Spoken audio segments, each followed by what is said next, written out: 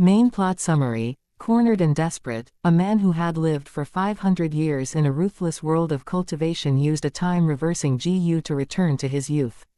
Armed with full memories and experience from his previous life, he had no interest in love or morality, only in ascending to ultimate power by any means necessary. Starting weak and overlooked, he quickly overturned fate by exploiting future knowledge, hunting rare treasures, manipulating factions, and using both allies and enemies as pawns. Every move was calculated, every bond expendable. From a small mountain, he rose to major cities and deadly inheritances, slaughtering powerful cultivators and refining their remains to create a unique cultivation path, one never seen before. Upon reaching the immortal realm as an undead being, he built a private empire, monopolized rare resources, manipulated markets, and annexed hidden realms to grow his sovereign domain. No relationship was genuine, everything was a tool.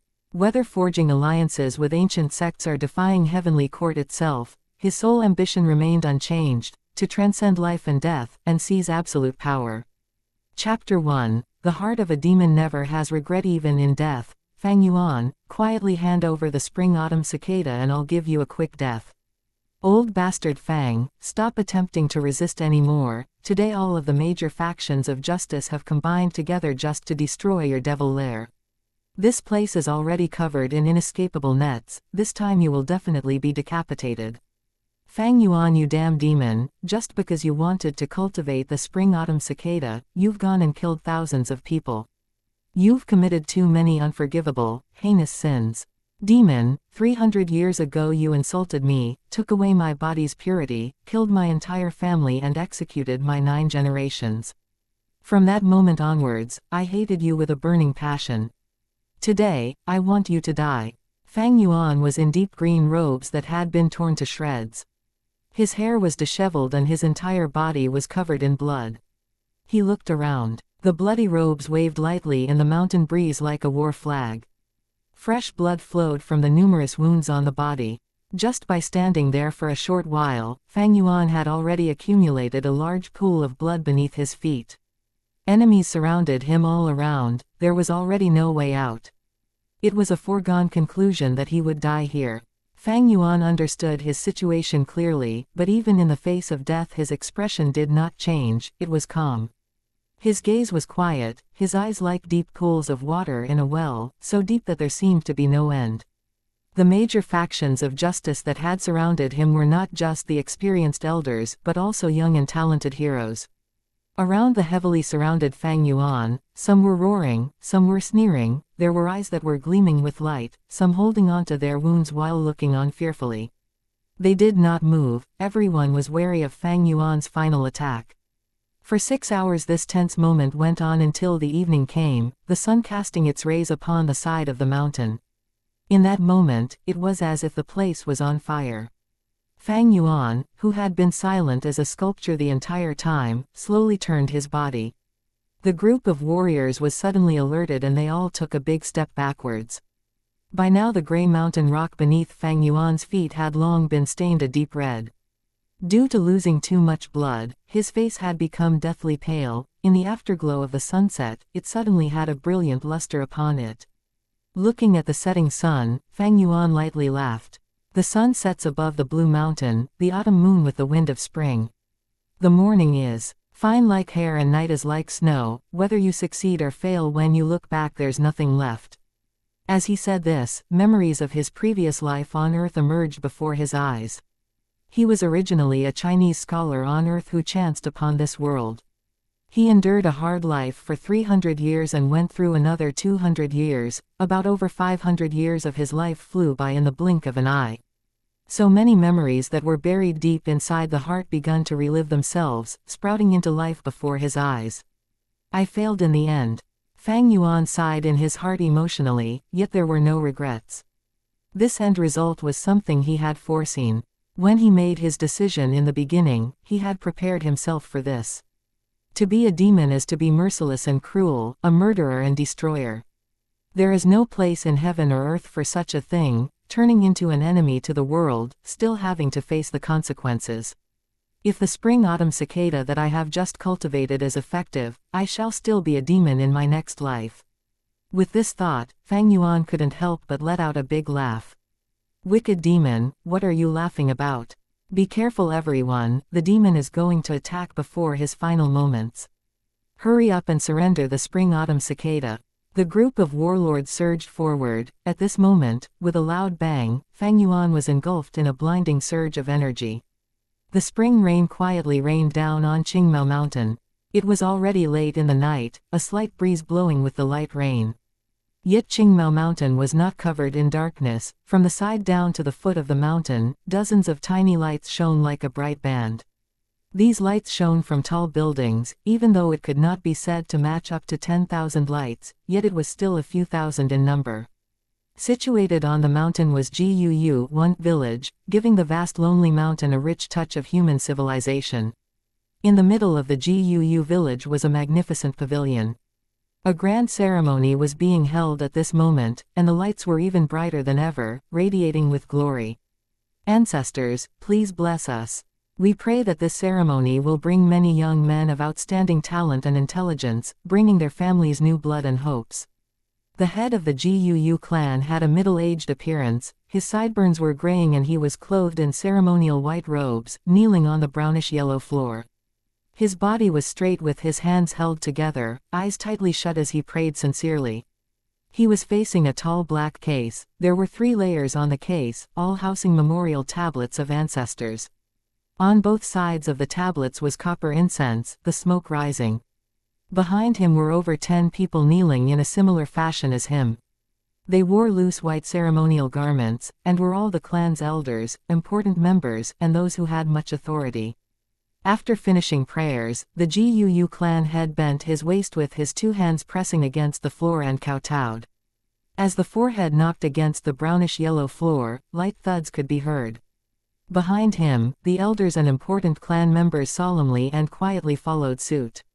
With this, the hall was filled with light thuds as the heads knocked against the floor. When the ceremony was over, the crowd of people slowly got up from the ground and silently walked out of the sacred temple. In the hallway, sighs of relief were heard from the crowd of elders and the atmosphere loosened up. The noise of discussion slowly rose. Time flies too quickly, in the blink of an eye, a year has gone by. The previous ceremony feels like it just happened yesterday, I can still recall it vividly. Tomorrow is the opening of the annual grand ceremony. I wonder what new clan blood will show up this year.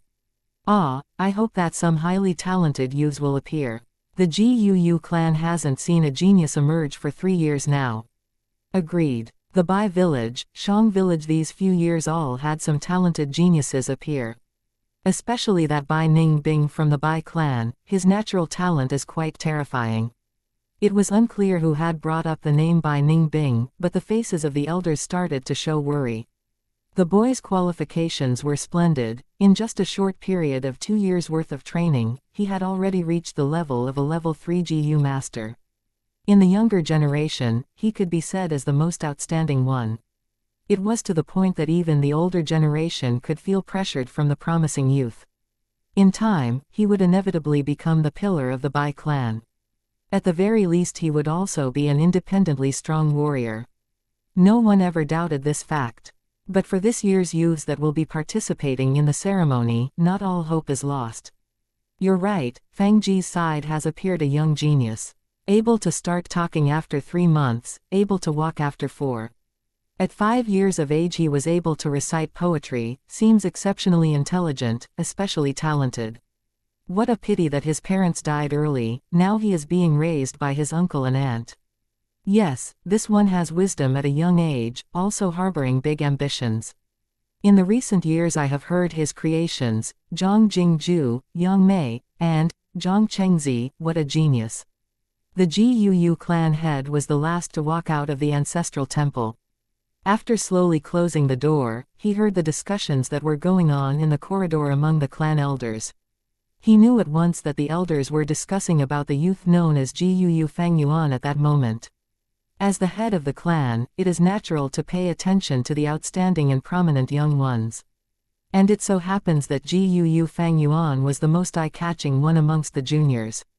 Experience has shown that those who have photographic memory at a young age, or those who possess strength that could rival an adult, or had other great inborn talents, all had outstanding cultivation qualifications.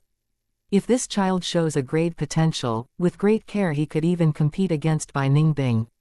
Even if it is B grade, in future he could also become a banner of the Guu clan. But with this sort of early intelligence, the percentage of B grade is not that big, but highly possible to be an A grade.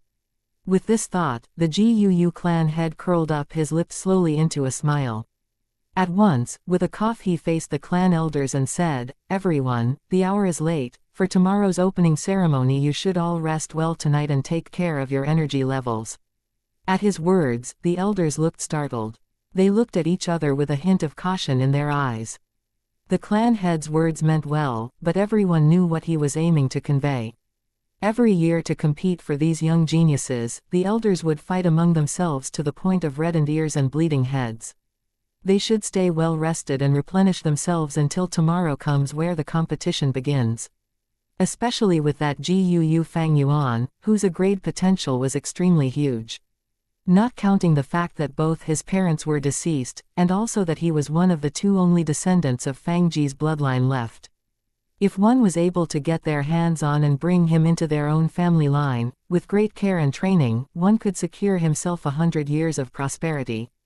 However, I'm going to go ahead and say what needs to be said first. When you compete, do it fair and square. No tricks and conspiracies are allowed, or damage to the clan's unity. Please keep this in mind, all of you. The clan head strictly instructed. We wouldn't dare, we wouldn't dare. We'll keep it in mind. Then this is good night, please take care. The clan elders slowly dispersed with deep thoughts. Not long after that, the long corridor became quiet. The wind from the spring rain breezed through the window, and the clan head lightly walked towards the window. Immediately, he breathed in the fresh moist air of the mountain. How refreshing it felt. This was the third floor of the garret. The clan head looked out of the window. He could see half of the entire Guu village. Even if it was late in the night, most of the homes in the village still had lights on, which was unusual. Tomorrow is the opening ceremony, and it affects everyone's best interests.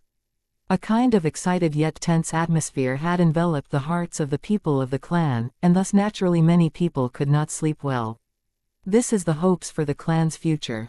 With the many lights dancing in his eyes, the clan head sighed. At the very same moment, a pair of clear eyes quietly looked at the same lights sparkling in the night, full of complex feelings inside. Guu village, this is 500 years ago. Looks like the spring-autumn cicada really worked. Fang Yuan quietly gazed, standing by the window, letting the rain from the wind hit his body. The use of the spring-autumn cicada is to reverse time. In the 10 big mystical Guu rankings, the spring-autumn cicada managed to be ranked 7, naturally it was no mere creature. In short, it is the ability to be reborn. With the use of the spring-autumn cicada I have been reborn, going back to the time of 500 years ago. Fang Yuan stretched out his hand, his sight fixated on his own young and soft, pale palms, then slowly clenched them, embracing the truth of this reality with all his might. The sound of the drizzling rain hitting softly against the window sill filling his ears, he slowly closed his eyes, opening them after a long while. He sighed, 500 years of experience, it really feels like a dream. But he knew it clearly, this was definitely not a dream. Chapter 2. Going back in time with 500 years of knowledge. It is said in legend that a river of time exists in this world. It supports the world's time flow and circulation. And by using the spring-autumn cicada's power, one can travel back upstream and return to the past. There is much conflicting opinion on this mythical tale. Many do not believe in it, and some are skeptical to the truth. Few people actually dare to believe it. Because every time one uses the spring-autumn cicada one must pay with his life, letting his entire body and cultivation be the driving force to use its power. Such a price is just too expensive, and the thing that people just cannot accept is the fact that after paying with your life, you don't even know what the outcome is. So even if someone has the spring-autumn cicada, they would not dare use it so indiscriminately. What if the rumors were fake, and it was just a scam? If Fang Yuan were not cornered into such a state, he would also not use it so hurriedly. But now, Fang Yuan is thoroughly convinced. Because the reality of the truth has been laid before his eyes and there was no denying it. He has really been reborn. It's just a pity. From the start I had wasted an absurd amount of effort, killing hundreds of thousands of people, making even the heavens furious and inciting people's vengeance, went through suffering and multiple hardships to finally attain and refine this good Gu. Fang Yuan thought with a sigh. Even though he had been reborn, the spring-autumn cicada did not come with him. Humans are the greatest. Among thousands of creatures, Gu are the essence of heaven and earth. Gu comes in thousands of shapes and sizes of strange and mysterious variety, there are too many to count. Some Gu after being used once or even twice or thrice will completely dissipate. And some Gu can be reused again and again as long as it is not used over its limits. That said, it is probable that the spring-autumn cicada is one of those types that can only be used once before disappearing for good. But even if it's gone, I can still refine another. I have done it in my previous life, why can't I do it in this life? After the thoughts of pity were put aside, Fang Yuan's heart burst forth ambitious and determined feelings. To be able to be reborn, this fact made the loss of the spring-autumn cicada entirely acceptable. Not to mention he had something precious with him, so it's not like he lost everything. This precious treasure was his 500 years' worth of memories and experience. In his memories are a multitude of all kinds of treasures and precious items that no one has opened yet in this time. All the big events and incidents he can easily grasp by the veins of history. There are a countless number of figures, some are predecessors of hidden levels, some are geniuses, some people not even born yet. Also in these 500 years of life are memories of painstaking cultivation and rich combat experience. With all these memories and experiences, he had undeniably grasped the overall situation and upcoming opportunities. With good planning and execution, he could empower the situation with great fierceness and elegance. It was not a problem now that he could take a step ahead of others, breaking the higher boundaries. So how do I go about this? Fang Yuan was incredibly sensible. He collected himself together and faced the night rain outside the window, pondering. With this thought, things started to feel complicated. After thinking for a moment, his brows wrinkled deeper. 500 years of time was a rather long period. Don't mention those long muddled memories that cannot be recalled. Even remembering the hidden locations of treasures or special encounters of people were a lot, but the main issue was that the locations were separated among a long distance and had to be accessed or visited at certain periods of time. The most important thing is cultivation. The me right now has not even opened my primeval sea, hasn't stepped on the path to be a Gu master. I'm just a mortal. I have to hurry and cultivate, catching up to history and seize the opportunities with the best advantage. Not to forget, many of these hidden locations of treasures were useless without proper foundation. Instead it would just be walking into a wolf's den, looking for death. The problem in front of Fang Yuan right now was cultivation. He had to increase the level of his foundation as fast as possible. If he were slow like his previous life, he would just be too late. To cultivate as fast as possible, I would have to borrow the resources from the clan. With the state I am right now, I have no power or ability to travel back and forth across the dangerous mountains. Even an ordinary mountain boar can take my life. If I can reach the cultivation of a third-level Gu master, I'd have the means to protect myself and leave the mountain. Through the eyes of a 500-year-old person who has cultivated in the demonic way, Qingmao Mountain was just way too small. Gu village even feels like a cage. But while the cage restricted freedom, the sturdy bars of the cage also brought about a certain kind of safety. In this short period of time I'll just stay in this cage. As long as I can reach third-level Gu master, I can leave this poor mountain. Luckily tomorrow is the awakening ceremony, I'll be able to start training as a Gu master soon after. When he thought about the awakening ceremony, old memories that had long been buried away in his heart resurfaced themselves. Talent, he sneered, his gaze focused out the window. At this moment, the door to his room was lightly pushed open and a young teenager walked in. Big brother, why are you standing in the rain by the window side? The youth was thin, slightly shorter than Fang Yuan. His face resembled Fang Yuan's features greatly. As Fang Yuan turned his head to look at this young man, a complicated look flickered across his face. "It's you, huh, my twin little brother?" He raised his eyebrows, his expression returning to that of cold indifference. Fang Zheng lowered his head and looked at his own toes. "This is his signature stance. I saw that big brother's window was not shut closed, so I thought I'd come in here and close it. Tomorrow is the awakening ceremony. It's so late and you haven't gone to bed yet, big brother." If uncle and auntie knew, they would probably be worried. Fang Zheng was not surprised at Fang Yuan's coldness. Ever since he was a small child, his older brother had always been like that. Sometimes he would wonder, maybe a genius is just like this, being rather different from ordinary people. Even though he had the same look as his older brother, he felt that he was ordinary like an ant. They were born from the same womb at the same time, and yet why are the heavens so unfair? His older brother had been endowed with gleaming talent, while he himself was as ordinary as a stone. Everyone around him would say, "This is Fang Yuan's little brother," when they mentioned him. His aunt and uncle would constantly tell him to learn from his older brother. Even when he looked into the mirror sometimes, he would feel disgusted as he saw his own face. These thoughts had been ongoing for many years, accumulating day and night deeply into his heart. Like a giant stone pressing against his heart, these few years Fang Zheng's head lowered more and more, and he also grew quieter. Worried. At the thought of his aunt and uncle, Fang Yuan laughed silently. He could still remember clearly how the parents of this world had both lost their lives in one of the clan missions. When he was only 3 years old, he and his little brother became orphans. In the name of upbringing, his aunt and uncle grabbed hold of the inheritance left behind by his parents while inflicting harsh treatment against his younger brother and himself. He originally planned to just be a normal person, even planning to conceal his abilities and bide his time. However, his life was difficult, making Fang Yuan have no choice but to choose to expose some of his talents. The so-called talent is merely but a mature and intellect soul that carried a few of Earth's popular ancient poems. With this he managed to startle people and capture attention. Because of pressure from the outside world, the young Fang Yuan made a decision to keep a cold and different expression to protect himself, reducing the possibility of revealing any secrets.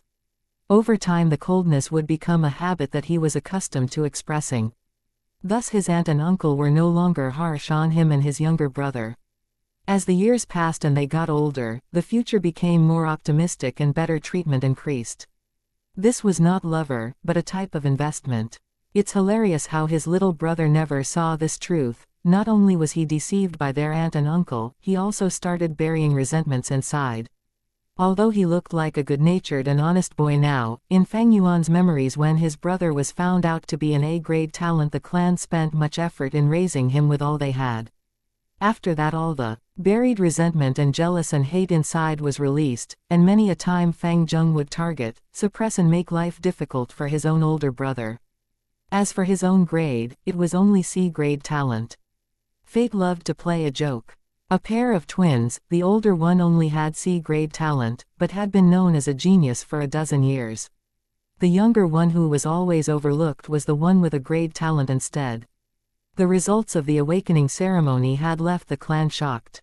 The treatment of the two brothers had suddenly reversed after that. The younger brother was like a dragon rising up to the heavens, the older brother was like a phoenix that fell down to the earth. After that came the many hardships and troubles from his own younger brother, the cold eyes of his aunt and uncle, the contempt of the clan's people. Did he hate it? Fang Yuan in his previous life hated it. He hated his own lack of talent, he hated how heartless the clan was, hated how fate was so unfair. But now, with his 500 years of life experiences, using this to rethink this course, his heart was actually calm, not a shred of hatred. What was there to be gained from resentment? Thinking about it from another point of view, he could understand his younger brother, aunt and uncle, even those enemies from 500 years later who attacked him. The strong eat the weak, survival of the fittest, these have always been the rules of this world. Everyone has self-ambitions, always struggling to grasp the opportunities. Among all the war and killing, what is there not to be understood?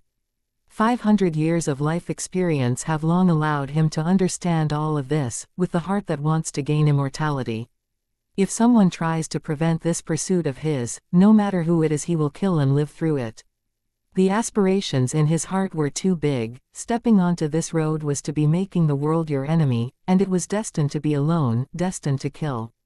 This was the conclusion of 500 years of life. Revenge is not my intention, the demonic path does not compromise. With that he couldn't help but laugh and gave his younger brother a faint glance. You can leave. Fang Zheng's heart shook as he felt like his brother's eyes were sharp like an ice blade, seemingly penetrating the deepest parts of his heart. Under such a gaze, he felt like he was naked in the snow, unable to hold any secrets. Then I'll see you tomorrow, big brother. Not daring to say any more, Fang Zheng slowly closed the door and left. Chapter 3, Please go aside and scram. Bang, bang, bang. The patrolling night watchman banged his wooden clappers in a rhythm. The sound spread into the high pillar houses. Fang Yuan opened his dry eyelids while his heart silently thought, it's already the hour before dawn. He had been lying in bed thinking for a long time last night. He thought up a lot of plans. He probably only slept for a little over 2 hours. This body has not started cultivating, his energy is not so vigorous, and thus his body and mind were still shrouded in exhaustion. However, with 500 years of experience, Fang Yuan had long built up deep steel-like determination. This sort of sleep-deprived exhaustion is nothing to him. Immediately he shoved away the thin silk blanket and got up neatly. He opened the window and found that the spring rain had stopped. The mix of fragrance of the earth, trees and wildflowers greeted him. Fang Yuan felt his head clear, the sleepiness washing away cleanly. Right now the sun had yet risen, the sky still a deep dark blue, not dark yet not bright. Looking around, the tall houses made of green bamboo and wood contrasting with the mountain, was a sea of pale green color. The tall houses had at least 2 floors, it was the mountain folk's unique structure of a house. Due to the mountain's uneven terrain, the first floor is massive wooden stakes, the second floor is where the people reside. Fang Yuan and his brother Fang Zhen stayed at the second floor. Young Master Fang Yuan, you're awake. I will go upstairs and wait for you to wash up. At this moment, a maiden's voice floated up from downstairs. Looking down, Fang Yuan saw his own personal servant, Shen Kui. Her looks were only slightly above average, but she dressed up well. Shen Kui wore a green robe with long sleeves and trousers, had embroidered shoes on her feet, and her black hair had a pearl hairpin. Her body from head to toe radiated youthful vitality. She looked happily at Fang Yuan while carrying a basin of water, and walked upstairs. The water was at the right warm temperature and was used to wash the face. After rinsing his mouth, he used a willow twig with snow salt to clean his teeth. Shen Kui waited gently, her face wearing a smile and her eyes lively as spring. After he was done, she helped Fang Yuan dress, her plump breasts rubbing against his elbow or his back a few times during the process. Fang Yuan's face showed no expression, his heart was calm as water. This servant girl was nothing but his aunt and uncle's wuxia and was a vain, heartless girl. In his previous life she enraptured him, but after the awakening ceremony, when his status plummeted, she quickly turned away her head and gave him countless disdainful looks. When Fang Zheng came over, he was in time to see Shen Kui smoothing the creases on the clothing of Fang Yuan's chest. His eyes had a flicker of jealousy. These years living together with his older brother, under the care of Fang Yuan, he also had a servant waiting on him. However, his servant was not a youthful girl like Shen Kui but a fat and white old woman. I wonder which day can Shen Kui wait on me like this, wonder what it feels like. Fang Zheng thought inside his heart, yet he did not dare to. His aunt and uncle's biased love to Fang Yuan was no secret to everyone. Originally he did not even have a servant to wait on him. It was Fang Yuan who decided to take the initiative and ask for one for Fang Zheng. Although there was the status difference of master and servant, but usually Fang Zheng did not dare underestimate Shen Kui. That was because her mother was the Mother Shen, one who stood beside his aunt and uncle.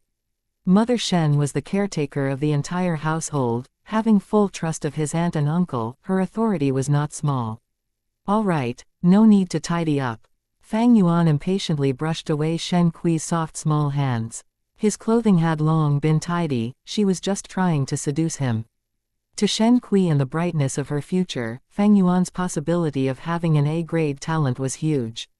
If she could be his concubine, she would be able to elevate from servant status into master. It was quite a big step. In his previous life, Fang Yuan was deceived by her and had feelings for Shen Kui. After his rebirth, he was clear as a blazing fire, his heart as cold as ice. You can leave. Fang Yuan did not even look at Shen Kui as he tidied up his own sleeve cuffs. Shen Kui pouted slightly, feeling that today Fang Yuan's puzzling behavior was rather odd and upsetting. She wanted to reply in a spoiled way, but being scared by his cold and confusing nature, her mouth opened and closed a few times before she ended up saying, yes, and retreating obediently. Are you ready? Fang Yuan asked Fang Zheng. His younger brother stood at the doorway, his head bowed down to look at his toes. He muttered a light, yes. Fang Zheng had actually been awake since the 4th watch, too nervous to fall back asleep. He quietly got out of bed and got ready a long time ago, his eyes having black circles. Fang Yuan nodded. In his previous life he was not clear about his younger brother's thoughts, but in this life how could he not understand? But right now it was meaningless to him, and he lightly said, then let's go. So the two brothers left the house. On the way they bumped into many youths of similar age, all in groups of 2s and 3s, quite clearly heading to the same destination. Look guys, those are the Fang brothers. Their ears could pick up the small cautious talk. The one walking in front is Fang Yuan, he's the Fang Yuan who created the poems, some of them emphasized. So that's him. His face is expressionless as if he had no regard for others, just like the rumors say. Someone said in a sour tone filled with jealousy and envy. HMPH, if you were like him then you can also act like that. Someone coldly replied against the person, hiding a sort of dissatisfaction. Fang Zheng listened expressionlessly. He had long been accustomed to this kind of discussion. His head low, he followed quietly behind his older brother. By now the light of dawn had peeked over the horizon, casting Fang Yuan's shadow over his face. The sun rose gradually, but Fang Yuan suddenly felt like he was walking into darkness. This darkness was coming from his older brother. Maybe in this life, he would never be able to escape from the imprisoning huge shadow of his brother. He felt a burst of pressure on his chest making his breathing difficult. This damned feeling was even making him think of the word, suffocate. HMPH, this talk is a good example of the saying, those who have outstanding talent easily bring about jealous from others, Fang Yuan thought with a sneer as he listened to the gossip around. No wonder when it was announced that he had C-grade talent, he would be surrounded by enemies and suffer harsh, disdainful coldness for a long time. Behind him, Fang Zheng's breathing got dreary and tried to stop listening. What Fang Yuan did not manage to realize in his previous life, he could perceive with the finest detail in this life. This was the ability of keen insight that he had gained from 500 years' worth of life experiences. He suddenly thought of his aunt and uncle and how scheming they were. Giving him Shen Kui to monitor him and passing his younger brother an old wet nurse, not including other things in life that were different among them. All these actions had intentions, they wanted to cause unhappiness in his younger brother's heart and instigate a rift among the brothers.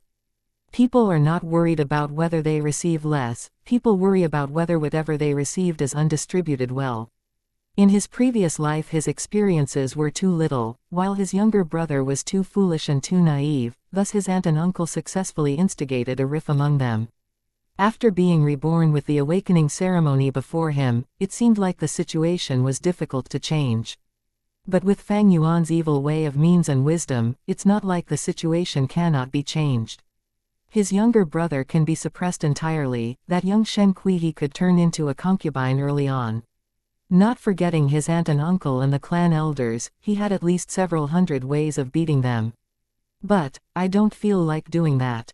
Fang Yuan sighed carefreely. So what if it was his own younger brother? Without the blood relation his younger brother was just an outsider, he could easily give him up anytime. So what if Shen Kui grew any prettier?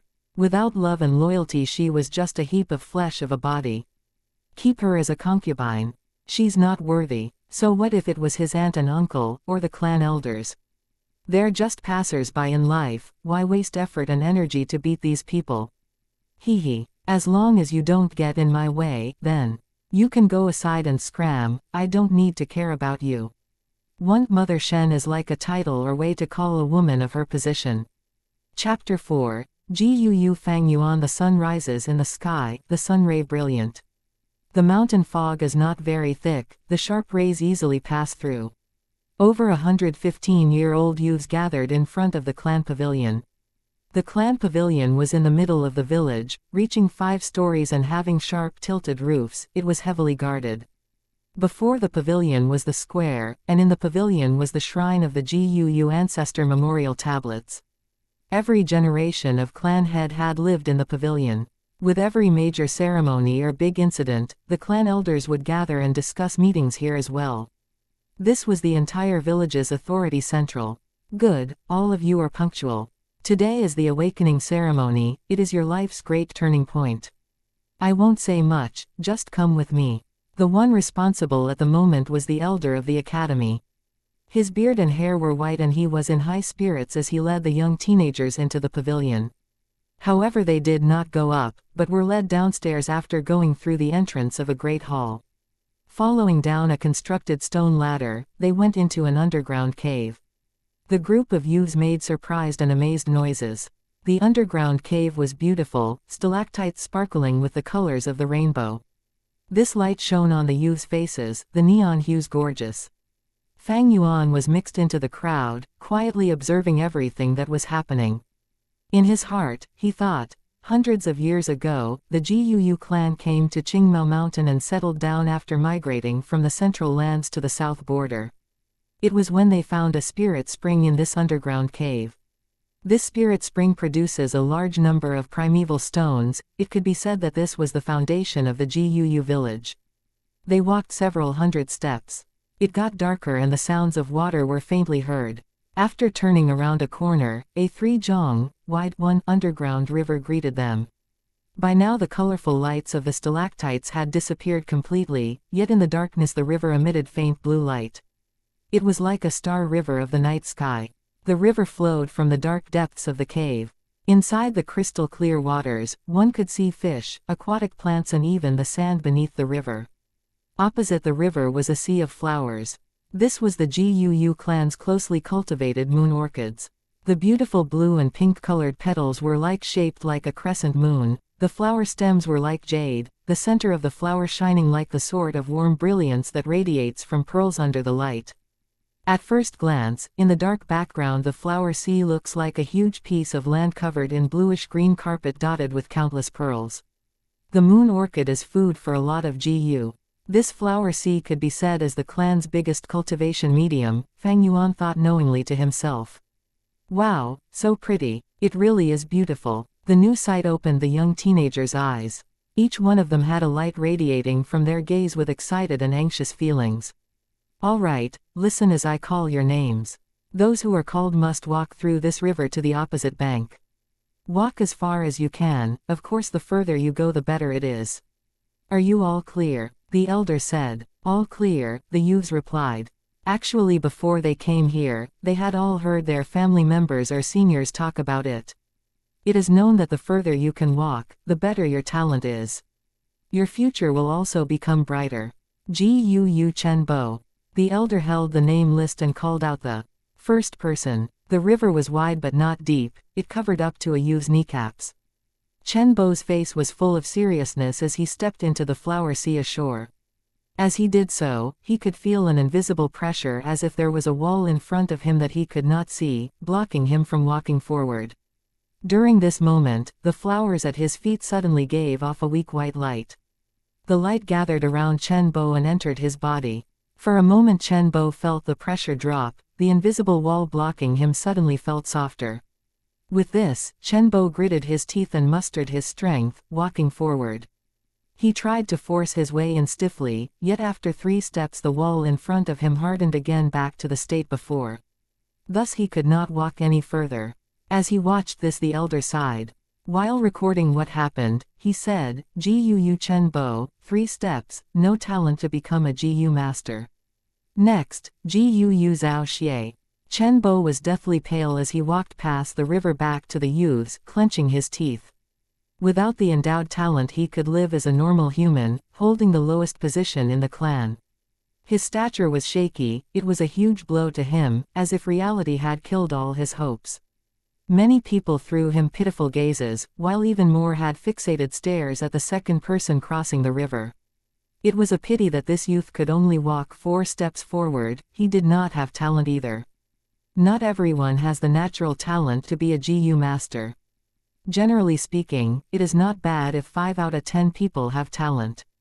In the GU clan, this ratio is higher, reaching 6 people. This is because the GUU clan's ancestor, the first-generation clan leader, was a famous, legendary and powerful man. Due to cultivation reasons his bloodline carried powerful genes, thus the average quality of talent in the GUU clan was generally higher as they carried his blood in their veins. With 2 consecutive failures, the other elders observing the scene in the dark started making ugly expressions. Even the clan head was frowning slightly. The next moment, the academy elder called out the third name, Guu Mo Bei. Here, a horse-faced youth dressed in linen robes lightly called as he came forth. He was tall in build, looking much sturdier than his peers. There was a brave aura about him. He crossed the river in a few steps and reached the opposite bank. 10 steps, 20 steps, 30 steps, one after another small lights entered his body. He walked until he reached 36 steps before he could finally go no further. The youths at the riverbank watched with wide-opened eyes, shocked. The academy elder happily exclaimed, "Good, Guu Mo Bei, B-grade talent. Come here, let me see your primeval C." Guu Mo Bei walked back to the academy elder's side. The latter stretched out his hand and put it on the juvenile's shoulder, closing his eyes as he checked with focus. Then he retracted his hand and nodded, recording down on the paper, Guu Mo Bei, primeval C measuring 6 by 6, can be vigorously trained. This special talent can be measured by 4 grades, A grade to D grade. A D grade talent youth who was raised for 3 years would be able to become a rank 1 senior GU master, become the foundation of the family. AC grade talent youth after 2 years of cultivation will usually be able to become a rank 2 senior GU master, becoming the clan's backbone. AB grade talent must be cared for, often becoming a future clan elder. With 6 to 7 years of training they will become rank 3 GU masters. And when it comes to a grade, even if it was just 1, would bring great luck to the entire clan. Great care must be given. With this talent in about 10 years they can become a rank 4 GU master. At that moment they would be able to compete for the position of the head of the clan.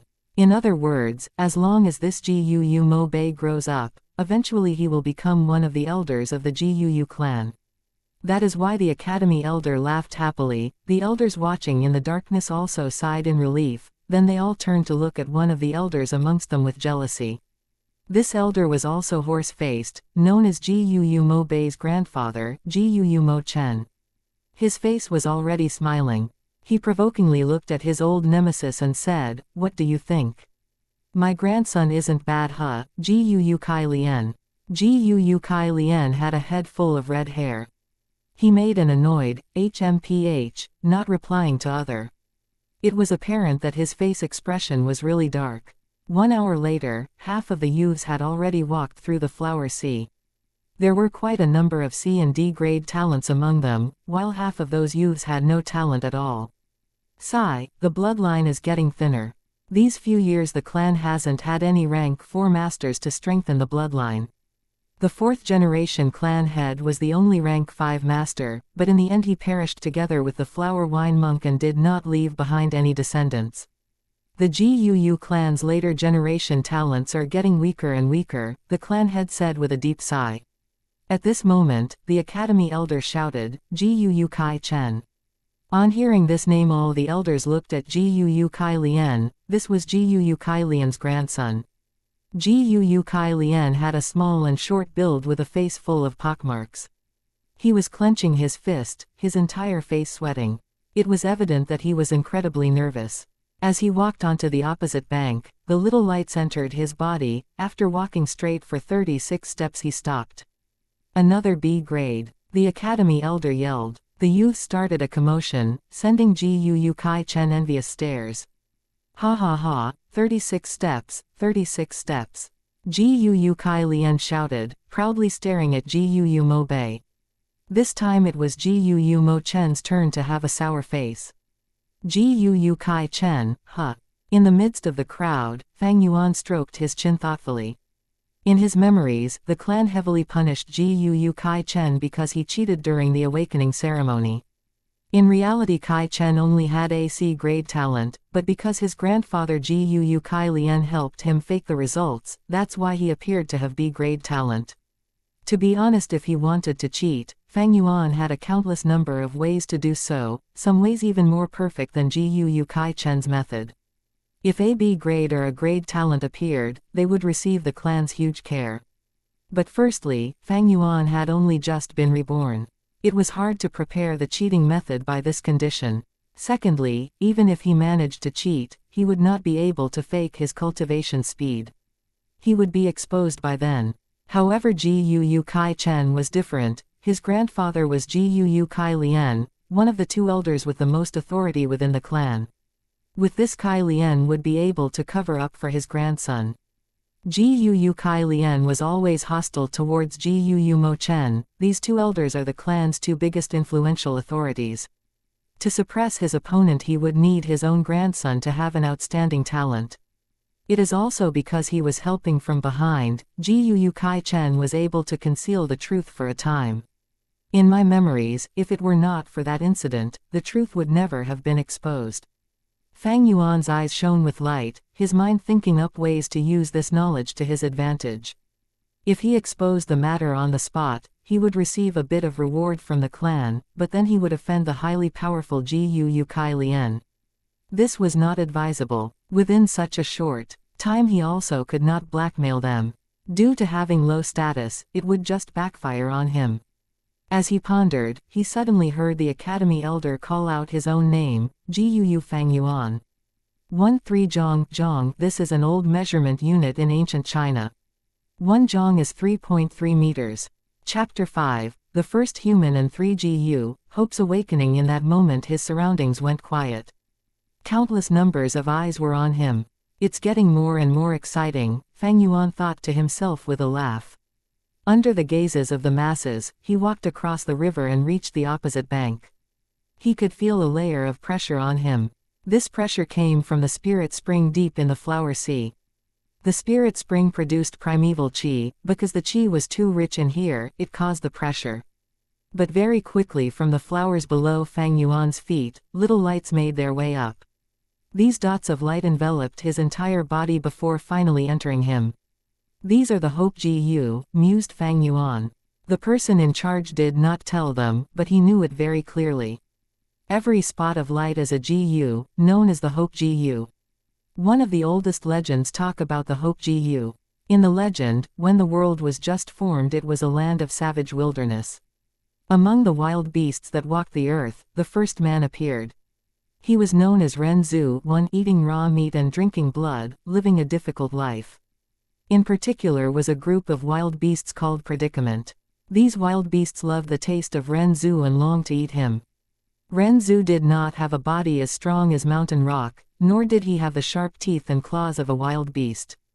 How could he fight with the predicaments? His source of food was unstable and he had to hide all day. He was at the bottom of nature's food chain, and could barely survive. At this moment, there were 3 Gu that came up to him and said, "As long as you use your life to provide us, we will help you through this difficulty." Renzu had nowhere to go, so he could only agree to these 3 Gu. He first gave his youth away to the biggest Gu among the 3. That Gu then granted him strength. With strength, Renzu's life began to change. He started to have a stable source of food and was able to protect himself. He fought bravely and ruthlessly, defeating many predicaments. But soon he suffered and finally realized that strength was not everything. It needed to heal and be cultivated, not spent freely at his will. Not to mention when facing the entire group of predicaments, his strength alone was too small.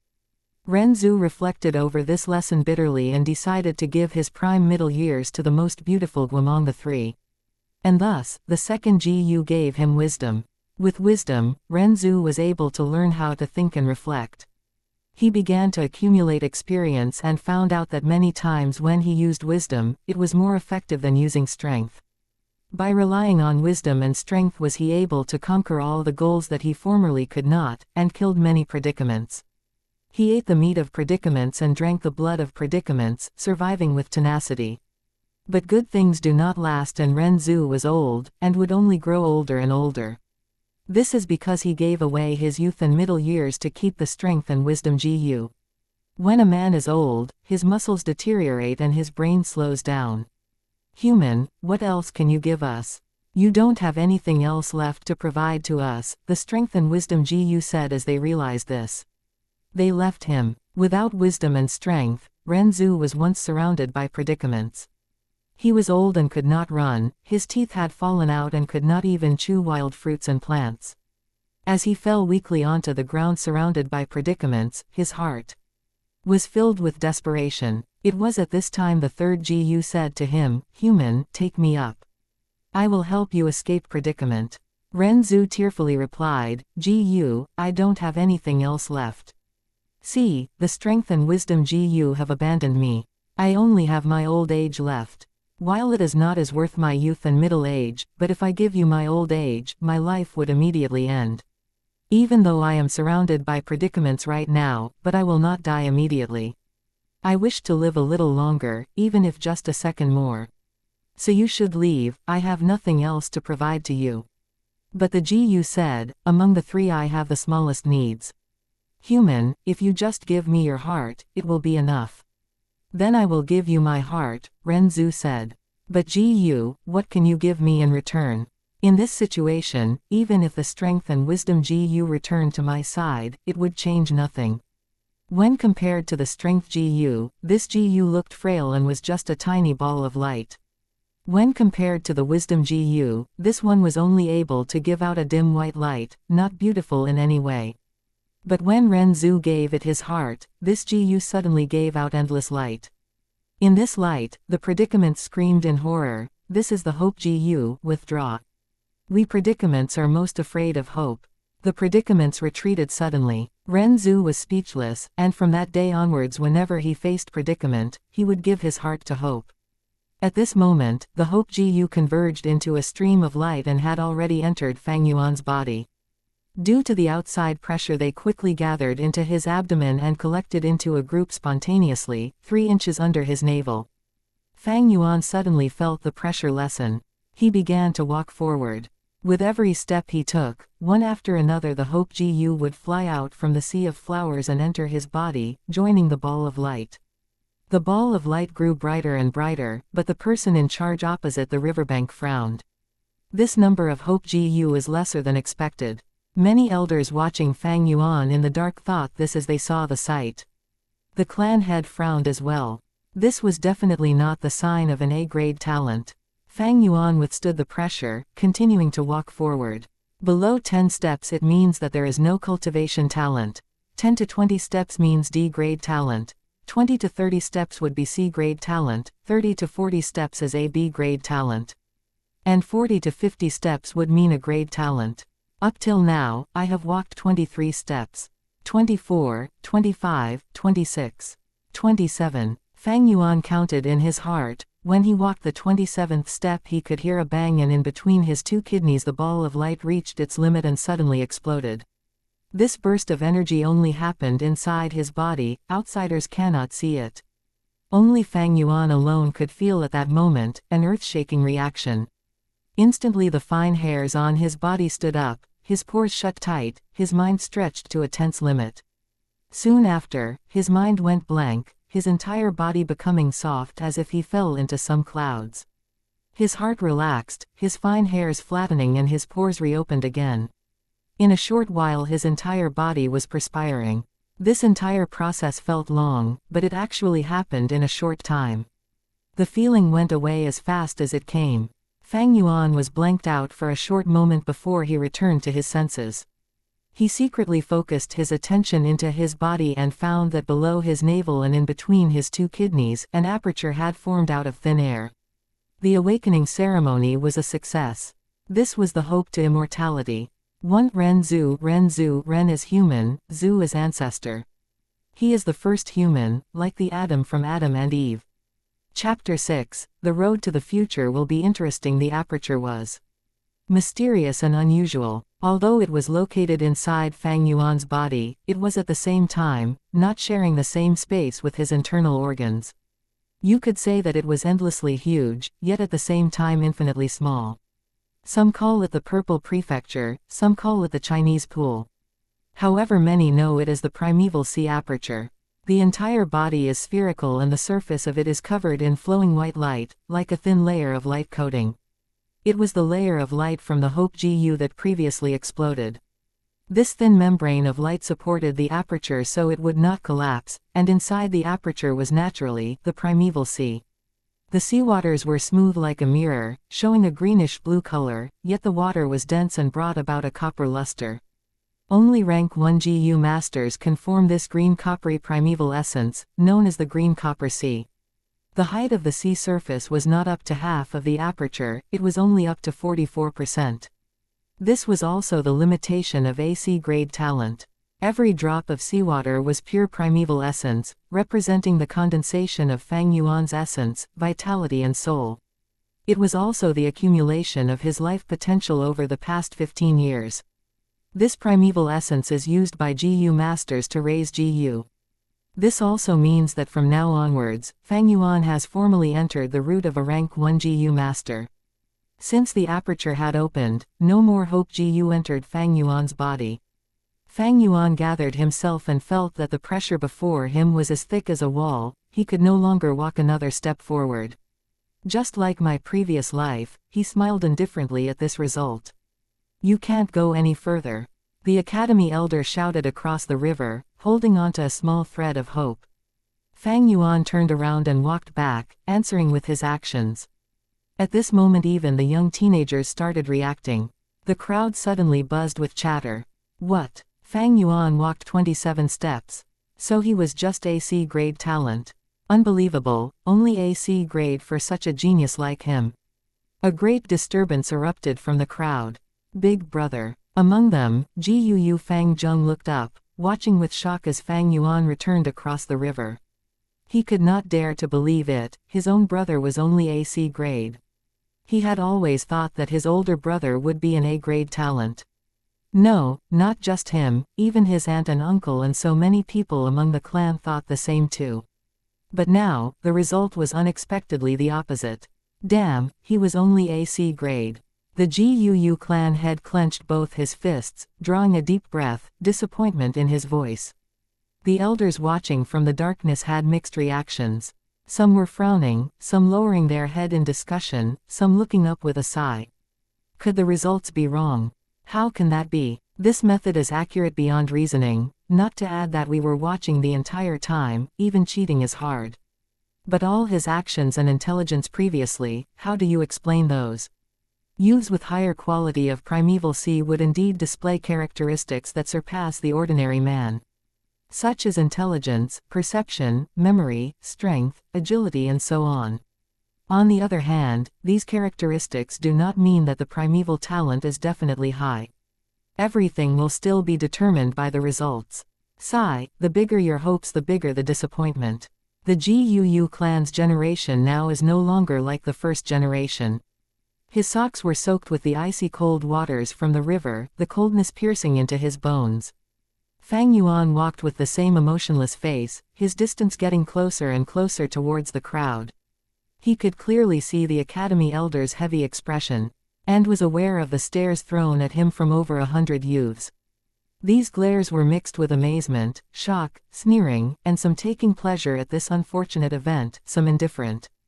It was the same situation, making Fang Yuan unwillingly remember his previous life. During that time he felt as if the sky had fallen. When he crossed the cold river he lost his footing and fell, soaking his entire body in the water, feeling so lost. No one came forward to help him up. Those disappointed, cold expressions and gazes were like sharp knives, piercing into his very own heart. His mind was in chaos, his chest searing with pain. It was as if he had fallen from the clouds, down to the ground. The higher you stand, the harder you fall. But in this life, as the same scene replayed itself, Fang Yuan's heart was calm. He thought of the legend, when predicaments come, give your heart to hope. And today that hope is inside of him. Even though it was not big, but it was better than those people who had totally no primeval talent. If others feel disappointed, then let them be disappointed. What else can they do? What does other people's disappointments have to do with me? The most important thing is to carry hope inside my heart. 500 years of living had led him to understand that the interesting things that happen in a person's life, happens during the process when one chases after his own dreams. There is no need to ask others around you to not be disappointed or make them like it. Walk on your own path, let others be disappointed and unhappy however they please. Sigh. The academy elder let out a deep breath and shouted, "Next, Gu Fang Zheng." But no answer came. Gu Fang Zheng. The elder yelled again, the sound of his voice reverberating inside the cave. "Ah, I'm here, I'm here." Fang Zheng snapped out of his shock and ran out hurriedly. Unfortunately he tripped over his own foot and fell, hitting his head with a groan and tumbled into the river. Instantly the entire cave was filled with huge laughter. The Fang brothers, nothing special. The Gu clan head scoffed, feeling a sort of annoyed boredom towards Fang Zheng. This is such a huge embarrassment. Fang Zheng struggled and splashed in the water. The bottom of the river was just too slippery, he couldn't get up properly. Trying his best only made him look more stupid and clumsy. His heart increasingly flustered as the sounds of laughter filled his ears. But right at this moment, he suddenly felt a strong pull lifting him up. His head finally left the water surface and his body found balance again. He wiped his face in a panic and focused his sight. It was actually his older brother Fang Yuan who had grasped his collar and pulled him up. "Big brother," he opened his mouth to say.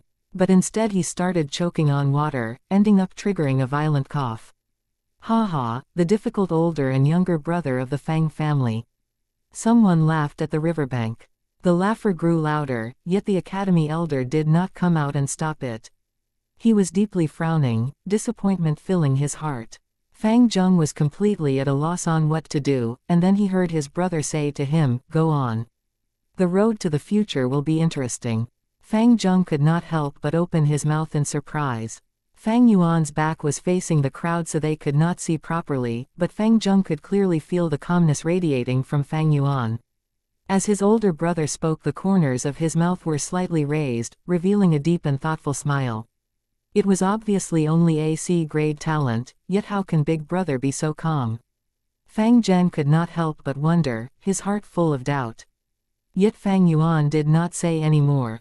He patted Fang Zheng on the back, and turned and walked away. Fang Zheng wore a stupefied expression as he walked towards the flower sea. "I never thought Big Brother would actually be so calm. If it was me, I'd..." He lowered his head, walking forward absent-mindedly. Yet he did not know that he was playing out a miraculous scene. When he finally snapped out of his reverie, he was already deep in the sea of flowers, standing in a distance that no one else had reached before him. 43 steps. "Oh my God, a grade talent!" The academy elder screamed, seeming to have lost his mind. "A grade, really an A grade? It's been 3 years, an A-grade talented genius has finally appeared in the Gu clan." The clan elders that were watching in the darkness were also screaming out at the same time, losing their composures. "Well, the Fang bloodline originated from a Sky bloodline. So we Kai family will adopt in this Gu Fang Zheng," Gu Kai Lian immediately announced. "How is that possible? You old bag Kai Lian, your morals and abilities are out of order, but you're definitely good at misleading young boys. It's better to pass this kid to I, Gu Mo Chen to raise." Gu Mo Chen roared back instantly. "Stop arguing. No one is more qualified to raise this child than the current clan leader. Whoever has any objections is to go against me, Gu Bo." The Gu clan head had gone crazy and swept his fiery red gaze over the disappointed and discouraged looks. Chapter 7. A Gu master has 9 ranks, flower wine leaves behind treasure. Soon a week passed. Humans are above all creatures, Gu are the essence of heaven and earth. In this world there are thousands of species, countless number of Gu. They live everywhere around us, in the soil, in the bushes, even on the bodies of wild beasts. As humans continue to propagate and grow, the scholars of the past gradually uncovered the mysteries of the GU. Those who have opened the aperture, using their own primeval essence to feed, refine and manipulate these GU, people who have achieved these various purposes are what we call GU masters. And all of you have successfully opened your aperture in the awakening ceremony 7 days ago. With the coagulation of the primeval sea, right now you are all rank 1 GU masters. In the village academy, the academy elder talked with confidence and composure. In front of him were 57 students, seated and listening attentively. The mystery and strength of a GU master had been deeply rooted in the hearts of the youths a long time ago. Thus everything that the elder taught and said, the students were very interested in. At this moment a young teen raised his hand. With the elder's permission he stood up and asked, "Elder sir, I've known this since I was small. There are rank 1 GU masters, rank 2 and so on, can you explain in more detail to us?" The GUU teacher nodded and waved his hand to ask the young man to sit down. GU masters have 9 ranks, from bottom to the top, rank 1, rank 2, rank 3 all the way up to rank 9. Every rank is considered a big realm, and it is divided into 4 small realms: initial stage, middle stage, upper stage and peak stage. You have all just become GU masters, so all of you are rank 1 initial stage. If you all work hard in your cultivation base will naturally advance to rank 2, even rank 3. Of course, the higher your talent the bigger your chance of promoting. For D-grade talent, the primeval sea takes up about 2 to 3 layers of the aperture, the highest promotion reachable is rank 1 to rank 2. For C-grade talent, the primeval sea is 4 to 5 layers of the aperture. Usually the progress stops at rank 2, but with luck a small percentage of people can advance to rank 3 initial stage. B-grade talents have a primeval sea that takes up 6 to 7 layers. Of the aperture, they are able to cultivate to rank 3, even as far as rank 4. As for a grade talent, the primeval sea is plenty, it takes up 8 to 9 layers of the aperture. This kind of talent in a person is naturally the most gifted and the most suitable for a GU master's cultivation, being able to reach rank 5. As for GU masters who are rank 6 and above, they are all legends. I am not clear about the specifics either. In the GUU clan, there has never been the appearance of a rank 6 GU master, but rank 4 and rank 5 GU masters we have had before. The teenagers' ears all pricked up, their eyes shining brightly as they listened. Many of them couldn't help but look at GUU Fang Zheng, who was sitting rigidly at the first row. He was an A-grade talent after all. Their eyes were filled with feelings of envy and jealousy.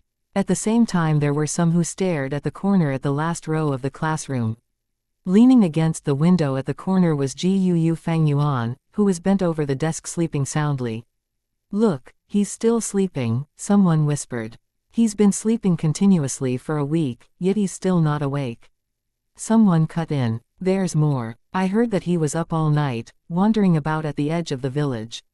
There's been people who've seen it more than once, apparently he holds a wine jar at night, dead drunk outside. Luckily these few years the village surroundings have been cleared clean, so it's safer." The fellow schoolmates whisper here and there, letting all kinds of small gossip spreading around quickly. Ah well, the blow was just too big. Someone hailed as a genius for so many years unexpectedly ending up to be a C-grade talent in the end, hee. If only it was just the case. Of all the people his own little brother was pronounced an A-grade, right now being the center of attention, enjoying the best treatment. The younger brother soars up to the sky, while the older brother falls to the ground, tut-tut. As the discussion amongst the students got louder and louder, the academy elder's brow deepened into a frown. In the whole classroom all the teenagers were sitting respectfully, showing liveliness. This made Fang Yuan, who was sleeping on his table, stand out so much that it hurt the eyes. It's already been a week, yet he's still so dispirited. HMPH, initially I must have been mistaken by him, how could someone like this be a genius? The elder thought disgruntledly. He had spoken many times to Fang Yuan regarding this matter, but to no effect. Fang Yuan still did whatever he liked. He would sleep through every class, making the elder in charge of teaching have a very frustrated headache. Forget it, he's just a C grade. If he can't even withstand this sort of blow, Fostering him with that kind of temperament will just end up wasting the clan's resources, nothing good will come out of it. The elder's heart was filled with disappointment towards Fang Yuan. Fang Yuan was just a C grade, compared to his younger brother Fang Zheng, who was an A grade talent. Now this was someone worth the clan spending an amount of effort on raising. While the academy elder thought about all this, he was also replying to the latest question. In the clan history, there has been many strong masters. For rank 5 masters there were 2. One of them is the first generation clan head, our ancestor. He was the one who established Guu village. Another one was the 4th clan head. He had remarkable talent, and managed to cultivate all the way to the realm of a rank 5 Gu master. If it wasn't for that despicable shameless demon flower wine monk's sneak attack, he might have been able to achieve rank 6, but who knows. As he said this he heaved a deep sigh. Below the platform, the youth starting, shouting in a rage. It's all because of that flower wine monk, he was too sinister and cunning. What a pity that our 4th clan leader was soft-hearted and benevolent, and died at a young age. If only I was born a few hundred years earlier. If I saw that demon I would have torn off his ugly face. The 4th clan head and the flower wine monk's story is something that the entire Guu clan knows. The flower wine monk was also a rank 5 Gu master, famous among the demon faction in his time for his many years as a big flower thief. A few hundred years ago he traveled to Qingmao Mountain. He attempted to commit crimes in Guu village, but was found out by the 4th generation clan leader in the end. After a earth-shaking huge battle, the flower wine monk was beaten to the point he had to beg for mercy on his knees. The 4th clan head was merciful and kind, intending to spare his life. Yet the flower wink monk suddenly launched a sneak attack, successfully inflicting heavy wounds on the 4th clan head. The clan head flew into a rage, killing the flower wine monk on the spot. However, his heavy injuries were not curable and thus, he died. Therefore in the hearts of the Guu clansmen, the 4th generation clan head was a great hero who sacrificed his life for the village. Flower wine monk ha. Awoken by the classroom's noisy chatter, Fang Yuan opened his sleepy eyes. He stretched his body and thought with resentment in his heart, this flower wine monk, where did he die? Why is it that I still can't find his legacy after searching around the entire village? In his memories, there was a Guu master from the clan who was broken-hearted and started drinking a lot. About 2 months later from now, the man was heavily drunk as he lay down outside the village. His heavy wine aroma unknowingly attracted a liquor worm. The Guu master was ecstatic, fully intent on catching it. The liquor worm hurriedly fled, and as the Guu master was in hot pursuit after it, he followed the liquor worm's trail and discovered an underground hole entrance and went in. The liquor worm was a very precious and expensive type of Guu. The half-drunk Guu master decided to risk it and enter the hole, finding himself in a secret underground cave. After that he discovered the bones of the flower wine monk and the inheritance he left behind. When the Guu master returned to the village, he reported his discoveries and immediately caused a big stir among the entire clan. Later on that Guu master benefited much from it, his cultivation base suddenly becoming outstanding. His lover who had once abandoned him before was attracted to him again, and he became the talk of the clan for a while. Sadly I only heard bits and pieces about this piece of news, so I don't know where the accurate location is. It wasn't like I knew I would be reborn again to this day. Flower wine monk, where in the world did you die off to? These few days he had been buying a lot of wine, wandering around the village as soon as night arrived. He wanted to use the aroma of liquor to attract the liquor worm. Unfortunately he never saw the liquor worm appear, making him feel very disappointed. If I could find that liquor worm and refine it into my vital Guu, that would be so much better than the clan's moonlight Guu. In the blink of an eye it's already April, there's not much time left. Fang Yuan heaved a sigh and gazed out of the window. Under the blue sky and white clouds, verdant mountains stretched into the distance. In the vicinity was a bamboo grove. This was Qingmao Mountain's unique spear bamboo, each bamboo stick as straight as a line, the ends of the bamboo exceptionally sharp like the tip of a spear. Not too far away, the woods were already turning green. The tender shoots sprouted in a sea of yellow-green color. Every now and then, beautiful and colorful sparrows would perch on the branches. The wind of spring blew, wrapping up the freshness of the mountains and rivers, and dispersing it into the world. Without knowing it, the class was almost over. The Academy elder finally informed, "This week I have taught you all how to contemplate and check your own aperture's primeval sea, and how to meditate and shift around the primeval essence inside your body. Now is the time for you all to refine your vital GU. After this class ends, you will all go to the Academy's GU room and pick a gooworm. After choosing your GU, please go home and focus on refining it. When you have finally refined your GU, then you can come back to the Academy and continue attending class. At the same time, this is your first assessment. Whoever can finish this assessment first will be rewarded a generous sum of 20 primeval stones." Chapter 8. Things will always be things, but humans will change. Beside the Academy was a GU room. The GU room was not big, it was only 60 meters squared in size. In a GU master's road to cultivation, a GU is the key to strength. At the end of class, the excited teenagers rushed towards the GU room.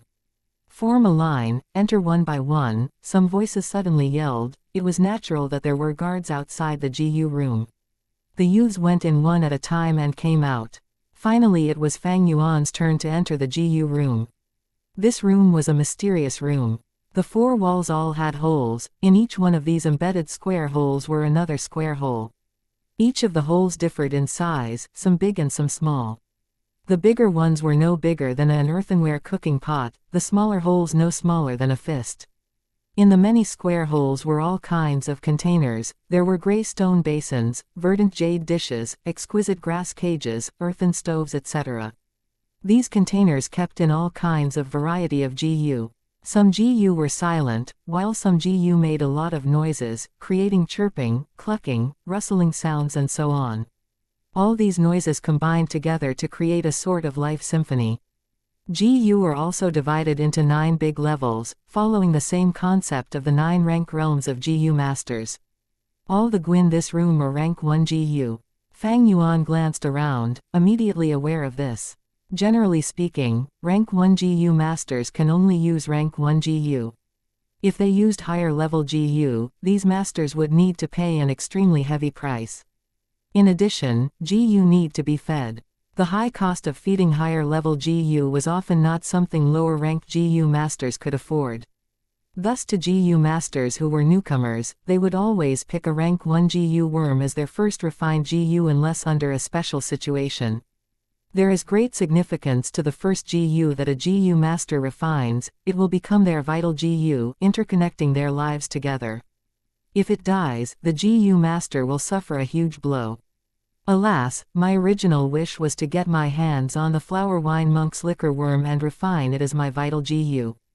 But right now there are still no leads on my search for the flower wine monk's skeleton.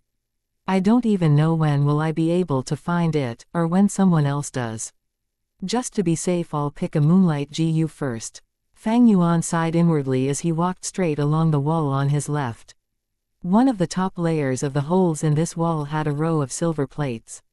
In every plate was a GU. These GU were crystalline and shaped like a crescent. It was like a piece of blue quartz. Against the backdrop of the silver dish, the GU gave off a quiet and beautiful feeling. Known as the Moonlight GU, this variety of GU was the local GU of the GUU clan, and many of the clansmen would choose the Moonlight GU as their vital GU. The Moonlight GU was not a GU of nature, it was a breed that was cultivated with a secret method by the GUU clan. The Moonlight GU could not be found anywhere else. It could be said that this GU was a symbol of the GUU clan. Since it was all rank 1 Moonlight GU, there was very little difference among one another. Fang Yuan casually chose one and took it. The Moonlight GU was very light, comparable to the weight of a piece of paper. The insect occupied a small area of his palm. It was roughly the size of a common jade pendant. As Fang Yuan put it on his hand, he could see through it and gaze at the lines on his palm. With one last look and finding nothing wrong with it, Fang Yuan put the Moonlight GU into his pocket and walked out of the GU room. Outside the GU room, the queue was still quite long. As soon as the next person in line saw Fang Yuan leave, he went into the room hurriedly with excitement.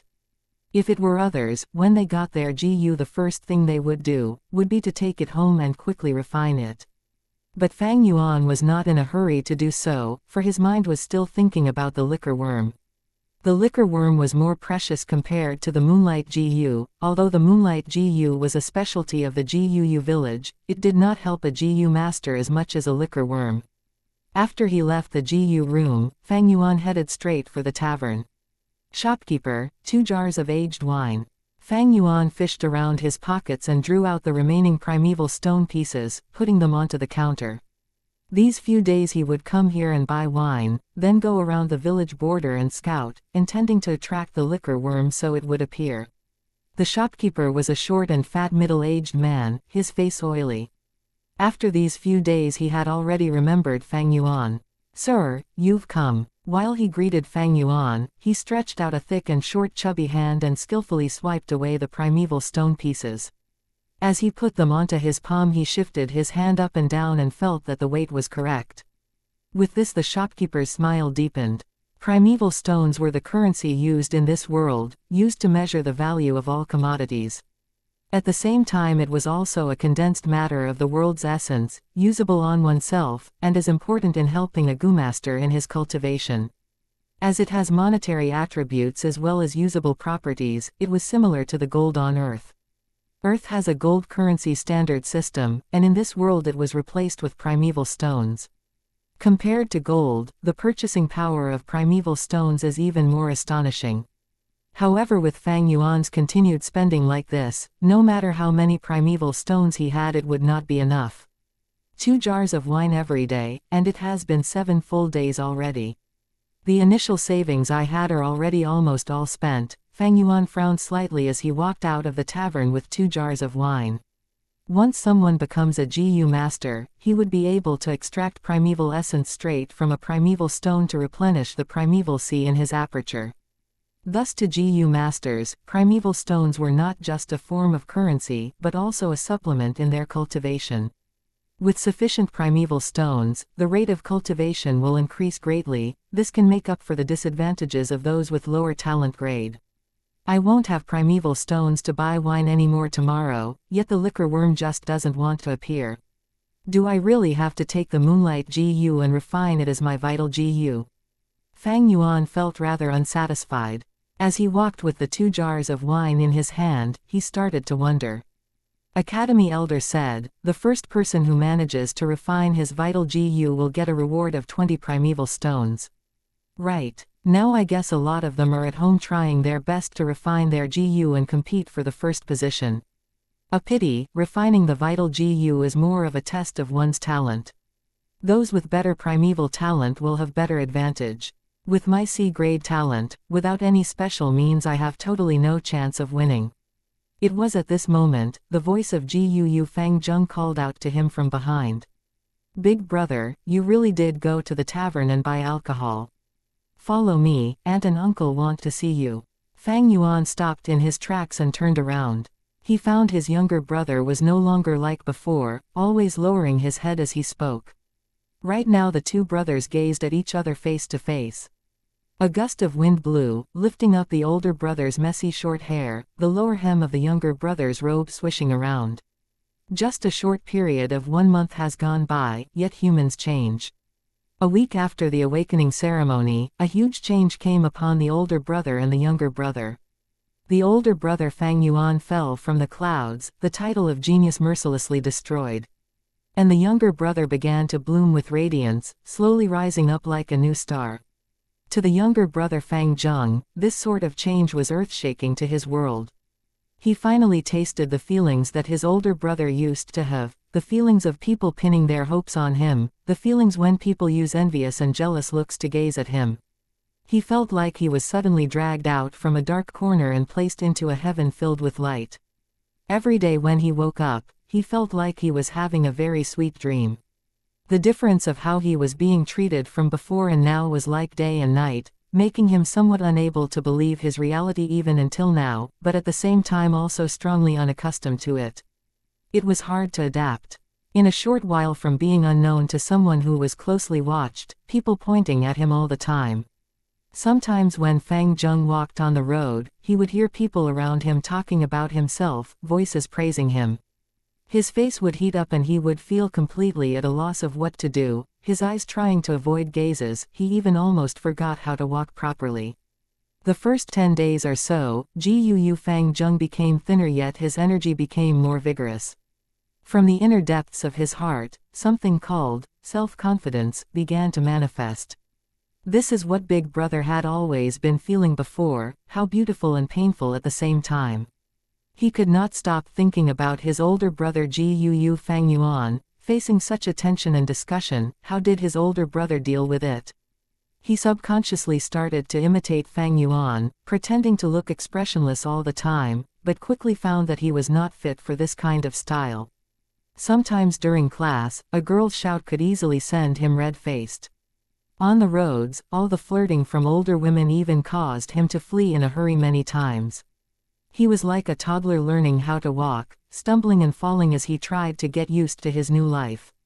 During this entire process, he was unable to avoid hearing about his older brother, falling into depression, becoming a drunkard, not going home at night, sleeping soundly in class. He felt very shocked at this. His own older brother, once a strong entity and hailed as a being of great genius, suddenly becoming like this. But slowly he started to sort of understand. His big brother was also a normal man after all. Encountering this kind of setback and huge blow would send anyone into depression. Along with this understanding, Fang Zheng secretly felt an indescribable happiness inside. This feeling was something he was terribly unwilling to admit. But yet it definitely existed. His older brother, who was hailed as a genius and always covering him in shadow, acting so depressed and dispirited right now. From a reverse angle, it was a testimony to his own growth, wasn't it? He was the outstanding one, this was the real truth. Hence when he saw Fang Yuan holding the wine jars, his hair messy and clothes untidy, Gu Fang Zheng felt relieved, his breathing also becoming a lot easier. But yet he said, "Big brother, you have to stop drinking, you cannot go on like this. You have no idea how worried the people who care about you are, you need to wake up." Fang Yuan was emotionless, he did not say anything. The two brothers gazed at each other. Younger brother Gu Fang Zheng's eyes were shining, giving off a sharp and keen feel. And the older brother Gu Fang Yuan's two orbs were a deep black, faintly resembling a deep ancient pool. These eyes could not help but make Fang Zheng feel a strange oppression. Not long after, he subconsciously turned away his gaze and looked somewhere else. But when he realized it, he felt a sudden rise of anger. It was an anger that was directed at himself. What's wrong with you? Can't even muster the courage to look directly at your big brother. I've changed, I've completely changed. With these thoughts, his eyes shifted back their sharpness and he shot his gaze at his brother again. But Fang Yuan was already not looking at him. Holding a jar of wine in each hand, he walked past Fang Zheng and said in a dull voice, "What else are you gawking at? Let's go." Fang Zheng's breathing became disoriented, the strength that had accumulated inside his heart no longer able to be released. This made him experience a depression that was hard to describe. Seeing that his older brother had walked far ahead, he could only quicken his pace to catch up. But this time his head was no longer lowered, but rose to meet the sun. His gaze was fixed on his own feet that was stepping on his older brother Fang Yuan's shadow. Chapter 9. Two people who start on the same road, gradually becoming distant. The sunset was a red hue setting over the east. The sky was still bright, but everything seemed to be covered by a shade of gray. Overlooking the window, the mountains in the distance were gradually drawing towards a heavy black color. The light in the living room was dim. Aunt and uncle sat high in their chairs, their faces enveloped in shadow, their expressions hard to discern. As he saw Fang Yuan carrying the 2 jars of wine, his uncle Gu Dongtu's eyebrows twisted into a knot. He opened his mouth and spoke, "In the blink of an eye, you are both 15 years old now. Since you both have the talents of a Gu master, especially Fang Zheng, your aunt and I are proud of the both of you. I will give you both 6 pieces of primeval stones, take it. Refining your Gu consumes a lot of primeval essence, so you'll need these primeval stones. As he said this, some servants came over and passed Fang Yuan and Fang Zheng each a small bag. Fang Yuan took his bag silently.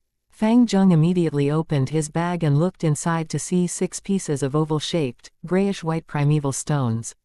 His face lit up with gratitude at once and he stood up from his seat, facing his aunt and uncle. "Thank you, aunt and uncle, your nephew does need primeval stones to replenish my primeval essence.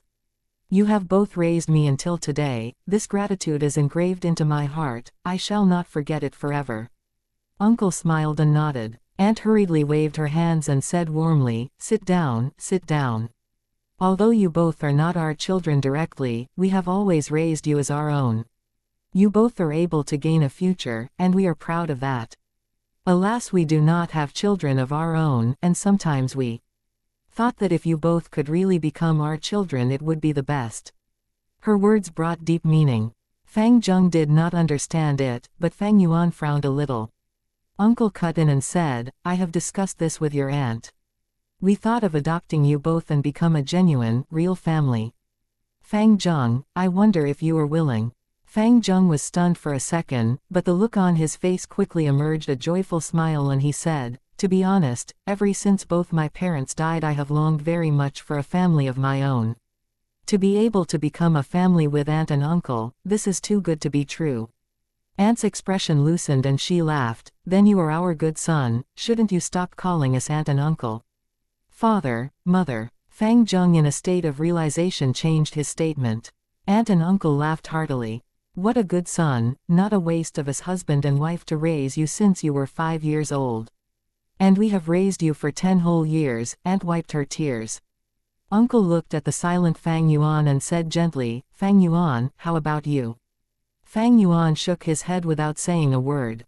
Big brother. Gu Fang Zheng was about to advise him, but uncle, whose tone was unchanged, stopped him. If that's the case, Fang Yuan my nephew, we won't force you. Since you are already 15 years old, you need to start being independent, this way you will also easily carry on your Fang bloodline.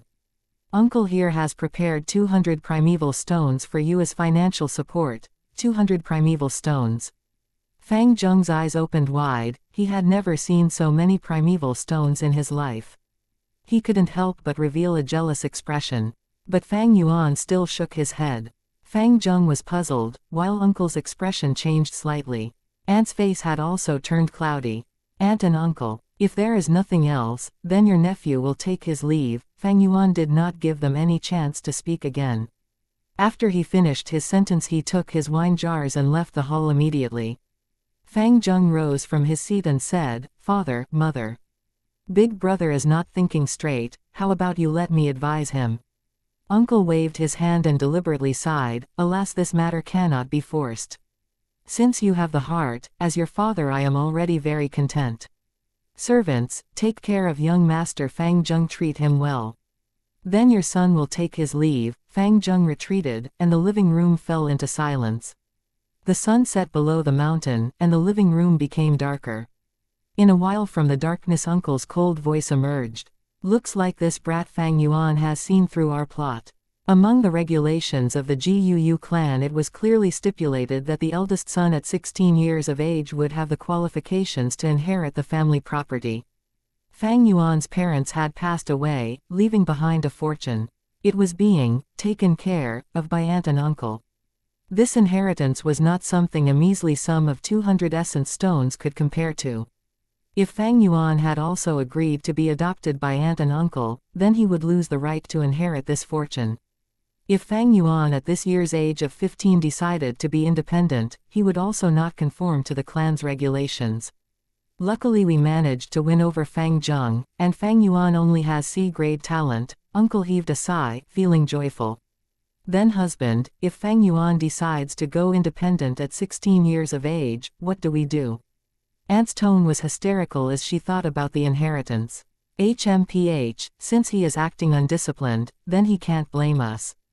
As long as we catch him committing a huge mistake before he leaves us and expel him from our family, it will be counted as snatching away his right to inherit the legacy, Uncle explained coldly. But the brat is very clever, how would he make a mistake? Aunt asked, puzzled. Uncle rolled his eyes immediately and whispered angrily, "You are really stupid.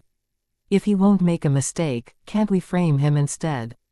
Just let Shen Kui seduce Fang Yuan and scream assault, we catch him on the spot, fabricate a story about him acting wild while he was drunk.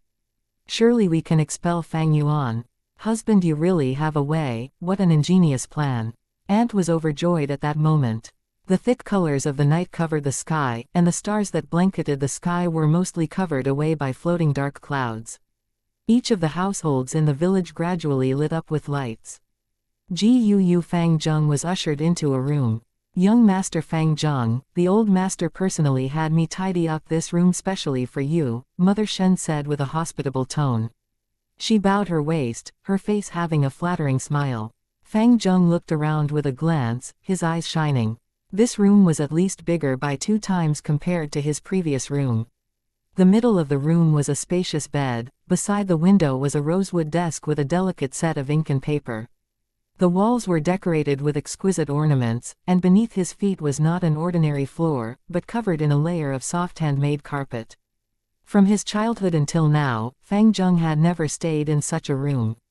He immediately nodded his head continuously and said, "This is very good, it really isn't bad, thank you Mother Shen." Mother Shen was aunt and uncle's most highly valued person. She was in charge of all the slaves in the house and was a housekeeper who lived up to her reputation. The girl Shen Kui who served Fang Yuan was her daughter. Mother Shen laughed, "I am not deserving of young master's gratitude, it is my duty, my duty. Young master, do not hesitate to eat well and sleep well. Whatever you want, just shake the bell beside your bed, somebody will attend to you immediately. Old master has already instructed us, so in these few days please do put all your attention on cultivating, young master. Just leave all the other chores to us." Fang Zheng felt a gush of gratitude in his heart. He did not say anything, but deep down inside he decided, this time I must get number 1 and not let aunt and uncle down. The dark clouds in the sky were getting heavier, and the night was getting darker. In the night sky most of the stars were covered away by the clouds, leaving a few shining with faint light, blinking away in the sky. Aunt and uncle must be plotting on how to expel me from the house right now.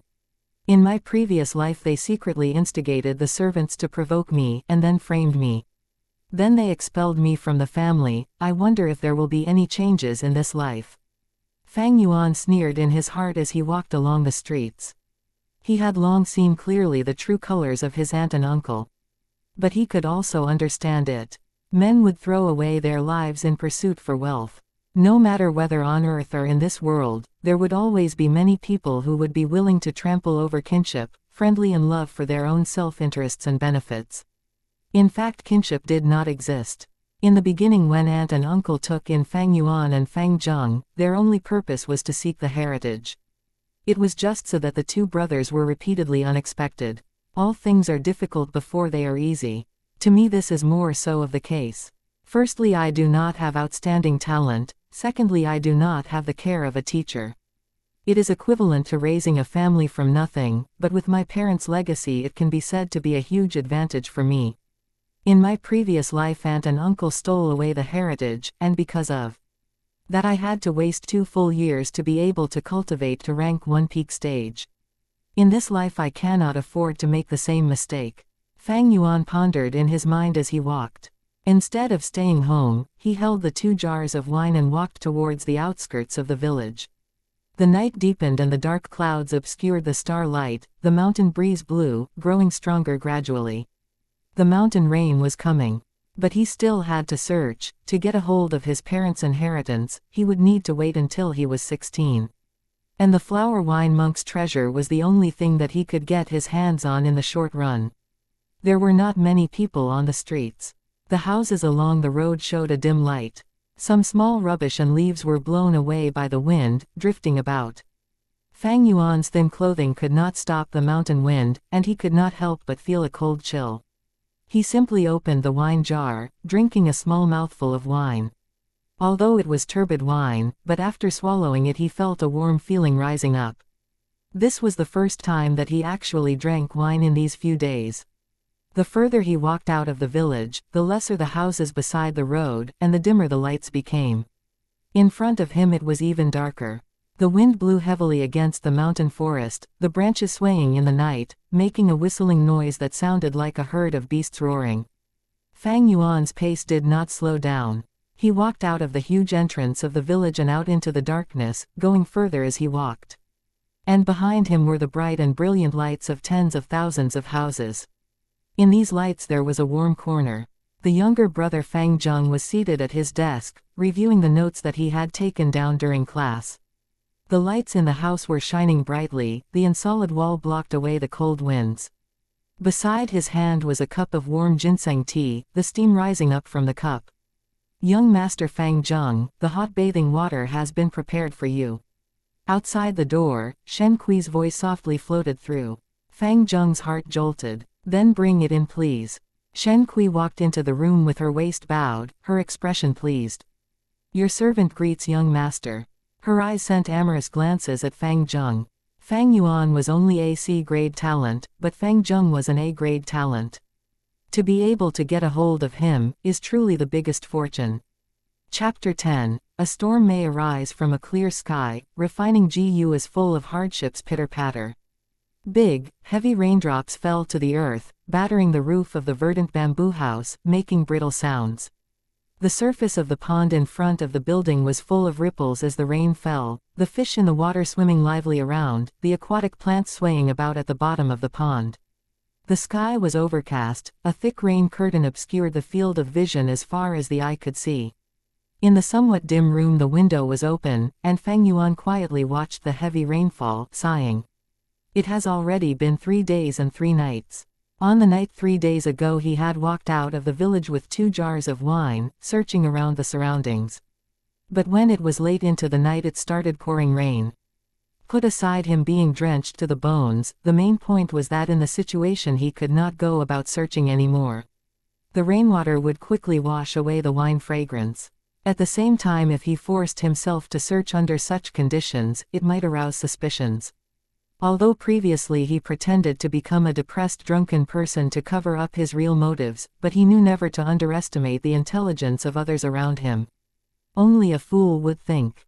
Others were stupid. Thus under this helplessness, Fang Yuan could only stop his search.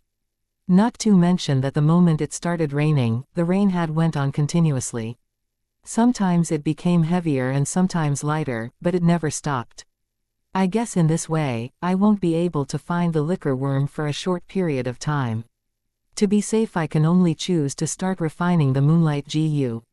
While I refine it, if I can find the liquor worm during the process it would be the best, but if I can't then this would have to do.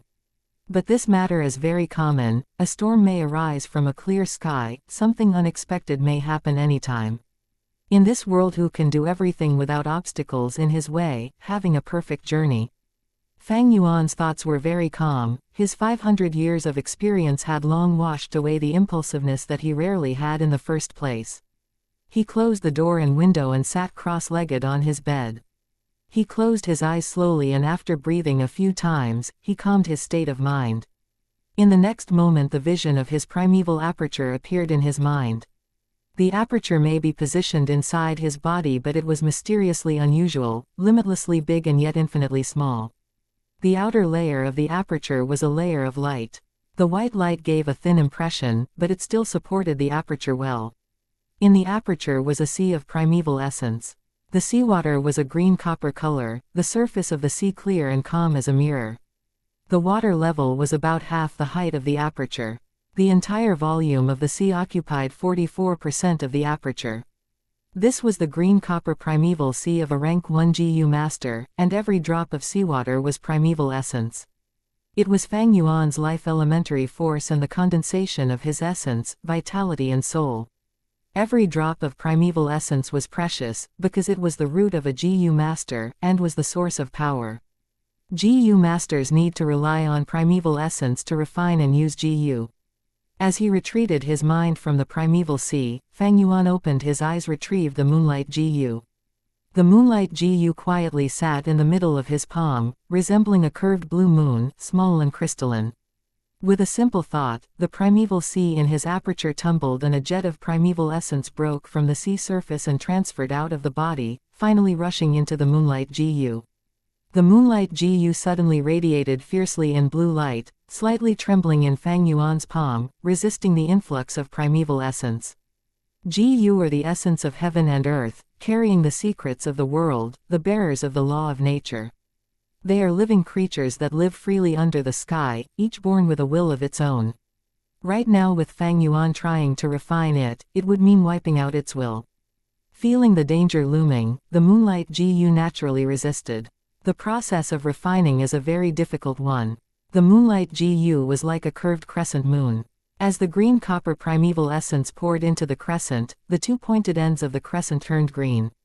Slowly this green copper essence began to spread to the middle of the crescent moon. In less than 3 minutes, Fang Yuan's face had become pale. A huge volume of primeval essence continuously poured into the moonlight Gu, making him feel a weakness that rapidly attacked his heart. 1%, 2%, 3%, 8%, 9%, 10%.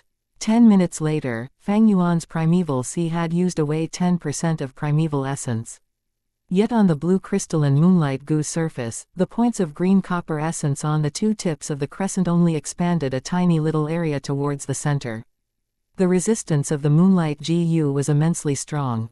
Fortunately, Fang Yuan had anticipated this earlier and did not feel surprised. He persisted and poured in more essence into the moonlight Gu. 1%, 2%, 3%. After another 20 minutes, the primeval sea in Fang Yuan's body was only left with 14%.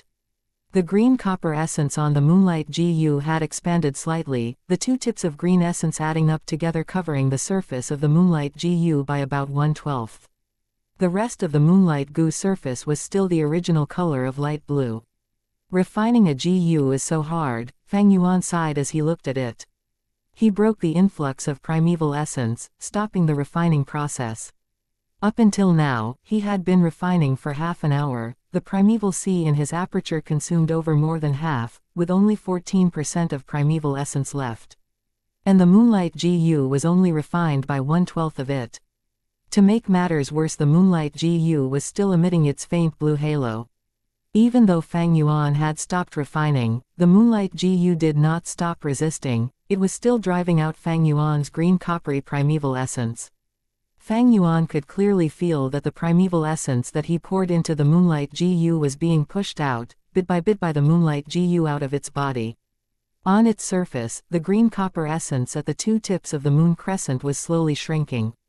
Based on this speed of reduction, in about 6 hours later the moonlight Gu would be able to completely expel all of Fang Yuan's primeval essence. At that time when he needed to refine this Gu, it would make no difference from starting over again. Every time when refining Gu, it is just like a fight between two armies, a battle of positional warfare, or war of attrition. Even though I refined 1/12 of the Gu, I wasted 3/4 of my primeval essence. When refining Gu, a Gu master has to replenish his primeval sea while continuously engaging the refinement process, consolidating his victory. The refinement of a Gui is a test of one's skill in shifting his primeval essence and the patience of an enduring battle.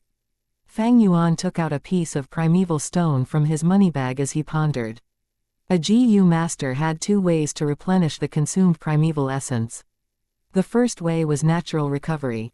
After a period of time the primeval sea would naturally replenish the primeval essence.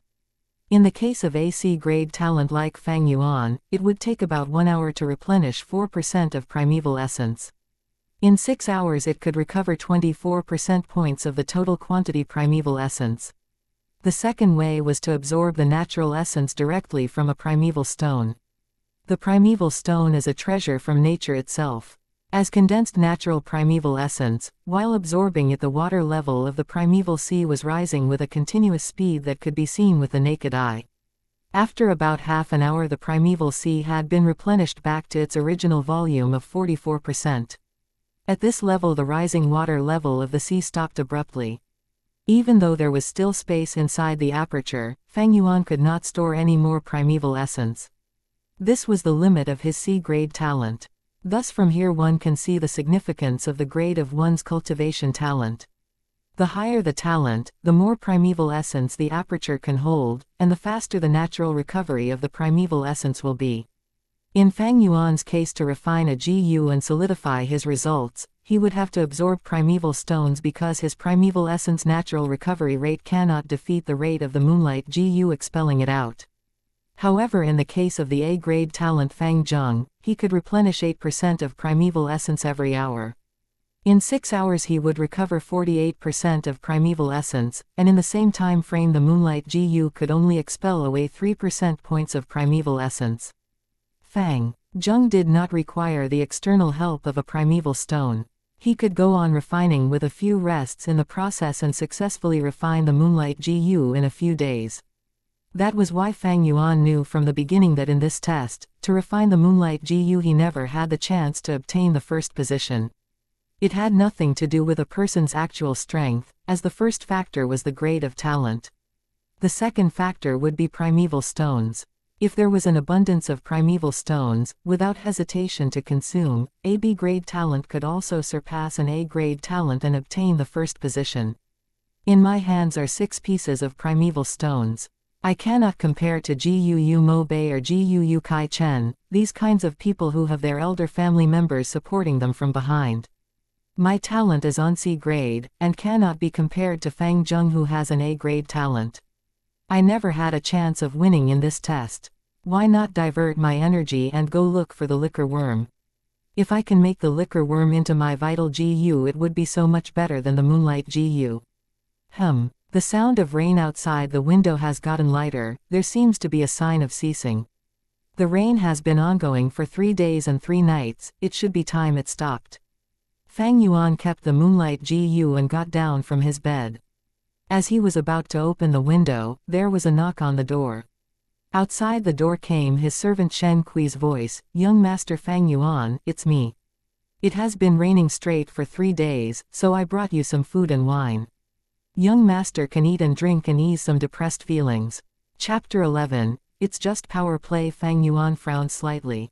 Based on intuition and 500 years' worth of life experience, he could smell a conspiracy. His eyes flashed and he relaxed his brows. "I'm a little hungry right now, you came at the right time. Come in," he said. Outside the door, while carrying the food box, Shen Kui smiled coldly as she heard his reply. But when she pushed open the door, her face was left with a gentle and meek expression. "Young Master Fang Yuan, the food and wine smells really good. I can smell it as I hold the box." Her voice was sweet and had a hint of longing and flattery. She put the food box on a small table and took out the dishes, arranging them nicely. The food was indeed very fragrant and tasty. After that she took out 2 wine cups and poured the wine. "Come, young master, sit down. Your servant mustered her courage today and wants to accompany young master for a drink." She smiled like a flower, walking to Fang Yuan's side. Boldly she took him by the hand and pulled him over to sit at the chair by the table.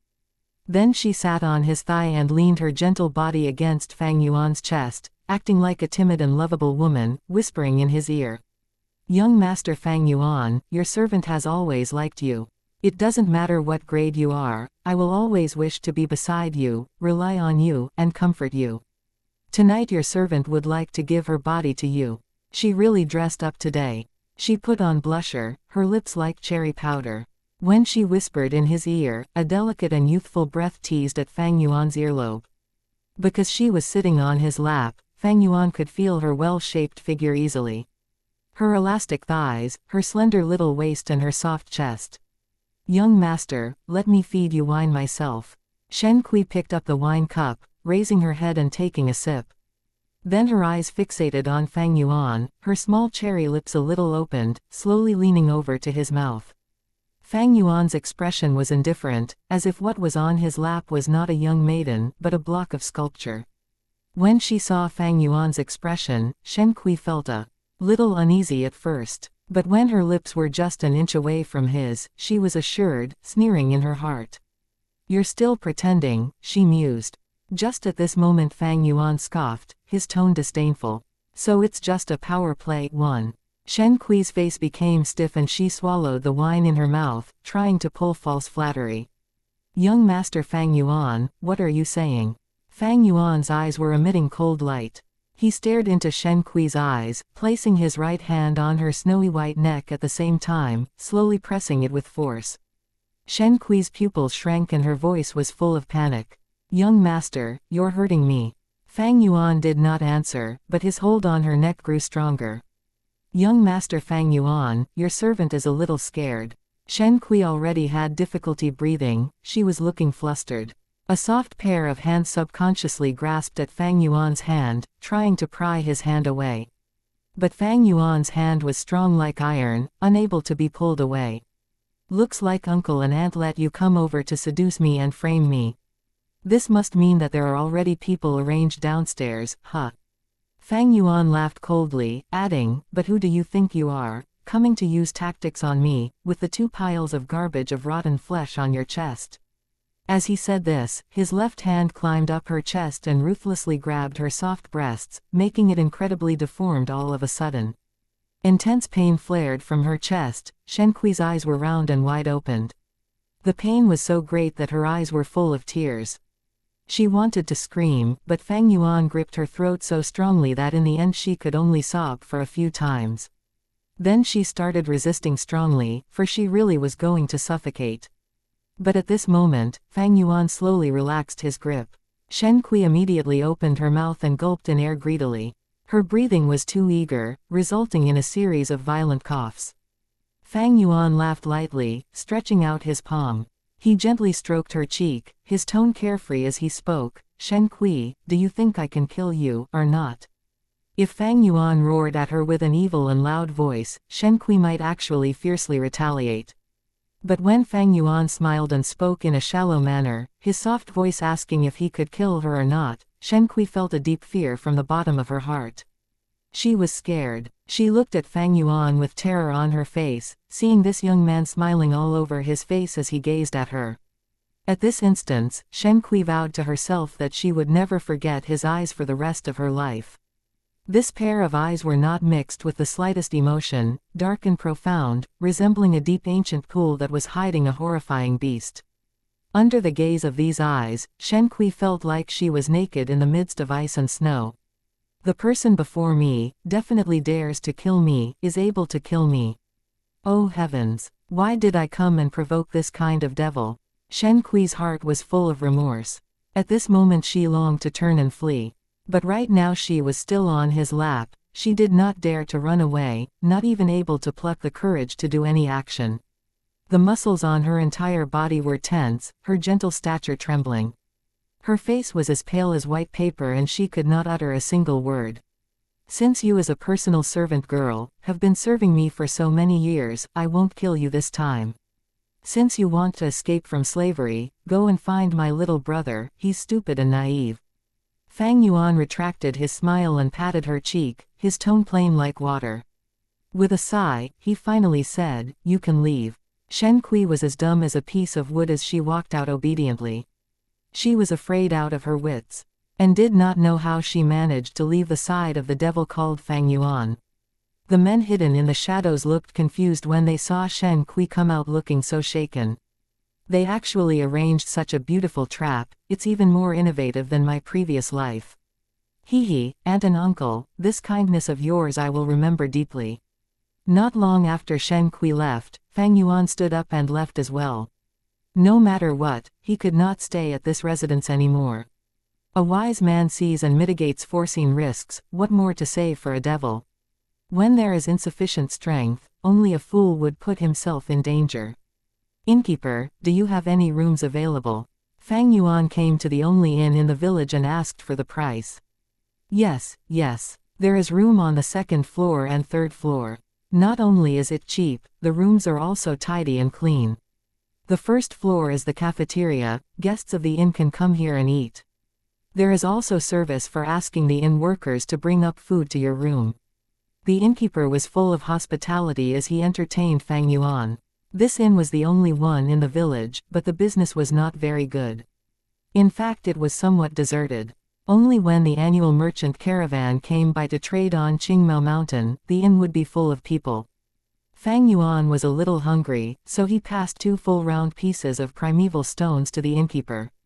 Give me a good room for me to stay in, and prepare 2 jars of wine, 3 to 4 different dishes, return me any excess balance. Done. The innkeeper took the 2 pieces of primeval stone and asked, would you like to eat in your room, or dine in the hall? Fang Yuan looked at the sky. The rain had stopped and it was nearing evening.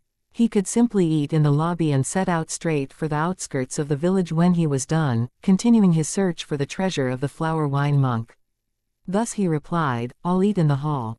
The inn had a dining hall. There were a dozen square tables, 4 long benches surrounded each table. In between the tables were huge and thick pillars that were supporting the inn. The floor was covered with big tiles of marble, but it was wet. It was hard to conceal the moisture of the mountain. There were 3 tables seated with people.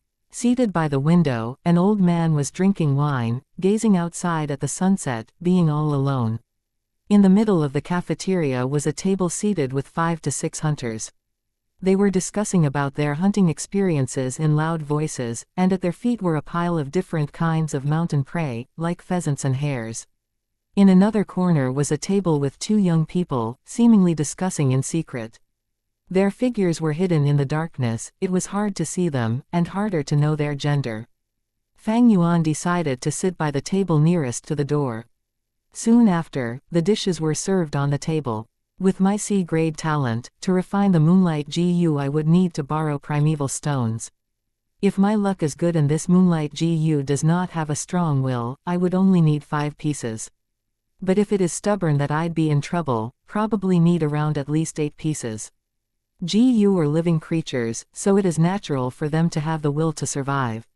Some have a strong will and would always resist the refinement process, some GU have weak will. All throughout refining they helplessly surrender. Once there was no resisting, the refining process would become relaxing. Right now I only have 6 primeval stones on me, but I gave 2 to the innkeeper so I'm left with 4 pieces. There's not enough. In this world primeval stones are the local currency, and the buying power is very strong. A normal family of 3 would spend at most 1 piece of essence stone in a month. But when it came to a GU master, the consumption of primeval stones was greater. Take Fang Yuan for example. Just by refining GU alone he would need an average of 7 primeval stones or so. And this is just on a moonlight GU. If he really did find the liquor worm, just to refine it with Fang Yuan's great talent, he would need at least a dozen more. In other words, right now my situation is, even if I find the liquor worm, I don't necessarily have the primeval stones to refine it. However, I still need to search around, because there is a huge possibility that the flower wine monk's treasure has a huge abundance of primeval stones. This was not a difficult deduction. The flower wine monk was a rank 5 GU master after all. For such a famous strong warrior of the demonic faction, how could he not have primeval stones, which are the must-have item in a GU master's cultivation? 1. Power play. Tactics exhibiting are intended to increase a person's power or influence. Chapter 12. Green bamboo wine is fragrant. GU master flaunts power. Right now everything comes down to the flower wine monk's treasure. If I can find it, all my problems will be solved. If I don't find it, all these issues will greatly slow down my speed of cultivation. If that happens, I'll lose out to people at my age in cultivating. I don't understand. I've spent more than a week trying to attract the liquor worm to appear. Why do I still not see it? Fang Yuan frowned and racked his brains. It was like putting food into his mouth, but still not knowing how it tasted. Suddenly there was a loud noise, interrupting his thoughts. Fang Yuan looked at the direction of the sound, realizing that the 6 hunters seated around the table at the middle of the hall were heavily drunk. The atmosphere around them was fiery and their faces were all red. Brother Zhang, come, drink another cup. Old Brother Feng, we brothers admire your abilities. You took down a black-skinned wild boar alone, what a man. This cup of wine you must drink, or else you'll be disrespecting us. Thank you brothers for your sincerity, but I really can't drink anymore. Brother Feng can't drink anymore. Perhaps you dislike this wine because it's not good enough. Waiter, come over. Give me some good wine. The noise was becoming louder. It was obvious that the group had drunk a lot. The waiter hurriedly went over and said, well, good sirs, we do have good wine, but it is quite expensive. What, you're afraid we won't pay up? When the hunters heard the waiter, quite a few of them stood up and stared at the waiter. They were either big and tall or thick and burly in stature, capable and vigorous in a threatening manner, each having the courage that mountain men possessed. The waiter quickly said, "I would not dare to look down on you brave men, it's just that these wine is really expensive, 1 jar costs 2 pieces of primeval stones." The hunters were stunned. 2 primeval stones was definitely not cheap, it was the sum of 2 months of the normal average household monthly expenses. Even though hunters earn more from hunting when compared to ordinary mortals, like how sometimes a black-skinned wild pig could be worth half a primeval stone. However, hunting was risky and a mistake could turn the hunter into prey. To the hunters, using 2 primeval stones just to drink a jar of wine was just not worth it. Is there really such an expensive wine? Boy, you aren't trying to lie to us, right? The hunters were shouting about, but their voices felt a little timid, unable to back out of the situation with grace. The waiter kept telling them he wouldn't dare. The hunter called Brother Feng saw that the scene was not right, and he hurriedly said, "My brothers, let's not spend any more. I can't drink any more, let us drink this wine. Another day." "What, you can't say that, brother. This is..." The rest of the hunters were still shouting, but their voices started to fade away. One by one they sat back in their seats. The waiter was also a shrewd person. When he saw this, he knew that he was not able to sell the wine anymore. However, this situation hardly surprised him. As he was about to retreat, a young man's voice came from the table at the dark corner. Hee, hilarious. Each one of them blindly shouting for nothing. If you can't afford to buy wine, you should just obediently keep your mouths shut and go to the side. When the hunters heard this, one of them immediately retorted in anger, "Who said we can't afford it? Waiter, bring over that jar of wine, I'll give you the stones, 2 pieces of it." "Oh, give me a moment, sir, I'll get it." The waiter did not expect such a turn of events. He hurriedly replied and turned to grab a wine jar and brought it over. This wine jar was as big as the common jar of wine, but the moment it was uncorked, in that very instant a refreshing and mellow fragrance filled the entire cafeteria. Even the old man sitting alone at the window could not help but turn his head over when he smelled the wine aroma, and he gazed at the jar of wine. It was definitely good wine. Dear guests, it's not bragging. This is the green bamboo wine, the entire village only has one in, which is us. Smell the fragrance. The waiter inhaled deeply as he said this, his facial expression full of satisfaction and enjoyment. Fang Yuan was moved. This inn waiter was really not boasting. In the Guu village there were 3 taverns. The wine sold there were the common rice wine, muddy wine and other similar common wine. In order for Fang Yuan to attract the liquor worm, he continuously bought wine for 7 days, it was naturally that he was aware of the prices. Several of the hunters looked at the wine jar before them. They were consumed by alcohol addiction. Each of them twitched their noses and swallowed.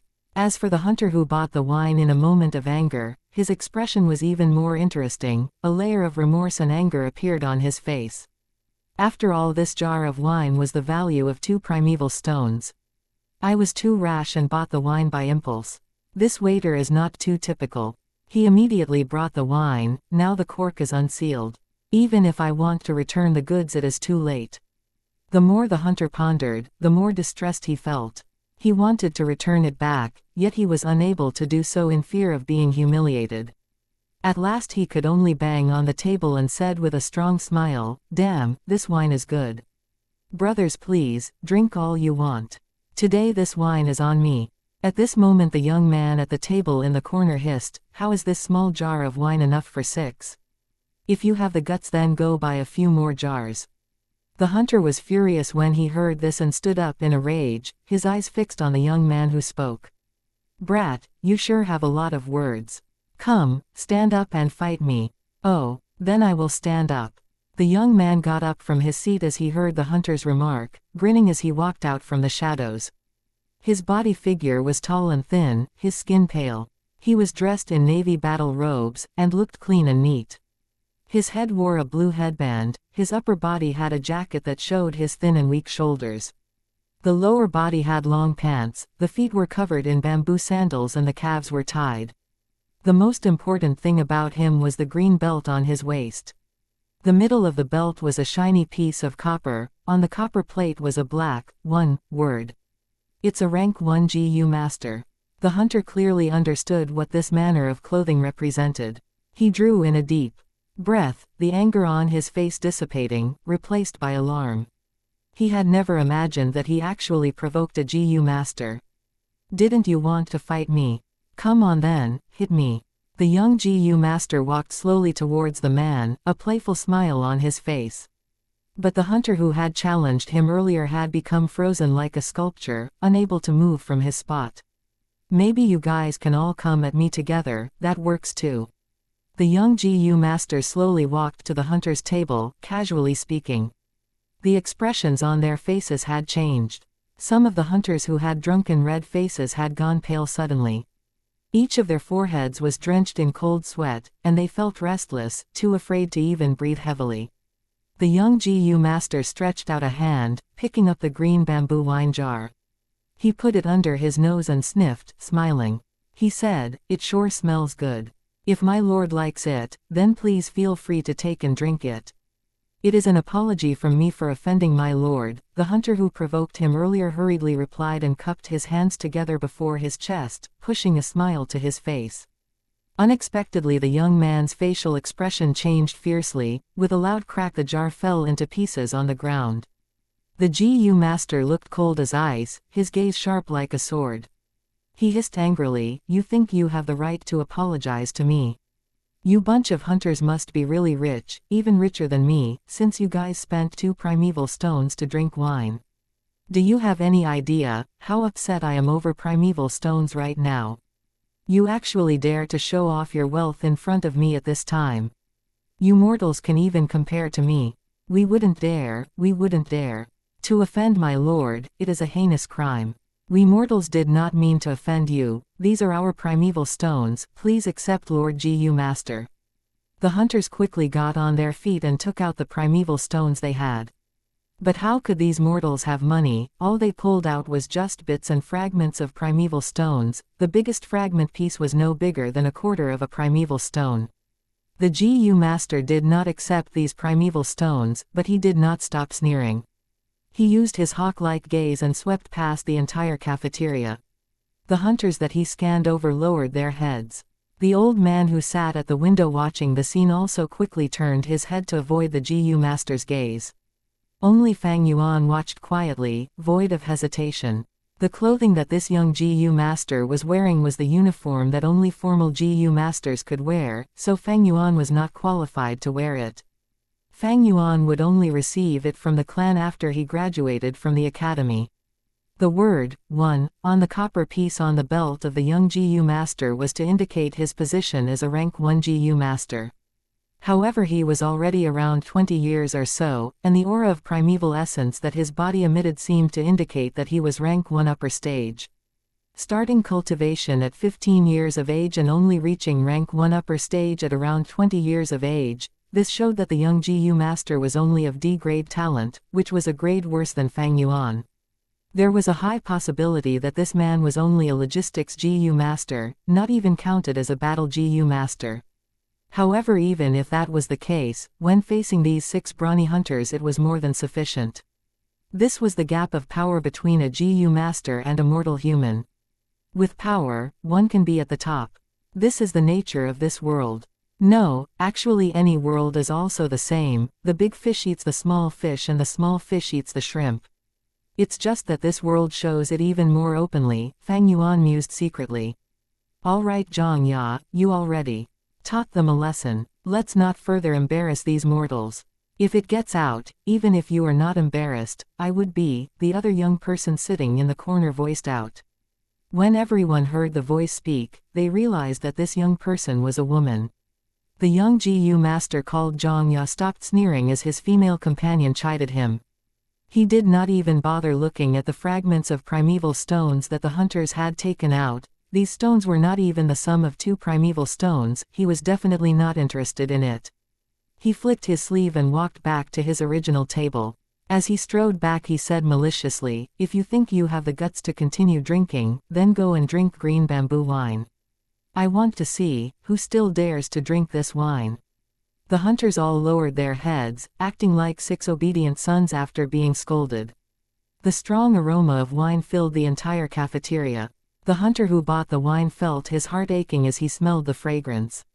After all, he had spent 2 primeval stones on this wine, yet he never got to drink even one mouthful. Fang Yuan put down his chopsticks, he had eaten enough. As he sniffed in the wine aroma, his eyes flashed for a moment, then he took out 2 primeval stones and put them on the table. "Waiter, give me a jar of green bamboo wine," he said indifferently. The whole scene froze. The young GU master called Xianxia instantly stopped in his footsteps. The corners of his mouth twitched and he exhaled. He had just finished his warning, yet right after he was done Fang Yuan wanted the wine. This was like specially stepping over him and slapping him in the face. He turned around and narrowed his eyes, shooting a cold glare at Fang Yuan.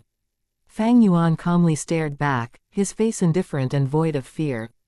Xianxia's eyes flashed and the coldness in his gaze slowly disappeared. He felt the aura of primeval essence on Fang Yuan's body.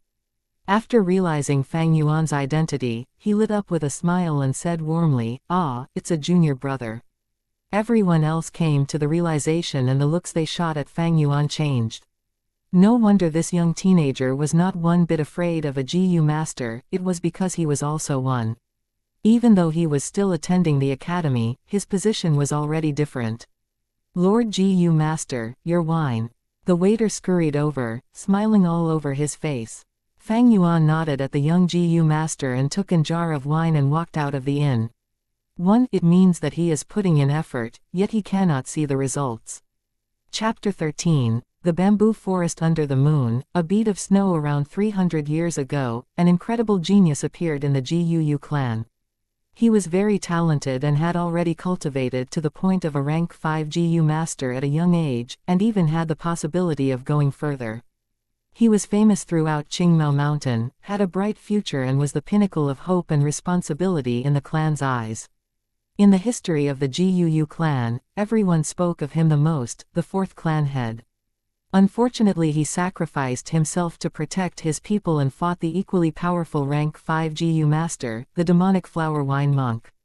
Even though he defeated the flower wine monk after a fierce battle, he let the devil get on his knees and beg for mercy. In the end, he was careless and got caught by the flower wine monk's sneak attack. The 4th head angrily executed the flower wine monk, but due to his own heavy injuries he died an untimely death. This tragic incident had long since circulated until today, becoming a popular story among the GUU clan. However, Fang Yuan knew that this story was not to be believed, because it had a very large loophole. In his previous life, a month later from now, a drunken GU master who had been rejected by his lover lay down outside the village, so drunk he was like a fish. In the end, because of the overflowing smell of wine, it ended up attracting a liquor worm. The GU master chased after the liquor worm and found the remains of the flower wine monk in a secret underground cave, also finding the flower wine monk's inheritance. This GU master quickly hurried back to the clan and told them of the matter, causing a huge stir. As the storm gradually subsided, he also gained benefit from it. He obtained the liquor worm, his cultivation increased, the girlfriend who once abandoned him went back to his side, and he became the talk of the village for a while. When stories are passed down generation by generation, it is normal to change along the way. But in Fang Yuan's memories, the story of the GU master discovering the treasure seemed quite authentic, yet he had a feeling that the story was hiding other truths. "I was not aware of it at first, but in these few days while I searched and analyzed on the side, I feel that something feels out of place." The night grew dark, and as Fang Yuan walked in the bamboo forest that grew around the village, he reviewed through the clues he had so far in his head.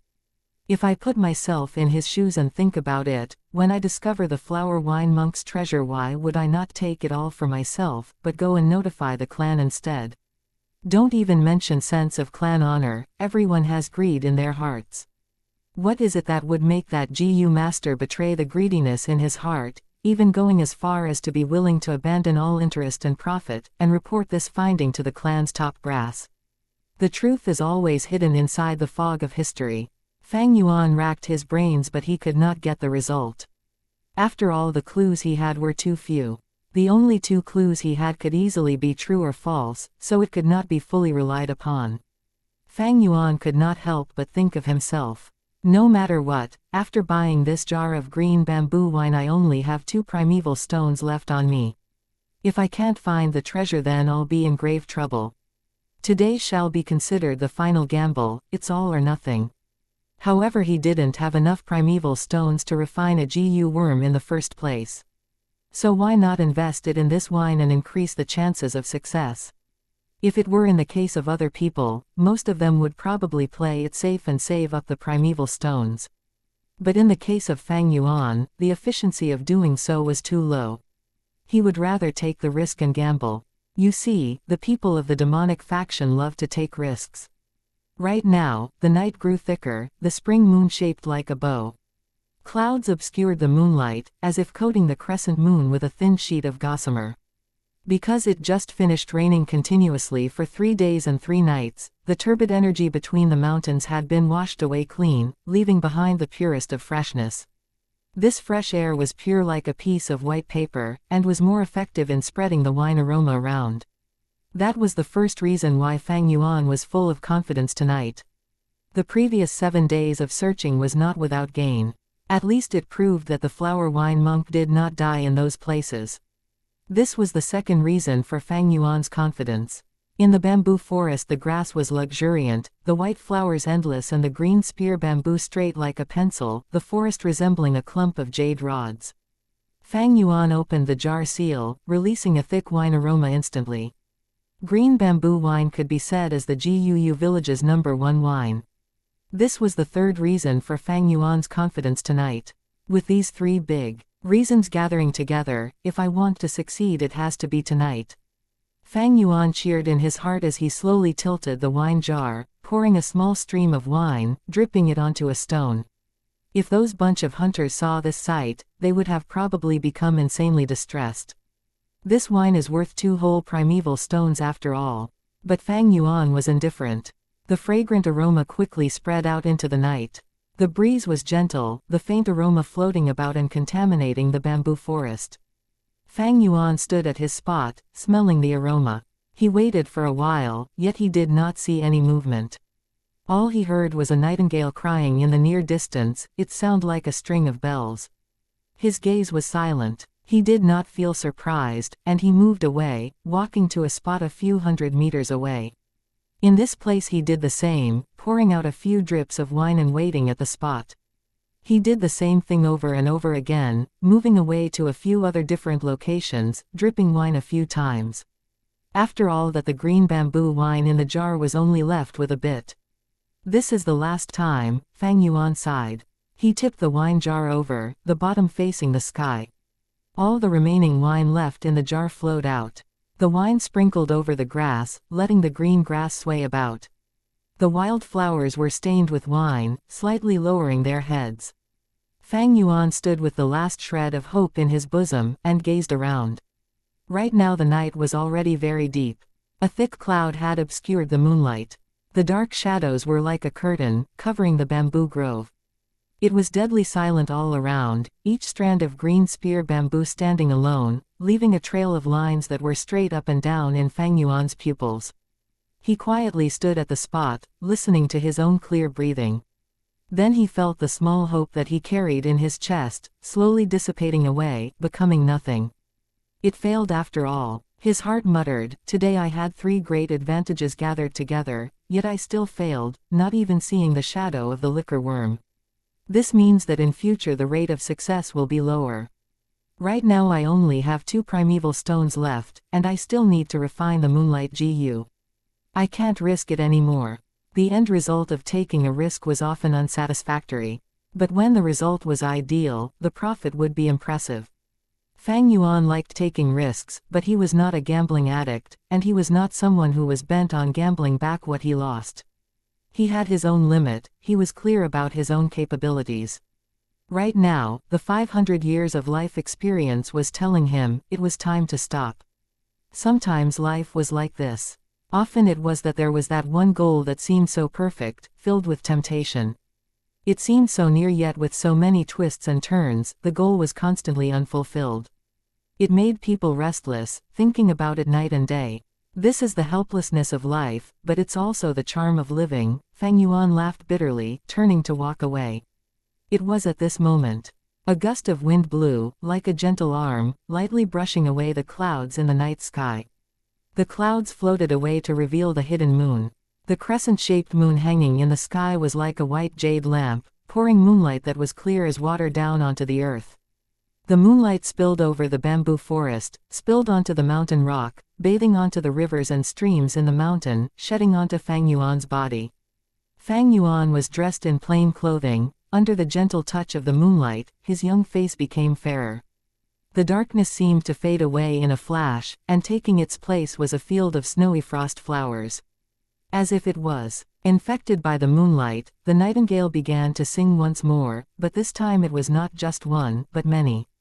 Scattered among the bamboo grove, they all tweeted in response. At the same time, a type of insect that inhabited huge mountains, the dragonpill crickets that were active under moonlight, started singing a rustling song of life. They were critters that only came out in the night. Their bodies emitted faint red light. At this moment they jumped out in droves, each of their bodies flashing with the brilliance of a red agate.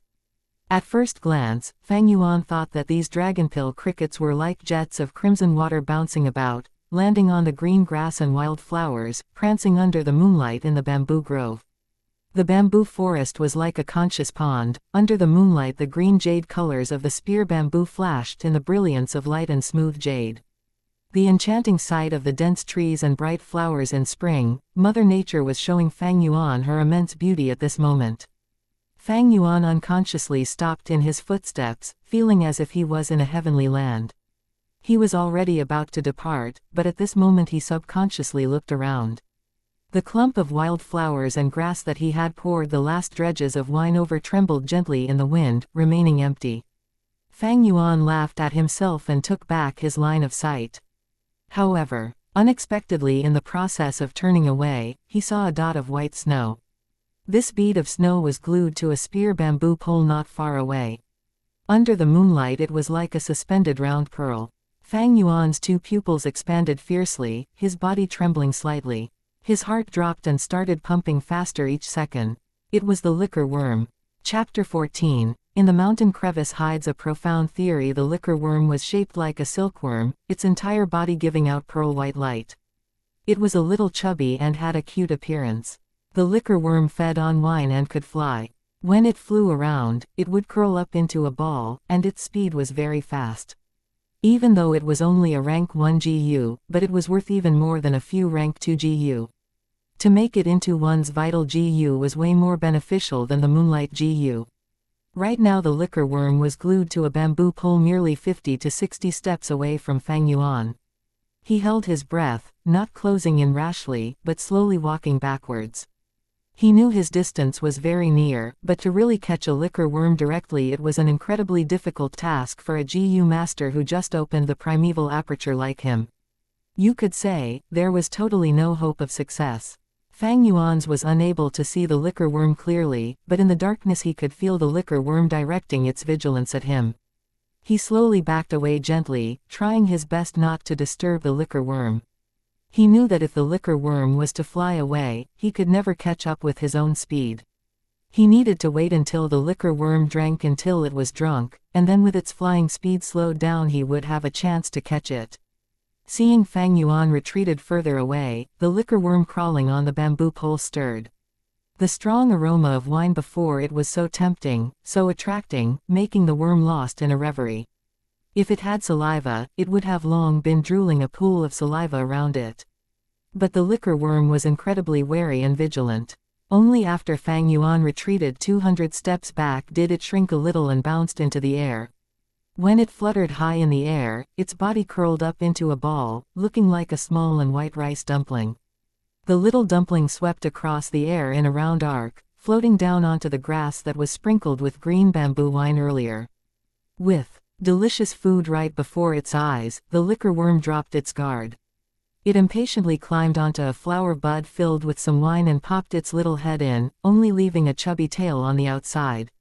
The liquor worm was ravenous, and the green bamboo wine was so delicious. It opened its mouth wide and inhaled, very quickly lost in the deliciousness of its food, totally forgetting about Fang Yuan. At this moment, Fang Yuan started to approach cautiously. He could see the tail of the liquor worm outside the flower bud. This tail was just like a silkworm's tail, chubby and rounded. The light it emitted made people think of a pearl. At first the liquor worm's tail was hanging outside, unmoving. Then after a while this tail started to curl upwards, showing that it was drinking really happily. At the end, when Fang Yuan was only 10 steps away, its tail started wagging and swinging with a cheerful rhythm. It was totally drunk. Seeing this made Fang Yuan nearly laugh out. He did not continue walking forward, but patiently waited. If he rushed over right now he would definitely have a huge chance on catching the liquor worm, but Fang Yuan's intention was to have this liquor worm guide him to the flower wine monk's remains. In a moment the liquor worm withdrew from the flower bud. Its body was fatter and its head swayed about, resembling a drunken man. Unexpectedly it did not realize Fang Yuan's presence. It climbed up onto another bright yellow flower and perched on the stamen, feeding heartily on the wine droplets there. This time after it had finished drinking, it finally felt full. Its body slowly shrank into a round ball and slowly flew up. When it was 1.5 meters above the ground, it leisurely flew in the direction of the deeper part of the bamboo forest. Fang Yuan quickly followed after its trail. The liquor worm was already heavily drunk, making it fly slower by half of its usual speed. Even though this was the case, Fang Yuan still had to run with all his might to follow after its shadow. The night was washing past his vision as the young teenager ran in the bamboo forest, chasing after a small bead of snow not far ahead. The moonlight was gentle, the breeze slow and steady. In the bamboo forest that was like a clear pond, the stalks of green spear bamboo flashed past before his eyes, quickly falling behind him. The ground was a green carpet of grass, riddled with blossoming wild flowers. There were small stones with moss growing, and the yellow shoots of bamboo. Fang Yuan's faint shadow was also speeding ahead on the ground, passing through the shadows that each stalk of bamboo cast on the earth like a black line. He tightly kept his sight on the bead of snow, gulping in huge amounts of fresh mountain air, ordering his legs to catch up in the midst of faint wine aroma in the air. Because of his speed, the moonlight looked like water to his eyes. Light and shadow moved frequently, like he was galloping in water filled with seaweed. The liquor worm flew out of the bamboo forest, and so did Fang Yuan. A sea of white flowers with a yellow spot in the middle borrowed the wind from his feet, scattering their petals. A group of dragonpill crickets resembling a flowing poem just so happened to move to the front. As Fang Yuan dashed through there was a swoosh and a red cloud bloomed before him, dispersing about a sea of red star fireflies that emerged from the cloud. A quiet mountain stream paved with pebbles, the gurgling water surface reflecting the spring moon in the night sky. With a few splashes Fang Yuan waded across, creating thousands of silver-colored ripples. It was a pity that this stream, after so many ages, had its beautiful and precious stones trampled upon and broken. Fang Yuan was in hot pursuit, firmly following. Behind the liquor worm, going upward the mountain stream, he could already hear the sound of a waterfall. After he turned around a sparse forest, he saw the liquor worm fly into a crevice in the middle of a boulder. Fang Yuan's eyes lit up and he stopped in his tracks. So it's here. He panted heavily, his heart beating against his chest like mad. With this one stop he could feel his entire body covered in sweat, hot air surging throughout his body accompanying his accelerating blood flow. Looking around, he found that this place was a shallow benchland one. Pebbles of various sizes covered the ground, the river surface barely covering over the small stones. There were also blocks of gray boulders scattered freely in the area. Behind Qingmao Mountain was a huge waterfall. The flow of the waterfall varied with the weather, it plummeted down to the earth, pounding out a deep pool. Beside the deep pool was the Bai clan village, a clan with powerful influence that was comparable to the Guu village.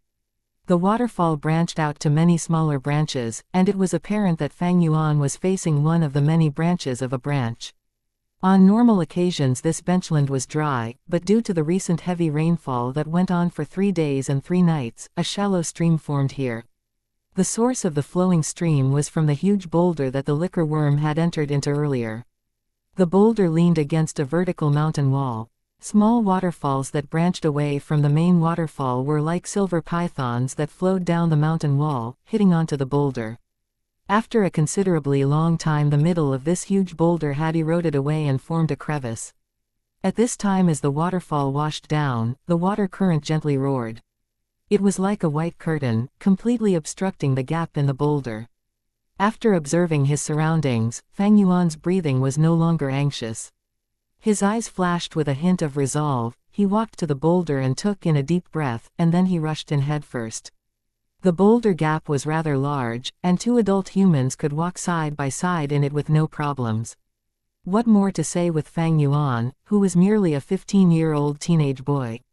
Once he rushed in, the rapid currents pressured down on Fang Yuan's body. At the same time, the cold water quickly drenched him from head to toe. Fang Yuan battled against the water pressure, moving in quick steps forward. As he walked a few dozen steps, the water pressure started to lessen.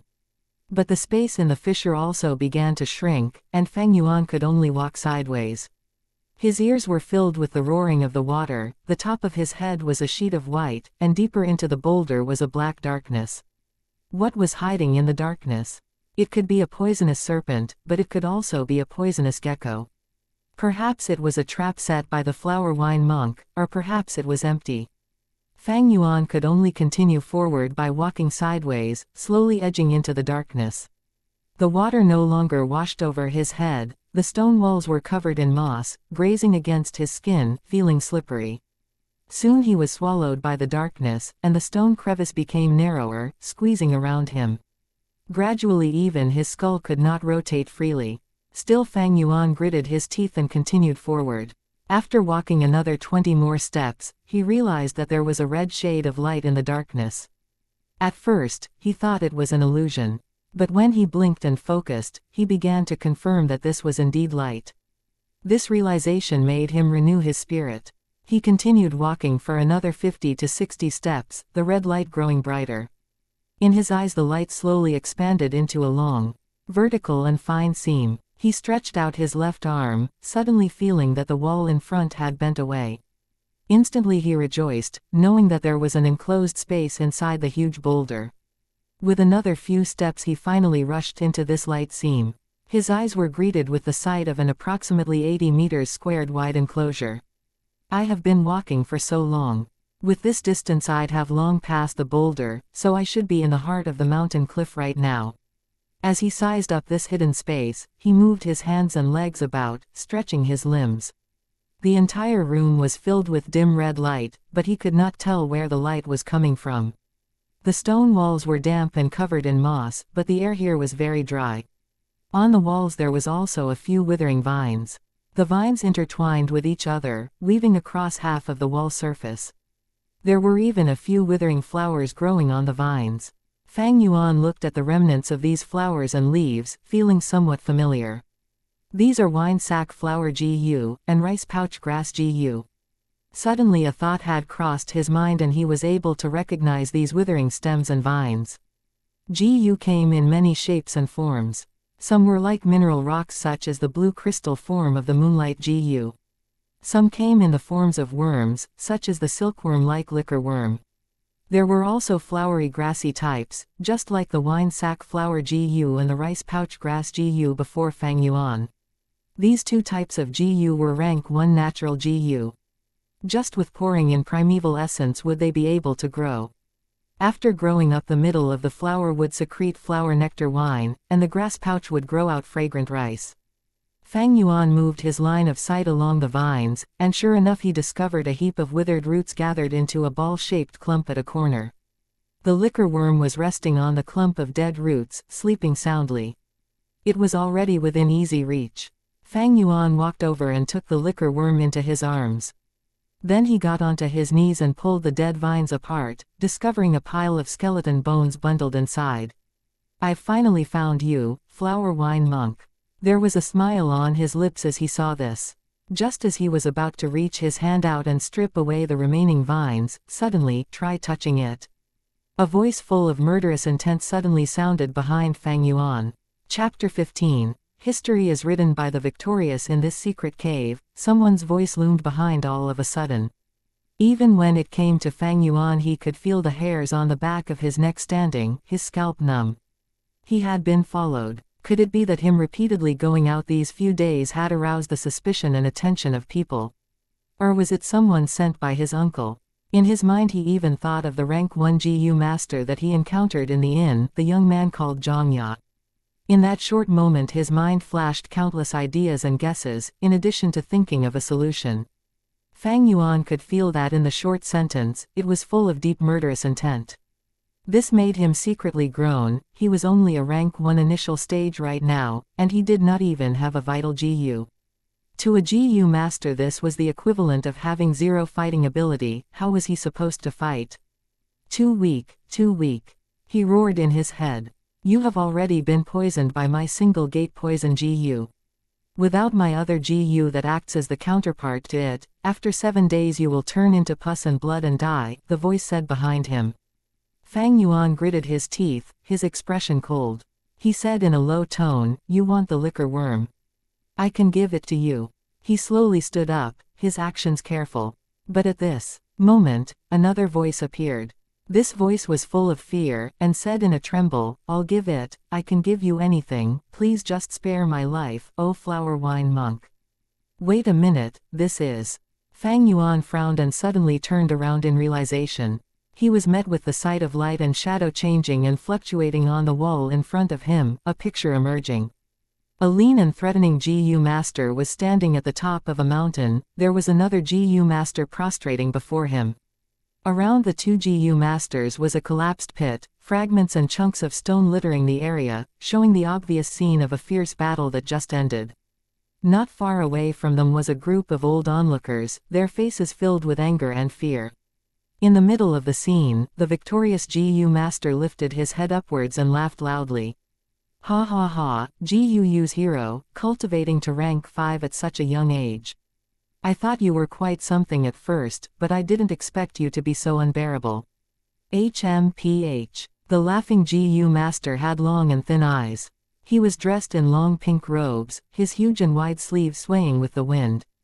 The area where his robes intersected around his neck was loose and wide open, revealing his strong and pale chest muscles.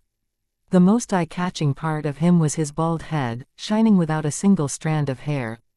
The flower wine monk. Fang Yuan immediately recognized the identity of this GU master. To compare myself to Sir Flower Wine, I'm just a fart. I must have been unwell in the head, to actually not recognize such a great person and offended Sir Flower Wine. Sir Flower Wine, please remember my clan's generous hospitality earlier and spare my life. The GU master prostrating on the ground was shaking, cold sweat all over, tears and mucus mixing as he begged for mercy. Fang Yuan narrowed his eyes and carefully distinguished the two, realizing that the other GU master was wearing the GUU clan head uniform. Looking at the appearance, it was clear that this person was the 4th generation clan leader. As for those aged onlookers, they were probably the clan elders of that generation. Hee, generous hospitality, you sure have the guts to say it. I was actually sincere in coming to trade with you, using primeval stones to buy your clan's moon orchids with a fair price. It was you who was harboring evil intentions, pretending to greet and take me in, telling me to take a seat at your banquet, intending to lace my liquor with a poisonous GU.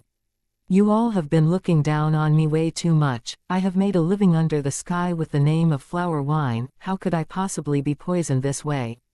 The flower wine monk pointed at the kneeling 4th generation clan leader, sneering, if you cooperated fairly none of this would have happened.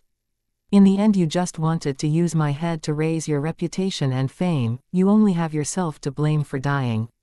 Sir, please spare my worthless life. The 4th generation clan head shouted in dismay, his knees scraping against the ground. He quickly crawled over to the flower wine monk's feet and hugged against his thigh. Sir, my clan has a spirit spring which produces primeval stones. We also planted huge numbers of moon orchids in an underground cave. I am willing to take in your enslavement GU and become your servant. My life and death are at a whim. I am willing to devote a lifelong servitude to you, sir. Fang Yuan watched speechlessly, while the few elders in the picture looked even more uncertain. The flower wine monk narrowed his eyes, his anger had already calmed down. His eyes flashed and he said, HMPH, the enslavement GU is precious beyond reasoning, it is a rank 5 GU, do you really think I would have one?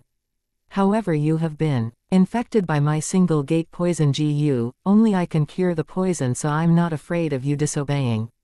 Since that is the case, your clan has to give me 3,000 stalks of moon orchids every week, also 3,000 primeval stones. I will come around every now and then to pick up the goods and temporarily cure your poison, sparing your useless life. Thank you so much for your mercy, sir. Thank you so much for your mercy, sir. The fourth generation clan head cried repeatedly, kowtowing non-stop. His head bled continuously as it bumped against the mountain rock. HMPH, stop kowtowing, I despise groveling people like you the most. What so-called GUU genius, strong rank 5 fighter, how unworthy of your name. You better serve me properly. This is also regarding your life. Ugh! The flower wine monk suddenly cried out, his face making a horrified expression. He kicked away the fourth generation clan head with his leg, his body swaying. He frantically backtracked a few big steps, yelling at the fourth generation clan head, how do you still have GU? The fourth generation clan head was kicked at the pit of his stomach and he spat out a mouthful of blood. He got up with a painstaking effort, his face revealing a scheming smile. Ha ha ha, anybody has the right to punish people of the demonic faction. This GU is called Moonshadow, it is the best at hiding. Even though it is only rank 4, but it has the ability to restrict the usage of the primeval sea and primeval essence. Demon, you and I have been fighting fiercely, you don't have many GU on you anymore, how could you possibly restrain the Moonshadow GU? Just obediently surrender and become my servant, as long as you serve me until I am happy, you will still have a chance to live. The flower wine monk flew into a rage and roared, to hell with you. His voice had barely faltered away when his body surged forward like a bolt of electricity, a punch landing onto the fourth generation clan head's heart. The fourth generation clan leader did not expect the flower wine monk to be so radical. Even if his primeval sea was threatened, the flower wine monk was unwilling to compromise. A huge force came and he flew into the air, his body falling onto the ground like a broken sack. Thump! He spouted out a huge mouthful of fresh blood, the red liquid mingled with countless bits of internal organs. Have you gone mad? We could have totally settled this over a discussion. He stared daggers at the flower wine monk, his lips moving with great effort. His sentence went unfinished, for his legs gave way and his head crooked to the side. He died. Clan head. Men of the demonic path are all insane. Kill him, kill this demon. Avenge the clan leader. He has been inflicted by the Moonshadow GU, he can't just simply use his primeval essence anymore, over a time even his primeval essence will be threatened. The elders who were watching at the sidelines all roared in fury and swarmed the area. Ha ha ha, all those who are looking for death, come. The flower wine monk cried into the air. Facing the elders charging at him, he rushed at them headfirst. A fierce battle ensued and the flower wine monk quickly had the upper hand. Very soon all the elders had collapsed onto the ground, some of them injured and the rest dead. Just as the flower wine monk was about to finish off the surviving elders, his facial expression suddenly changed and he covered a hand over his abdomen. Damn, I'll come back in future to deal with you lot, said the flower wine monk. He stared daggers at a few of the elders and his body moved like electricity as he fled into the mountain woods, disappearing without a trace in the blink of an eye. Chapter 16, Taking as much as possible that one can take, try touching it. You have already been poisoned by my single gate poison GU. Without my other GU that acts as the counterpart to it, after 7 days you will turn into pus and blood and die. To compare myself to Sir Flower Wine, I'm just a fart. I must have been unwell in the head, to actually not recognize such a great person and offended Sir Flower Wine. Sir Flower Wine, please remember my clan's generous hospitality earlier and spare my life. The scene replayed itself over for the second time on the wall. Fang Yuan remained silent. When the motion picture started to repeat itself for the third time he finally sighed faintly and said, I see. This method of leaving a moving picture with sound on the wall was probably the flower wine monk's doing with the help of a photo-audio GU. This GU was able to record down imagery and project it out later. The photo-audio GU fed on light and sound to survive. For some unknown reason this secret cave emitted red light, while at the same time the stone crevice was connected to the outside world, so it would not completely isolate the sounds outside. Right now Fang Yuan could still hear the roaring of the smaller waterfalls. Thus the photo-audio GU was able to live on in this secret cave. A moment ago when Fang Yuan ripped away the withered vines, he had probably alarmed the photo-audio GU heating in the stone wall. As long as one is not stupid, with mere guesswork one could tell that this moving image was authentic. Back then, the fourth-generation clan head tried to plot against the flower wine monk but he failed. After he lost in the battle he tried a sneak attack, even though it repelled away the latter, he eventually died because of it. This part of history was considered disgraceful, and the remaining surviving clan elders decided to tamper with the truth. They reversed the roles of the fourth-generation clan head and the flower wine monk.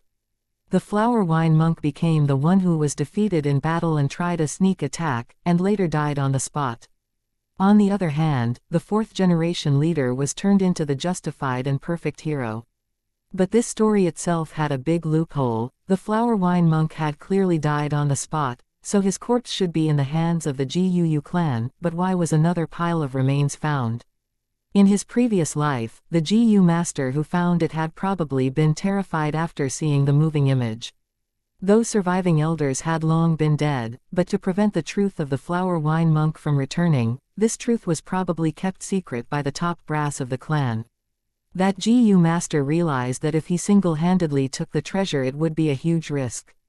If people investigated and found that he was involved with the flower wine monk in future, the top brass would naturally execute him. Thus after making his choice, he did not dare to hide away this treasure, but instead make a decision to notify the top brass. By doing so it would prove his loyalty to the clan. His subsequent circumstances would also show that he made a wise choice. However, even if he did that, it didn't mean that Fang Yuan would do the same. I went through a pretty rough time searching for this treasure, so I should take everything for myself. Why should I share it with others? So what if I've been found out? Without braving the risks, where would you get profit? That GU master is really cowardly. Fang Yuan smiled coldly, no longer caring about the moving image that kept repeating on the stone wall. He turned around and stretched his hand, using his strength to pull apart the dead vines and roots. The flower wine monk's remains were also affected. It was originally intact, but right now it was being broken into several pieces. Fang Yuan could hardly care. He kicked away a piece of leg bone that was in the way and squatted again, searching through the remains. Firstly he found a bag of primeval stones. When he opened them he only found 15 pieces. Old miser, Fang Yuan spat. The flower wine monk's outer appearance looked flashy, but unexpectedly he only had so little money put aside. However, he quickly thought of the reason. The flower wine monk went through a fierce battle. Add on to the fact that he got tainted by the Moonshadow GU, so he would definitely have used primeval stones to heal his injuries. To be able to leave behind 15 pieces was actually not bad already. After that he found a few dead GU remains. Most of them were flower and grass variety, and had all completely withered away.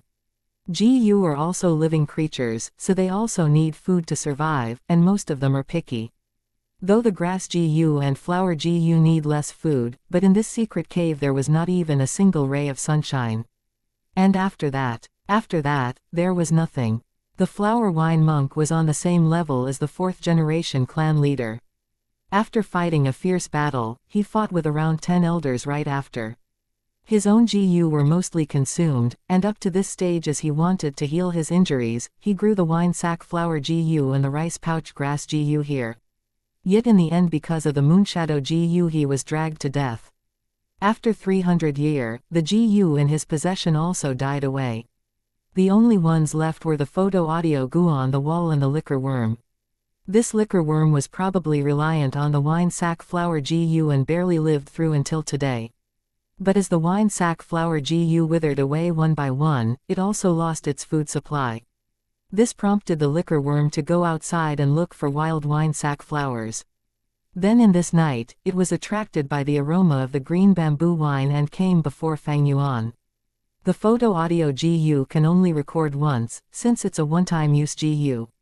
Looks like the liquor worm is my greatest gain here, no wonder that GU Master decided to report to the clan.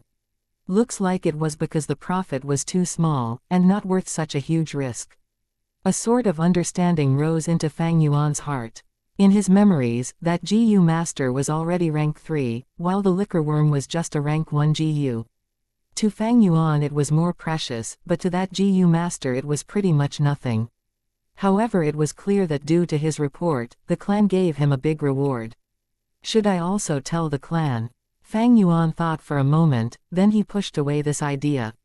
The flower wine monk's treasure seemed to be just the liquor worm and the primeval stones, but that was not the case. The most valuable thing was actually the wall that hid the photo audio GU. In other words, it was the moving image that did not stop repeating on the wall. This image could entirely be sold to other villages. Trust in the fact that the top brass of the 2 other villages on Qingmao Mountain must be very interested in this sort of evidence that could strike hard onto the conviction of a clan. What? You said something about a sense of loyalty and honor to the clan. I'm so sorry, Fang Yuan does not have one bit of that.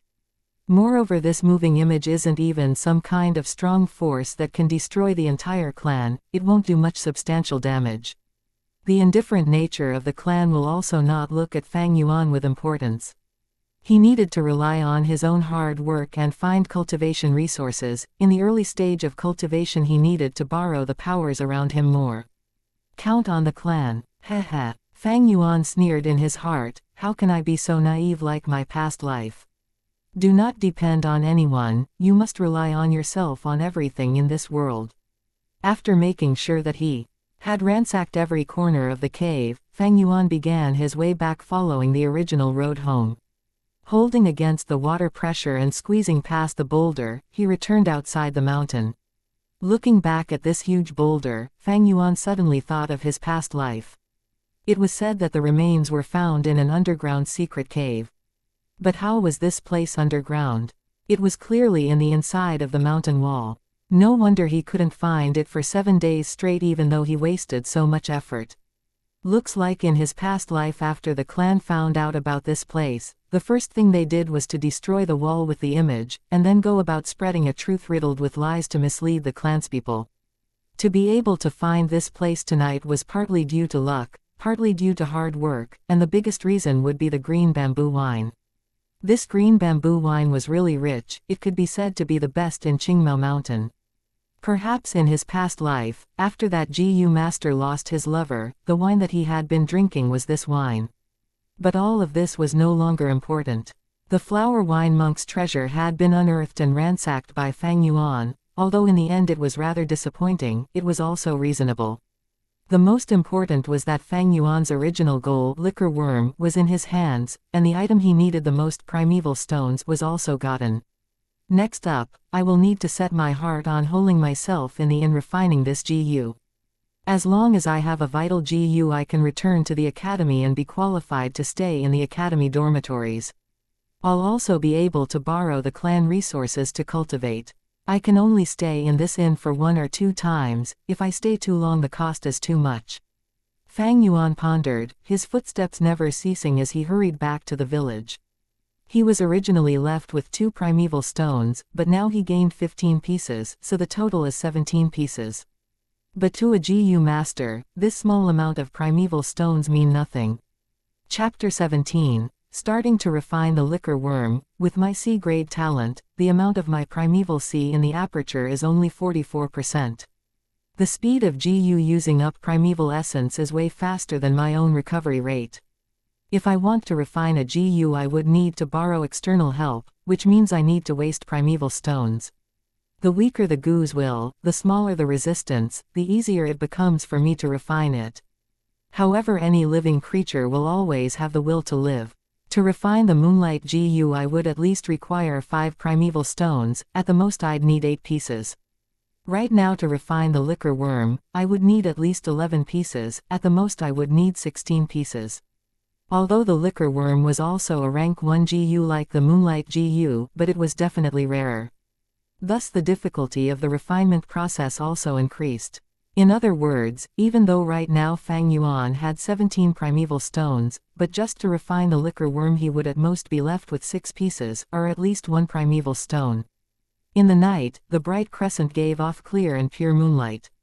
The moonlight was like the Lady Saint's gentle hand, lightly stroking over the Guu village. Along the way the bamboo houses were like jade, standing in great numbers. The night breeze blew slowly. Under this moonlight, Fang Yuan found his way back to the inn. The inn door had already closed. Fang Yuan banged on the door. "I hear you, I hear you. Who is it, knocking on the door at this late time?" The inn worker grumbled as he opened the door, his eyes puffy from sleep. But when he saw Fang Yuan standing at the door, all the displeasure and sleepiness from his expression changed, and he bent his waist and said with a flattering smile, "Ah, it's his young lordship. This little one is very lucky to be able to open the door for his lordship." Fang Yuan nodded his head, his expression cold with indifference, and walked into the inn. His expression made the worker laugh in a more humble manner, and he took the initiative to ask, "My lord, are you hungry? Would you like me to notify the kitchens and make some small dishes for you as supper?" "No need," Fang Yuan shook his head and only ordered, "Go and prepare some hot water for me, I would like to wash myself." "Yes." The worker immediately nodded, "My lord, go on to your room first. I guarantee you, the hot water will be sent over immediately." Fang Yuan let out a noise of approval and went up the stairs, heading towards the second floor. The worker watched Fang Yuan's back, his 2 eyes glittering in the light, revealing an expression of jealousy. "This is a Gu master, oh if only I had the talent to cultivate, how good that would be." He shook his fists, sighing deeply. These words floated into Fang Yuan's ears and he smiled bitterly in his heart. A Gu master had the power to transcend mortals, becoming a man above men, but in this process the price that was to be paid was also very high. The first difficult problem was financial resources.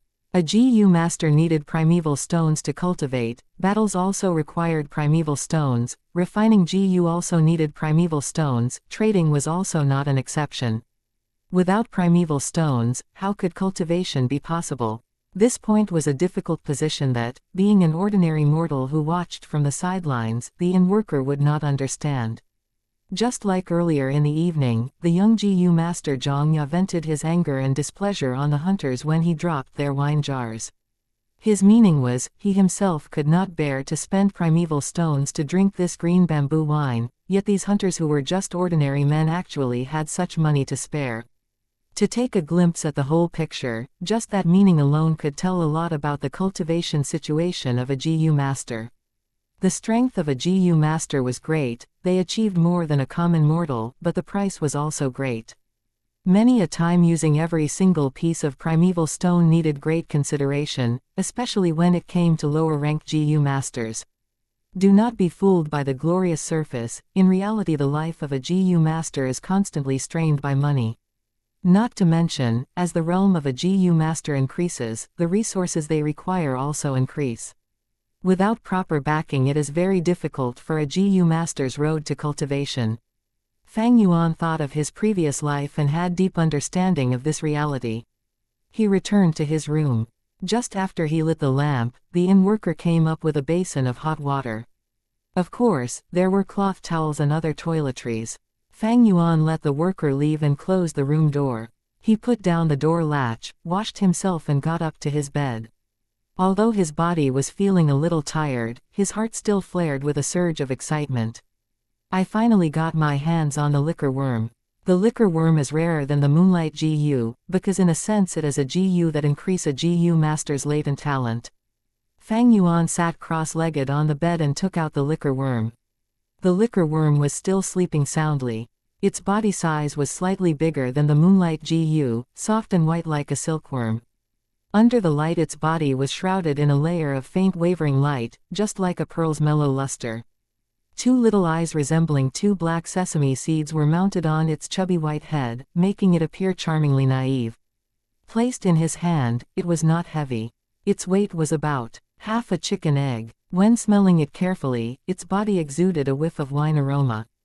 This fragrance was not the aroma of green bamboo wine but the liquor worm's own fragrance. The smell was faint and misty, as if it was not there. Fang Yuan's nose twitched as he inhaled the fragrance of the liquor worm. The wine fragrance moved straight downwards into the aperture, entering into the green copper primeval sea. The primeval sea surged and rippled for a moment, quickly absorbing in the wine. A gleam of pure and refined primeval essence was produced. The other primeval essence had an emerald green color, shining with a metallic copper luster. However, this primeval essence was a pale green, and it was more condensed than the original primeval essence.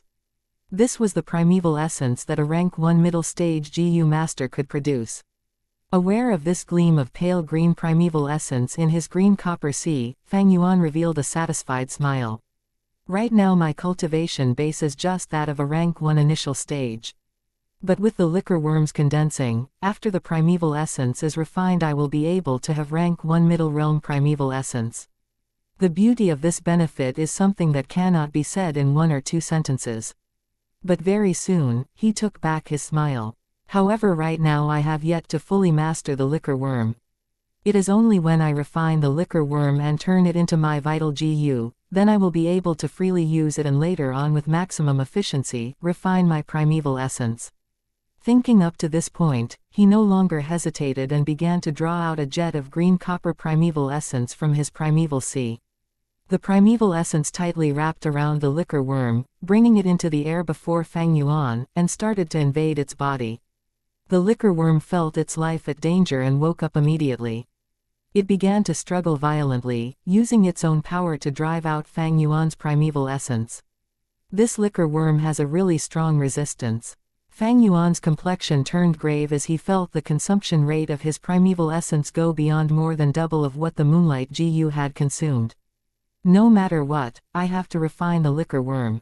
His 2 eyes flashed with a firm light as he continued pouring primeval essence into the liquor worm. In the room, the candles on the table quietly burned, shining a bright light in the middle of the room while the far corners of the walls were dark. The candlelight radiated on Fang Yuan's face, but he had already closed his eyes, gathering all his focus onto the liquor worm.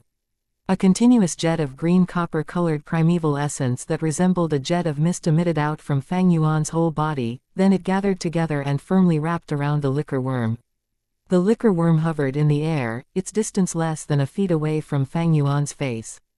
It struggled with all its might in the midst of the green copper primeval essence. Time slipped away quietly. As the candles burned, they became smaller and the light grew dimmer.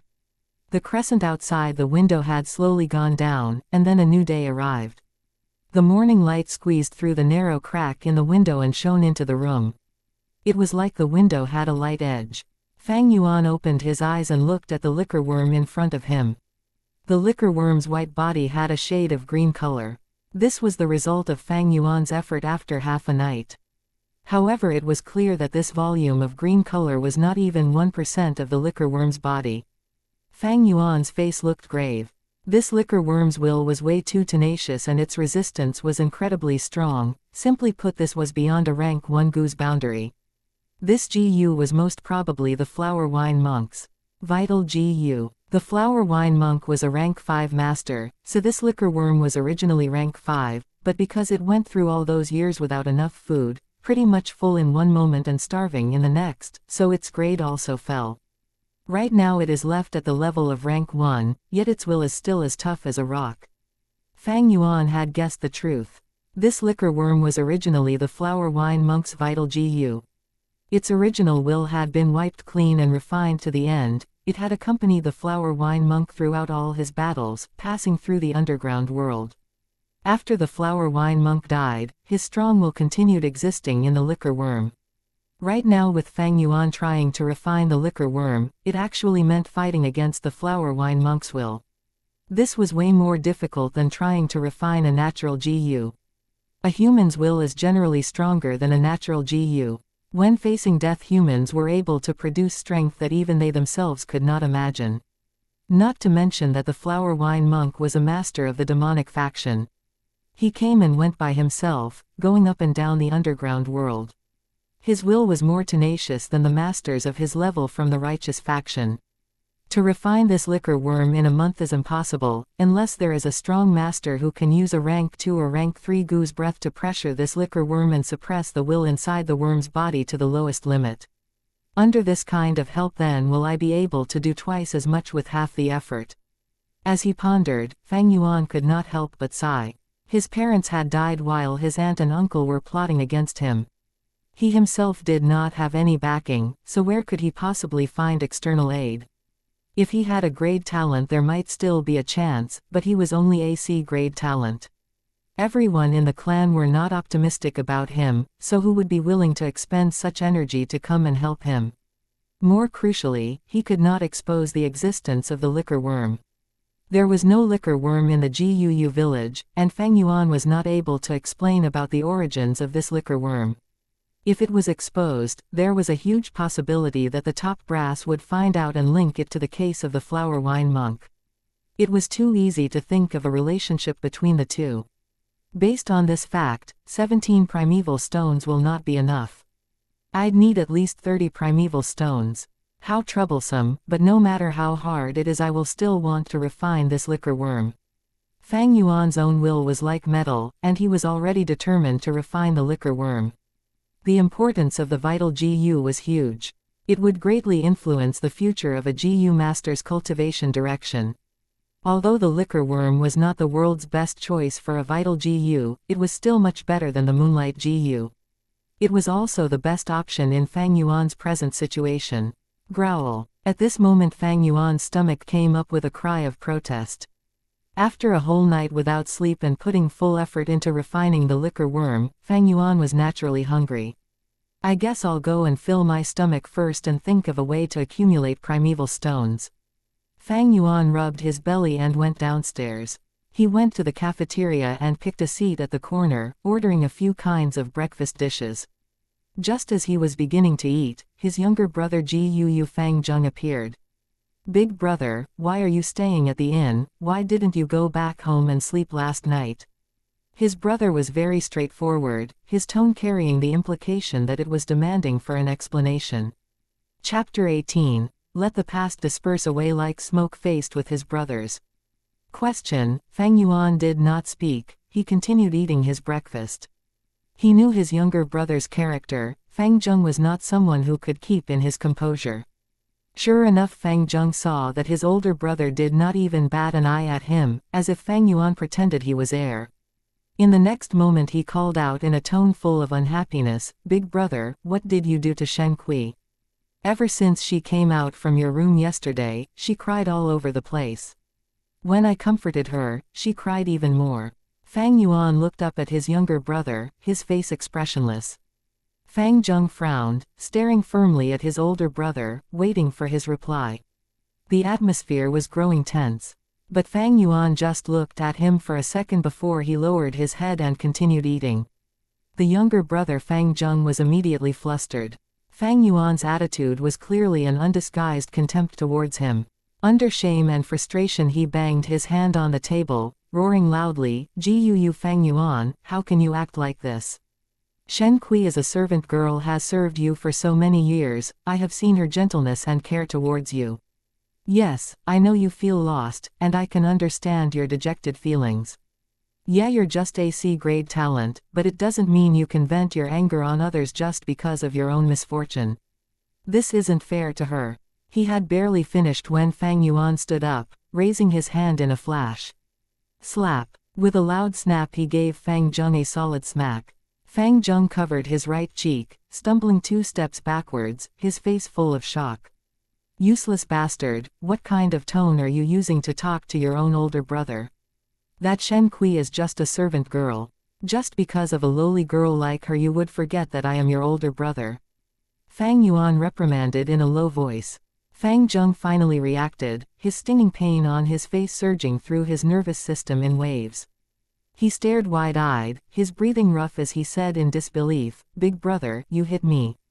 From the time I was still young until I grew up, you have never hit me before.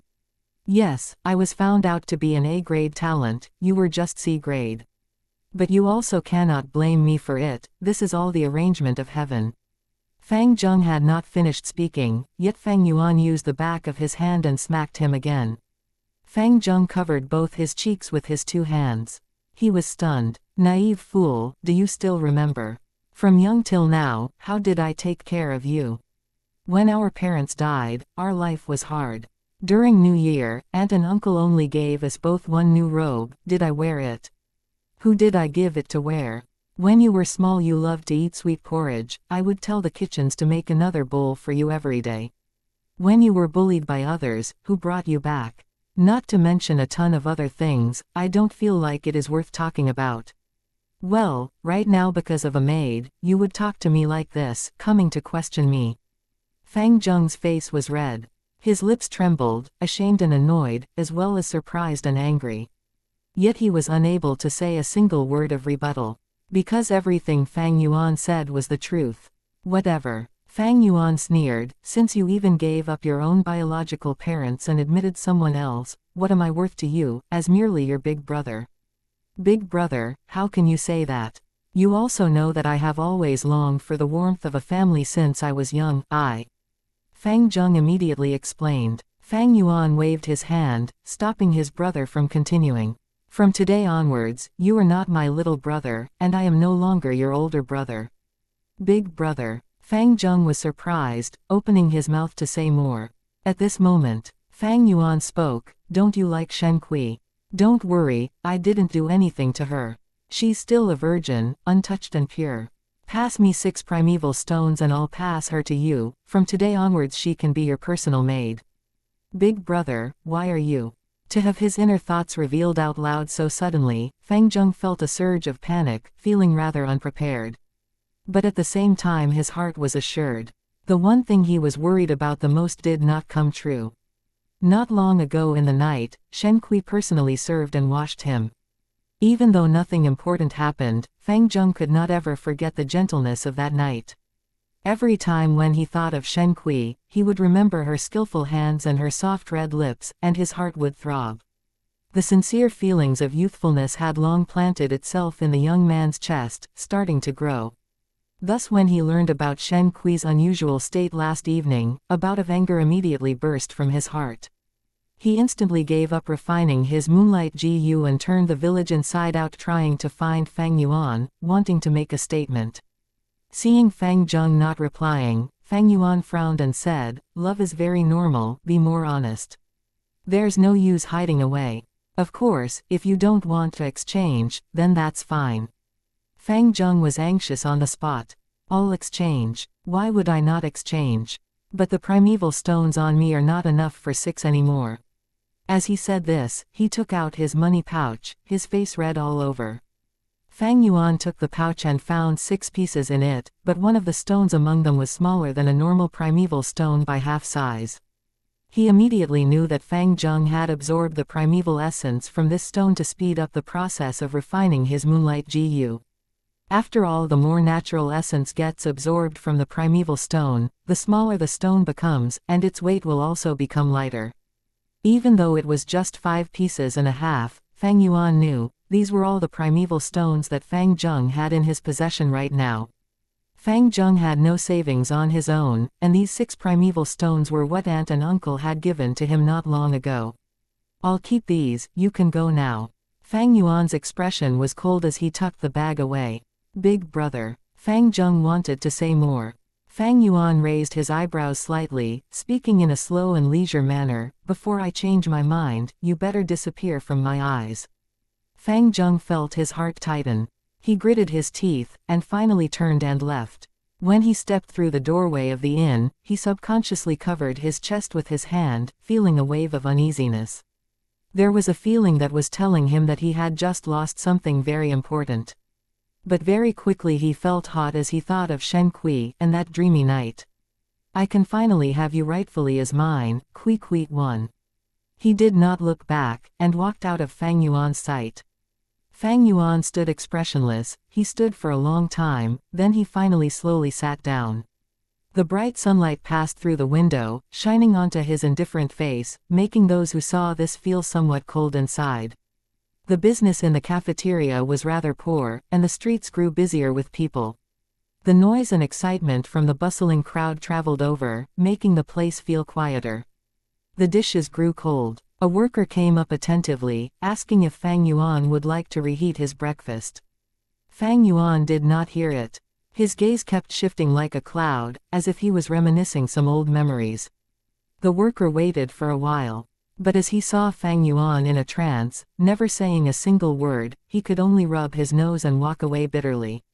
After a long time, Fang Yuan's eyes became focused again.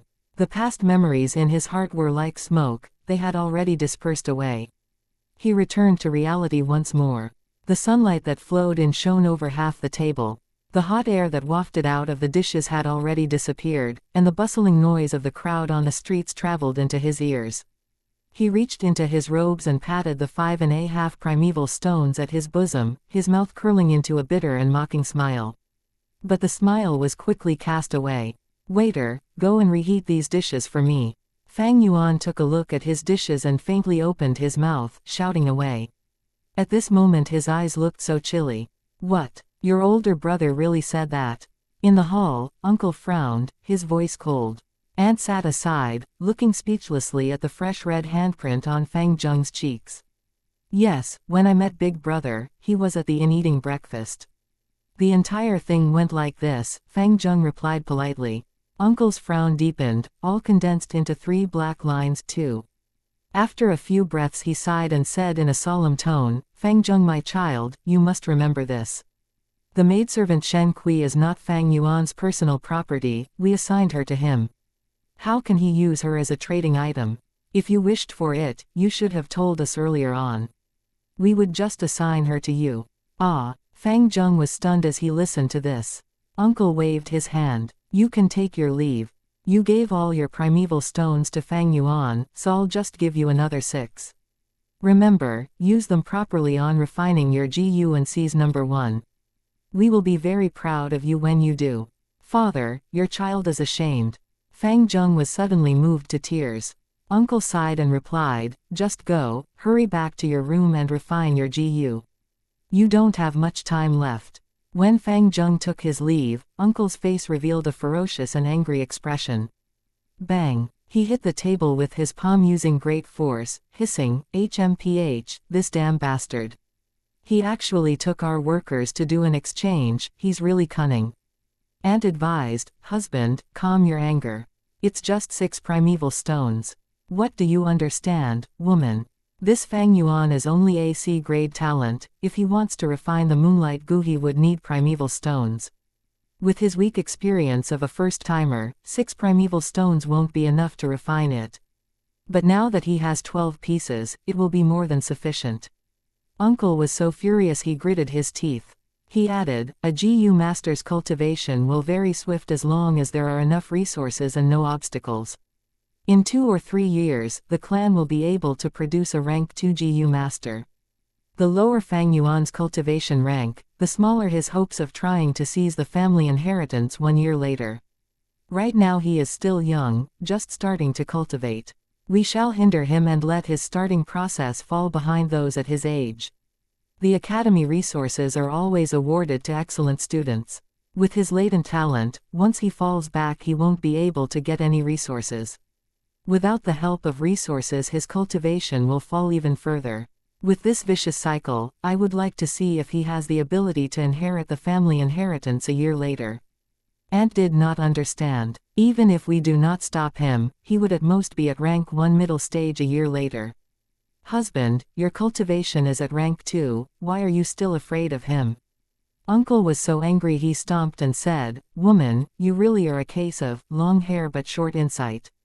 With just my identity as the senior, should I really beat down the younger generation?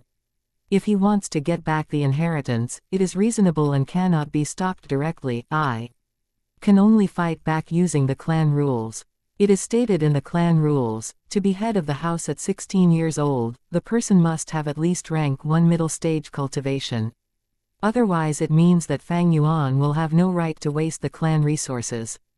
After I have said this, do you understand now?" Aunt was enlightened. Uncle narrowed his eyes, a glint in his gaze. He shook his head a little, sighing as he said, "Fang Yuan is just too smart, too cunning. He could even see through a power play. What kind of intellect is this? Scheming and calculating at such a young age, how terrorizing. Initially I was going to continue plotting against him, yet he moved out straight away. I wanted to further rely on Shen Kui to monitor and trouble him, but in the end he went away and even earned 6 primeval stones. Alas, if he could be as stupid as Fang Zheng, that would have been great. Oh right, from today onwards you must treat Fang Zheng better. He is an A-grade talent after all. Not to mention I can see that he has feelings of dissatisfaction and unhappiness towards Fang Yuan. These emotions are a good thing, they must be guided properly. I have a sort of feeling that he will become the best tool to deal with Fang Yuan in future. In the blink of an eye, 2 days had passed.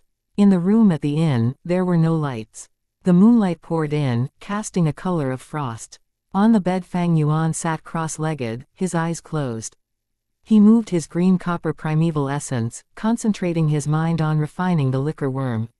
On its body, a small cut had already been dyed the green color of green copper, but the liquor worm's will was still as tenacious as ever.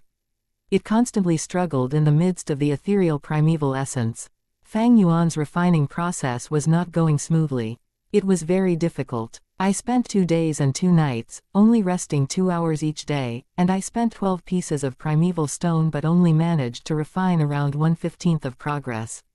Calculating according to the time, I guess someone will succeed in refining their GU in these few days. Fang Yuan could see the situation clearly.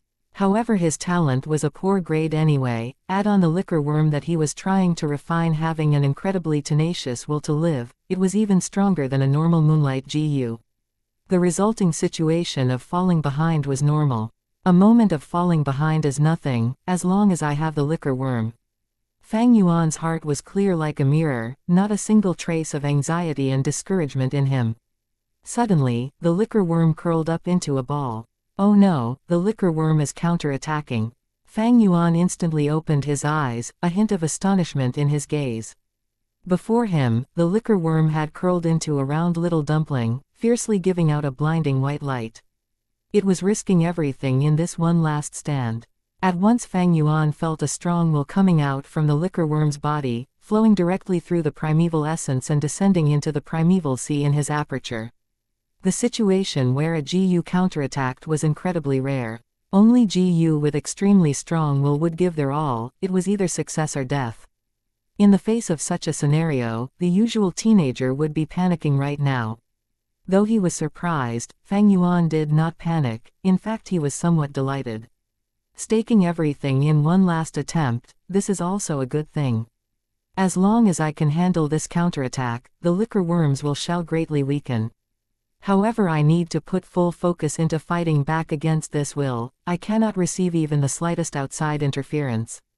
Or else that would be bad, sigh.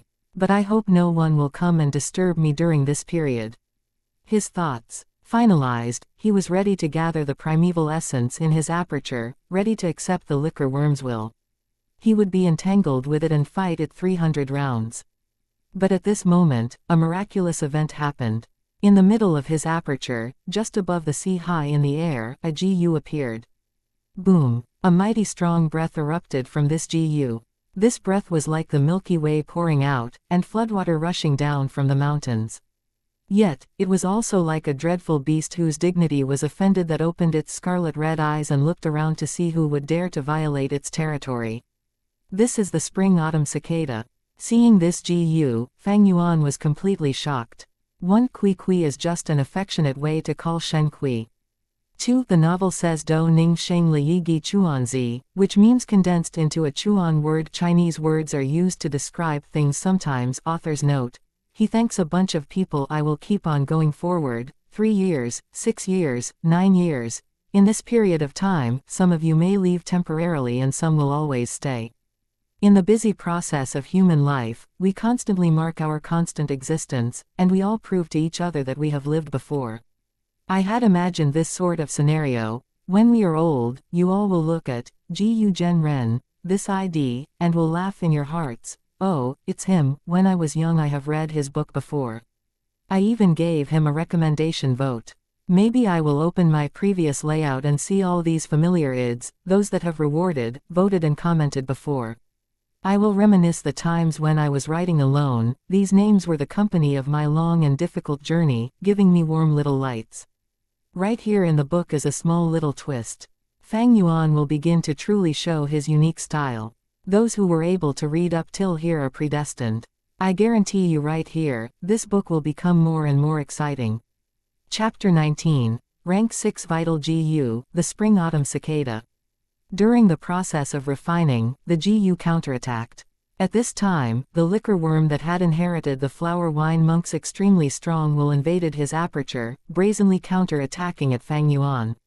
This strong willpower descended from above, surging down towards the bottom of the aperture where the green copper primeval sea was. The waves in the sea tumbled, setting off bursts of high tide. Under Fang Yuan's will, large amounts of primeval essence rose upwards to the sky and gathered together, forming a towering monster wave, brazenly accepting the incoming liquor worm's will. Just as both sides were about to collide viciously in the middle of the aperture, a faint image of a GU worm emerged in a blank area between the two energies. This was a cicada. The cicada's body was not large. If the moonlight GU was described as a blue crystal shaped like a curved moon, then this cicada would be a delicate craftwork that was made from palm wood and tree leaves by a master craftsman. The GU sported a brownish-yellow head and abdomen. Its surface had the texture of a tree's growth rings, as if it had witnessed countless years. On its back were two very wide and translucent wings, like two tree leaves overlapping.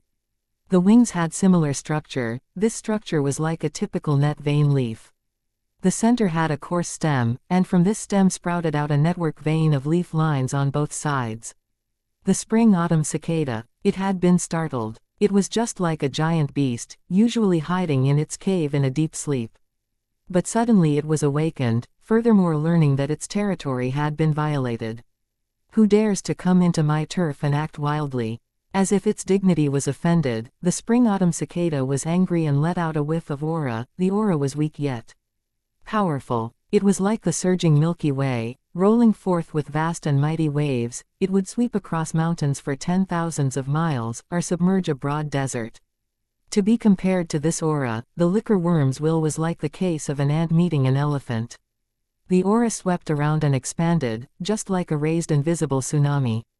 The invading will of the liquor worm did not even have the ability to withstand it. It was immediately swallowed whole by this aura. Fang Yuan felt depressed. The green copper primeval essence that he had thrust forward with his might collided with this aura like it was a wave crashing onto a great mountain. In a moment the condensed primeval essence disintegrated and dispersed into rain, scattering down to the primeval sea. The waves on the primeval sea rose one after another. It was like a rainstorm had just swept across, increasing its turbulence. But after a few seconds, the spring-autumn cicada's aura spread down, pressing onto the primeval sea. Fang Yuan felt like he heard a buzz. In an instant, the rolling waves on the sea calmed down. The spring-autumn cicada's aura firmly repressed the entire primeval sea, just like an invisible mountain pressing down. The surface of the sea was calm like a mirror, not a single wave rolling about. It was like an originally crumpled piece of paper, a boundless giant hand covering over it suddenly, flattening it. This was easily an incomparable power. Fang Yuan felt a pressure weighing like an enormous invisible mountain pressing down on his heart. He compared it to Sun Wukong being pressed down by the five elements mountain. Fang Yuan could not even mobilize a single pint of primeval essence. However, although he was shocked, he was not afraid. In fact, his heart felt great joy. I didn't think the spring-autumn cicada would actually follow me and be reborn together. So it's actually not a one-time use GU worm, but one that can be used again repeatedly.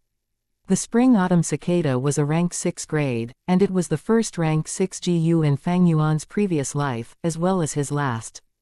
Just to make it, Fang Yuan had used all means and resources, wasting an incredible amount of strength, using 30 years of fermenting to finally succeed. But not long after he succeeded, when the spring-autumn cicada was still fresh from the oven, warriors of the righteous faction felt Fang Yuan's threat and gathered together to attack and kill him. After being reborn, Fang Yuan did not find the spring-autumn cicada, so he thought it had died. But in reality it had fallen into a deep sleep, resting inside Fang Yuan's body. To travel back 500 years in an instant was a huge blow to its vitality. It was too weak, so weak that even Fang Yuan as its master could not feel it. Right now, even though the spring-autumn cicada had appeared, its situation was still bad. After being reborn, it had always been resting in a deep sleep. To appear right now was because it had felt the danger that the aperture was facing. It could be said that the liquor worm's will had awakened it. It was weak, very weak, extremely weak. In Fang Yuan's memories, the original spring-autumn cicada was full of vitality. Its body was like a precious floorboard, giving out a warm and glossy varnish. Its two wings were verdant green, like two soft tree leaves that had just freshly sprouted. But right now, there was a strong and deathly chill emanating from the body of the cicada. There was no shine or gloss from its body, making it feel rough and dim like dead wood. Its wings were not the color of soft and green leaves, they were fully yellow, just like the withering leaves of autumn. The tips of its wings were slightly rolled up, a little incomplete, just like the corner of fallen leaves. Seeing this, Fang Yuan felt both distressed and lucky. He was distressed because the spring-autumn cicada suffered such a heavy blow. It was barely a step away from death, just a foot away from the edge of a cliff. The fortunate thing was, thank heavens the spring-autumn cicada was weak to this point, or else he would be in great trouble. One must know, between a GU master and a GU, both must complement each other. The best would be both having the same rank. A rank 1 GU master should use a rank 1 GU, this was the most appropriate. If the GU's grade was lower than the GU master, when the GU master uses it, it would be the equivalent of a strong man carrying a small stick. The strength output would be small. If the GU's grade was higher than the GU master, when the GU master uses it, it would be the example of a small child carrying a heavy axe, unable to wield it properly. The spring-autumn cicada was a rank 6 GU, and Fang Yuan was just a rank 1 initial stage GU master. To use an image as example, the spring-autumn cicada would be a mountain, and Fang Yuan would be a squirrel. If the squirrel wanted to use the mountain to beat its enemy, the squirrel would just be squashed flat by the mountain at the first second. If the spring-autumn cicada was at its peak state, Fang Yuan's weak rank 1 aperture could not even tolerate it. The majestic aura of the cicada would just make the aperture burst to death. Fortunately it was at its weakest state, so Fang Yuan's aperture could accommodate it right now. I gave up the moonlight GU, going through all the lengths to find the liquor worm just to refine it into my vital goo. But in reality I already had a vital GU from the start. The spring-autumn cicada is my vital GU. Fang Yuan's heart was filled with emotion as he felt the close connection between him and the spring-autumn cicada. The vital GU is the first GU that a GU master refines. It is terribly important, and would affect the future development of a GU master by a large extent. If a vital GU is well picked, the GU master's development will become smoother. When the vital GU is of a poor grade, to a GU master it would just drag down his cultivation and let peers surpass him. The more important thing is that it would affect the matter of life and death in a battle. Fang Yuan was clear on this point, so he was not satisfied after choosing the GUU village's signature Moonlight GU. He just had to go all the way to find the liquor worm. In his memory to a rank 1 GU master, the liquor worm was already considered a high-quality pick. The Moonlight GU was just a choice that was slightly above average. But life is fascinating, because no one will ever know what is waiting for him or her at the next moment. Fang Yuan had refined the spring-autumn cicada in his previous life. After his rebirth the spring-autumn cicada fell into a deep sleep, but the connection between them still existed. In fact Fang Yuan found that, as if going through the refinement of the river of time, his connection with the spring-autumn cicada had grown even closer and mysterious than his previous life. It was just because the spring-autumn cicada was too weak, so Fang Yuan was not aware of it. Therefore in the real sense, the spring-autumn cicada is the first GU that he had refined. The only thing was that the spring-autumn cicada was not refined in his current life, but the result of hard work in his previous life of 500 years. The spring-autumn cicada was Fang Yuan's vital GU. A rank 1 GU master, having a rank 6 vital GU. If this sort of thing was said out loud, it is expected that no one would believe such a thing. This has already broken the limits of human cognition. But yet, that is exactly what happened. The truth is beyond doubt. The liquor worm is a vital GU is already one of the best choices, but when you compare it to the spring-autumn cicada, it is just like scum on the ground. My vital GU in this life is actually the spring-autumn cicada, ha ha ha. Quote. Chapter 20. The Academy Elder is speechless. The immense joy he felt did not overcome his mind. He quickly calmed down and started to consider the consequences that the spring-autumn cicada would bring to him. The spring-autumn cicada's ability is rebirth. But right now it is at its weakest state. At the instant I use it, it'll die. However, it is still a rank 6 GU, so I can totally use its aura. This won't do any damage to its body. He. After he finished pondering, he closed his thoughts and opened his eyes. The liquor worm was hovering before him, shivering in the midst of the smoke-like green copper primeval essence that had surrounded it. Earlier, because it wanted a chance to survive, desperation drove the liquor worm risk everything on a single throw. Yet in the end its will was easily defeated by the spring-autumn cicada's aura. Due to this it suffered a heavy blow, its current strength not even 1% of the original will it had. Spring-autumn cicada. With a simple thought, Fang Yuan released a small trace of the spring-autumn cicada's aura. This aura pressured onto the liquor worm's body. The liquor worm immediately stood still, motionless like a dead creature. It scattered will felt the spring-autumn cicada's aura. Like a mouse that had run into a cat, it was frightened. It shrank into a ball and was too afraid to move even a slight bit. Fang Yuan laughed and took the opportunity to mobilize his primeval essence. In the beginning, when he tried using his green copper primeval essence to refine it, the liquor worm's will resisted fiercely, so it could only expand arduously bit by bit. But right now Fang Yuan's green copper primeval essence drove straight in, flowing vigorously without resistance. There was no obstruction at all. The green copper color on the surface of the liquor worm rapidly expanded. In a few winks, the once pearl-white liquor worm was fully dyed green. The general situation had passed. The last remains of the liquor worm's will was finally washed away easily by Fang Yuan's will, dissolving into nothingness. With that, the liquor worm was fully refined. Compared to the beginning where Fang Yuan had to endure hardship akin to trampling mountains and crossing ravines, the refining process right now was as easy as swallowing saliva. A kind of mysterious and cordial feeling connected the liquor worm and Fang Yuan together.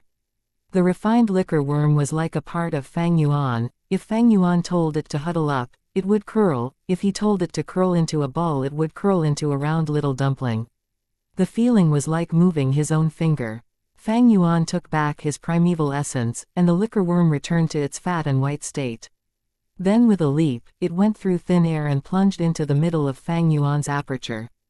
When it was inside, the liquor worm flew a distance away around the hovering spring-autumn cicada and entered the green copper primeval sea. On the sea surface the liquor worm stretched its body arbitrarily. Occasionally it would twist around its chubby waist, appearing comfortable as if it were bathing in a hot shower. With the spring-autumn cicada, my plans will have to change. Fang Yuan gathered his mind away from the aperture and took out the moonlight GU. He repeated what he did earlier, letting out a hint of the spring-autumn cicada's aura, pressing it down on the moonlight GU. As it felt the spring-autumn cicada's aura, the moonlight goose will immediately surrendered, its fear so great its will could only turtle up in the furthest corner of its own body. Fang Yuan's primeval essence poured in. In the blink of an eye, the moonlight GU was dyed a jade green color. Finally, with just a simple thought, the moonlight goose will was easily strangled. After he was done, he took back his primeval essence and the moonlight GU returned to its original, semi-transparent, blue crystal form. He put away the moonlight GU. It did not enter his aperture, but instead directly dropped onto his forehead, forming a pale blue crescent mark in the middle of his brow. The entire refining process of the moonlight GU from beginning to end did not take more than 5 minutes. Comparing the start of his difficult refining process to the situation right now, the speed was rapid and created a sharp contrast. Not only was it very fast, the consumption of primeval essence was also very little. For the past few days, Fang Yuan had consumed 6 pieces of primeval stones just to refine the liquor worm. But tonight, while Fang Yuan could see the bottom of the primeval sea in his aperture, he did not use a single stone. Ha ha, with the spring-autumn cicada at hand, it is as easy as having a god's help. After today all I just need to do is use its aura to pressure down, any rank 1 GU will be easily refined. Even though I only have C-grade talent, I don't need to borrow the help of primeval stones. The difference of before and now is like heaven and earth. Fang Yuan's mood was joyous. Right now his situation was like pushing away the mist and cloud to see the blue skies. Although the spring-autumn cicada was at its weakest point, it was still a rank 6 GU. A fallen tiger still leaves behind threat, a festered ship still has 3 pounds of nails 1. Just relying on its aura, Fang Yuan's cultivation from today onwards would receive a huge driving force.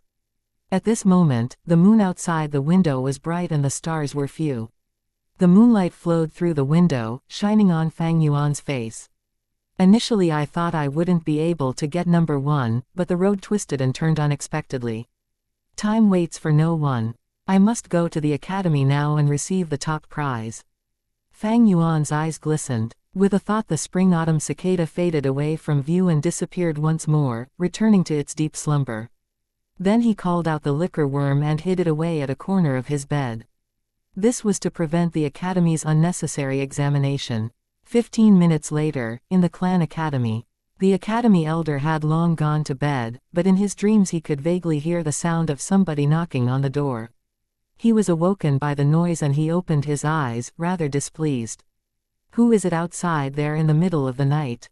Instantly a voice replied in a respectful tone, reporting to Sir Elder. It is a student from this year's batch, he has already finished refining the Moonlight GU. You have instructed your subordinates earlier to report to you the very instant the first name appears, no matter what time it is. Well, it's true that happened. The academy elder frowned, and then he got off his bed. As he put on his robes he asked, which student is it that got number 1 this year? Is it Gu Fang Zheng? The subordinate outside the door replied, it seems so. The moment I heard the news I hurried over here to tell you about it, sir. It seems to be someone from the Fang family branch. Hee, counting the time, it is probably him. The academy elder laughed lightly, confidently saying, who else could it be besides the A-grade talent genius? All those B-grade talent students would still be worse even with the help of primeval stones. Or else why would the grade of cultivation talent be so important? As he said this he pushed the door open and came out. Outside the door, his subordinate respectfully bowed, moving 2 steps backwards. Sir is right, he echoed. In the hall, 10 candles or so burned together, brightening up the hall. The man who had received Fang Yuan had already cleared up all doubts by now. Under the bright light of the candle fire, his face showed a stunned expression. Wait, what did you just say? You were called Gu Fang Yuan, not Gu Fang Zheng. Fang Yuan nodded. At this moment the elder walked in from the entrance. Fang Yuan and the man stood up and turned around to greet. When the academy elder saw Fang Yuan, his face was full of smiles. He strode over and stood in front of Fang Yuan, patting his shoulder in a friendly manner. You did well, Gu Fang Zheng, you did not disappoint me. You were indeed an A-grade talent, genius. All those B-grade, C-grade peers of yours will never compare to you no matter how hard they try. Ha ha ha. Fang Yuan and Fang Zheng were twin brothers, their outer appearance was similar to a fault. Even the academy elder was mistaken. Fang Yuan was neither haughty nor humble. He took a little step back, letting his shoulder free from the academy elder's hand. He stared at the academy elder, his hands folded behind his back. Then he said with a faint smile, Sir Elder, you have been mistaken. I am Gu Fang Yuan, Gu Fang Zheng is my younger brother. Huh. The academy elder opened his mouth slightly, his expression startled. He glared at Fang Yuan doubtfully, his brow turning into a frown. After a few breaths, he finally spoke. You are Gu Fang Yuan. Correct, sir, Fang Yuan replied. You have refined the Moonlight GU. The academy elder was extremely surprised. His 2 eyes glared firmly at Fang Yuan's crescent mark on his forehead. His eyes were shining, he was asking the obvious. Indeed, that is the case, Fang Yuan said. Then, you are first of your batch. The academy elder was asking stupid questions, but he was not entirely at fault.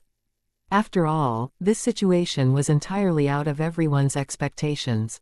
One must know that he had been in charge of the academy for decades and is extremely experienced. He had seen C-grade talent students contending for number 1 before this, but it was never this early. Not to mention that in this batch there were peers with A and B grade talent. If there is no one earlier than me. Fang Yuan pretended to be in deep thought, then he rubbed his nose and continued, then it seems like it. The academy elder. 1. It means that while spoiled damaged, it can still be put to use. Chapter 21. How can it be that Big Brother got number 1? The sky was not yet bright, and the sun had yet to rise. The east sky just began to turn bright, the dark colors in the sky slowly fading away, the smell of the night still remaining in the air.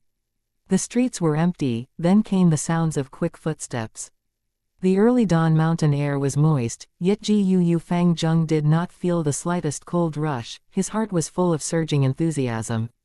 His face blushed red, and now he was walking swiftly toward the academy. I have been cultivating hard these few days, spending 2 primeval stones. I did not sleep at all last night, and I've finally successfully refined the Moonlight Gu. I am an A-grade talent and I was so hardworking. No one can be faster than me, no one. Father and mother, I told you I won't let you feel disappointed. When he thought of the moment where he told his aunt and uncle about the good news earlier, they expressed happiness and relief, making Fang Zheng feel a surge of joy and pride. Just wait, all you clanspeople who look down on me, and Big Brother. From today onwards, I shall make you all look up to me, Gu Fang Zheng. The more he thought the more Fang Zheng felt excited. He could not help but clench his fists, and his pace quickened a little more. He came to the academy entrance. The academy's 2 guards looked at him strangely. They asked him, Gu Fang Yuan, why are you back? What, Big Brother was here just now. When Fang Zheng heard them, his face showed a hint of surprise and puzzlement. Whatever. He would never have guessed that Fang Yuan would snatch away number 1. He shook his head and cupped his hands together, his tone carrying a trace of arrogance. 2 elder brothers, I am not Gu Fang Yuan, but I'm Gu Fang Zheng. I have already successfully refined my vital Gu, and I am here to come and take the top prize.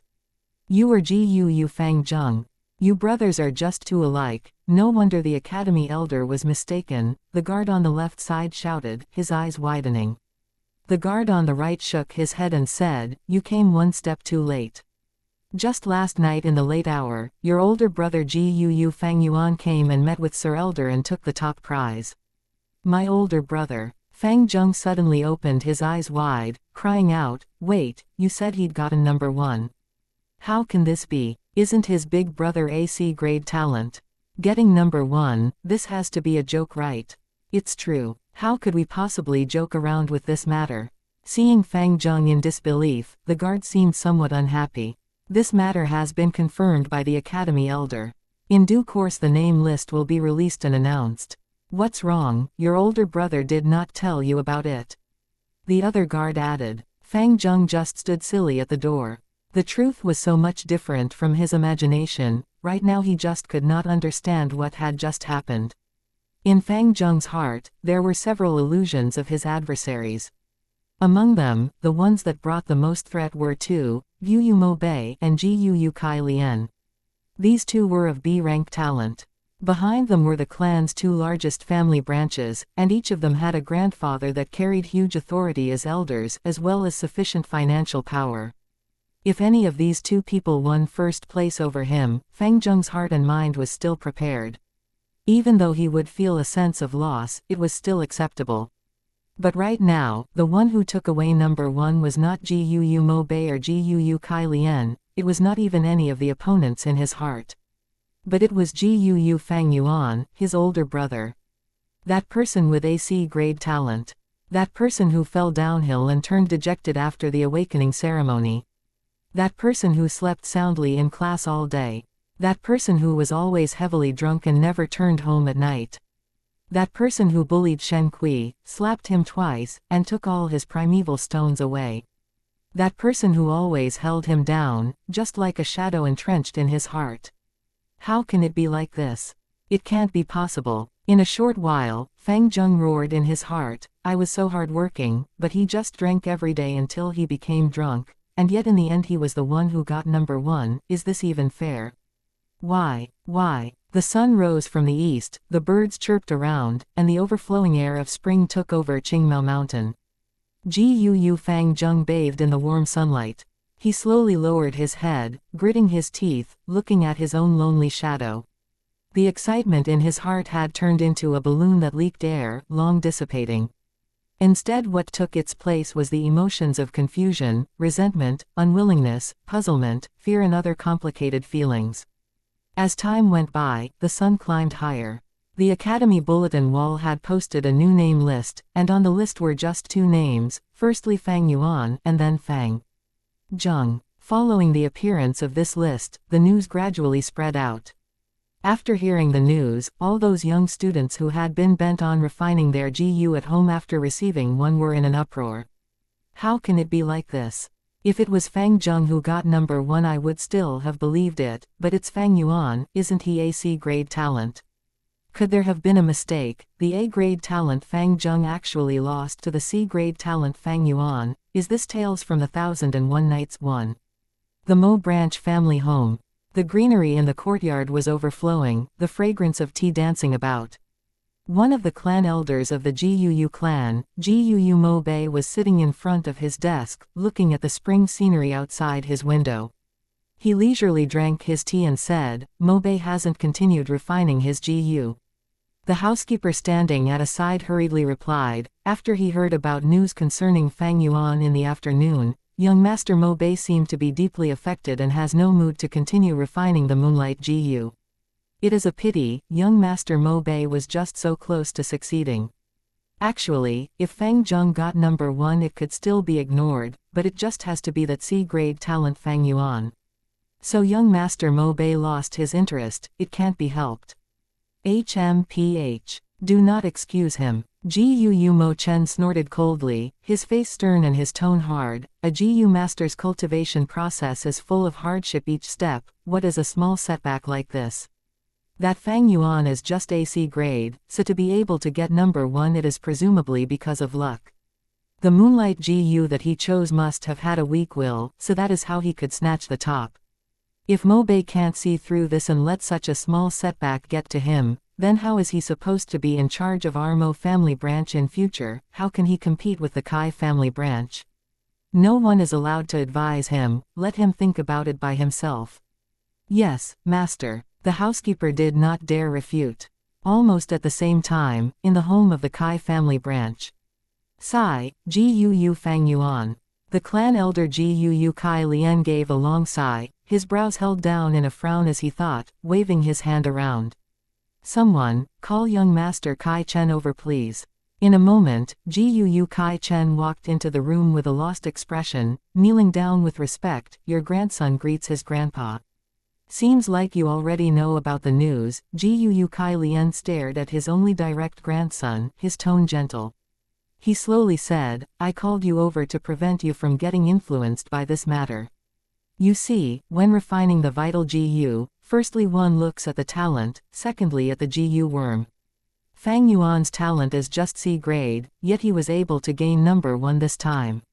This means that the GU he chose compared to all the Moonlight GU your peers have, has a will that is much weaker. This is entirely due to luck. So my grandson, do not be discouraged, this is nothing really. He is just a C-grade talent, though he is the same as you, but his supply of resources is not as well as yours. His road to advancement will also be harder than yours, believe your grandpa, you will soon surpass him. Hence you should put away this trivial matter. Fang Yuan will not be your opponent, and is not worthy to be your adversary. Your real enemies are the A-grade talent Fang Zheng and the Mo family's Mo Bei. Do you understand? Yes, thank you for your advice, Grandpa. I understand. I will go now and continue refining my GU. Guu Kai Chen had lost the sad expression on his face, replacing it with a high-spirited will to fight. Elder Gu Kai Lian nodded his head, satisfied. A kindly smile emerged from his face and he said, "Good grandson. While your talent is only C grade, but you can be rest assured that Grandpa will fully support you. Later on, I will come out and use the aura of a rank 3 GU worm to suppress your moonlight goose will and help you refine this GU. 1 Tian Fang Yi Tan." It speaks of tales from the 1001 Nights here. Chapter 22. Dancing Moonblade. The sky was blue and clear, looking pure as if it had been washed clean. The sun was shining golden. Puffs of white clouds floated away, and a group of colorful peacock parrots chirped as they flew beneath the blue sky, forming an arrow formation under the clouds as they soared. This variant of colorful parrots would only appear in large groups during springtime. Their bodies were littered with feathers the color of the rainbow, their bodies the size of an eagle. The birds had parrot beaks, while their tails were that of a peacock's flowing long tail. It had been 10 days since the day Fang Yuan managed to acquire number 1 in the test to refine the vital GU. The spring breeze blew over the whole mountain's green grass, while the wild flowers bloomed eagerly, and the bees and butterflies danced around together. Life was surging all around. It was the wonderful beauty of spring. The breath of spring was so strong that the tall bamboo walls surrounding the training grounds could not hold it back. This training field occupied 3-1. The ground was flat, paved with a layer of thick and wide gray graphite. Its 4 sides were planted with green spear bamboo. These green poles were placed closely together side by side, straight and tall, forming a circle of green high walls. While below the wall corners were stone as well, clumps of green grass emerged from many areas. In between the bamboo were also some wild roses, poking in from the outside, a few even climbing the wall.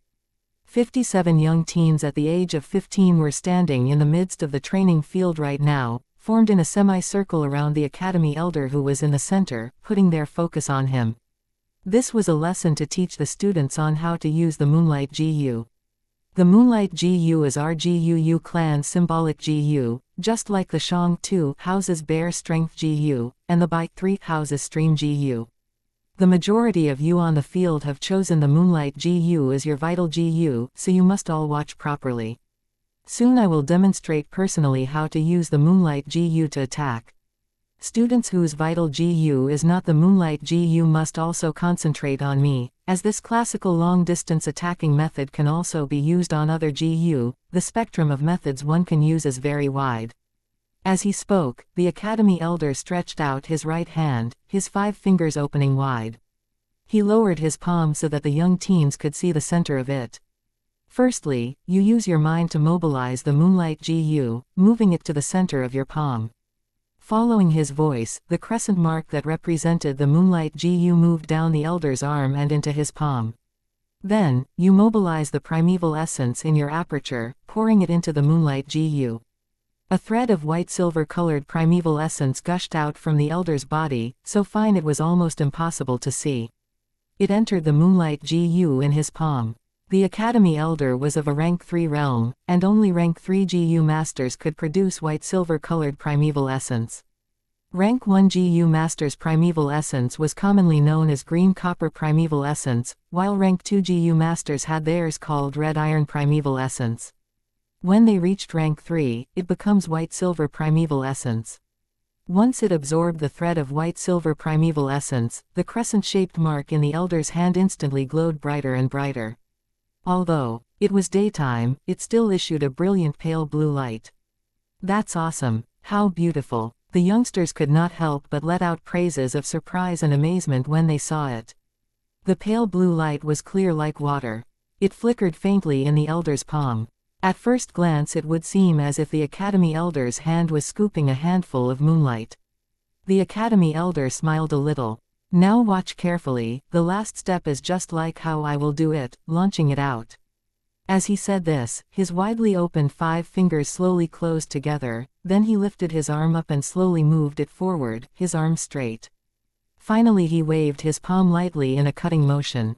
The entire movement was steady and powerful. Swoosh! The young students could hear a light brushing sound beside their ear. Following the academy elder's movement, the condensed water-like pale blue light in his palm was thrown out like that. The light transformed into a small moonblade in the air, the faint blue moonblade only the size of a wide-open hand, the shape just like the crescent moon in the night sky. It drew a straight line in the air before it hit a grass puppet 10 meters away. A tearing sound was heard, and the grass puppet's neck that was about 30 centimeters thick was cut clean by the moonblade.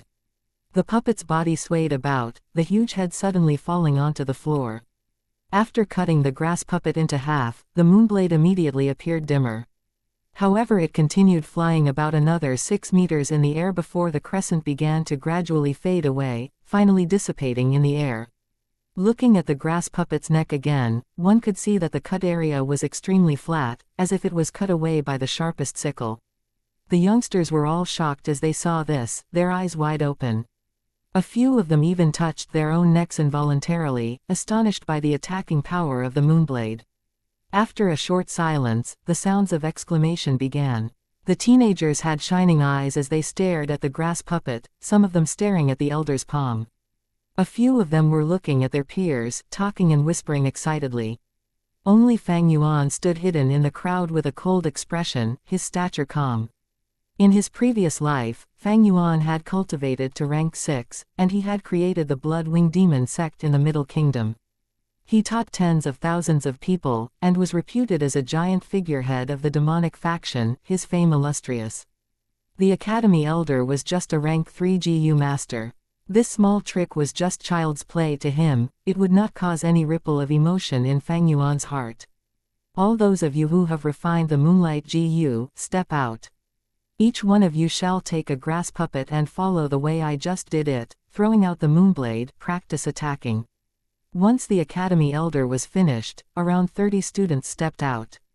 In this batch the entire clan had 100 young teens joining the awakening ceremony. Those who had cultivating talent were around 57. Among these students, those who had chosen the Moonlight numbered around 35. After going through these few days of hard work, they had all refined the Moonlight GU. Those that were left were all D-grade talents. It was not because they did not desire to refine the Moonlight GU, but it was due to the inability of their talent, so they could only withdraw after learning of the difficulty. To the youngsters of the GUU clan, the Moonlight GU was not a simple GU worm, but the symbol of the clan's glory. Very quickly 35 of them stood in a row. Each of them faced forward, standing 10 meters away from a grass puppet on the opposite. Fang Yuan stood in the middle of the row, but he did not garner any attention. The practice began. The students all stretched out their right hands, letting the Moonlight GU move to the heart of their palm. One by one the blue crescent mark started to give out water blue light as green copper primeval essence was poured in. But when they drew a vertical cut with their palm, only 7 or 8 crescents flew out.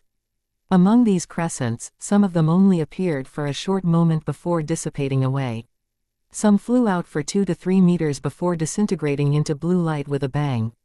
Some flew further, but the direction was severely off course, flying straight up to the sky.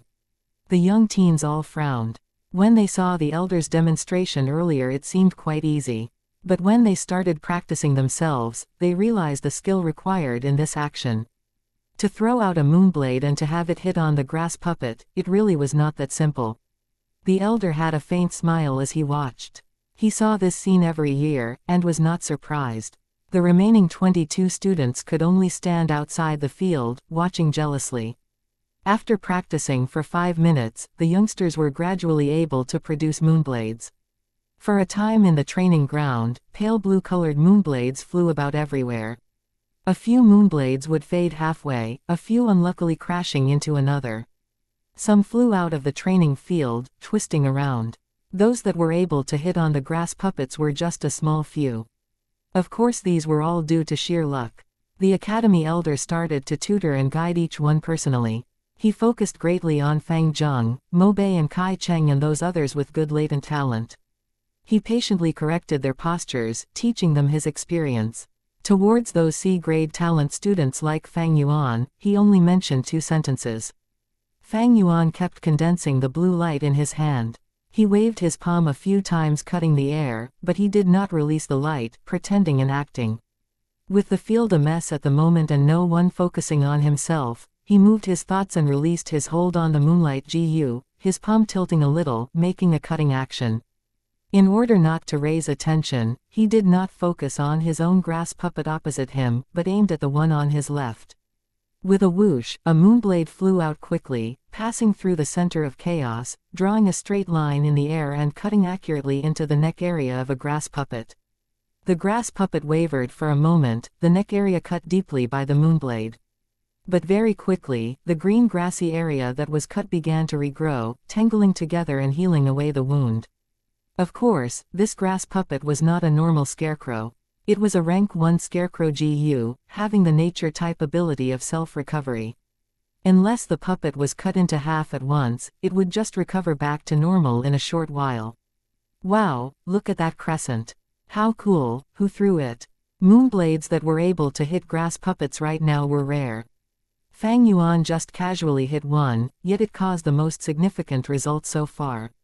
Thus in an instant the students outside the field gave out cries of surprise. Even the Academy Elder's attention was caught, and he asked, "That moonblade just now was not bad. Was it yours?" He looked at AC grade talent student with an enquiring eye, since that grass puppet was just opposite him. This male student blinked his eyes, feeling somewhat bewildered as he faced everyone's sudden gazes at him. To be honest, the field was just in a chaos earlier with moonblades flying about, so even he did not know if it was he himself who threw it. However, looking at it, it probably is me, thought the young boy. Then he nodded his head. Subconsciously, the youngsters around him immediately looked at him with admiration. Who is he? What is his name? Some of the girl students asked around. Even he can throw out a moonblade, I must not lose. Gu Mo Bei's eyes flashed with a hint of determination. So it's not Big Brother who threw it, Gu Fang Zheng inexplicably sighed with relief. After uncle and aunt consoled him, he was able to recover from the previous blow. Big Brother, you won first place last time because your luck was good, picking a weak-willed moonlight Gu. A Gumaster's cultivation cannot always rely on luck, I will win you. Fang Zheng was cheering for himself in his heart. You did well. Continue trying hard, seize the feeling you had earlier. The Academy Elder patted the student's shoulder, smiling as he encouraged him. The young boy quickly showed excitement and he nodded continuously, his eyes appearing with a different luster.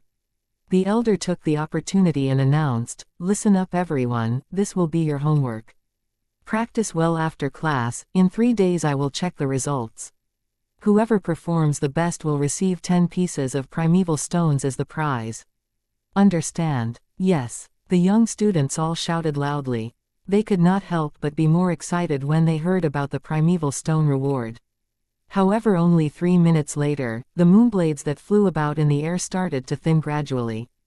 Damn, every single moonblade takes up 10% of primeval essence. The consumption of the moonblade is just too much. I am just AC grade talent, my aperture can only hold 38% of green copper primeval essence. I can only throw out 3 moonblades. Those that stopped all sighed. The Academy Elder was calm as he witnessed everything, but his heart sighed. This is the benefit of those with high cultivating talent. To use the moonblade, it is simply just 3 words, practice makes perfect. Those with higher grade talent are able to hold more primeval essence in their apertures, and the rate of recovery is faster, so they have more chances to practice.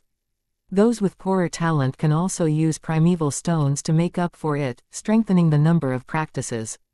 But those with low-grade talent and have no primeval stones, though they have the mind to practice, they will still be powerless.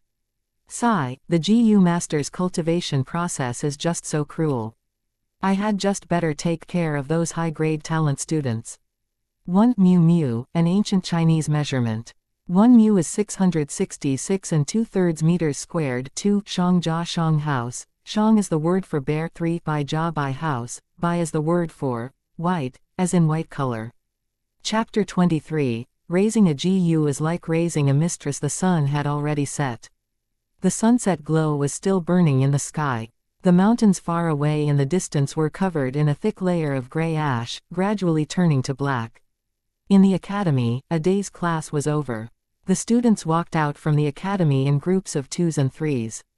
I'm really happy today, I learned quite a few things. Especially how I got to learn how to use the Moonlight GU. The way the moonblade flies in the air looks so cool. It's too bad that my talent isn't enough, so in the future I can only be a logistics GU master, I won't be able to go onto the battlefield. The young teenagers happily chatted away. A few of them called their friends over. Let's go and eat, we can drink some rice wine while we're at it, what do you think? Sure, that's not a bad suggestion. You guys go on first, I need to go to the store beside the Academy's GU room and buy a grass puppet.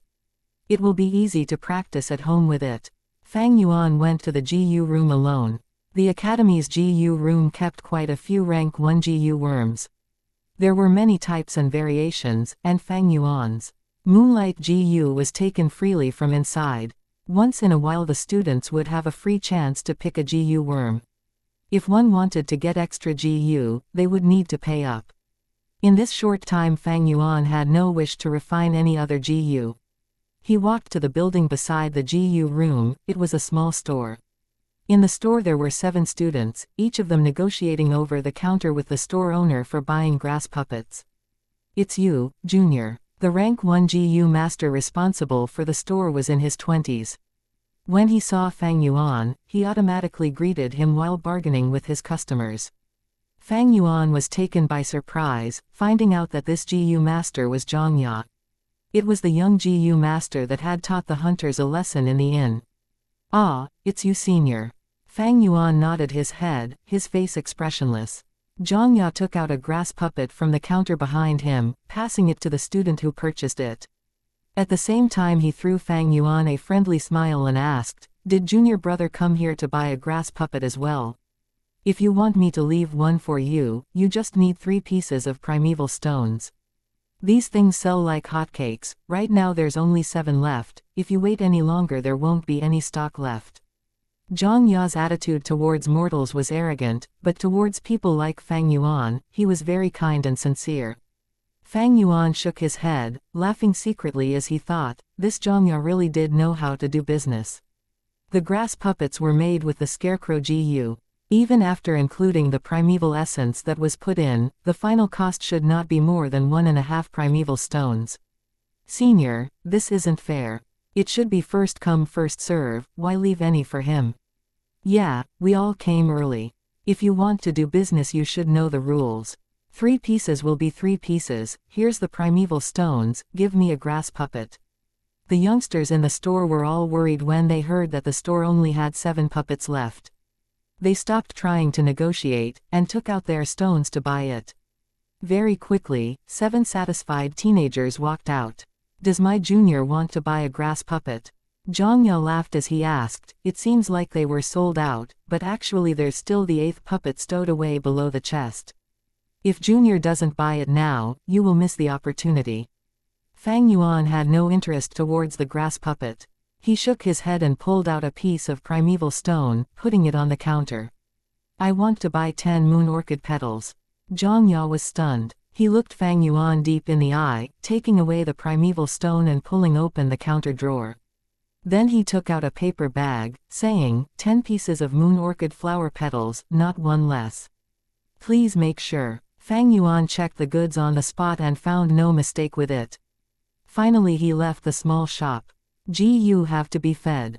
A GU master refines GU, uses GU, and at the same time needs to raise GU. Refining a GU is difficult, there is the risk of counterattack. Using a GU is not easy, one needs a lot of practice. The knowledge of raising a GU is even more extensive and profound, because there are all kinds of GU worms and their food are exceedingly strange. Some need to swallow soil, some need starlight, some require tears and some feed on the clouds and air from the 9 skies. Just by taking Fang Yuan's current 3 GU for example, the Moonlight GU requires moon orchid petals, 2 meals a day. In the morning and night 1 meal, every meal 2 pieces of flower petals. Meanwhile for the liquor worm, it needs to drink wine. A jar of green bamboo wine could support it for 4 days. As for the spring-autumn cicada, it is even more peculiar as it drinks straight from the river of time, maintaining its vitality. The river of time supports the flow of this world. It is not far away in the sky but very near at hand, flowing by every person's side. Every move made by every living creature requires the push of time. Time is like flowing water, hurriedly gliding forward.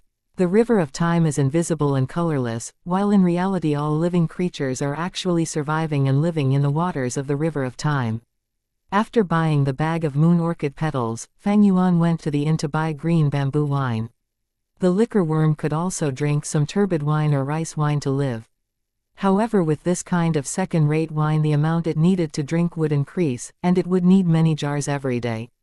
After calculating, Fang Yuan decided it would be better to buy green bamboo wine straight away. Not only would it be more worth than buying second-grade wine, it would also not arouse suspicion. "Young sir, you've come." The workers in the inn had already known Fang Yuan.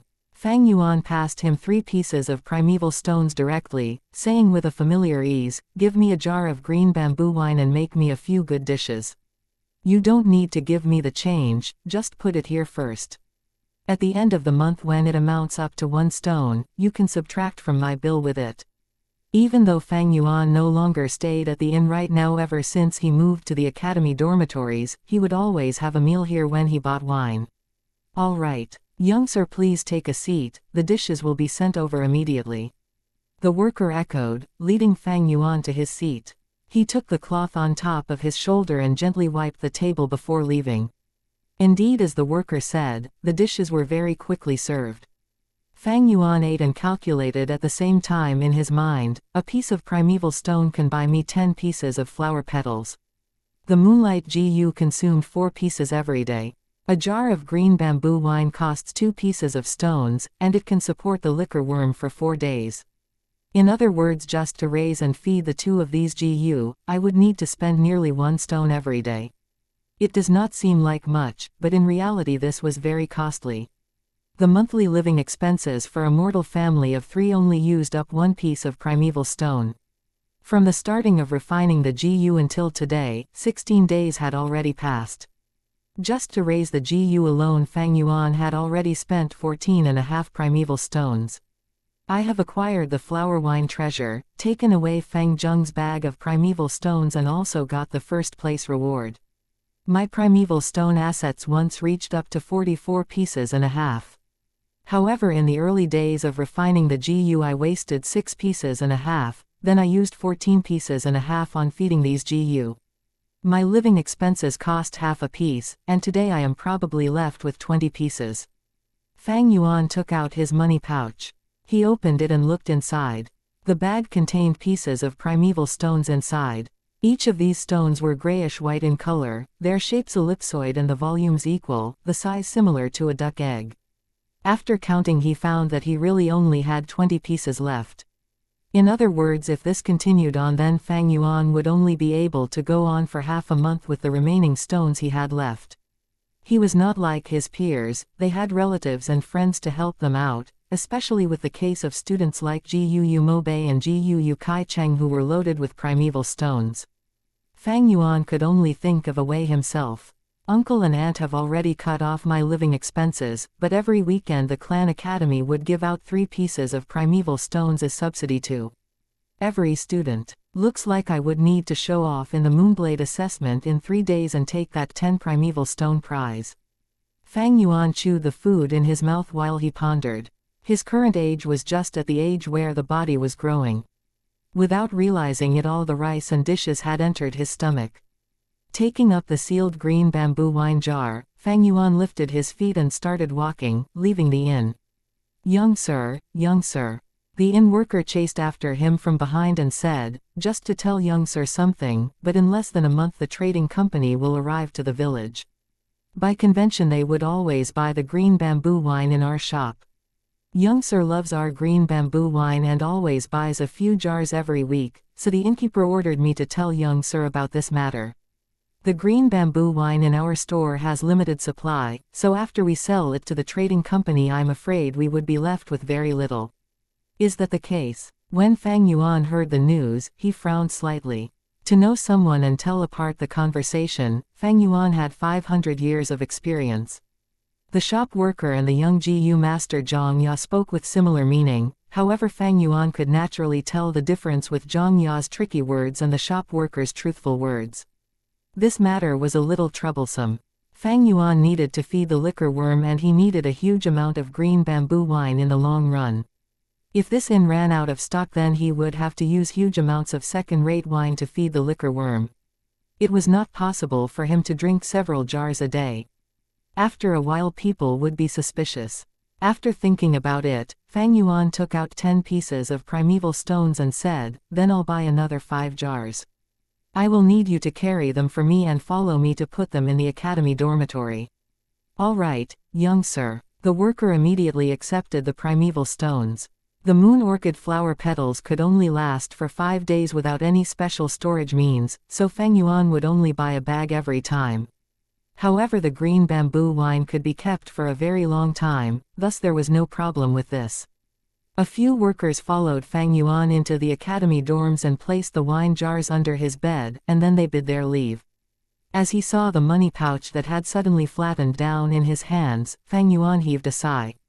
Refining a GU is hard, but raising a GU is also not easy. This is also considering the fact that he had his 500 years of previous life experience, so he did not need to practice using his GU, meaning that the consumption rate of primeval essence would be lessened and thus saving him a huge sum of expenses. For those at his age around him, they would need to practice using the moonlight GU and would need to waste primeval essence. To increase proficiency, one would need to practice many times. When too much primeval essence is consumed, primeval stones would have to be used as a supplement since the recovery rate is too slow. To buy a grass puppet it costs 3 primeval stones as well. All this is money. Fortunately my spring-autumn cicada feeds on time and not anything else. Otherwise I would have long gone bankrupt, I would never be able to support it. Fang Yuan suddenly felt very lucky. The more high-end the GU is, the greater the food consumption needed, or the more precious and rare the food required would be, thus the more difficult it would be to keep. A normal level rank 2 GU worm would cost up to around 1 to 2 pieces of primeval stones a day. It is good enough if the food is purchasable. There were some GU that required food that was relatively difficult to find, some of it did not even circulate in the market. Just like the spring-autumn cicada's food being time itself, this was actually more precious. After all, there was a saying, an inch of gold cannot buy an inch of time. No matter how much money you have, can you buy time? You can't. In theory, a GU master can refine an unlimited amount of GU. As long as you can refine it, whether 10, 100 or 1,000 worms is possible. You can refine as many GU as you wish to. But in reality a GU master normally only had 4 to 5 GU. Why? The biggest reason is because it is hard to afford. The higher the grade of the worm, the more expensive it would cost to feed and raise. It often gave a GU master too many difficulties to cope with, making them have unceasing headaches over it. Another reason was, unable to use. To use the moonlight GU to throw out a single moonblade attack, one would need to use up 10% of primeval essence. AC grade talent GU master could run out of primeval essence in their apertures after launching 3 to 4 attacks. To raise so many GU, wouldn't it be a waste if one couldn't use them anyway? Thus in the GU master's cultivation there was a saying going around, raising a GU is like raising a mistress. To keep a mistress you would need to buy food, clothes, a house, etc. It is very expensive, and the more you have the more costly it is, a normal man cannot afford it. Even if you keep so many, a man's energy is limited, he cannot use them all. Would you raise them just to look at them? When the rank of the GU master increases, so does the food standard of the GU worm. Thus please refrain from seeing how a GU master has no limit to the number of refining GU. In general a GU master only keeps around 4 to 5 GU of his level. If the number of GU was raised higher, the GU master would go bankrupt. Chapter 24. Close Combat GU Master 3 days later. Lowering your body to dodge, that is the usual technique of restraining against a flying fist. When your enemy comes and attacks you, quickly squat down and at the same time do a counterattack, striking his crotch and abdomen. Do not be afraid of a swinging fist. Usually those who come up and start swinging their fists at the first moment are people who have no brains and are impulsive and rash. On the martial arts field, the Academy's martial arts one instructor spoke while he performed actions to demonstrate. A wooden puppet's right first swept over, and the martial arts instructor quickly squatted down, dodging the incoming attack.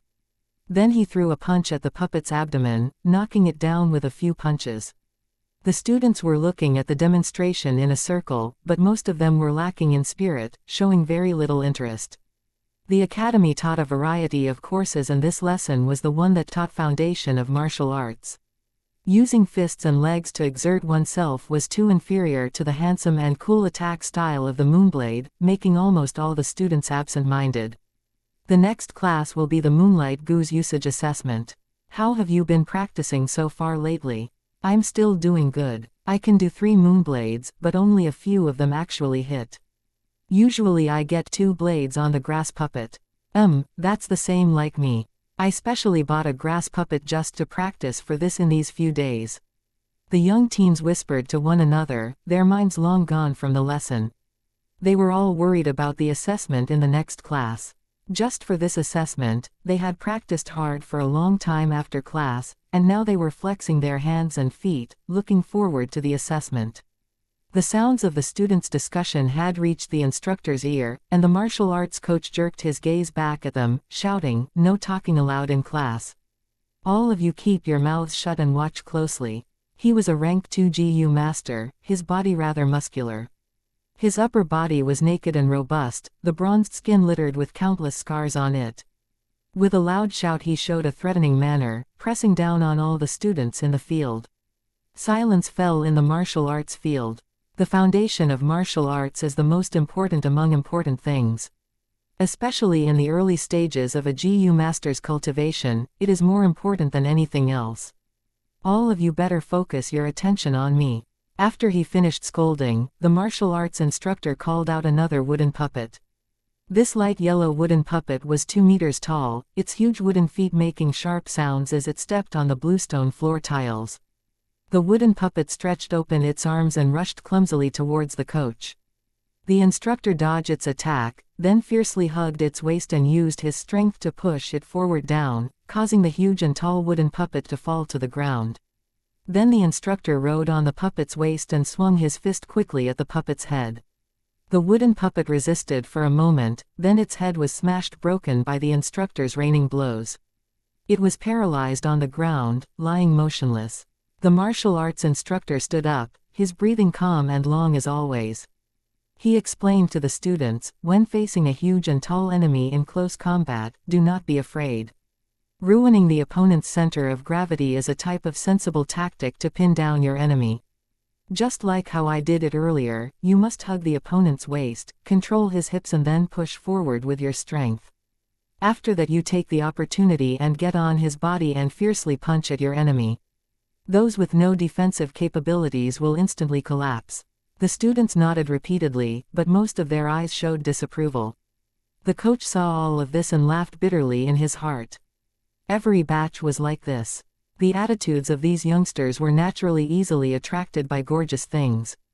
Without personal understanding and experience, it was hard for them to understand the importance of having a martial arts foundation. In truth, especially for a GU master in his early stage, while the basic martial arts did not look promising, it was actually more important than the blade attack.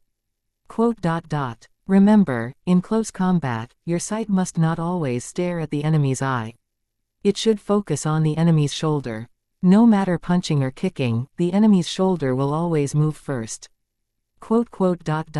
In close combat your speed is very important. The speed I am talking about in this context is not the speed of your fists, but the speed of the movement of your legs. Distance is the best defense. Keep your legs elastic, then you will be able to easily burst out your strength. When striking with your fists, maintain a triangle support. Otherwise you will lose your footing. The enemy has not fallen, yet instead you fell first. The instructor patiently explained while he demonstrated. These were all his valuable experiences that he got from sacrificing blood and tears, experience accumulated from long battles. Unfortunately, the students were unaware of this. They gradually started to whisper again, the focus of the discussion still on the next lesson's Moonblade assessment.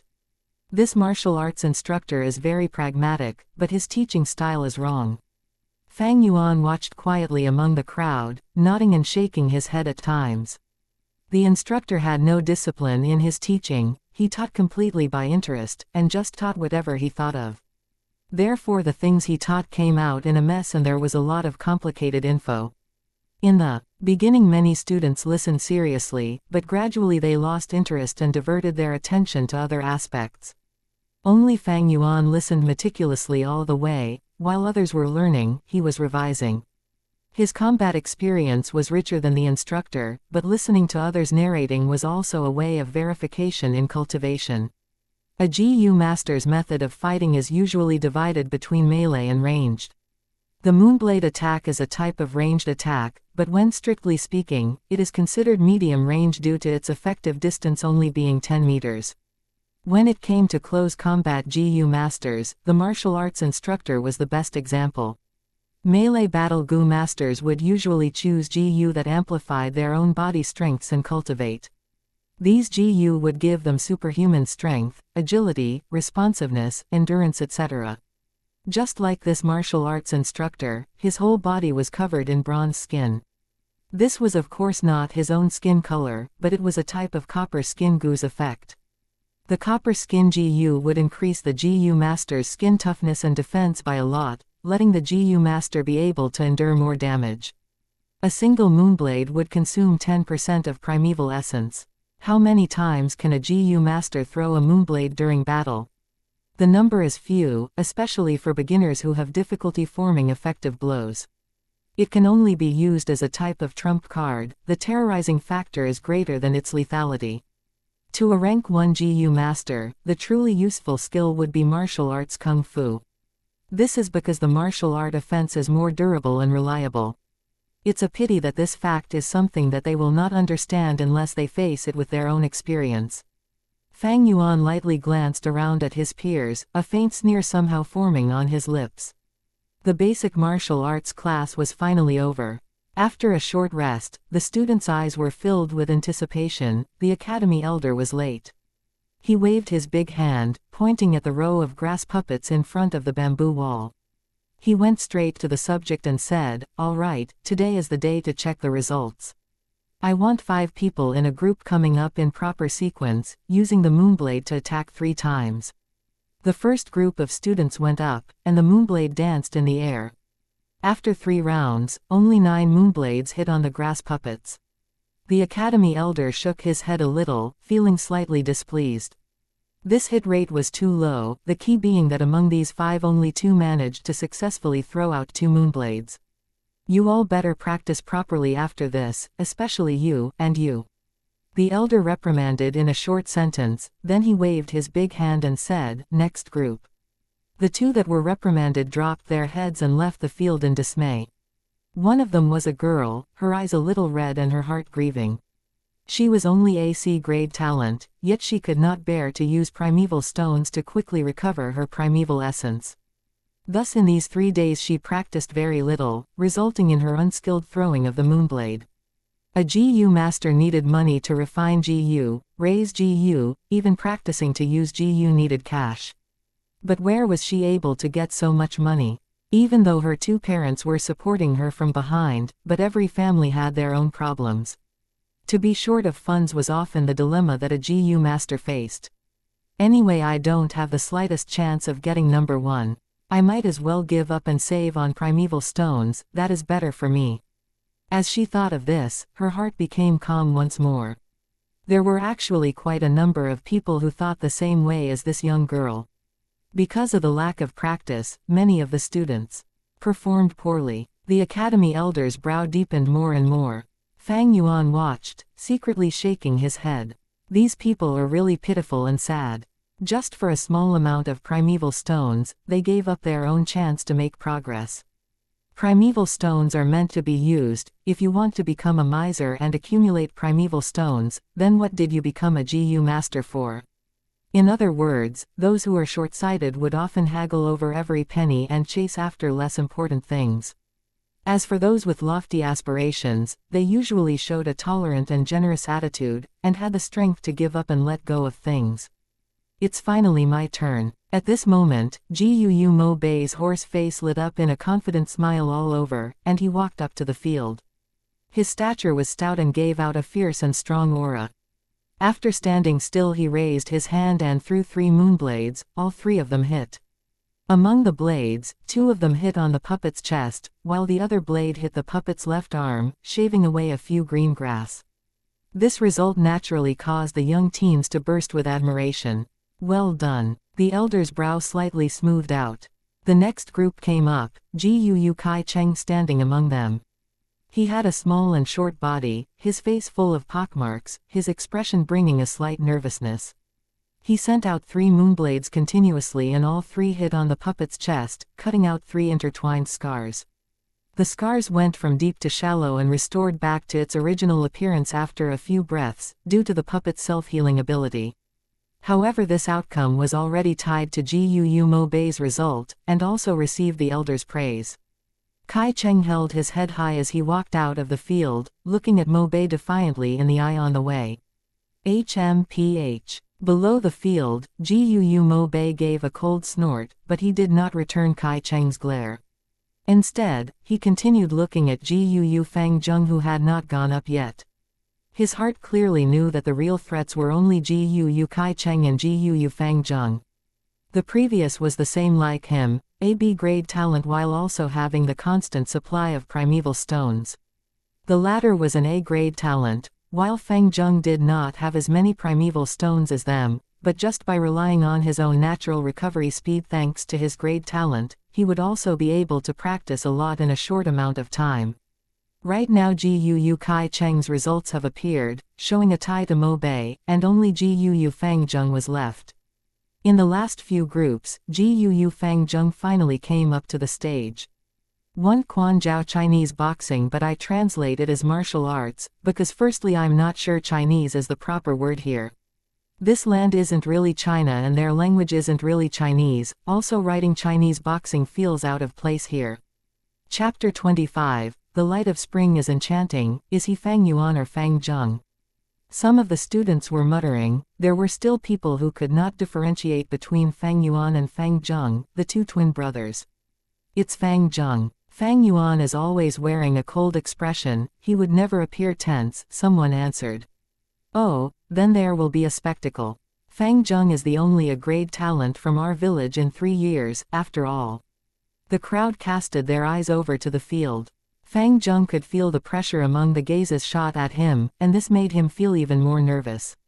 Standing on the stage, his fingers were trembling slightly. He threw out his first moonblade, originally intending to aim at the grass puppet's chest. But because he was tense, he missed. In the end the moonblade imprinted onto the grass puppet's neck area. The young teens instantly let out a sound of slight surprise. They thought that Fang Zheng deliberately did it. Instead of aiming for the easiest spot, which was the chest of the puppet, he went for the neck instead. This was a showcase of huge self-confidence towards his own attacking skill. They could not help but look forward to Fang Zheng's next move. Gu Mo Bei and Gu Kai Cheng however had their complexions cast down. Only those among the field who could see Fang Zheng's error were the Academy Elder and Fang Yuan. How dangerous! Looking at the moonblade, Fang Zheng exclaimed in his heart while secretly feeling lucky. He took in a few deep breaths, trying his best to calm down. Then he threw out 2 blades. This time he did not make any mistakes, and the 2 blades hit accurately on the grass puppet's chest. This result made the Academy Elder nod his head, and Mo Bei and Kai Cheng calmed down as well. Fang Zheng's result was different from theirs, so it would all come down to how the Academy Elder decided to grade them. The other students let out sounds of sighing. Fang Zheng's later performance was not interesting, making them feel slightly disappointed. The next few groups were not interesting either. No one was able to perform better than Mo Bei, Kai Cheng and Fang Zheng. The youngsters started to whisper around.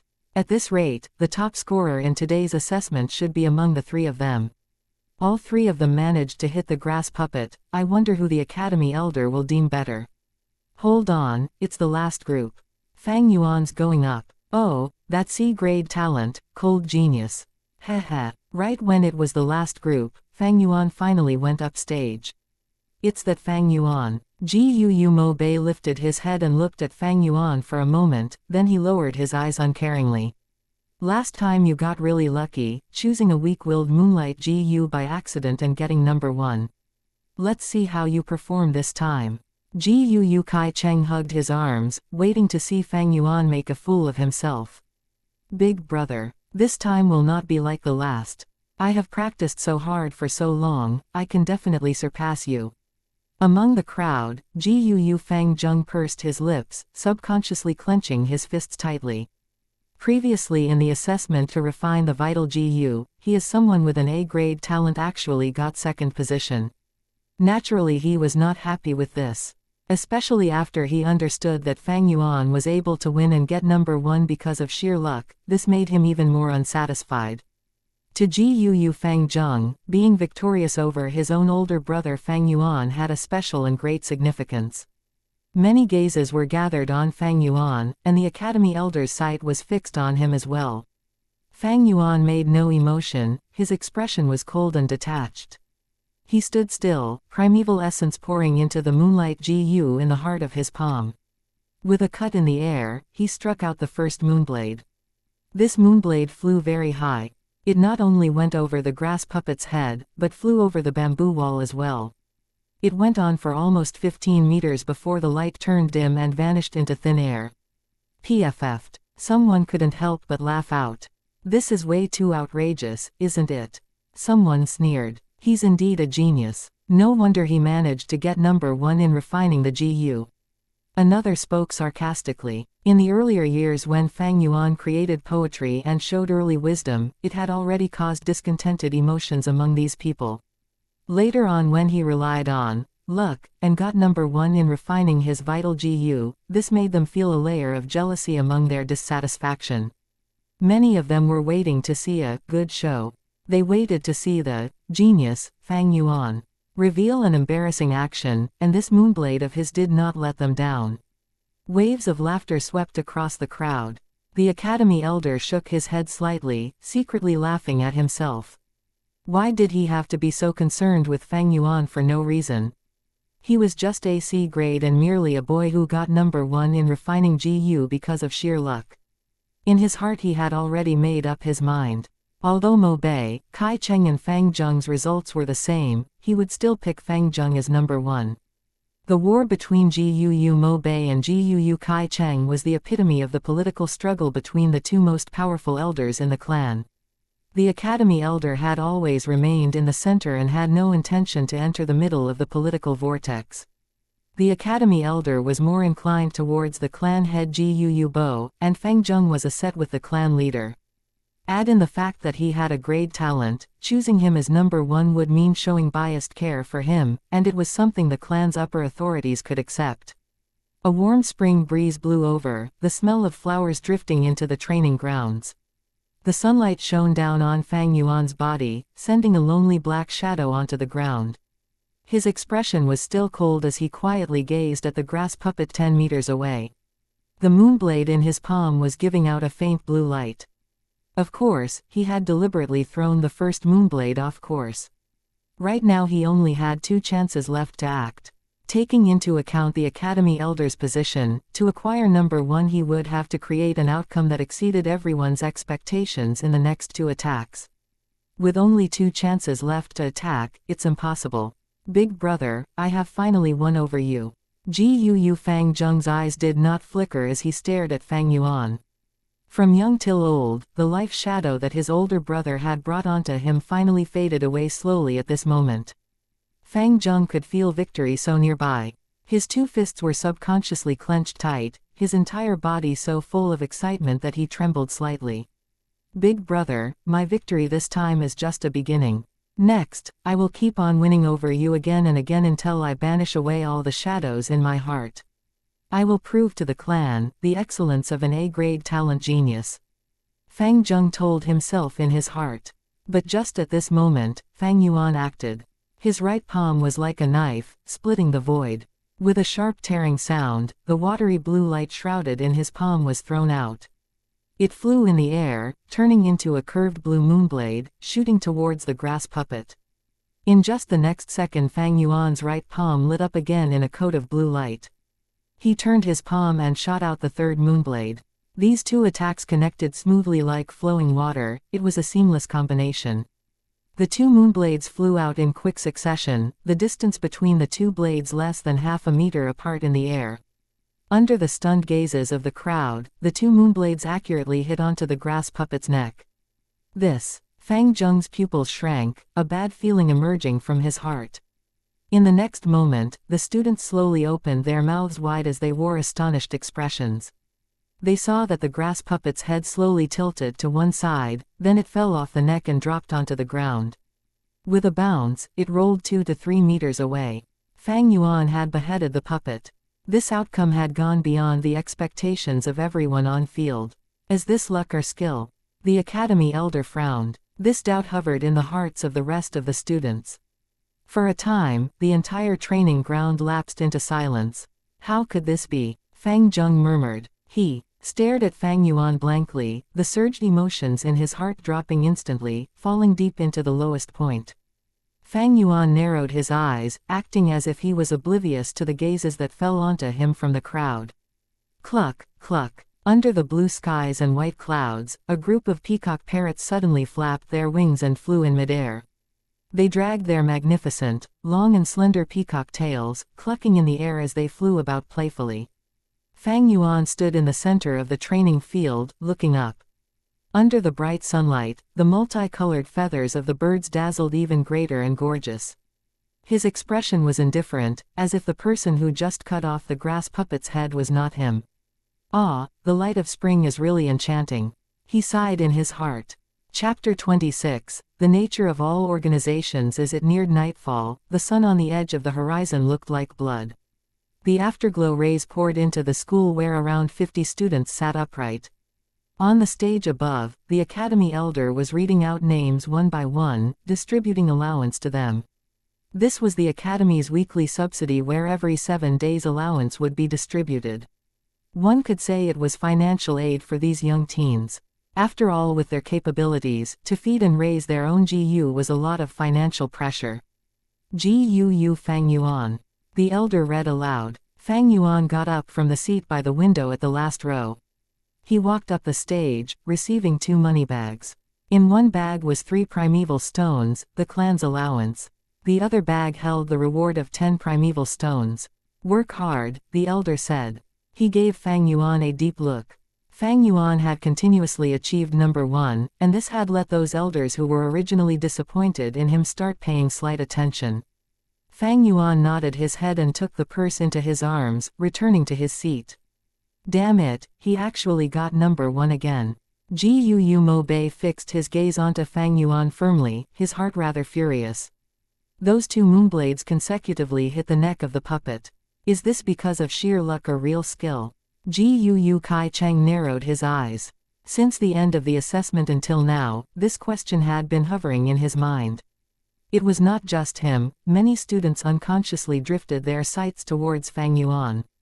This question haunted them. Although they had lost, their hearts were unsatisfied and they wanted to question what actually had happened. When the day was about to end, the academy elder announced a matter. You all have been in the academy for an amount of time now, and you are familiar with how to use your vital GU as well. In the next few days I will teach you all how to warm and nourish your aperture, advancing a GU master's cultivation realm. The higher the realm of a GU master, the more concise your primeval essence becomes. A rank 1 GU master has green copper primeval essence, a rank 2 GU master has red iron primeval essence, and a rank 3 GU master possesses white silver primeval essence. A portion of red iron primeval essence is comparable to 10 portions of green copper primeval essence. Similarly, a portion of white silver primeval essence equals 10 portions of red iron primeval essence. You must all remember, the GU are just tools that we use. Cultivation is the foundation of us GU masters. The higher your rank, the stronger the GU you are able to use. In the next 3 months, whoever can take the lead and promote to rank 1 middle stage will receive a reward of 30 primeval stones. At the same time he will be able to choose the second GU first. After 3 months, we will elect a class monitor and 2 vice class monitors based on the results. The class monitor will enjoy a subsidy of 10 primeval stones while the vice class monitor will have an allowance of 5 pieces.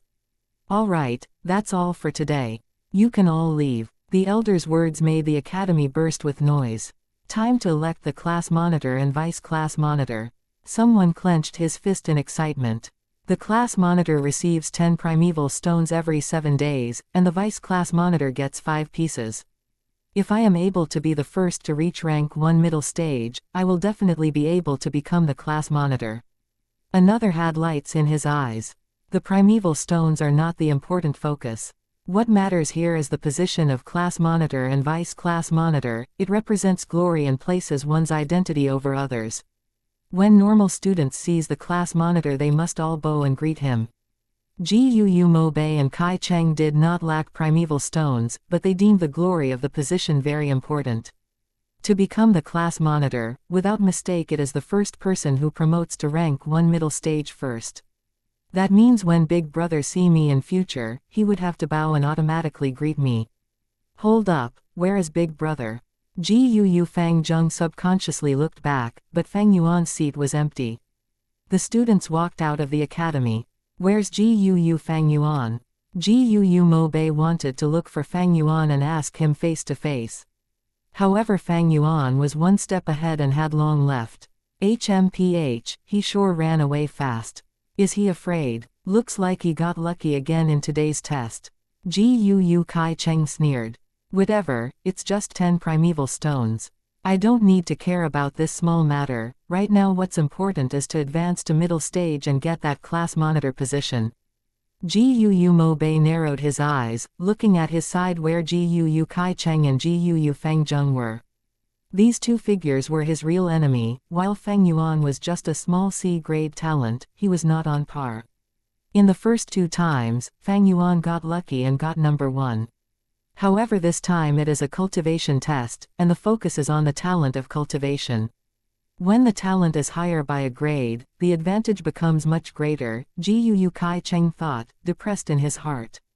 His real grade talent was only a C grade. It was only because of cheating that let him gain the illusion of having B grade. Just a mere class monitor and 2 vice class monitor positions got them itching their fists.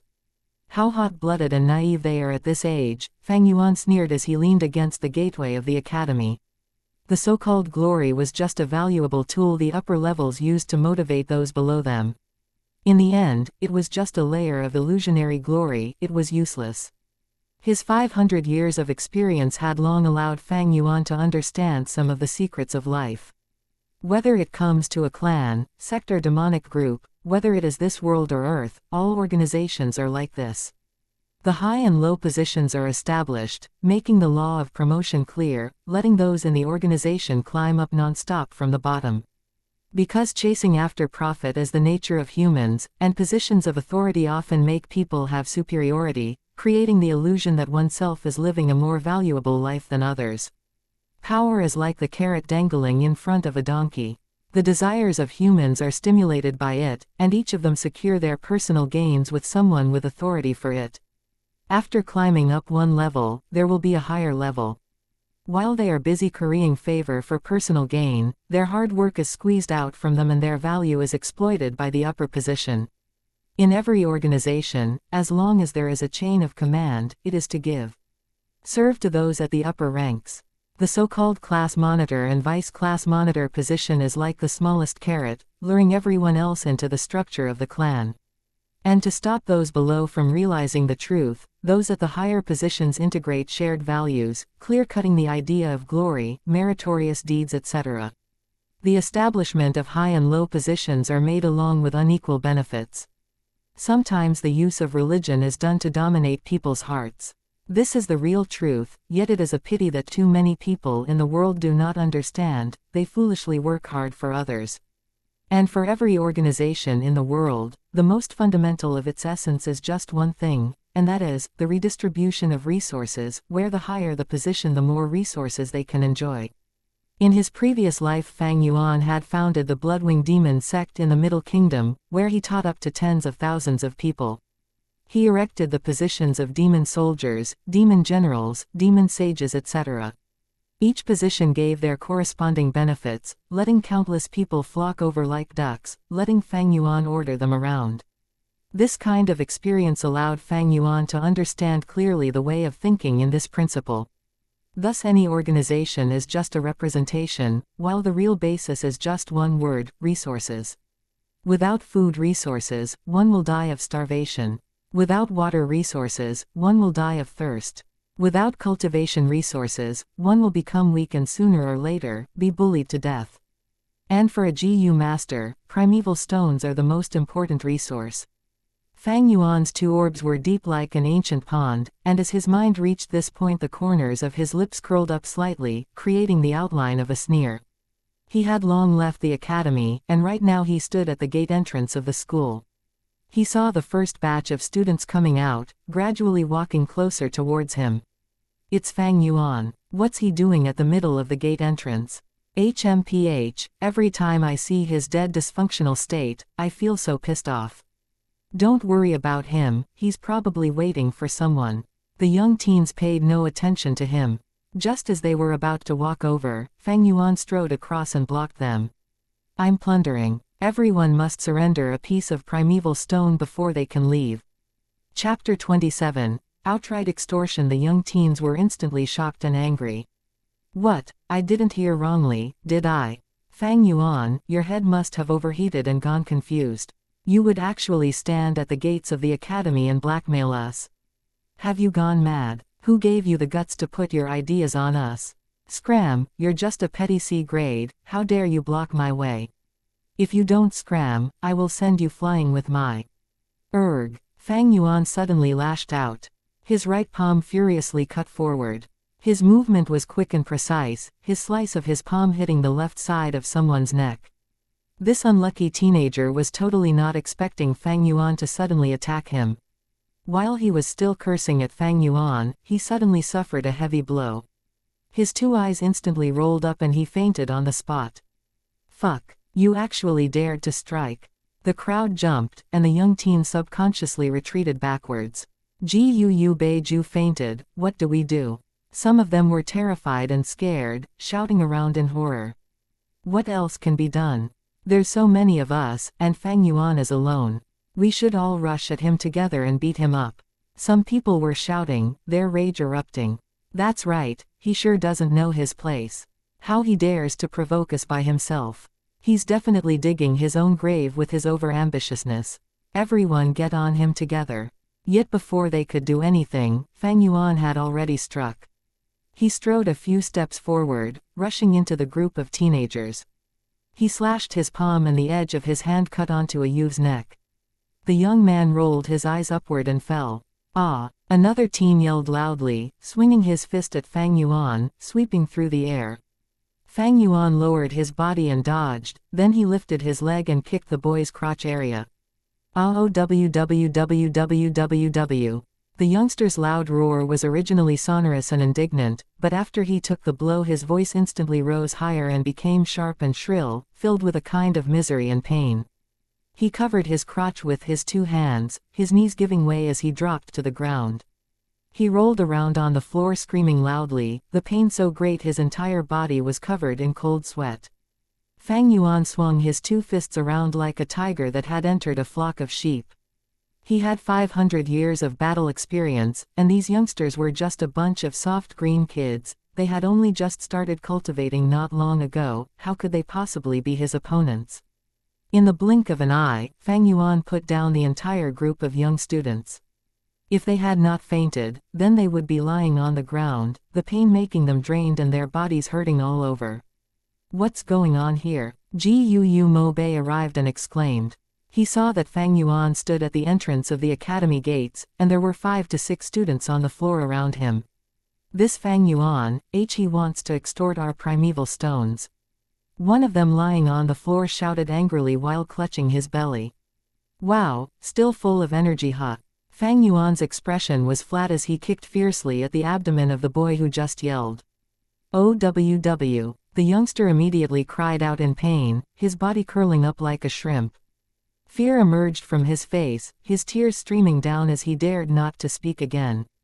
As they saw this scene, the students that came over all felt Fang Yuan's fierce savageness and cruelty, their hearts throbbing. "All right, all of you be good and hand out a piece of primeval stone. Then I'll let you go, or else, these people on the ground here will be your fate." Fang Yuan made a big step forward, his tone callous. "In your mother's face. You petty little C grade would even dare to win me, a B grade." Gu Mo Bei flew into a rage, swinging his fists as he rushed toward Fang Yuan before they knew it. With a slight turn of his ankle, Fang Yuan swerved gently sideways and let Mo Bei's fist fly past. Then he stretched out his left hand, lifting the index and middle finger toward the center of Mo Bei's clavicle, accurately jabbing at the area below the throat. Mo Bei immediately blacked out, falling onto the ground with a thump, fainting on the spot. Hiss. As they saw what just happened, the young students that planned to rush forward quickly stopped, each of them releasing a mouthful of cold air. In the eyes of these youngsters, Fang Yuan's attacks were suddenly too profound to be understood. They did not pay attention to basic martial arts, but in reality it was vaguely mentioned during class. The human body had many vulnerable parts, and several parts that Fang Yuan had struck were one of those vulnerable places. When these parts were struck, it would easily make a person faint on the spot, and a heavy blow would induce a life-threatening crisis. However, Fang Yuan had proper restraint when he attacked. Those that he had tackled down were either knocked out or suffering in immense pain, losing the ability for combat in a short amount of time. There was no one who was really seriously injured. This was the terror of 500 years' worth of combat. Experience. Are you going to give me your stones or not? Fang Yuan did a step forward, forcing the other youths. They looked at each other for a moment, then half of them gritted their teeth while the other half roared angrily, all of them swarming towards Fang Yuan. Fang Yuan dodged about while striking at the same time. His cultivation base was lowly, but his realm was still there, his heart was cool as ice, his movements quick and precise. Thump, thump. After a few breaths, bodies fell down onto the ground again. It's too vicious. Too terrible. They're not going to die, are they? There were still a few young girls left behind, they did not rush forward. Their eyes were open wide, and after seeing what had happened so far their bodies trembled more and more. Fang Yuan swept his gaze to them, and their faces turned pale as they quickly waved their hands and retreated. "No, don't come over. We'll surrender the stones." After Fang Yuan received a few pieces of primeval stones, he let them go. They stumbled out of the academy gateway, while in succession several students came over. To leave the academy, this gateway was the only route. With Fang Yuan blocking this path, he would be able to block out all the students. Damn, what's going on? The new wave of students stared in amazement. Isn't that Gu Mo Bei?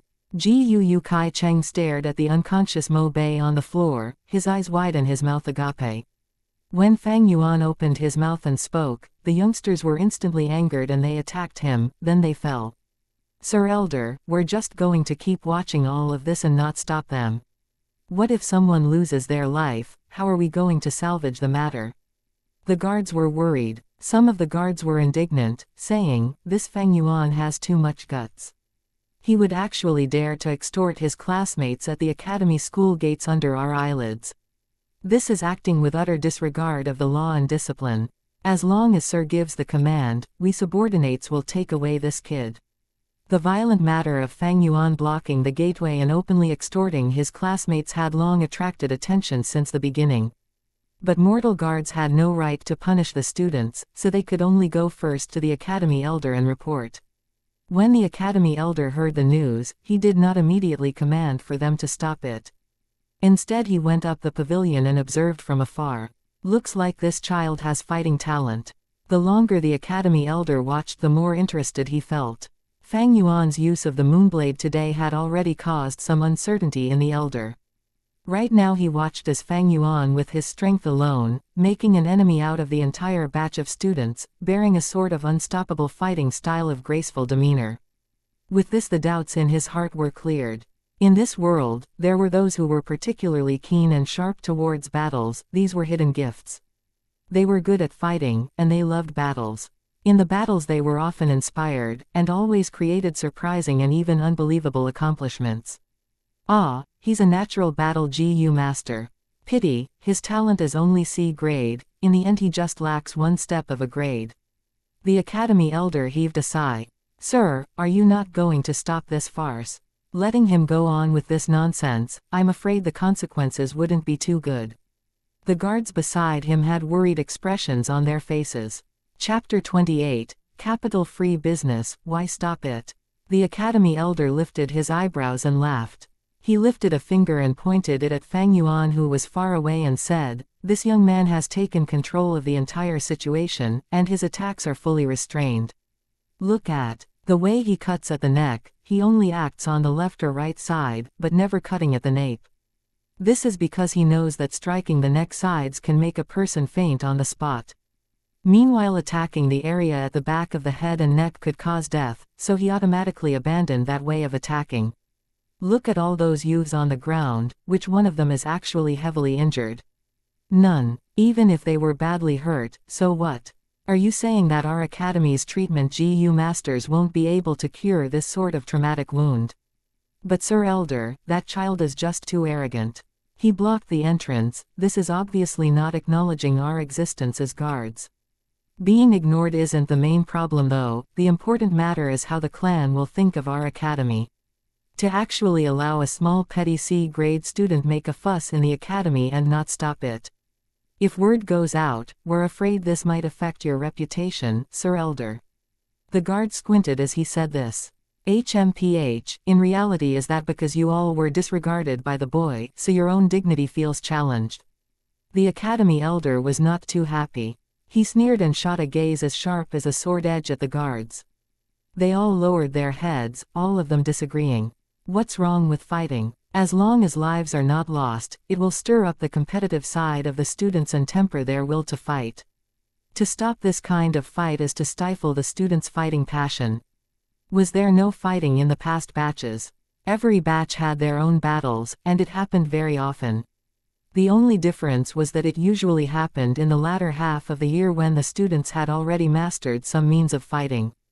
With strength they itched to fight, and at the same time it is an aggressive age. Why didn't you stop those people back then?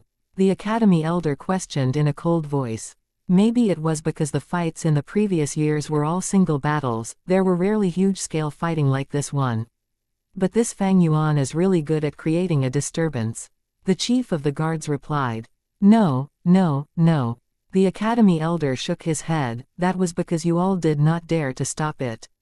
Because after half a year, a GU master will have the ability to fight beyond a mortal strength, and with your petty mortal bodies, how are you supposed to stop it? Right now you all want to stop Fang Yuan. Perhaps it is because he just started cultivating, so he doesn't have enough power. It's also because you feel that he ignored your existence and offended your dignity. But you must all remember, these students all bear the surname of GUU. They are my GUU clan's clan members, your masters. Even if they are still of young age, no matter how weak, they are still your masters. The elder's tone had turned sharply. Your surnames are not GUU, what is your worth? Because of your loyalty, you were all given the position of guards, rewarding you with some sweet benefits. But in reality, you are still slaves. Just slaves. A slave dare give preposterous opinions of their masters, caring about the matters of their masters. The elder's face was dark like water. This was not your subordinate's idea, not my meaning. I wouldn't dare. I wouldn't dare. The guards were ashen-faced as they kneeled down to the ground, spouting non-stop. The Academy elder gave a cold snort and pointed at the chief guard who had just called Fang Yuan a person good at creating disturbances. You gave an outrageous comment on your master. You were relieved of your position. After a while, the elder said to the others, after half a month, there will be a re-examination to determine the new chief. The other guards immediately had eyes that shone. Their hearts pumping with enthusiasm. The position of chief of the guard. Every month I'll be able to receive half a primeval stone more. To be able to become the chief is to become a man above men. Aside from the masters, I dare to see who else would show displeasure at me. If I became the chief, how cool that would be. All right, what are you all pestling here for? Get downstairs and wait for the battle to end, then sweep the field." The elder roared. "Yes, yes, yes." Your subordinate takes his leave. The guards left in reverence and awe as they went down. One of the guards on the stairs lost his footing and fell down. Immediately there was a series of sounds implicating a chain of people falling and knocking down. However, under the Academy elder's power and influence, the guards reddened their faces and endured in suffering, not letting out a single noise. HMPH. Those minions are just like dogs. Every once in a while they'd get this itch to misbehave. You'd have to smack them so that they know fear and respect. Then just throw some small victories and bones to them, letting them fight amongst themselves like dogs, letting them compete amongst themselves to serve my clan with their life. To hold a stick in one hand and a carrot in another, this is the unique way of the upper echelons. As the Academy elder heard the quiet movements below, he sneered in his heart and turned his head, looking through the window and at the school gates. A fresh group of 10 or so students were on the ground at the entrance. Fang Yuan stood proudly, and there were 3 young girls back to back, huddling at a side opposite him. You better not come over. If you come over, we'll shoot you with the moonblade." In their hands were a layer of blue radiance. It seemed like they were compelled to the point they would actually mobilize their primeval essence and use the moonlight GU.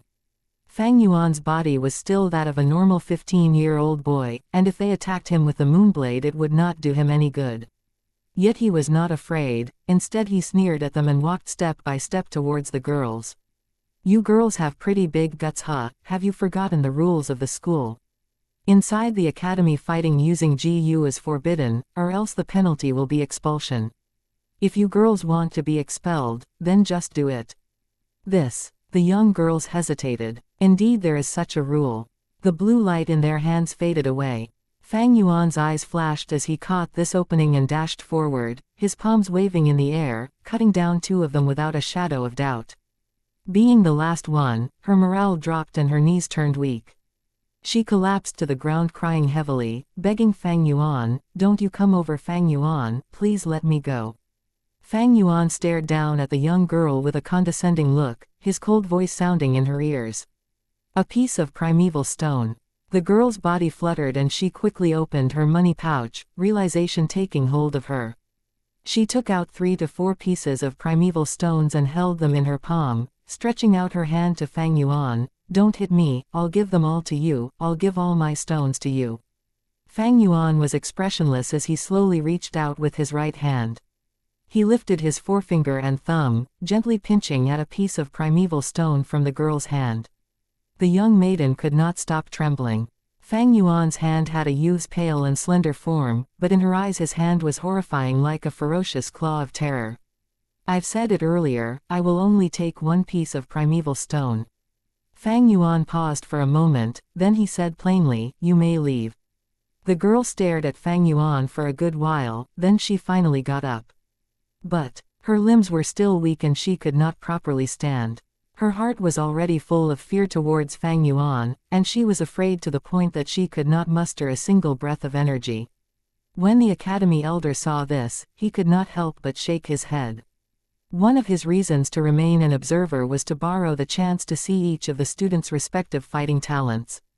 This girl who collapsed on the ground was only a C-grade talent, but with this kind of mentality she could only become a logistics GU master. She would be able to be productive in the clan, but there was no expectation for her to be on the battlefield.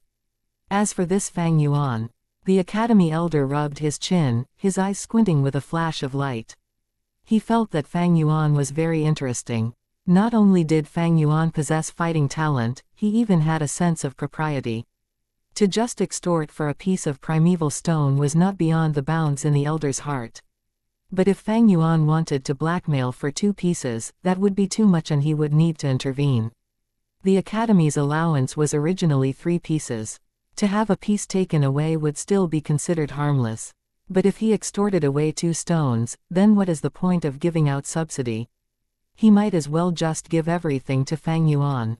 Very quickly the last group of students arrived. There were only 5 people, and among them was Fang Yuan's twin younger brother. "Big brother, how could you be like this? You were too bold to actually beat up your classmates at the gates and take away their primeval stones." Gu Fang Zheng was wide-eyed as he looked at the scene. He could not believe what he was seeing before him. I advise you to quickly go to the Academy Elder and take the initiative to admit your mistake, or else with you making such a huge matter, it's not a joke, you might actually get expelled. Fang Yuan laughed and said, "You're right." Fang Zheng heaved a relieved sigh. Seeing that his older brother hadn't gone insane and could still be persuaded, that was good. But very quickly he heard Fang Yuan say again, "Every one of you, a piece of primeval stone." What? Fang Zheng opened his mouth wide with surprise. Even I need to pay up? My dearest little brother, of course you can choose not to. Fang Yuan's tone was very gentle. But you will end up just like them, he said and pointed at those fallen on the ground. Some of them had fainted, and some of them were moaning in pain. Even his own younger brother isn't spared. This Fang Yuan is crazy, he's too vicious. We cannot defeat him, a wise man does not fight when the odds are against him. We better hand it over and overcome the trouble. That's right, we'll just pass up the primeval stone first. It's just one piece anyway, when we go back and report to the teachers, he'll be getting it. With the lesson drawn from their classmates' mistakes, the remaining youngsters obediently accepted Fang Yuan's blackmail with gazes of defiance. Hold up. Just as they were about to leave, Fang Yuan shouted at them to halt. Fang Yuan, are you actually going to go back on your word? The youth started to become nervous. Fang Yuan faced the teenagers on the ground, gently sighing. Do you guys really think that I would squat down and search through their bodies one by one? The youth stared blankly, then they were hit by realization one by one. Each of them turned red in the face and stood at the spot hesitatingly. Fang Yuan stared at them, narrowing his eyes. There was a flash of cold light in his gaze. Immediately the 5 youngsters felt their heart beating fast, their scalps going numb at the same time. All right, Fang Yuan, we understand your meaning. We'll just help you this once. Under Fang Yuan's despotic aura, they could only lower their heads and search through each of the young teens' money pouches on the ground, taking out a piece of primeval stone from each bag. Then they brought it together and passed it to Fang Yuan. The entire class had a total of 57 people. By extorting a piece of primeval stone from every single one of them, Fang Yuan held 56 pieces. He originally had 20 pieces, but he spent 10 to buy a few jars of green bamboo wine. Adding the number of primeval stones from his own allowance and reward, the total number of primeval stones he had in his possession amounted up to 79 pieces. This sort of capital-free business that consists of extortion and plundering is really the most profitable business. Fang Yuan pocketed his money pouch that had suddenly expanded greatly into his bosom and strutted away, leaving behind a floor full of teenagers, lying like corpses on the ground. And a few teenagers, Fang Zheng among them, blankly stared after Fang Yuan's gradually disappearing shadow. Get out there fast. All of you, faster. Arrange the little masters properly. The treatment GU master, where is he? Ask him to come over fast. The guards were yelling as they all rushed forward, falling over each other in their eagerness to present themselves. They willingly gave their all for the small position of being the chief guard. Chapter 29, Unscrupulous, put all the wine jars under the bed. Fang Yuan pointed and directed 4 workers from the inn. In each man's hands were jars of green bamboo wine. Right after Fang Yuan successfully extorted his peers, he went to the inn and bought 20 jars in one go. Each jar cost 2 pieces of primeval stones, and Fang Yuan pumped in 40 primeval stones for the sake of the liquor worm. The money pouch that had bulged out not long ago deflated by half in an instant, leaving 39 pieces of primeval stones behind. However, it was worth the money. These wine would be able to support the liquor worm for a long time. All right, the workers immediately replied. They would not dare to show any hint of disrespect to a GU master. Add on to the fact that Fang Yuan had bought so much wine, he could be said as the inn's big customer. With just a casual word before the innkeeper, the workers were able to easily put down their current activities and workload. After the inn servants left, Fang Yuan closed the dormitory door and sat cross-legged on his bed. It was already nighttime. The stars and moon in the sky were bright, and the night breeze flowed with a hint of scented fragrance. There was no light in the room. Fang Yuan calmed his state of mind, letting his focus slip into the primeval sea. The waves of the primeval sea rose and fell, the seawater giving out green copper-colored light. Every drop of seawater was the green copper primeval essence that a rank 1 GU master specially had. The primeval sea took up 44% of the entire aperture. This was Fang Yuan's C-grade talent's limitation. The four walls of the aperture were a thin layer of white light, supporting and encasing the aperture. In the sky above the primeval sea there was nothing. The spring-autumn cicada had already hidden itself away under Fang Yuan's command, restoring itself under a deep sleep. Floating on the primeval sea was a cute and chubby white liquor worm. It frisked about with its heart's content on the seawater, sometimes diving into the sea, other times shaking its head and tail, splashing and splattering water droplets around. Fang Yuan sent a thought through his mind, and the liquor worm immediately responded. It stopped playing and curled up into the shape of a rice dumpling, leisurely floating into the air. It rose up to the middle of the aperture and out of the green copper sea. Go! Fang Yuan mobilized a tenth of his primeval essence, transforming it into a narrow flow, thrusting it all into the liquor worm. The liquor worm had already been refined by him, so this time it did not resist. It took in the entire jet of primeval essence and absorbed everything into its body. Immediately the sea surface dropped by a small cut. The curled-up liquor worm turned the primeval essence into a driving force and began to radiate out white light. Inside the soft light, an enshrouding mist of wine fumes were gradually produced, finally converging into a pale white wine mist. The wine mist was marvelous. It did not drift apart, instead enveloping around the liquor worm. Rise! Fang Yuan gave a thought, transferring another 10% of his primeval essence. The green copper seawater dived into the wine mist. As the wine mist melted into the seawater, it gradually lessened, and eventually there was no trace of it left. As for that 10% of green copper primeval essence, it also lost its general volume and was left with 5%. However, this 5% of primeval essence was even more condensed than before. The original primeval essence was a jade green, giving out a copper luster. Right now, although this new primeval essence had the same copper luster, the green was a darker shade. It was pale green. Pale green-colored primeval essence was the primeval essence that only a rank 1 middle stage GU master would have. The liquor worm's use was to condense the primeval essence and increase it by a small realm rank. A GU master had 9 great realms, from the bottom, rank 1, rank 2, all the way to rank 9. Every great realm was split into 4 smaller realms, which were initial stage, middle stage, upper stage and peak stage. Fang Yuan was only a rank 1 initial stage GU master right now, but with the liquor worm's help he had 5% of a rank 1 middle stage GU master's primeval essence. If I want to condense out 5% of middle stage primeval essence, I would need to use 20% of initial stage primeval essence. I want to convert all the 44% of my primeval sea into middle stage primeval essence, so I'd need to use around 180% of initial stage primeval essence. To reach this target as soon as possible, I'd need to borrow the help of primeval stones.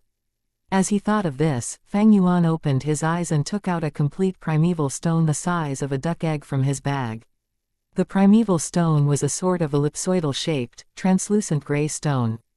As the natural essence inside it is consumed, its size would continue shrinking. His right hand slowly closed, the primeval stone tightly clenched in his palm. He absorbed the natural primeval essence inside the stone, continuously replenishing his own aperture. The level of the sea surface that had fallen in his aperture slowly began to rise. The primeval stone was meant to be used. Fang Yuan was not stingy by one bit, and he would not save it up. I do not have someone to back me up, and I do not have support from friends and family, thus I can only rely on extortion and plundering. Today was just the first time, but after this, every 7 days when the academy gives out the school allowance, I will continue blocking the academy gates. How could robbing and blackmailing once satisfy Fang Yuan's appetite? In a GU master's cultivation, the primeval stone was the most scarce thing. As for the consequences of his plundering actions, Fang Yuan was not the least worried. This world was not the same as Earth. On Earth, schools would always prohibit fights to mainly stabilize harmony. But in this world, fighting was the main theme. No matter a GU master or common mortal, they would fight for survival. Sometimes it would be a fight with a scary wild beast. Sometimes it would be a battle against the raging weather, and other times it could be a fight against other GU masters over resources. As a result, moderate fighting was instead encouraged and advocated by people. From young to old, from simple brawls to battles determining life and death, this was the portrayal of most of the human lives here. This surface of this world was boundless. Just the southern border alone that Fang Yuan stayed in now, it was bigger than 7 to 8 times the entire surface of Earth itself. The living environment here was hostile and cruel, so humans would often construct mountain villages in the form of clans, holding up together.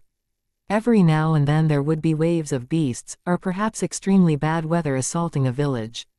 The GU master would become the core force of a village's protection, and every year the situation of attrition would become more serious. Surviving requires men with strong fighting will. A clan needs battle GU masters, there is never too much. Moreover, Fang Yuan's attacks were within the proper limit. He never attacked the lower jaw, as this would easily cause the skull to fracture and cause the loss of a human life. He also never struck the back of the head. When fighting he did not use his fists or elbow, or even jabbing with his fingers, but he used his palm. The number of kicks he used could also be numbered. The students that fell were not heavily injured, at most they were lightly wounded. Fang Yuan was not bloodthirsty, he just treated killing as a type of means. Every time he acted, he would have a clear goal. Whatever the type of method, whichever would let him reach his goal the fastest, he would use it. In other words, he was unscrupulous in doing things. The clouds floated over, covering the moonlight. A shadow enveloped over the GUU village. The watchman banged on his clappers, prompting people to know that it was already deep in the night. Be careful of fires, be on guard of beast assaults, as well as the possibility of foreign GU masters sneaking into the village.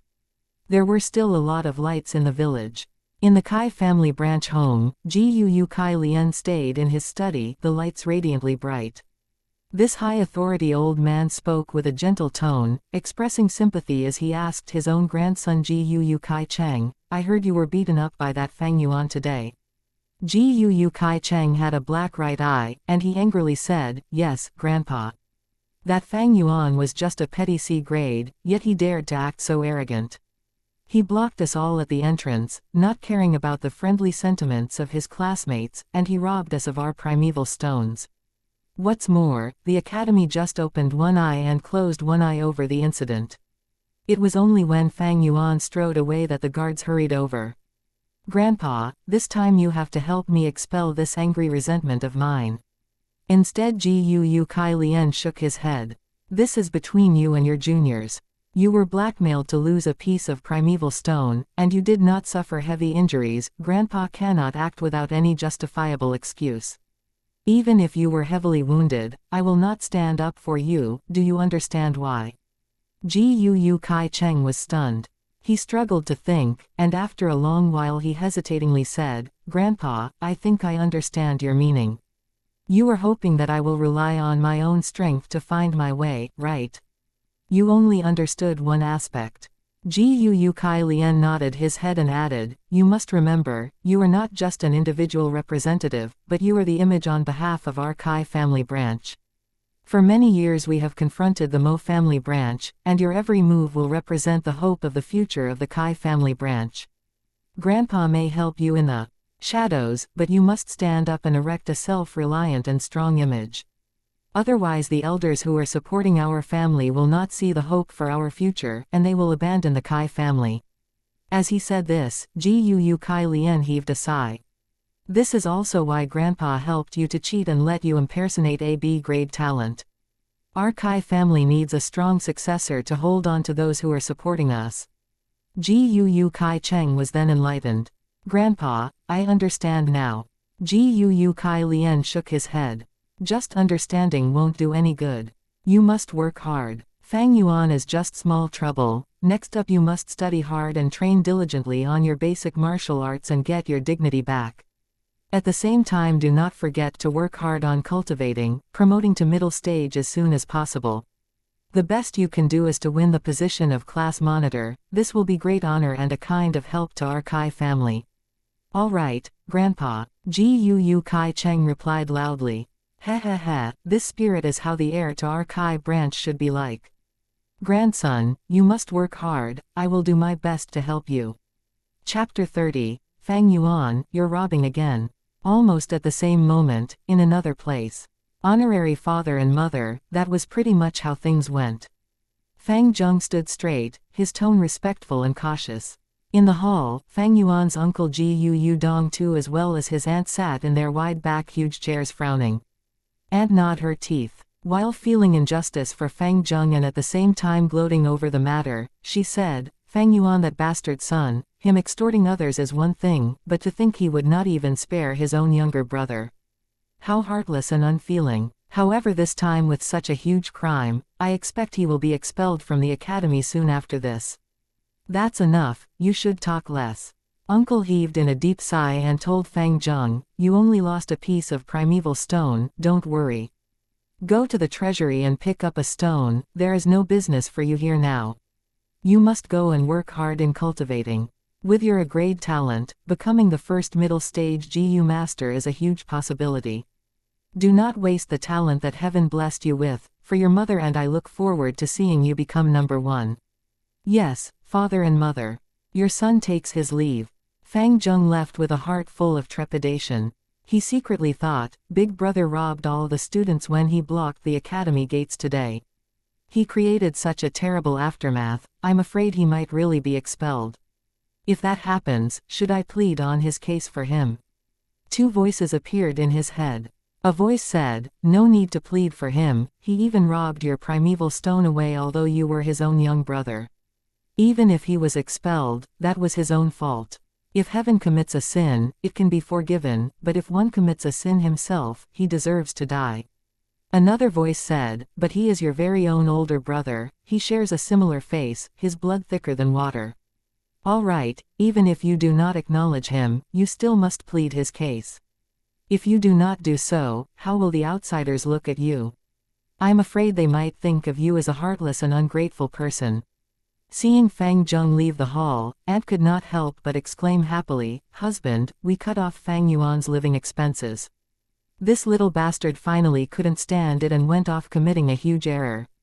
To actually dare to block the academy gates and fight in public, not to mention extortion, this is the equivalent of provoking the academy elder. I dare say the time for him getting expelled is very near. However, uncle shook his head. You think too simply of things. Fang Yuan will not be expelled. In fact, there may not be any punishment. Why? Aunt was puzzled. Uncle snorted. Brawls and fights are encouraged as long as there are no heavy consequences. Did any students die in this fight? No. Aunt refused to comply. Husband, how would you know there weren't any casualties? There are always accidents happening from fighting. Uncle closed his eyes, leaning against the back of his chair. Woman, you are really naive. Do you really think the academy elder is just for show? When did the guards start acting? They came out at the last moment, this means that the entire scene was under control. If someone was heavily injured, they would have rushed over a long time ago, not at the last moments. You are not a GU master, so you won't understand. The academy does not forbid brawls among the students, but in fact they maintain an encouraging attitude towards it. The more brawls there are, the more helpful it would be for battles. Some students can even create strong bonds through fighting. The elders will not pursue this. It is already a routine. If anyone wants to take action on behalf of their offspring, it would break the rules. Aunt was dumbfounded as she heard this, and she replied in an unsatisfied manner, then nothing's going to happen to Fang Yuan who robbed away such a huge amount of primeval stones. He's just going to be let go like that. With such a big number of primeval stones, it will bring a lot of help to his cultivation. Uncle opened his eyes, his face cloudy. What else can we do? Are you expecting me to go over by myself and snatch away all his primeval stones? However, this matter is not something that we cannot exploit. For Fang Yuan to rob and extort even his own brother Fang Zheng, this is the key to his fall. Fang Zheng is an A-grade talent, he will definitely be stronger than Fang Yuan one day. We will use this matter to divide and sow discord in Fang Zheng. We'll lead Fang Zheng away from Fang Yuan for our own use. And with that, 3 days passed. The disturbance that Fang Yuan caused from his robbery and extortion did not spread nor grow bigger, but instead it gradually died down. No elders broke the rules and came to find trouble for Fang Yuan, and the academy elder naturally closed one eye and opened one eye, acting like nothing happened. Although in this period of time, there were 2 to 3 youngsters who refused to accept the truth of having their primeval stones taken, and they challenged Fang Yuan. But after Fang Yuan knocked them down easily, everyone became aware that if they did not train hard in martial arts, they would never beat Fang Yuan.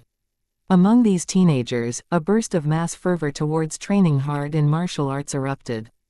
The martial arts instructor was overjoyed. He had never seen a batch of students so enthusiastic and dedicated towards martial arts. Before this, when he was teaching, the students were all lacking in interest, yawning all day. But right now they would constantly seek advice with eyes brimming with radiating vigor. The academy elder specially came over to inquire about his situation. The martial arts instructor had an excited tone as he reported, "The students have been showing unexpected enthusiasm, and this change is too great. Only one student among them called Fang Yuan remains as lazy as ever." The academy elder laughed and patted his shoulders. He said, "This student that you speak of is the cause of the other student's transformation." The martial arts instructor was puzzled. But of course the changes were more than this. After the incident, Fang Yuan had undoubtedly become the public enemy of the entire student batch. Everyone was hostile towards him and he was isolated. No longer did anyone speak to him, and no one greeted him. The youths exerted full force, training their basic techniques privately. With their parents' and elders' encouragement and inspirations, they had decided that they must reclaim their honor by their own hands. Under the calm surface, the undercurrent was surging. Another 4 days passed. The academy elder passed out the primeval stone allowance once more, and the time for Fang Yuan to act came again. "Fang Yuan, once wasn't enough for you, you still want to rob away our primeval stones again." The students were shocked and angry as Fang Yuan blocked them at the gates once more. Fang Yuan stood in the middle of the entrance, his hands behind his back, his expression cold and tone flat. "A piece of primeval stone per person and you'll be spared of physical pain. Fang Yuan, your bullying is excessive. I want to challenge you." Gu Mo Bei roared angrily, coming out first. "Oh." Fang Yuan raised his eyebrows slightly. Mo Bei raised his fists and rushed forward. After a few rounds, he fainted onto the ground. "Mo Bei, you're too useless. Watch me." Gu Kai Cheng yelled loudly and dashed towards Fang Yuan. After a transition of attack and defense, he joined after Mo Bei's footsteps. Fang Yuan's battle experience was 10,000 times more than theirs. Although he only started cultivating, every force inflicted was used properly.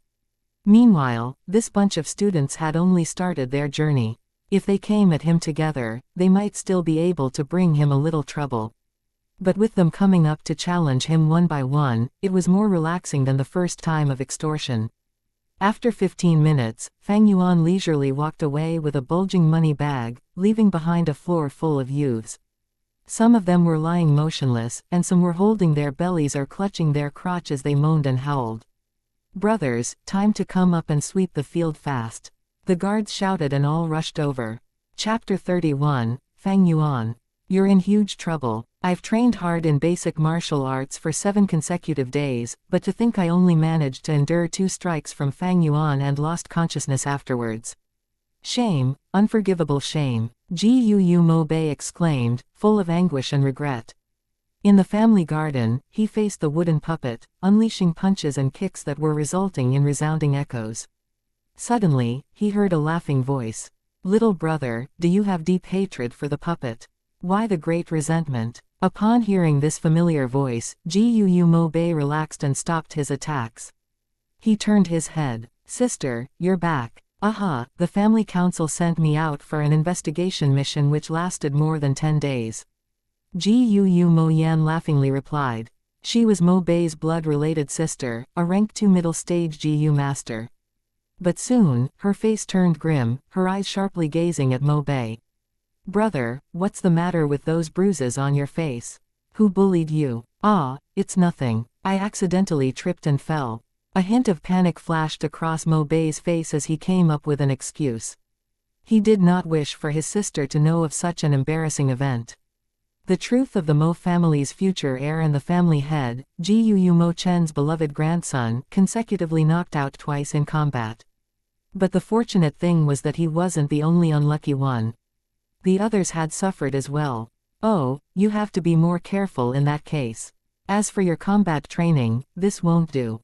You do not have a gut that enhances your defense right now, so use thick towels to cover yourself. This will protect your limbs from getting hurt. Jiyu Mo Yan instructed before leaving.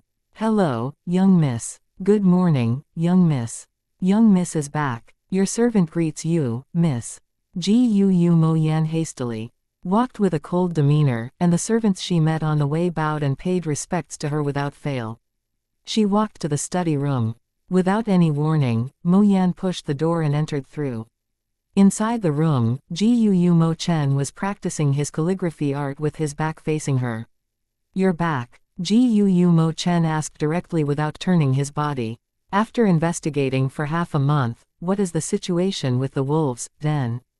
How did you know it's me, grandfather? Mo Yan gasped, slightly taken aback. HMPH, in the entire family, you're the only person that dares to enter my room without even knocking the door once. Who else can it be besides you, my beloved granddaughter? Jiyu Mo Chen reprimanded, although his face showed traces of concern and warmth, and he looked at Mo Yan with a smile. Mo Yan pouted. When it comes to doting, you actually adore little brother more.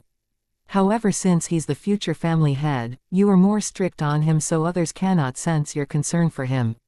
After a while, she asked, Grandfather, little brother was beaten up. I asked him and he lied about the situation, so I had no choice but to ask you. Jiyu Mo Chen's face turned serious. You have not answered my question. He put down his brush and sat down. Mo Yan reluctantly reported, the wolves' den is almost full, so according to the current rate of breeding speed, although there won't be an outbreak this year, there will definitely be a wolf tide next year at our mountain village. Jiyu Mo Chen inquired again, generally there's an outbreak every 3 years, so this is no surprise. However, within that horde, how many Thunder Crown wolves are there? Around 3. Jiyu Mo Chen nodded, feeling assured. The Thunder Crown wolves were the head of the pack, and were the most troublesome to deal with during an outbreak. 3 wasn't a large number since Qingmao Mountain had 3 clan villages. Each village could handle 1 wolf, and the pressure of the outbreak would be greatly reduced. Grandfather, you have not told me about my little brother's matter yet.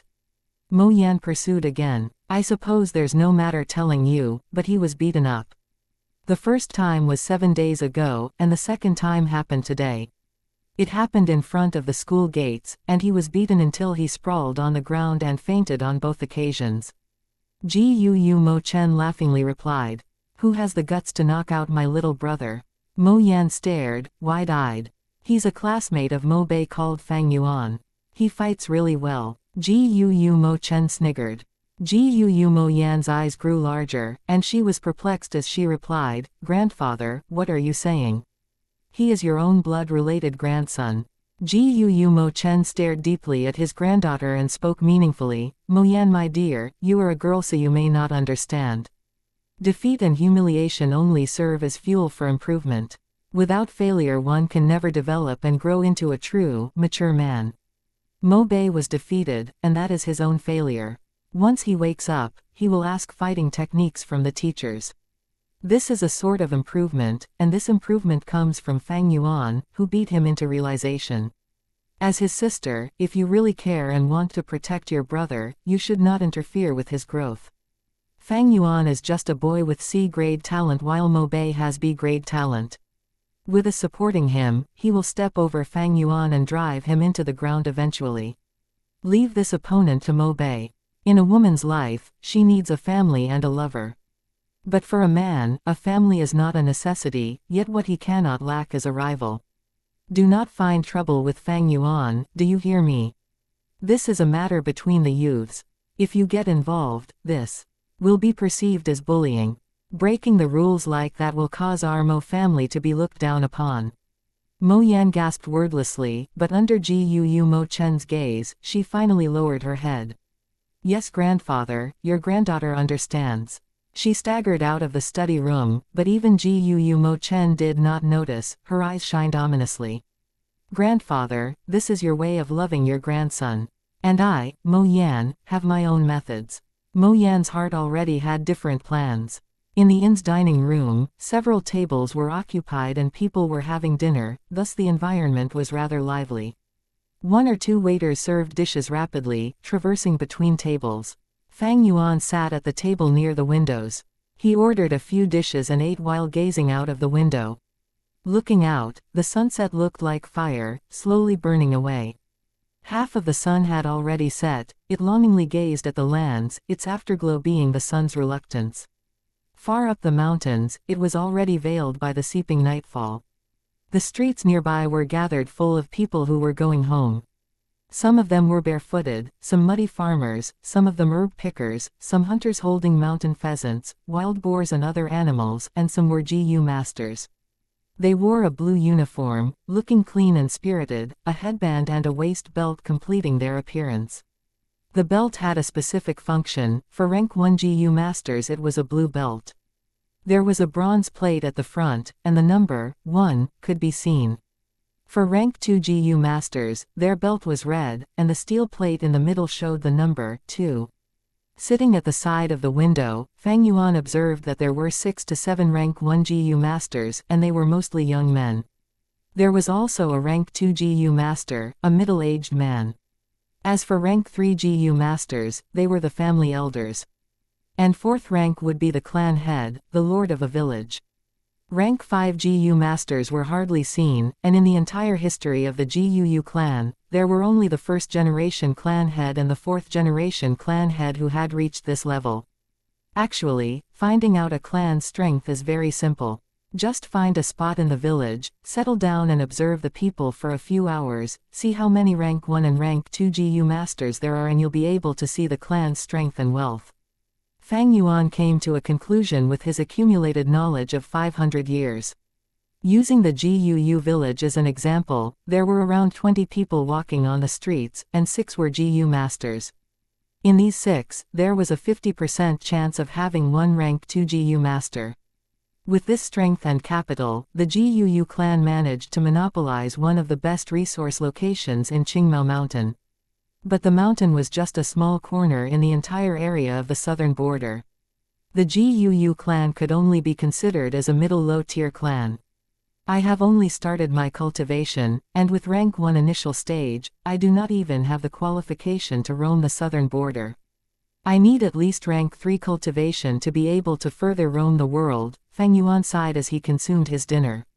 Qingmao Mountain was too small, it could not contain his ambitions, and he was determined to leave. Ha, Gu Fang Yuan, I have finally found you. At this moment, a middle-aged man laughed deviously as he approached. Fang Yuan turned slightly to see a man with a yellowish skin tone and hanging brows, but he had a huge body size and developed muscles. He strode several steps to Fang Yuan with his arms folded and proudly stared at the youth who was still consuming his dinner, with a hint of hostility. Fang Yuan, you've gotten yourself into huge trouble, do you know that? You have dared to hit our young master of the Mo family, and now our young miss is here to settle the score with you. The middle-aged man snickered continuously. He constantly stared and sized up Fang Yuan, faintly emitting a threatening aura.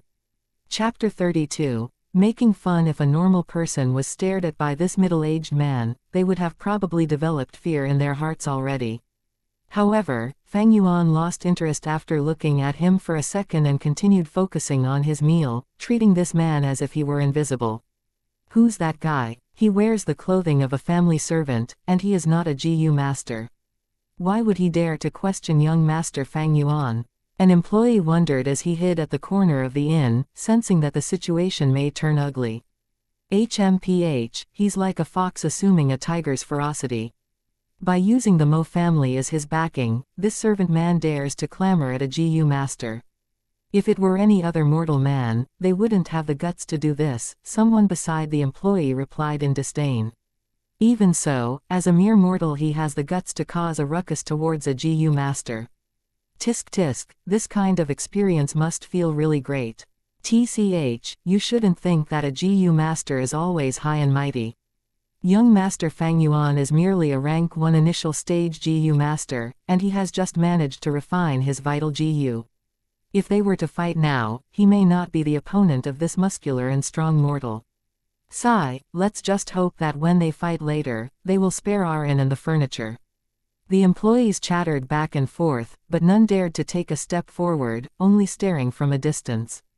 You still have the mood to continue eating. Seeing as how he did not manage to intimidate or scare Fang Yuan, the muscular middle-aged man had a hint of doubt in his eyes. Do you think I'm lying to you? There are already people reporting to young miss and she will be here shortly. Do not attempt to run away, young lad, because you won't be able to get away. My job here is to make sure you stay put. There will be much suffering for you later. Fang Yuan paid no heed to the man and continued eating his meal. The middle-aged servant frowned as he did not see a hint of panic or shock from Fang Yuan. This made him feel ignored and his pride was severely offended. He had been a servant in the Mo family for over a decade, and he had acquired the trust of his master. Over a long period, he would naturally come to learn about the details of GU masters. Rank 1 GU masters mostly relied on their physical combat skills. In battle, a GU Wormsworth was attributed more to its deterrence factor than as a fighting force. He knew especially that for a young GU master like Fang Yuan who had just started cultivating, his physical strength was far inferior when compared to a grown man. If it came down to close combat, he who had trained for many years would gain the upper advantage. At the same time, Fang Yuan had supposedly only refined the Moonlight GU, so at the max, he would only be able to shoot out several moonblades. The middle-aged man was used as a sparring partner from a long time ago, so he knew deeply that if a rank 1 initial stage GU master were to use his primeval essence to unleash the moonblade, the most it could do was cut several palm-sized wounds and cause limited damage if it managed to hit the human body. Additionally, the man had the backing of the Mo family, so when he confronted Fang Yuan he had no fear, and was wholeheartedly trying to show off his worth to his masters so that he could be rewarded and deemed more useful to the family. Young lad, you sure are courageous, huh? The middle-aged man's tone was turning unfriendly as he folded up his sleeves, revealing his well-toned and muscular forearms. His 2 arms were large and full of scars. The forearms had thick protruding veins and were even thicker than Fang Yuan's legs.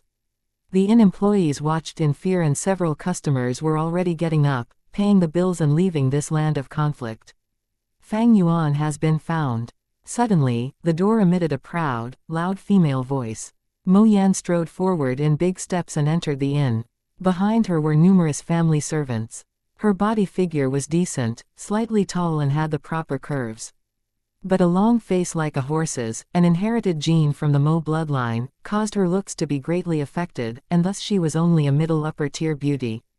However, she wore a dark blue uniform, and a red belt, affixed with a square steel plate, tied around her waistline. The steel plate was engraved with a 2.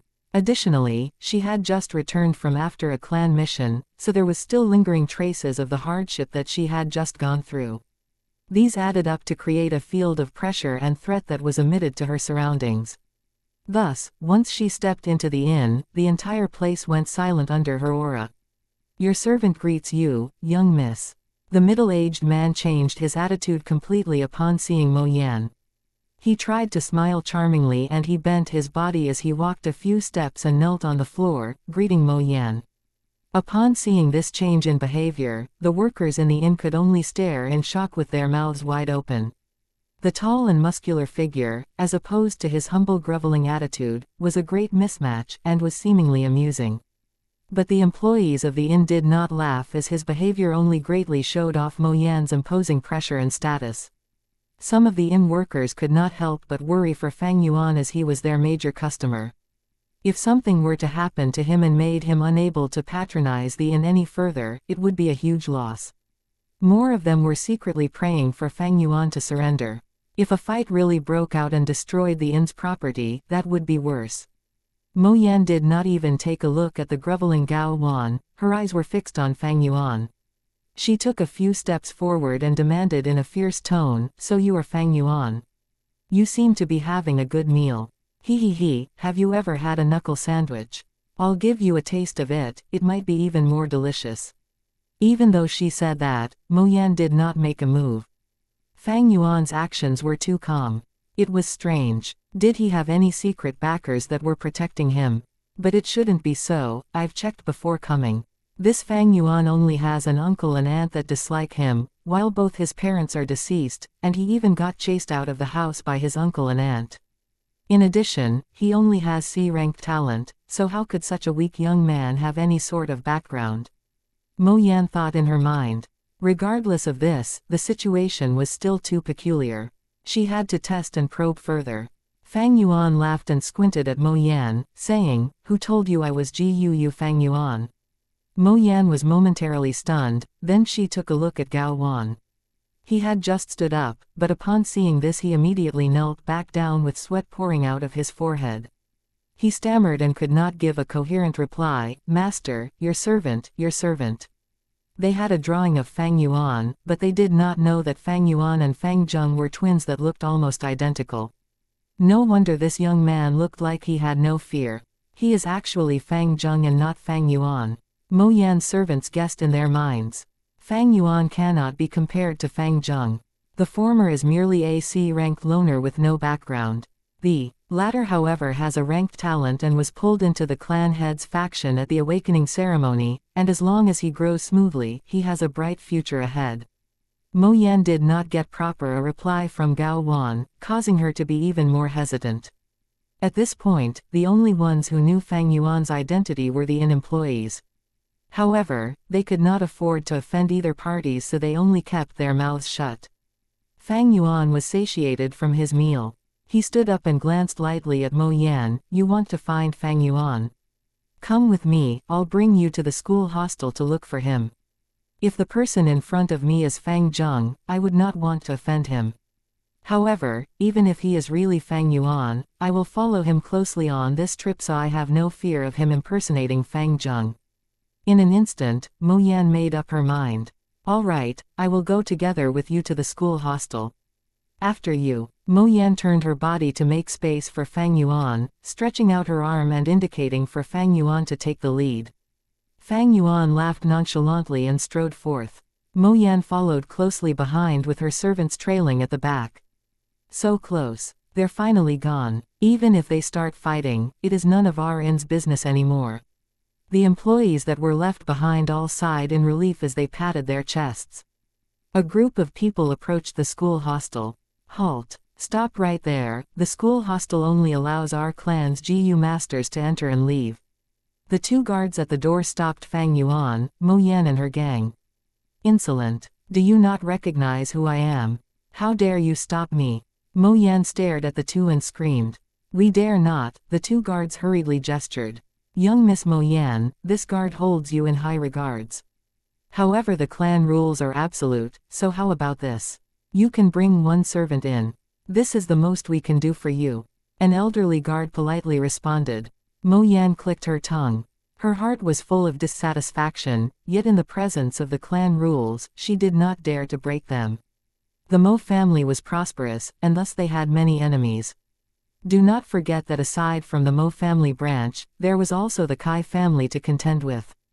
Apart from the Kai family, the clan head's faction also wanted to get a hold on the Mo family. "All of you stay behind. Gao Wan will follow me." Thinking about it, Mo Yan gave her orders. Gao Wan immediately held his chest up high with a look of joy on his face. "Thank you, young miss, for the opportunity. Let's go, Junior." Mo Yan smiled at Fang Yuan with a questioning look. Fang Yuan remained unfazed as he led them in. He reached the dormitory door, opened the lock and pushed the door open. He then took a step into the room and stopped. Within the room, there was nothing extra. It was all simple furniture, and there was no one else. Mo Yan stood at the doorstep, took a look inside, and her face turned grim. "Junior, you better explain yourself well, there is no one in the room." Fang Yuan smiled faintly. "Aren't I someone?" Mo Yan stared at Fang Yuan, a glint flashing in her eyes as she suddenly seemed to have understood. "I am looking for Gu, you, Fang Yuan." Fang Yuan snickered. "You know, I never said that I wasn't Gu Fang Yuan." Chapter 33, Go ahead and scold away, Mo Yan frowned, then her rage burst forth almost instantly as she suddenly understood that she had been fooled by Fang Yuan. You were tremendously brave to even consider lying to me. While speaking, she stretched out her right hand to grab hold of Fang Yuan. Fang Yuan stood firmly on the spot.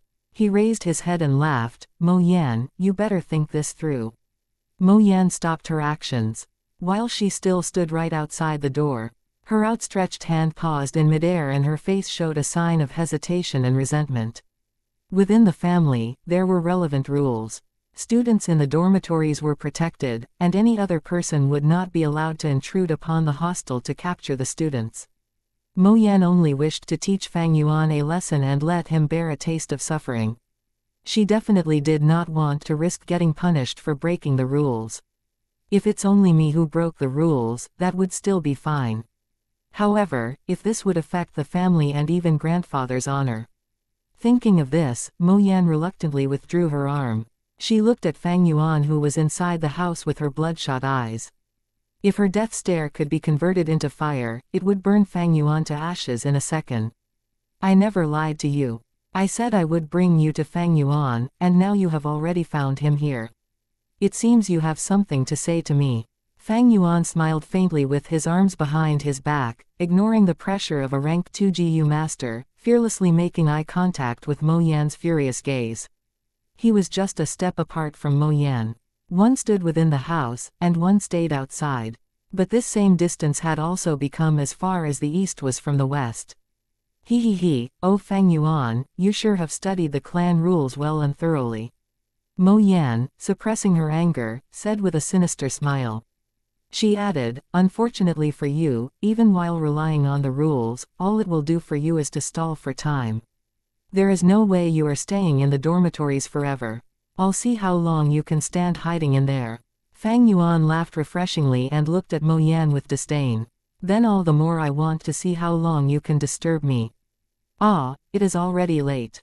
I have a bed to sleep in, but what about you? If I do not show up for class tomorrow and the elders come to investigate, what do you think I will say? You. Mo Yan flew into a rage, her fingers pointing at Fang Yuan, barely restraining herself. Do you really think I wouldn't dare come in and take you down? Squeak. Fang Yuan opened the doors of the hostel wide open, his lips breaking into a grin, his eyes dark like the abyss and his tone full of confidence as if the situation was within his grasp. He challenged Mo Yan, then show me. Mo Yan calmed down instead upon seeing this. Her eyes squinted as she looked at Fang Yuan and she said, do you think I'd fall for your goading? Fang Yuan shrugged. He had already seen through Mo Yan's personality. If he had closed the door, or even half shut it, Mo Yan had at least a 50% probability of breaking into the house. But when he purposely opened it fully, it had instead made her more wary and calm as a result. Thus there was barely any chance of her forcing her way in anymore. 500 years of experience had already made him fully aware of the human nature and their weaknesses. He grandly turned around, exposing his back fully to Mo Yan. If Mo Yan struck now, she would definitely be able to capture him in one swift action. However, Mo Yan stayed still outside the door as if there was an invisible mountain blocking her way. Even after Fang Yuan sat in his bed, Mo Yan only stared at him in anger, gritting her teeth. But regardless of this, she did not make a move. This is the pathetic side of humans. Fang Yuan sat up and stared at Mo Yan who was outside looking like a fool, thinking to himself, at times, the things preventing people from taking action is not physical difficulty, but instead it is the restrictions they have placed on themselves subconsciously. When comparing cultivation levels, Fang Yuan was definitely not her match at this point in time. But even with her rank 2 cultivation level, she could only stare at Fang Yuan and had no courage to make a move. Her distance from him was only a few steps away, and the door was wide open with no hindrance.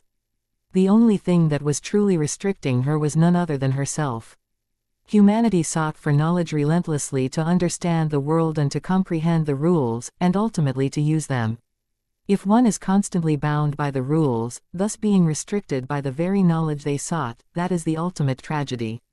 Fang Yuan took a final look at Mo Yan before closing his eyes and letting his consciousness sink into the primeval sea.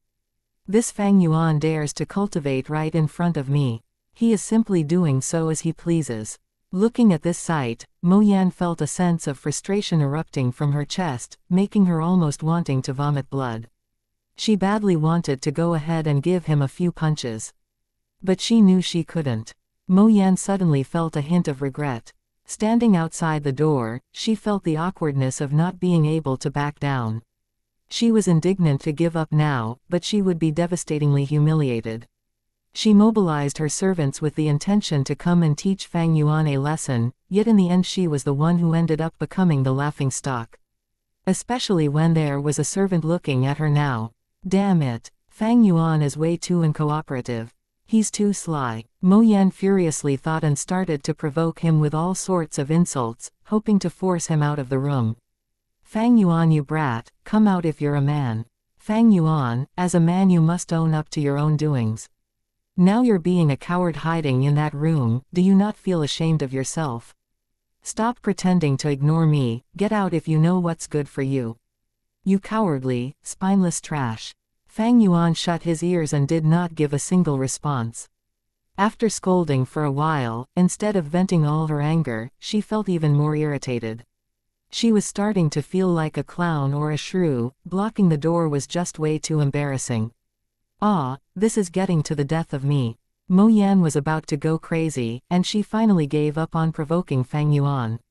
Fang Yuan, you can hide now, but you can't hide from me forever. She furiously stomped the ground and left indignantly. Before leaving she gave a final order, Gao Wan, stand there and watch him. I do not believe he will not leave the house. Yes, master. The muscular servant, Gao Wan rapidly replied and sent Mo Yan off.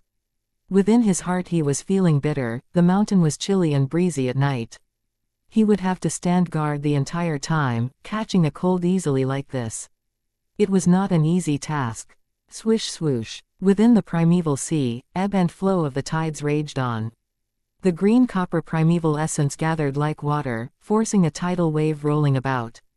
Under Fang Yuan's mental guidance, the waves endlessly crashed towards the surrounding aperture walls. A rank 1 initial stage GU master's aperture walls resembled a white barrier. At this time, with the green copper primeval essence crashing towards them, it produced shadows of light, creating an indescribable feeling. Time passed gradually and the level of the green copper primeval sea slowly declined. From the original 44%, it dropped to 12%. If a GU master wants to raise their cultivation level, they would have to expend their primeval essence to nurture the aperture. Initial stage GU masters have light barriers as their aperture walls, while middle stage GU masters have water barriers as their aperture walls, and for upper stage, they have stone barriers. For me to cultivate from initial stage to middle stage, I will have to nurture the light barrier into water barrier aperture walls. From his 500 years of memories, Fang Yuan had complete familiarity with the current stages of cultivation, and the methods were as clear as day to him. He slowly opened his eyes, only to see that it was already late into the night. The crescent moon hung high in the night sky, the moonlight shining pure as water. The door was wide open and the moonlight shone in, letting Fang Yuan think of a famous poem from Earth. On a quiet night I saw the moonlight before my couch, and wondered if it were not the frost on the ground. 1. The night winds blew with a hint of chilliness. Fang Yuan did not have any warmth type GU, and with just the body of a 15-year-old, he could not help but shiver slightly. The night in the mountain was very cold. Scoundrel, you finally opened your eyes. How long are you planning to be cultivating there? Get out, you'll be punished regardless. You beat up our young master Mo Bei, so it was only a matter of time before young miss teaches you a lesson. Seeing that Fang Yuan had woken up, Gao Wan, who was standing at the door, got his spirits up. Fang Yuan squinted. It seemed that the rank 2 female GU master had left. Scoundrel, did you hear me? Hurry and come out here. You have a room to stay in and a bed to sleep, but I had to stand here all night. If you don't come out any time soon, don't you believe I might just barge in? Seeing no reaction from Fang Yuan, Gao Wan threatened. Fang Yuan remained unfazed. Scumbag, come out and surrender yourself. You've offended the Mo family, you will not have any good days from now on. Hurry and apologize to young miss and maybe she might just forgive you. Gao Wan continued to chide. Fang Yuan did not listen to a single word. He took out a primeval stone from his storage bag and held it in his hands, finally closing his eyes again. Seeing that he was going to continue cultivating, Gao Wan was anxious and broke into a fit. You mere C-rank talent, the most you can achieve in life is a rank 2 GU master. What is there to cultivate? You are no match for the entire Mo family by yourself. Kid, are you deaf? Did you listen to a single word I said? 1. A famous poem from Li Bai, a Chinese poet. Chapter 34, Suppressive Beating. Fang Yuan paid no heed to the man and started to multitask. He simultaneously absorbed the natural essence from the primeval stone and observed his aperture. The primeval sea level, which had originally fell drastically within the aperture, with help from the constant stream of natural essence, began to slowly rise up again. This form of recovery speed was inevitably slow, but Fang Yuan was in no hurry. Cultivation was meant to be accumulative, it could not be rushed. The urgent matter at hand was in fact the middle-aged servant outside the house. After half an hour, Fang Yuan's green copper primeval sea reached 44%, the maximum capacity it could hold. But this was not the end. At this point the primeval sea showed a jade green color. This was only a rank 1 initial stage green copper primeval essence. The primeval essence that Fang Yuan had previously used to nurture the aperture wall was no longer initial stage primeval essence. It had been turned into middle stage primeval essence, refined by the liquor worm. Liquor worm. With a thought from Fang Yuan, the liquor worm within the primeval sea instantly flew out and hovered in midair, its body curling into a ball form, resembling a white rice ball. 10% of his initial stage primeval essence was deployed and sent into the liquor worm's body, and soon the essence was fully absorbed by it. Soon after, a surge of liquor mist emerged from the liquor worm's body and congregated into a lump. Once more, Fang Yuan deployed 10% of his primeval essence and invested it into this liquor mist. Once the mist had been fully expended, the original 10% of initial stage primeval essence shrunk by half physically, and at the same time the color changed from jade green to pale green. This is middle stage primeval essence. In order to advance in their cultivation, ordinary students all use initial stage primeval essence. However, I'll be using middle stage primeval essence, and the efficiency is at least twice of theirs. Similarly, when using middle stage primeval essence to activate the Moonlight GU and throw a Moonblade, it will be far stronger than activating it using initial stage primeval essence. Only when all the primeval essence in the primeval sea had been converted to middle stage primeval essence did Fang Yuan open his eyes. Time passes in the blink of an eye when cultivating, and at this point it was already midnight. The sky was no longer a pure black, but it had turned a deep dark blue color. The moon was no longer visible, and only a few lingering stars remained. The door was open almost throughout the entire night, and a corner of the wooden door was already wet, showing a dark color as the water tainted it. The school hostel had this disadvantage: it was not as comfortable as an ordinary wooden lodge that was built above the ground, but it was directly built on the ground and thus it had high humidity. Coming back to reality, Fang Yuan felt a chill down his spine. After sitting cross-legged for such a long time, both his legs felt numb. He opened his clenched right fist and scattered a handful of white stone powder. This was the primeval stone after its essence had been fully absorbed, and what remained was only the leftover powder. After a night of cultivation, I had expended 3 primeval stones. Fang Yuan calculated in his mind. He had C-rank talent, but in order to pursue faster cultivation speed, he used primeval stones to replenish his primeval essence. What was more crucial was the liquor worm, as it had been used to refine his middle stage primeval essence. This had greatly increased the expenditure of his primeval stones. Although I plundered another sum of primeval stones yesterday, a night of cultivation cost me 3 stones. In this case, although it might seem that I have a lot of resources, it is unable to sustain me for a long time with my current cultivation speed, but this is the price I have to pay for pursuing cultivation speed and efficiency. Fang Yuan looked outside the room again, only to see Gao Wan, the muscular servant, squatting at a corner with his body curled up, seemingly fallen asleep. Looks like that rank 2 female GU master had left long ago, leaving this Gao Wan here to keep a watch on me. Hee. Fang Yuan revealed a cold smile as he got off the bed and began to exercise his limbs. Once his body had warmed up, he left the hostel. Lad, you finally decided to come out. So how about it? Obediently surrender and leave with me to kowtow and apologize to our young miss. Gao Wan's ears caught Fang Yuan's footsteps and he stood up immediately. His muscular body was almost twice the size of Fang Yuan. The muscles in his body tightened and his brows knitted together, a pair of cruel eyes shining with evil light, resembling a starving hyena. Fang Yuan expressionlessly walked towards him. Lad, you should have came out earlier. By coming out now, do you know how much the great me had to suffer by watching over you? He snickered while approaching Fang Yuan, evidently planning something sinister. At this moment, Fang Yuan lightly cried out, and with a ferocious leap he aimed both fists towards Gao Wan. Bastard, you're courting death. Gao Wan's face distorted with rising anger within him, raised his brick-sized fist and he punched towards Fang Yuan. The fist was extremely powerful, slicing through air and the swooshing sound of the wind could be heard. Fang Yuan's eyes shone clear as crystal.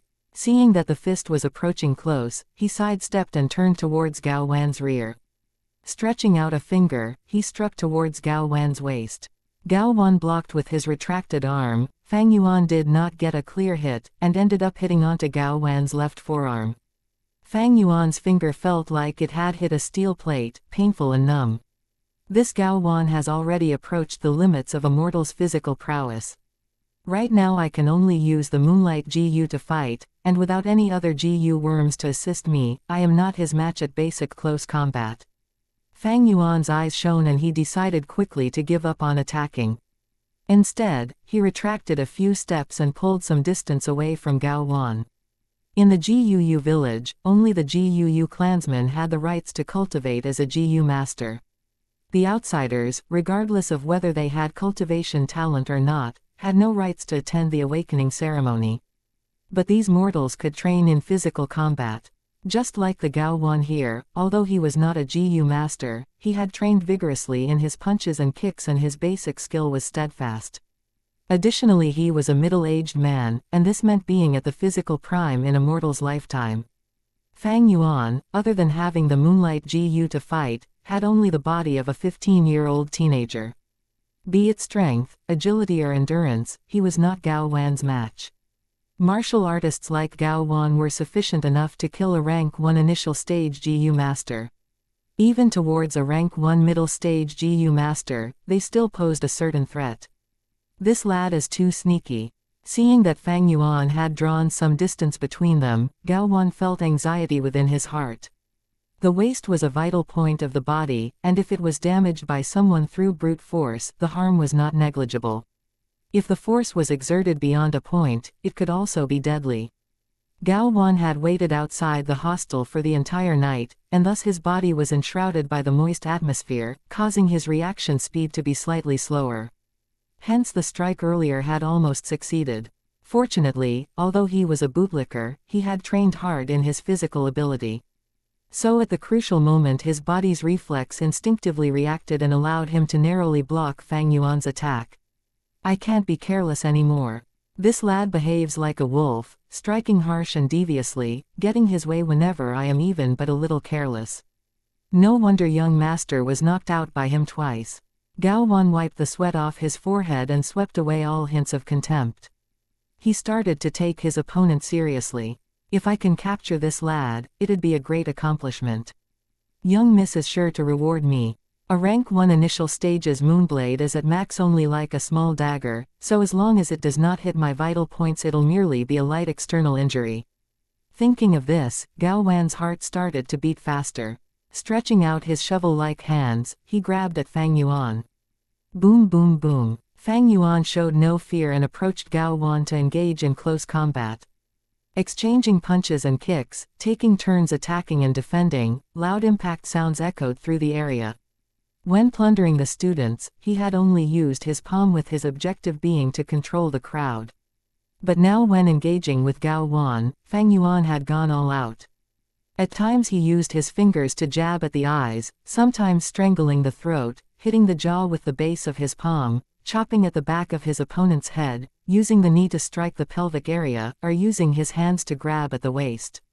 Gao Wan's sweat poured out like a river. Fang Yuan's moves were all aiming at the vital points, each strike devious and deadly as if he wanted to end Gao Wan's life right there. Gao Wan was a mere mortal, and unlike the Gu masters, although he trained well in his physical combat, his vital points remained vital. Mortals were unable to train their eyelids to become steel-like. This was the limits of the mortal martial arts. In addition, Gao Wan did not dare to unleash any deadly moves on Fang Yuan. Fang Yuan was a Gu clansman, so killing him would incur public rage and he would be immediately executed. In fact, the Mo family will be the first to carry out his punishment. Thus his only thought was to capture Fang Yuan alive, and it would be good if he could make Fang Yuan suffer in the process of capture. One side has apprehension while the other side had killing intent. The situation thus became Fang Yuan suppressing Gao Wan in the fight. 1 Diao Jiao Zhu Lu ordinary wooden lodge that was built above the ground. Chapter 35, Go ahead and scream. Fang Yuan had the upper hand for now, but it could not sustain him for much longer. Exchanging blows back and forth, he was already panting in exhaustion. In contrast, Gao Wan's breathing was still smooth and in sync, reflecting the huge difference in stamina between the two. At the same time, as Gao Wan exercised his limbs, his body gradually heated up while his punching speed became faster and faster. The effect of the cold that caused him to be slow and numb had worn off, displaying the true skills honed by his training for decades. Lad, you are unable to beat me. There are clan rules stating that within the school hostel, you are forbidden from using the Moonlight Gu. You are dead meat, doomed to be my captive. Gao Wan laughed maniacally. His fighting experience was rich, so he attempted to use words to cause Fang Yuan's fighting spirit to waver. In the end, I'm only just a teenager and my body that hasn't fully developed cannot be compared to this servant.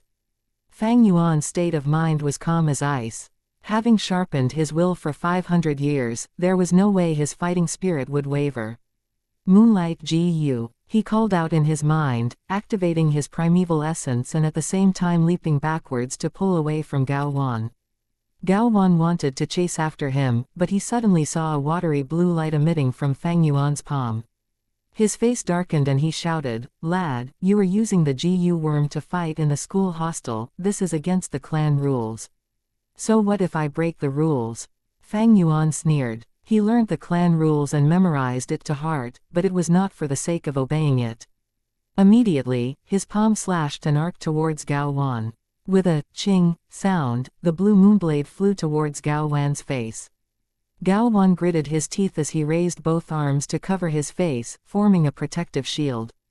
At the same time, he rushed towards Fang Yuan without pause, planning to endure the attack while ending the battle as quickly as he could. The moonblade struck his arm. With a popping sound, his flesh and blood poured out under the moonlight, a wave of extreme pain hitting Gao Wan's nerves. The unguarded man nearly fainted from the pain.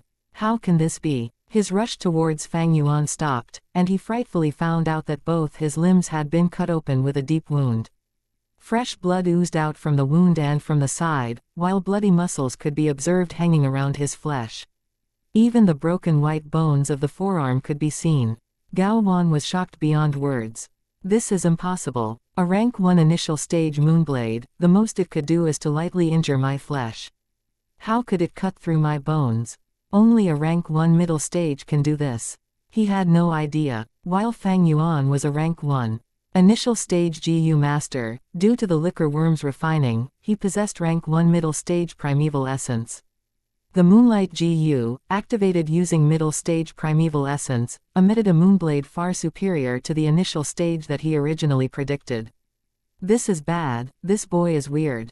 Gao Wan, who was caught off guard, had already suffered a grave injury.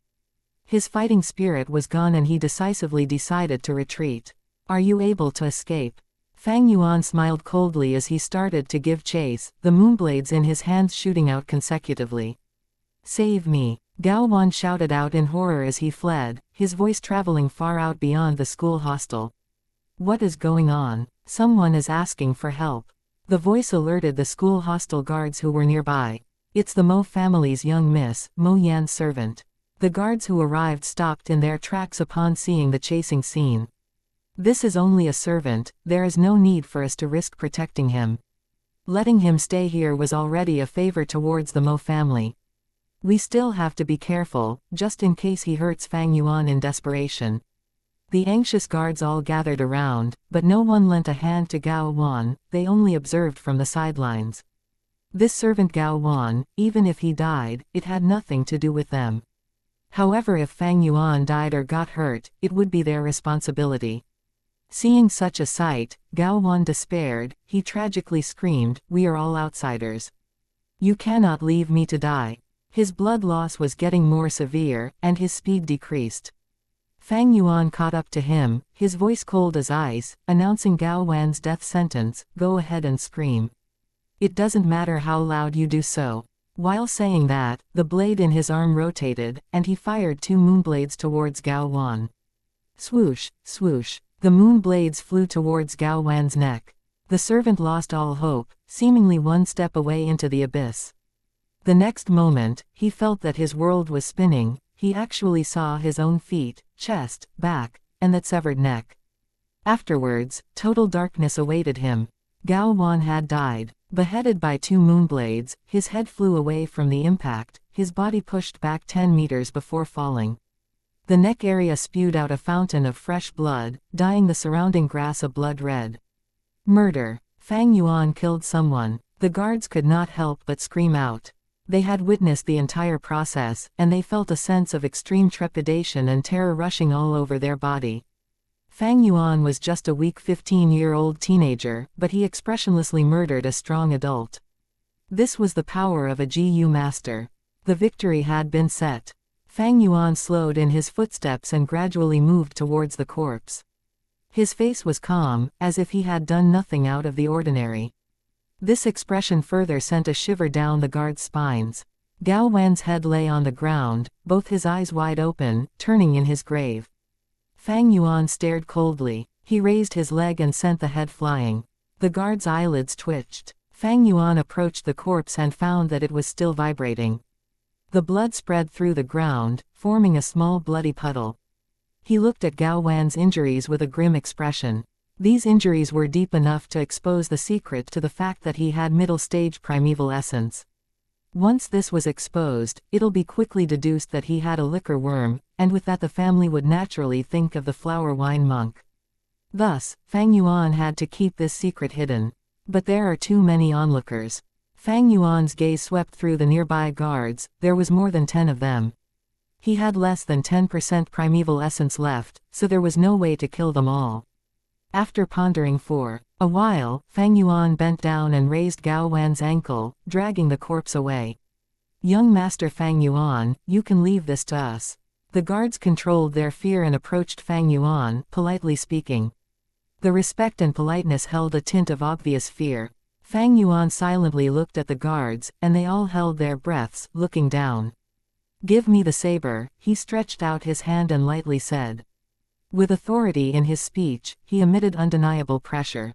The guard closest to him uncontrollably handed him the saber on his waist. Fang Yuan took the saber over and continued walking, leaving behind a dozen stunned guards staring after his back. The sun rose from the east, and the first ray of light shone over the mountain peak, lighting up the school hostel. 15-year-old Fang Yuan, with the scrawny body of a teenager, a pale look upon his skin. Under the sunrise, he casually walked. In his left hand was a shiny saber. In his right hand, a headless corpse. His path left behind a trail of bright red blood traces dragged out on the road. The guards were flabbergasted, their bodies stiff due to the frightening scene. Even as the sunlight shone on them, they could not feel a sense of warmth and light. Gulp. Someone among them swallowed their saliva loudly. Chapter 36, Gifting a Disseminated Corpse. "Did you guys hear? Fang Yuan killed someone," a student whispered to his classmate beside him. "I heard it too, he really killed somebody." The classmate clenched his chest with a pale face. There were many guards who saw him do it. Fang Yuan was chasing after that man. That guy tried to beg for mercy, but Fang Yuan paid him no heed and decapitated him immediately.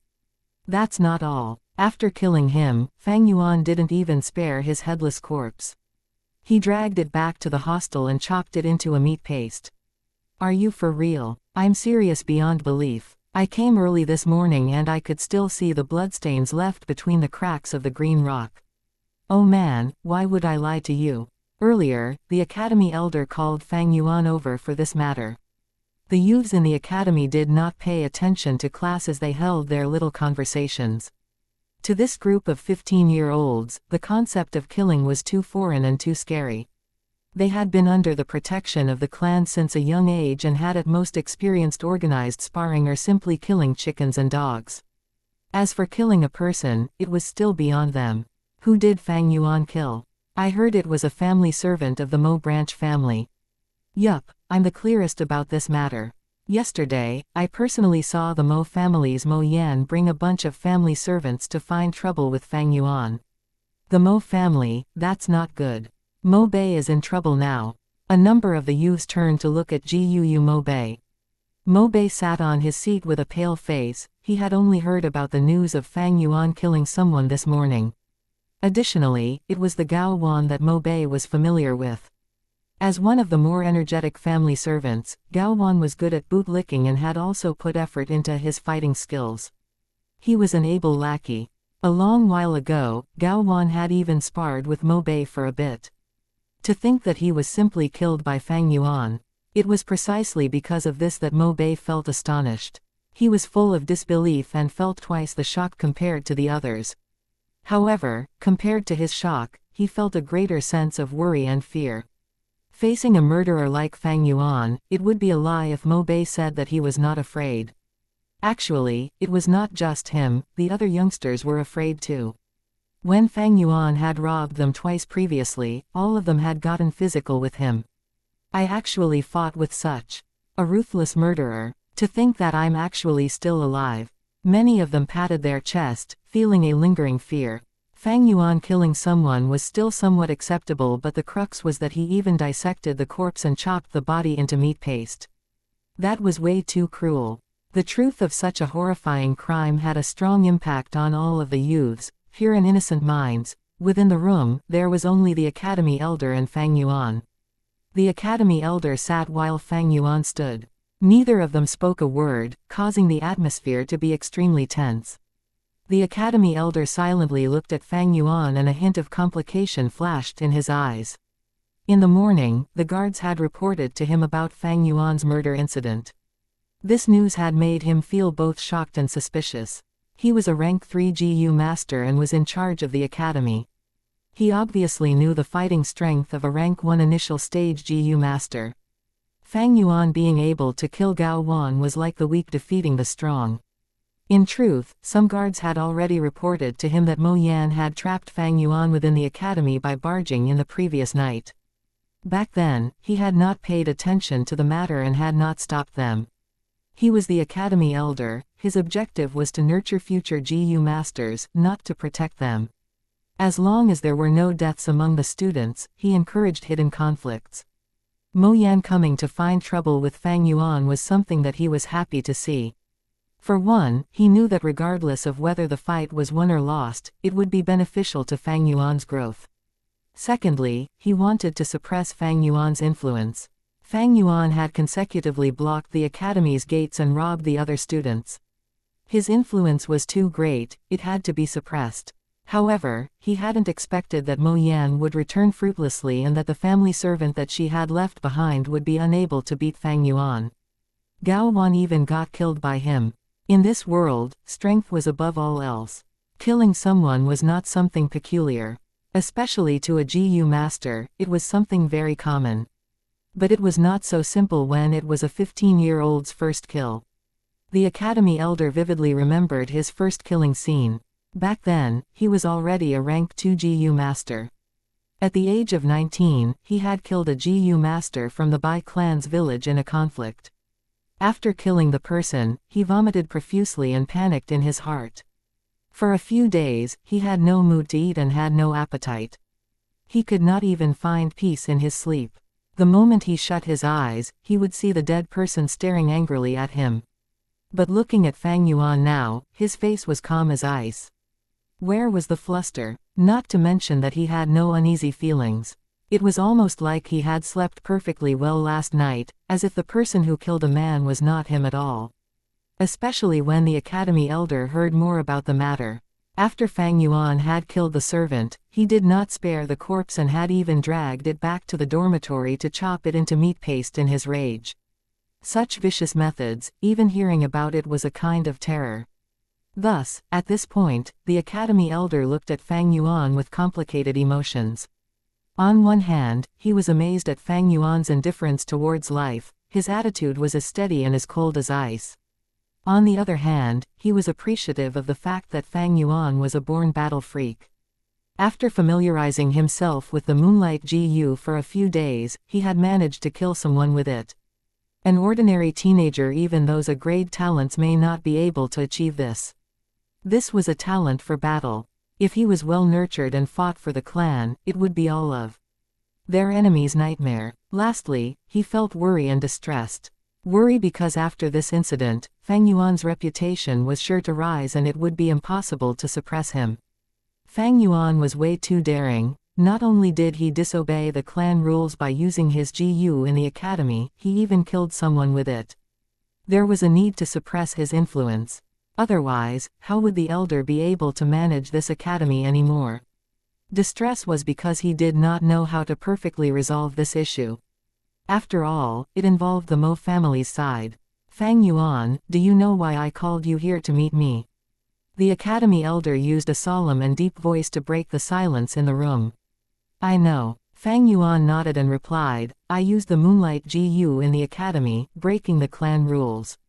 According to the rules, as it is my first offense, I should compensate 30 pieces of primeval stones as punishment. He evaded the crucial point and did not mention Gao Wan's death.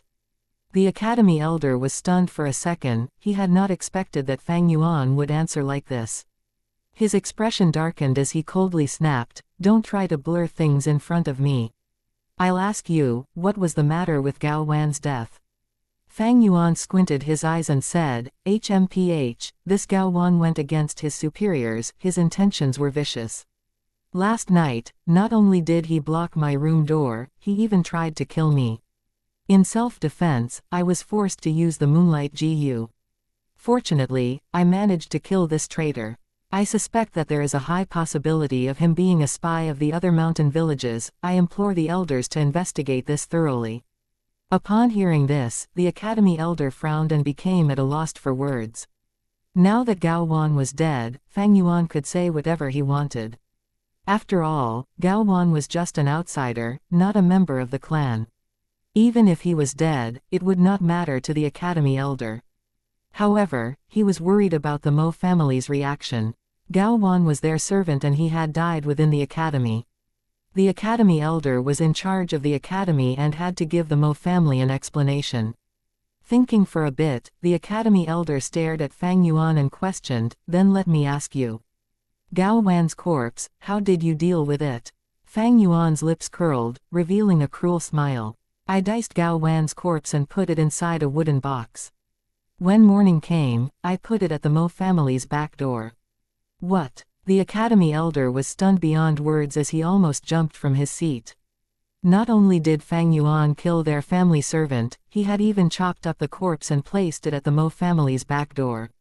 This was blatant provocation. To the academy elder who was trying to resolve this peacefully, it was a true nightmare. Fang Yuan was just a small rank 1 GU master, how would the large Mo family react? Thinking of this, the academy elder felt a headache as the matter had already developed out of his control. This Fang Yuan was a true troublemaker. Sigh, since it has already happened, there's no point in saying any more. Leave first, the punishment will come within these few days, you should get mentally prepared. The academy elder was terribly upset.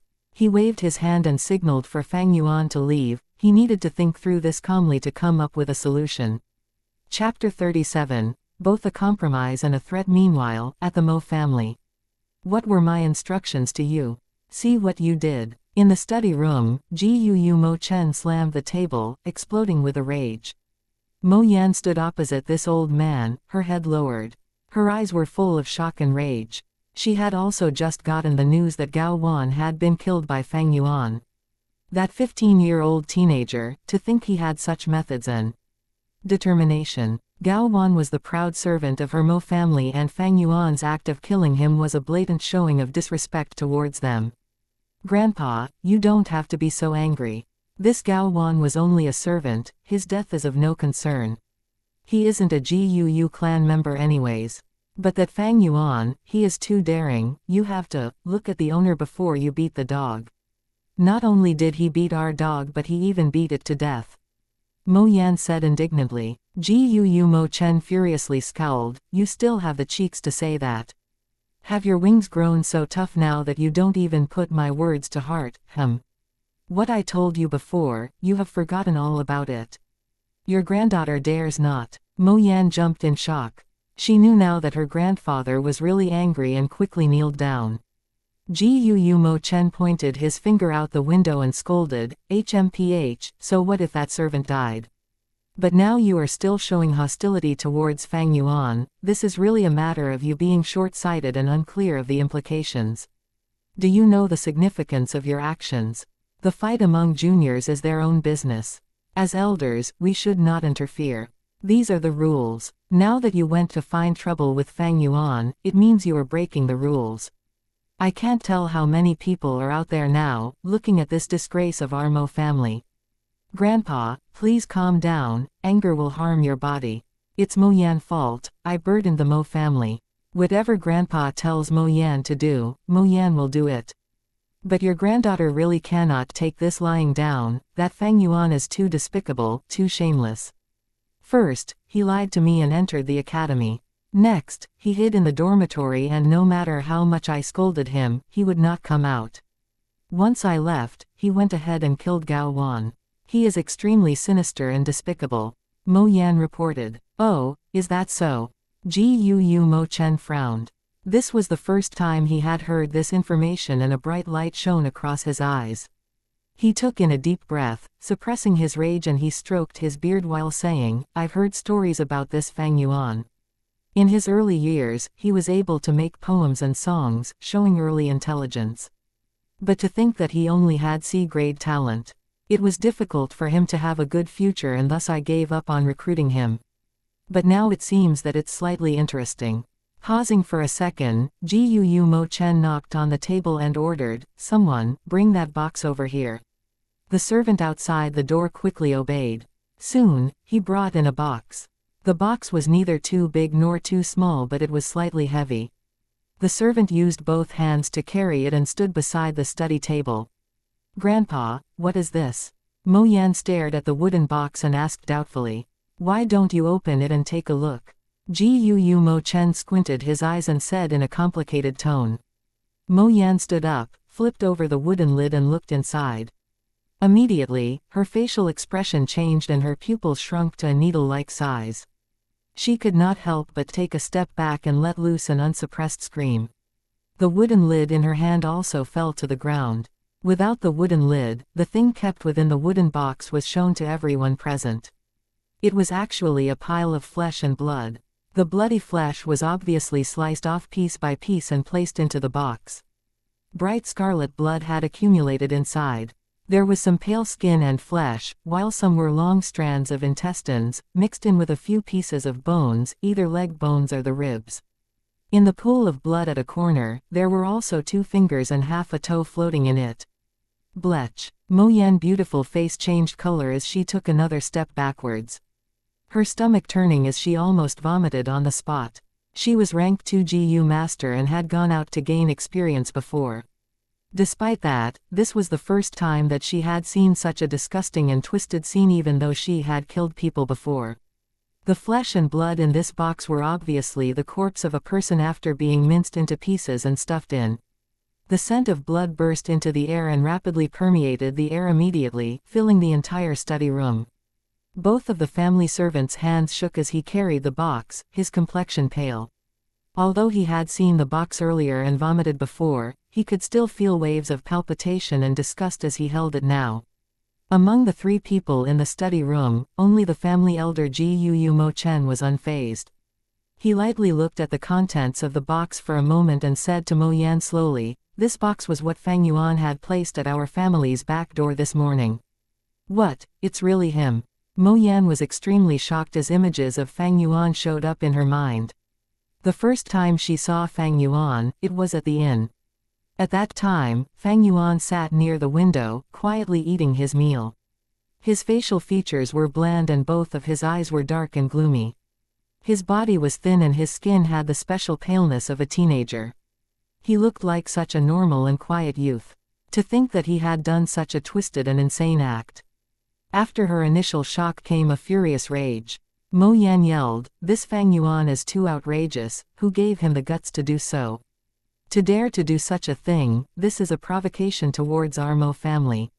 I will go ahead now and bring him here to question him for his crimes." After she said this, she headed towards the exit. "You scoundrel, stop right there." Gu Mo Chen was angrier than she was as he grabbed an ink slab on his study desk and threw it over.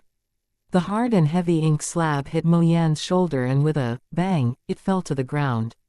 "Grandpa." Mo Yan held her shoulder as she called out in alarm. Gu Mo Chen stood up, his finger pointing at his granddaughter as he spoke with an extremely agitated tone. "It seems like all these years of training were in vain. You have disappointed me greatly. Against a small rank 1 initial stage GU master, not to mention you involving so many people, but even getting led by the nose by the other party. Now that you've let your rage get the better of you, at this point, do you still not understand the meaning behind Fang Yuan's actions?" "What meaning?" Mo Yan was puzzled. Gu Mo Chen snorted, "If Fang Yuan wanted to provoke us, he would have blown up this matter, so why did he place this box at the secluded back door instead of placing it at the front door where there are many people walking around? Maybe he wants to reconcile with us." "No, if he wanted to reconcile, wouldn't it be better to apologize face to face? Why must he send us this box of minced corpse? This is definitely a provocation," Mo Yan said. Gu Mo Chen shook his head, then nodded. "He wants to reconcile, but at the same time, he is also provoking us. Placing the wooden box at the back door is his intention to reconcile. Placing the corpse inside the box, that is a provocation. You see," the old man pointed at the box, and spoke, "this wooden box is not big, and it cannot hold a complete corpse. Therefore there can only be a portion of the corpse inside. He is trying to tell us that he does not wish to blow up this matter and wants to settle this amicably. But if our Mo family wants to pursue this matter, he will place the remainder of the corpse at our main entrance, thoroughly blowing up the issue. By that time, it would be a losing situation for both sides. The entire clan knows that our Mo family broke the rules first, and to our Mo family's future head, this would be seen as him being so weak since he actually required his elders' doting and protection." Upon hearing these words, Mo Yan was momentarily dumbfounded. She had never expected that Fang Yuan's actions would have such profound meaning. "His method is really wise," Gu Mo Chen said with admiration. "With just one action, he exercised both toughness and softness, capable of advancing and retreating safely. This is just a simple wooden box, but it not only expresses Fang Yuan's intention to compromise but also his ability to pose a threat to our Mo family. And it so happens that he does hold on to the weakness of our Mo family. If the Mo family's reputation is tarnished, what follows after will be the Kai family's attack as well as the assault from the clan leader's side." Mo Yan found it unbelievable. "Grandpa, aren't you thinking too highly of him? Are you sure that he's capable of this? He is only 15 years old." "Too highly." Mo Chen looked at his granddaughter unhappily. "Looks like you've had too smooth a life in these past few years. Fostering your arrogant attitude, you are unable to clearly see the reality. This Fang Yuan was unfazed towards danger and deceived you to enter the school. Next, he used his wisdom in the face of danger and hid within the dormitory to avoid trouble. No matter what insult you threw at him, he did not respond. This is his ability to calmly endure. After you left, he killed Gao Wan immediately. This is his bravery and courage. Now he sent this box, clearly showing his wisdom and planning ability. Can you still say that I thought of him too highly? Mo Yan listened with wide eyes as she had not expected her grandfather to praise Fang Yuan so highly. Immediately she said indignantly, Grandpa, he only has AC grade talent. Gu Mo Chen sighed deeply, yes, he is only AC grade. Having such wisdom and yet only C grade talent, it really is a pity. As long as his talent was higher, even if it was just a B grade, he would certainly become an influential member of our Gu clan. What a pity, he is only AC grade. The old man's sigh was full of emotion. His sigh held both regret and at the same time rejoice. Mo Yan was silent and in her mind, Fang Yuan's image appeared once again. Under her psychological influence, Fang Yuan's frail expression was shrouded by a layer of mysterious and vicious shadow. This problem was created by you single-handedly. How are you going to settle it? Gu Mo Chen broke the silence as he started to test Mo Yan. Mo Yan pondered for a while before she replied in a cold and aloof tone, Gao Wan was just a servant, so there are no implications even if he dies. Fang Yuan is just AC grade, so he is also a small matter. What's important is maintaining my Mo family's reputation.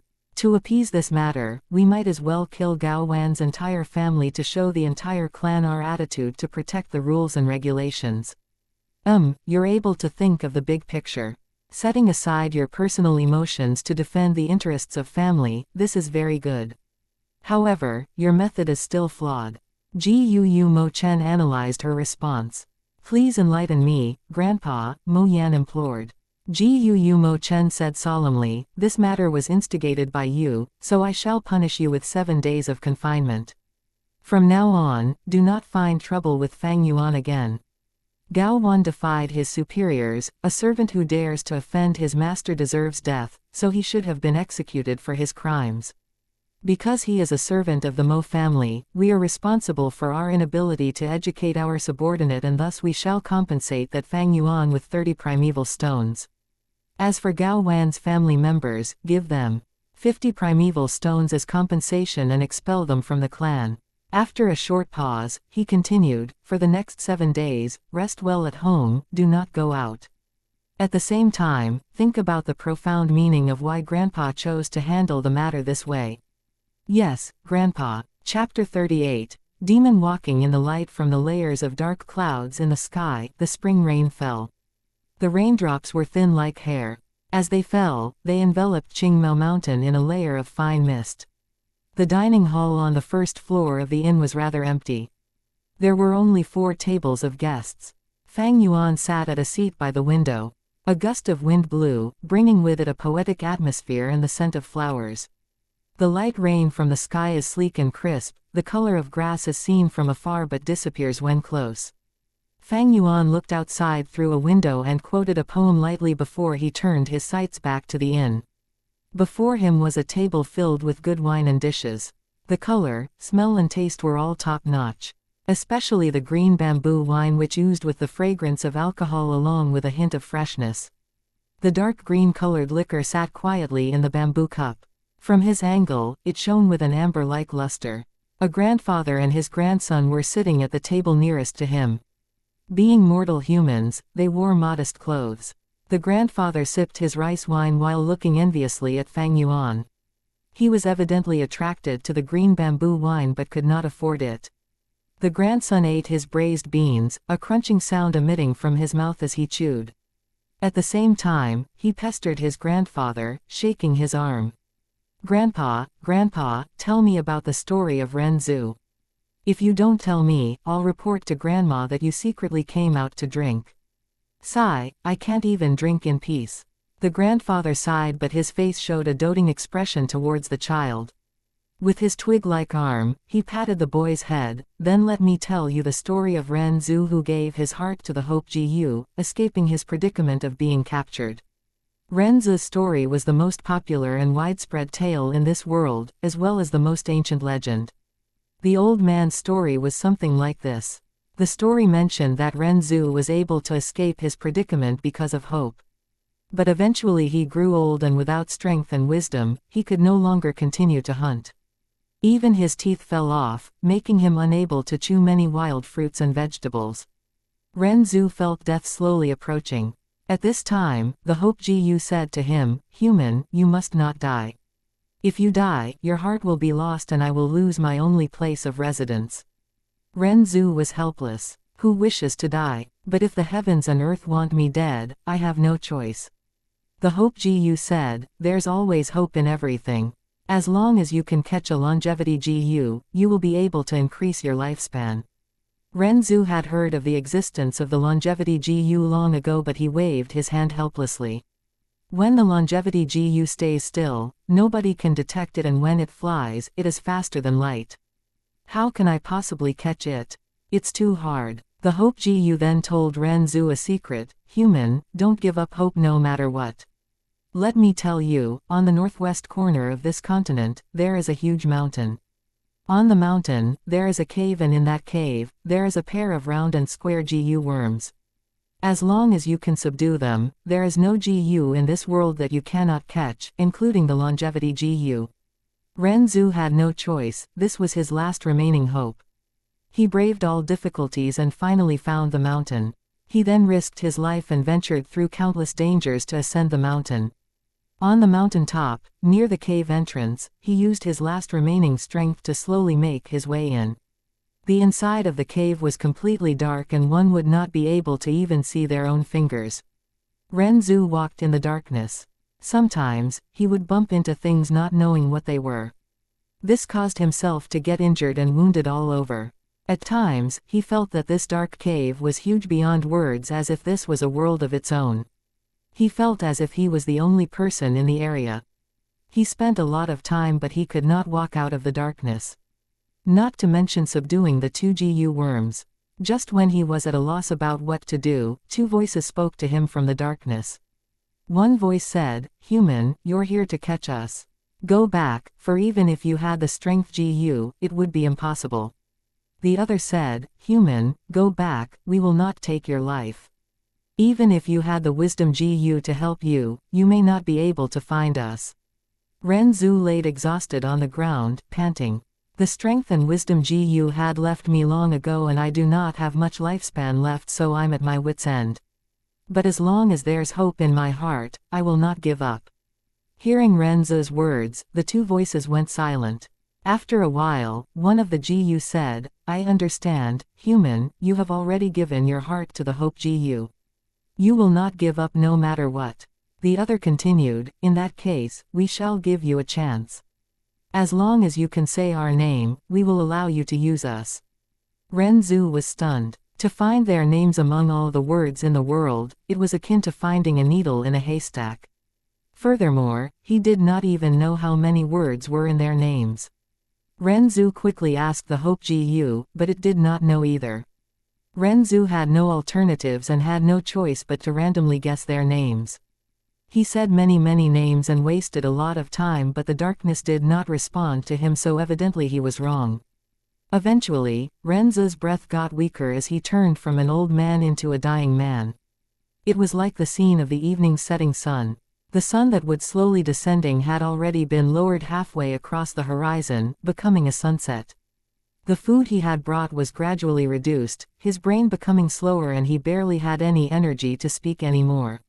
The voice in the darkness urged, "Human, you are almost dead, so we will let you go. Using your remaining time, you can climb out of the cave and take a final look at the world. But you have offended us, and as punishment, the Hope Gu shall stay here as our companion." Renzu clenched his heart and rejected, "Even if I die, I will not give up hope." The Hope Gu was very touched and answered Renzu's call enthusiastically, emitting a bright light. At Renzu's chest area, a light began to shine. But this light was too weak, it could not illuminate the darkness. In fact, it could not even cover Renzu's entire body, but only engulfed his chest area. Yet Renzu could feel a renewed surge of energy gushing into his body from the Hope Gu. He continued to speak, shouting out names. But he was already muddled. A lot of names had already been said, but he could not remember that and repeated them, wasting a lot of effort in the process. As time continued to flow, Renzu's lifespan was almost over. Finally, when he was on his final day, he said out the word, "Regulation." A sigh came from the darkness as a voice spoke, "Human, I admire your perseverance. You have said my name, so from today onwards, I will obey your commands. But only with my brother can I aid you in capturing all the GU in the world. Otherwise, with my ability alone, it is impossible. Thus, you should give up. You're almost dead, you might as well use this chance to take a final look at the world. Ren Zhu was determined and shook his head. He made use of all his time to continue saying out names as he tried to guess the other GU worm's name. Seconds and minutes went by and soon he only had 1 hour left. But at this time, he unknowingly said the word, rule. Immediately, the darkness dissipated. The 2 Gus appeared before him. As the Hope GU had said, one was cubic, called regulations. The other was spherical, called rules. Together, they made up rules and regulations. The 2 GU said together, no matter who it is, as long as they know our names, we will listen to them. Human, since you know our names already, we will be at your service. But you must remember, it is important to not let others know of our names. The more people that know our names, the more people we have to obey them. Now that you are the first to subdue us, tell us your request. Ren Zhu was overjoyed. Then I order you both, go and catch me a longevity GU. The rules and regulations GU worked together and captured an 80-year longevity GU. Ren Zhu was already 100 years old, but after consuming this GU, the wrinkles on his face vanished and his frail limbs became muscular again. A vibrant aura of youth oozed from him. With a belly flop, he jumped up onto his feet. He ecstatically looked at his body, knowing that he had regained the body of a 20-year-old. That's all for today, let's go home, grandson. The old man, having completed the story, finished his wine as well. Grandpa, continue telling me, what happens to Ren Zhu after? The grandson was unyielding as he shook his grandfather's arm. Let's go, I'll tell you when there's another chance. The old man wore his straw hat and jacket, then gave his grandson another set that was a smaller size. The 2 walked out of the inn, stepping into the rain and slowly vanishing from sight. Rules and regulations. Fang Yuan's gaze was dark as he twirled his wine cup, looking at the liquor in his cup. His heart was touched. Ren Zhu's legend was widespread throughout this world and there were almost no people who did not know of him. Fang Yuan had naturally heard of him too. But no matter if it was a legend or a story, it was dependent on the knowledge of the reader. The grandfather and grandson earlier merely treated it as a story, but Fang Yuan could understand the deeper meaning. Just like that Ren Zhu.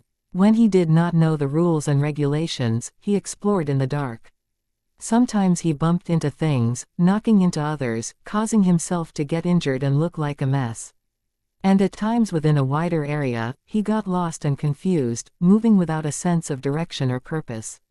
This darkness was not purely black or the absence of light.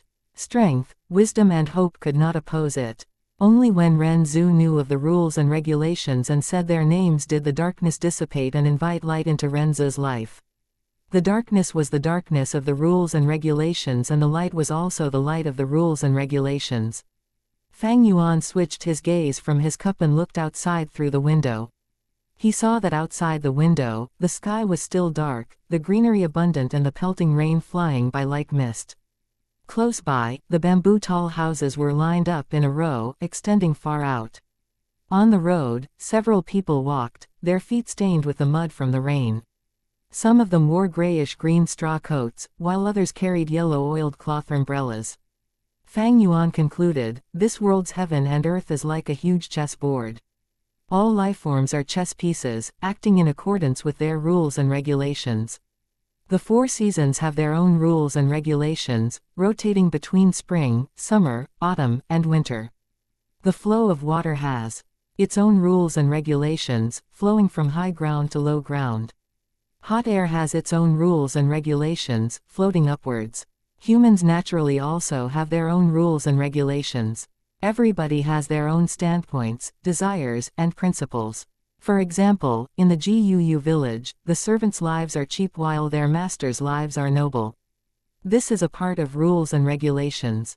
Because of this, Shen Kui, who wants to get close to the rich and affluent, is doing her best to try and escape her servant status. Gao Wan tried all means and methods to please his master, using their authorities for himself. As for uncle and aunt, they gave in to greed, wanting to hoard my parents' inheritance. The academy elder wants to nurture GU masters to maintain his position in the academy. Everyone has their own rules and regulations, every profession has its own rules and regulations, and every society and group also have their own rules and regulations. Only by understanding the rules and regulations can we see the situation clearly from the side. Gone with the darkness and embrace the light, moving around the rules with much to spare. Fang Yuan thought about his own situation, his heart already clear. To the Mo family's head Gu Mo Chen, it is to protect his family branch's prosperity and benefits. Mo Yan found trouble with me and that would be considered spoiling the rules, so for the sake of his family honor, he will not do anything to me. In fact, he might even compensate me. Actually, the Mo family has great influence, so if they risk their reputation and are bent on punishing me, there is nothing I can do to resist them. However, Gu Mo Chen is afraid. He is not afraid of himself breaking the rules, but he is afraid that others will follow in his footsteps. In a junior scuffle, if the elders interfere, it would aggravate the situation. If it involved the higher-ups, it'd pose a threat to the entire mountain village.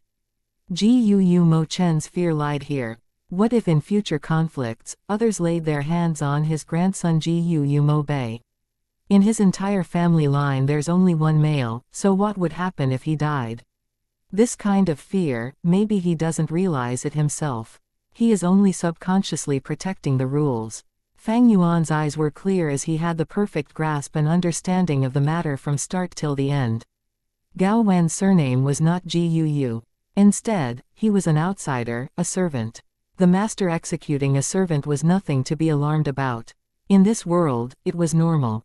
In the case of Fang Yuan killing Gao Wan's death was not crucial. The crucial part was his master, the Mo family behind him. However, Gu Mo Chen should be able to understand my intention of compromise and threat from the time I sent a box of a minced corpse to them. This is also what I want him to think. If I'm not wrong, the Mo family will not pursue Gao Wan's death.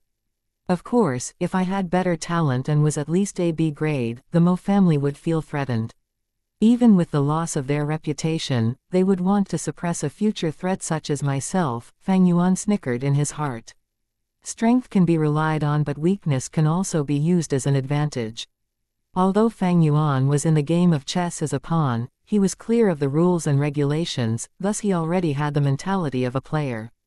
An ordinary character would at most be like Gu Mo Chen or the Academy Elder, also knowing their own rules and regulations but unsure of their non-expertise.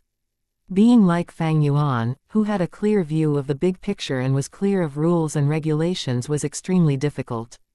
To understand rules and regulations, one has to be like Ren Zhu, stumbling around in the dark and wandering about aimlessly. At this point, strength, wisdom, and hope would be useless.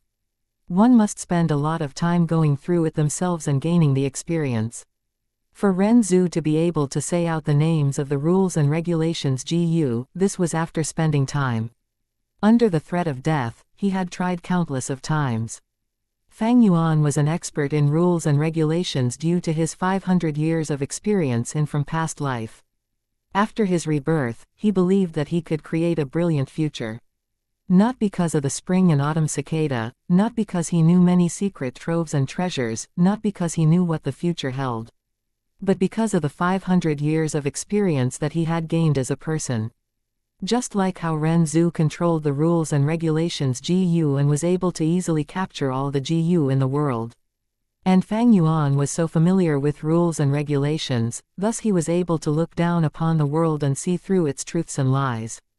Being meticulous and precise, or getting right to the heart of the matter. I proudly laugh as I stand on top of the world, coldly looking at the people in the world who behaved like pawns, obeying their respective rules and regulations, living their lives in a straightforward manner. The rules and regulations of the darkness is darkness, and the rules and regulations of the light is light. But the reborn demon had stepped foot under the path of light. Chapter 39, Toad Caravan Merchant. The month of May was a transition between spring and summer. The fragrance of flowers filled the air, the huge mountains evergreen, and the sunlight began to gradually release its ardent side. Under the clear azure skies, the white clouds drifted like cotton. On Qingmao Mountain, the bamboo forest was straight like spears as always, pointing towards the blue sky. Weeds grew wildly everywhere, and unknown varieties of wild flowers dotted the grass thicket. As the light breeze blew, the wild grass moved to and fro, the heavy fragrance of flower pollen and the smell of green grass assailing visitors. Halfway up the mountain was a huge number of terraced fields. Layer by layer, step by step, the soft green wheat sprouts were planted down. From afar, it looked like a verdant green sea. On the terraced fields were numerous farmers busily working away. There were some farmers cleaning the canal for the channeling of water to irrigate the fields, while some farmers were rolling up their trousers, standing in the fields and planting sprouts. These people were naturally all mortal outsiders, as the Guu clansmen would never have do these lowly jobs. Ring, ring. The sound of camel bells could be faintly heard in the spring breeze. The farmers straightened their bodies as they headed down the mountain, only to see a caravan moving like a colorful worm from the mountain side, slowly showing its head. It's the merchant caravan. Yes, it's already May, it is about time for the caravan to come. The adults caught on the situation at once, and the children stopped playing with the water and clay in their hands. Together, they energetically approached the caravan. The southern borders had 100,000 mountains. Qingmao Mountain was just one of them. On every mountain, there were villages after villages, which were maintained by everyone through their blood relationships and kinships. In between the mountains, the forests were deep and ominous, the cliffs steep and full of the dangerous falling rocks. Additionally, in the complex surroundings of the forest dwelled a large number of ferocious beasts and peculiar Gu worms. Mortals could not pass through at all. It was difficult to get past these obstacles alone, one had to at least be a rank 3 Gu master. Because of the poor economy, trading was difficult. Thus, the most important form of trading was through the caravan merchants. Only by organizing a merchant group in such a large scale could Gu masters come together with the power to help each other, conquering the difficulties in the traveling routes and traversing from one mountain to another. The merchant caravan's arrival was like a bowl of boiling water that poured into the peaceful and serene Qingmao Mountain. All these past years they would come in April, but this year they only arrived in May. At least they're here now. The owner of the inn let out a deep breath upon hearing the news. The inn's business was poor in the other months, so only when the caravan came could he earn enough profit to last the year. At the same time, there was some green bamboo wine within his storage that he could sell to the caravan merchants. Besides the inn, the business at the tavern would also boom as a result. The caravan merchants entered the Guu mountain village one by one, led by a treasure brass toad. This toad was 2.5 meters tall, its entire body orange-yellow in color. The back of the toad was thick and full of warts and knots. It was like the lumps of bronze nails on ancient city gates. On the treasure brass toad's back, thick ropes were tied around plenty of goods. At a glance, it seemed like the toad was carrying a giant backpack. A middle-aged man with a circular face full of pockmarks sat cross-legged atop the toad. He was fat and had a large belly. Both of his eyes formed into slits when smiling. He cupped his fists as he greeted the surrounding Guu villagers. This man's name was Fu of the Jia clan. His cultivation was at rank 4 and he was the leader of the merchant caravan this time. The treasure toad hopped slightly as it moved forward, but Jia Fu, who was sitting on its head, was stable and steady. When the toad hopped, his height would level with the windows on the second floor of a building. Even when he was back on the ground, he was at a height greater than the first level of the bamboo buildings. The originally spacious streets were suddenly rather packed and narrow. The treasure brass toad was like a beast that intruded into the midst of a great number of bamboo houses. After the treasure toad was a huge fat worm. It had 2 eyes that were similar to multicolored glass windows, the colors bright and gorgeous. The worm was 15 meters long, its body shape resembling a silkworm. However, the surface of the worm was covered in a thick layer of black porcelain-like leather armor. On the armor was another abundant pile of goods and merchandise, a hemp rope tied around it. In between the gaps and intervals of the goods, Gu masters sat one by one, some old and some young. There were also mortals who were robust and sturdy martial warriors, slowly moving forward on the ground following after a fat black beetle. After the fat beetle, there were ostriches with brightly colored feathers, hairy mountain spiders, winged snakes with 2 pairs of feathered wings and so on. However, these were in small numbers. Most of the creatures were toads. These toads were all similar to the treasure brass toad, but they were smaller in size and had the build of cows and horses. The toads were carrying merchandise and people, their bellies bulging as they hopped forward. The merchant caravan wound deep into the village. Children on the road would look on curiously with wide eyes, calling out in joy or exclaiming in surprise.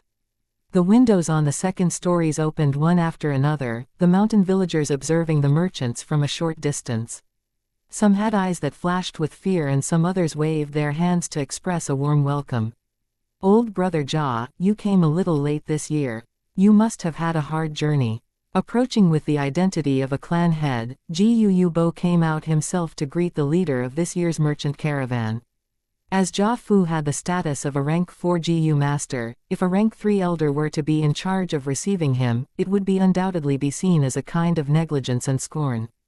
Jia Fu cupped his fists and sighed. This year's road was rather unfavorable. On the way we bumped into a group of secluded blood bats and we lost quite a few good men. Then on Jubai Mountain we ran into a mountain fog, and we didn't dare to continue traveling at all. So we were delayed for quite a lot of time, and caused Brother Gu to wait for quite a while. As they spoke, their tones were very polite.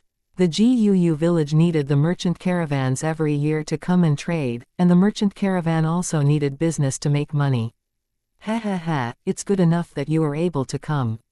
Please, the clan has prepared food and wine. Let me host a welcoming dinner for you, old brother. Gu Bo stretched out his hand and said invitingly. Clan head is polite, too polite. Jia Fu was flattered. The merchant caravan arrived at the boundaries of the Qingmao mountain in the early morning, and by afternoon they were stationed in the Gu village. When it was dusk, the surroundings of the village had formed into a widespread area of temporary shops and stores. All kinds of red, blue, yellow and green lofty tents were built and every inch between the tents was squeezed with numerous little street stalls. The night was descending, yet it was still brightly lit in the area. An endless stream of pedestrians spilled into the area from the village. There were mortals as well as Gu masters. The little children hopped around in high spirits, and the adults showed an expression of joy akin to celebrating a festival. Fang Yuan moved along with the crowd, walking alone. The crowd was bustling with activity, groups of people either surrounding the stalls or endlessly pouring in and out of the entrance of the tents. The surroundings were filled with the shouts of merchants hawking their wares. Come, take a look. Top-notch blue sea cloud tea brick. Drinking this tea makes one as cheerful as a fairy. Even if it's not a person drinking, it can be used for feeding and raising TGU. It is a cheaply priced item for its value. One piece only costs 5 primeval stones. Brute force longhorn beetle GU. A GU master who uses this GU will be able to burst out with the strength of a cow. You can walk away, but don't regret it. Intimate grass, high quality intimate grass. Everyone look at this quality, it's as fresh as if a newly picked one. 1 caddy for 2 pieces of primeval stones, very cheap price. As Fang Yuan heard this, his footsteps paused slightly, then he followed the sound and walked over. He saw an ostrich pulling a handcart with 2 wheels. On the handcart was a heap of pastel green herbs. Every blade of grass was a meter in length, slender and long.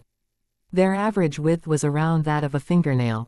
On some of the pointed tips of the grass grew red heart-shaped flower buds. The intimate grass was one of a GU worm supplementary food type. Its worth was stemmed from the fact that it could be used to pair up with a few other foods to feed a GU worm. For example, Fang Yuan needed to give 2 pieces of flower petals every meal to the moonlight GU when feeding it. If he mixed in a blade of intimate grass, the moonlight GU would be full just from eating 1 petal.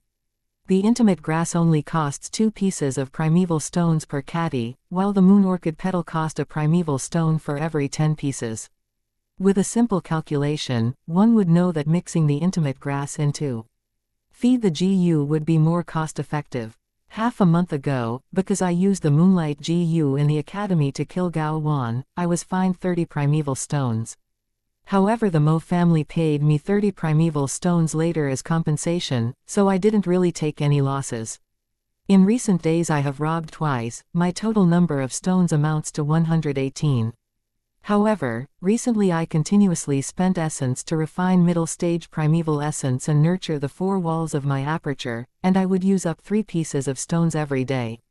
Adding on the costs of feeding GU, my own daily expenses and successively buying green bamboo wine, I have 98 pieces at hand right now.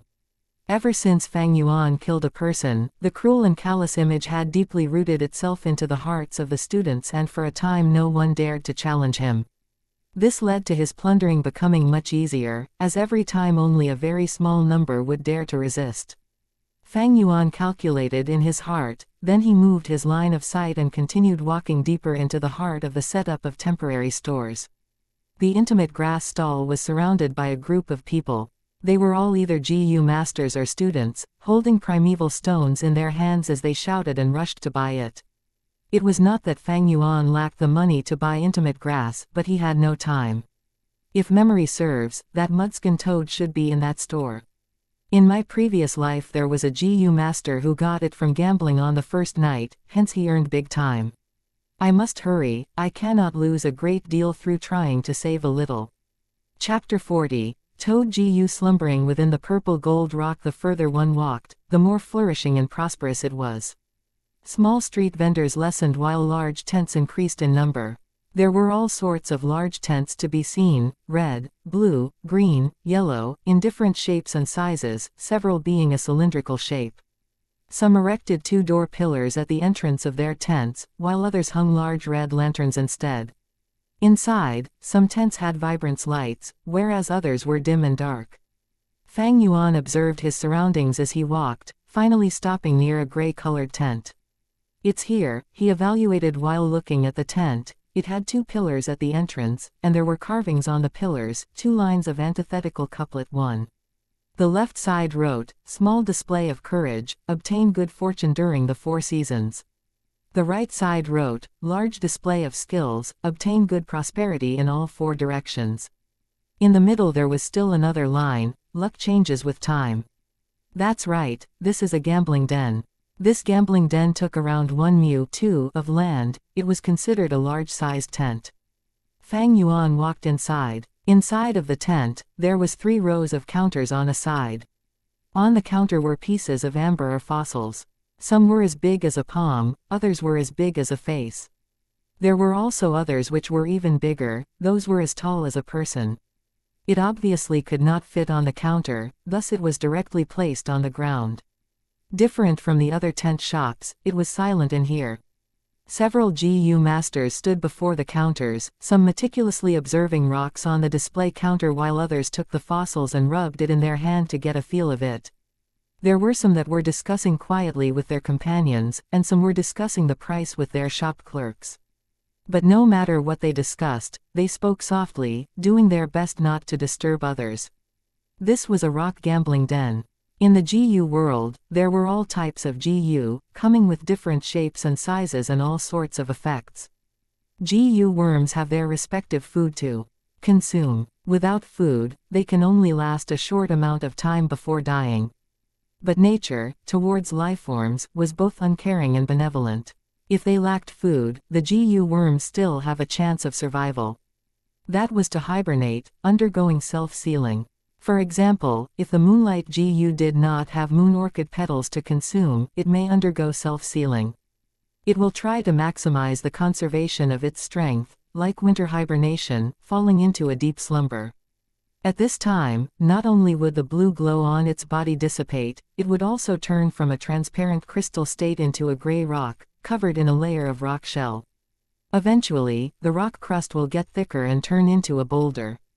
Or for example the liquor worm, if it underwent self-sealing, it would form a white cocoon around it, curling its body and falling into a deep sleep within the cocoon. Of course this situation of sealing and hibernating may not happen to every GU worm. It has a small chance of occurrence, and in most cases, the GU worm will not fall into hibernation but instead starve to death. Only a small number of GU worms may, under specific situations, undergo self-sealing. A few GU masters who accidentally obtain these sealed GU worms, rocks or cocoons would awaken the GU worms that were slumbering within. thus they would have a stroke of fortune.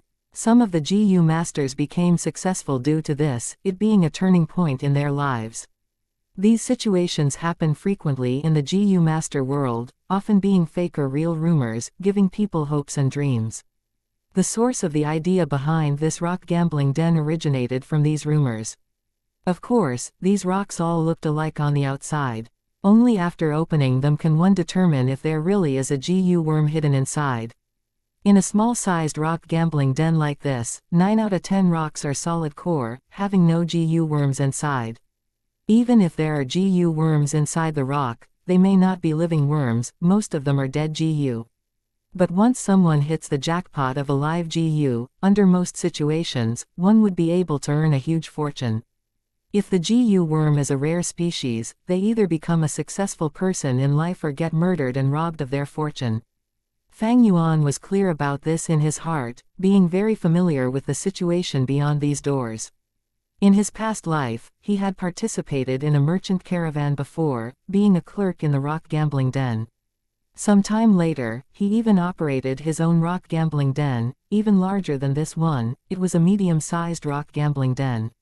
He managed to con some gamblers, and also misjudged at times, allowing other gamblers to win a precious GU worm. Fang Yuan stood at the door for a while, taking a glance around him before slowly walking to the counter on the left side. Behind the counter, there was a shop assistant every few meters, both males and females. On their waist hung a green-colored belt, showing that they were not ordinary people but rank 1 GU masters. Most were initial stages, while a selected few were middle stages. Seeing Fang Yuan before a counter, a female GU master who was nearest by walked towards him and smiled, softly saying, "Young master, what GU worm do you need? Every rock on this counter is sold at 10 primeval stones each. If this is your first try, just for the sake of it, why don't you go to the right counter? The rocks there are sold at only 5 primeval stones. If you are seeking thrills, you can go to the high-end counter at the middle. The rocks sold there are at 20 primeval stones each." This was an experienced female GU master, having worked at the rock gambling den for quite some time already. She looked at Fang Yuan who entered, and determined that he was a student from his appearance, age and height etc. Those that came to gamble were all GU masters. Students were only considered second-rate GU masters, just starting their cultivation. Because they're often tight on finance due to feeding their GU worms, where would they find the money to come and gamble rocks? Students like this, normally they just came to take a look and to get an eye-opening experience, satisfying their curiosity. Most were only window shoppers, though if some had well-to-do families, they might attempt to buy one to try. But most only bought the cheapest fossil.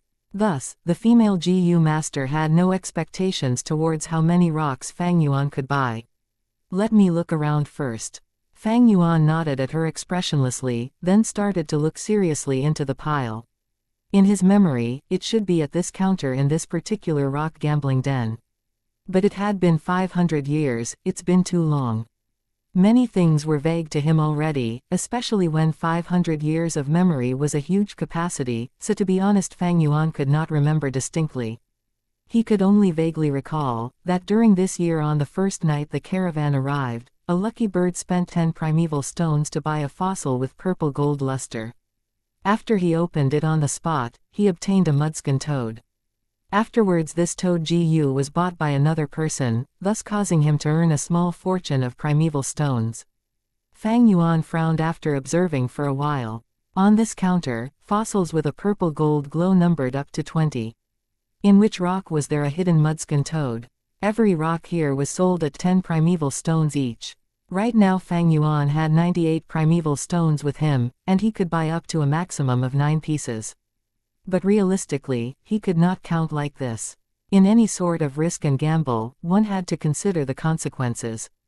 Fang Yuan was no longer a greenhorn, like those gamblers who thought they were blessed by heaven. Those who thought they were blessed by fate were usually those who fell under the mischief of fate itself. "I am alone, with no relatives or friends that can help me. I have to save some primeval stones to survive, as well as to buy food for my GU worms." He counted, and under the most basic reservation, he could buy at most 7 pieces of fossils. This rock, the purple gold is dotted like the stars, but it's flat as a pancake, there's definitely no mudskin toad inside. This piece has striking purple gold color, but it is only fist-sized. If there really is a mudskin toad inside, the rock should be at least 30% larger. This purple gold fossil, well, it's big, but the surface is extremely smooth, while the mudskin toad's skin is supposed to be rough and uneven. This is evidently not the one. Fang Yuan continued to observe and evaluate, using the method of cancellation. When GU worms hibernate after self-sealing, they would form into a natural fossil, being undetectable from most of the world's detection methods. The remaining detecting methods were too rough, and once used, it would instantly kill the GU worm within that is barely alive. Thus, when GU masters choose rocks, they could only rely on their guessing, experience and luck, sometimes relying on a little bit of instinct. Otherwise, this would not be called gambling. Of course, in this wide world, there are countless wonders, and one cannot exclude the fact that a detection method which is extremely gentle exists, allowing a GU master to know if the rock contains a GU worm. Fang Yuan had heard of such rumors in his past life, but after experimenting, found that it was all lies. Fang Yuan assumed privately, if such a method really exists, it has to be a hidden legacy, controlled in the hands of a small number of mysterious people, having no impact on the gambling business. It was still tame around the Qingmao mountain region, but the more one moves east, the more prosperous gambling dens become. At the Bai 2-3 mountain region, every family village had its own gambling den. In some large-sized forts, there were even large-sized gambling dens built. The three villages that were famous for their rock gambling were Panxi 4 village, Jiumu 5 village and Kangjing 6 village, where there were even mega-sized gambling dens. These three mega-sized gambling dens each had 1,000 years of history. Currently, their business was still blooming, with an endless number of gamblers. There had never been a situation of clean sweep by anyone. Currently, the tent that Fang Yuan was in can only be barely qualified as a small-sized gambling den. If it was any other 15-year-old who came, they would definitely be confused by all the different fossils, and even if they chose it, it would be by random guessing. But Fang Yuan was different. Firstly, he already knew a portion of the answer from the start, thus his search range shrunk to less than 30 pieces. Of course, to find that one rock out of these 20-odd pieces was extremely difficult as well. But using his 500 years of experience as backing, with such a rich pool of information, he picked out 6 pieces of purple gold fossils that best fit the criteria after observing for a while. He had an 80% chance of confidence that the mudskin toad was hibernating within one of these 6 fossils. 2 mu 1 mu is 666 and 2/3 meters squared. 3 by 2 directly means white head. 4 Panxi is monolith. 5 Gu mu means ancient grave, and 6 Kangjing is pale whale. Chapter 41, Dissecting Rocks. I want to purchase some rocks. Having picked his targets, Fang Yuan said to the female GU master. Newbie. The female GU master immediately thought. Even the shittiest gamblers would pay very close observation when they wanted to buy the rocks. First they would look carefully, then place the stones in their palms and rub to feel the surface and its weight. Even after such actions, if they find that the feeling is off, they would give up. No one would say, purchase, at the start. And for such a type like Fang Yuan, who said, purchase, up front, he is undeniably a newbie who is having his first rock gambling experience. Although the female GU master thought this, she did not show any difference in her expression, but continued to smile like a flower, saying softly to Fang Yuan, "Then which piece are you choosing?" Fang Yuan pointed and said, "This piece." She immediately retrieved it. Fang Yuan pointed again and said, "This piece." She felt perplexed, not expecting this youngster to buy 2 pieces. It seems like this youngster is the type to gamble heavily, she evaluated mentally.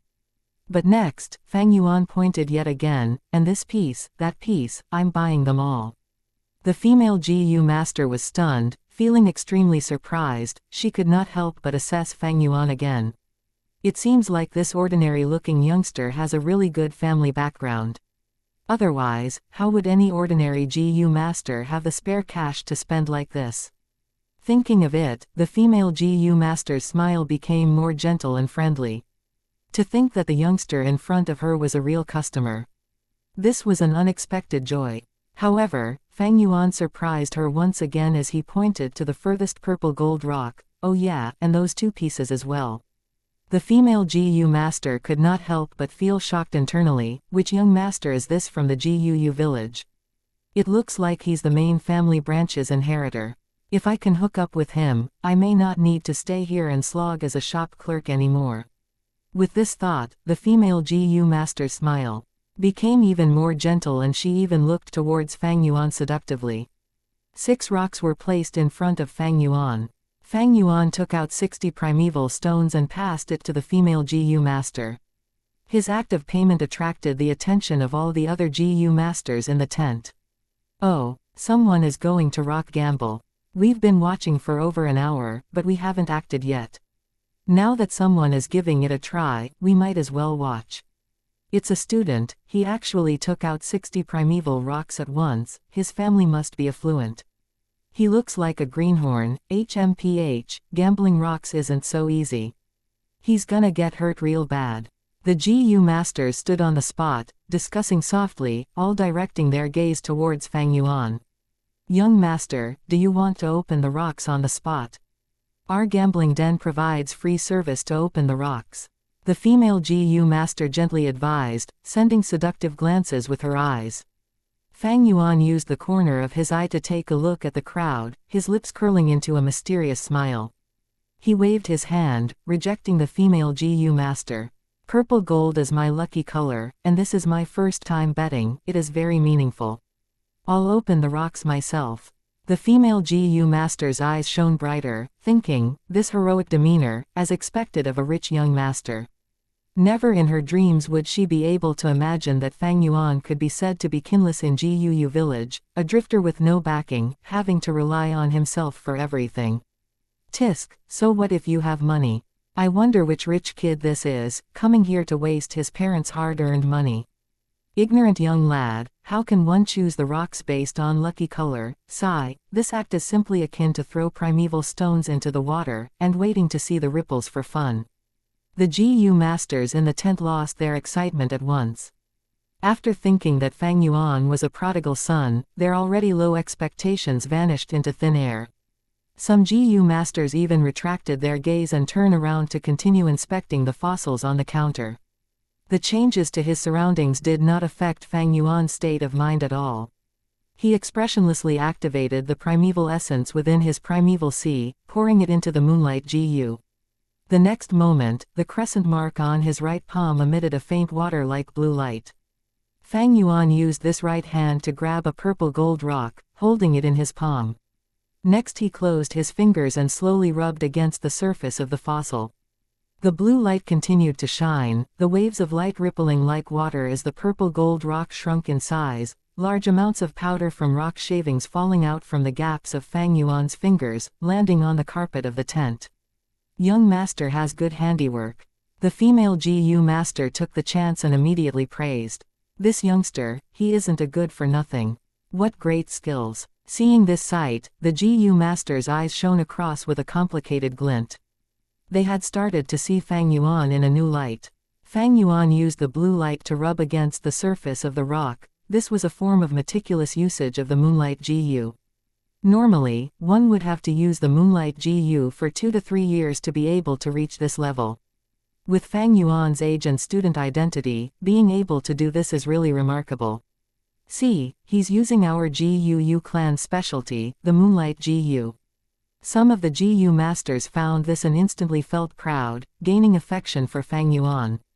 But opening the rocks with this method, it's still too rough.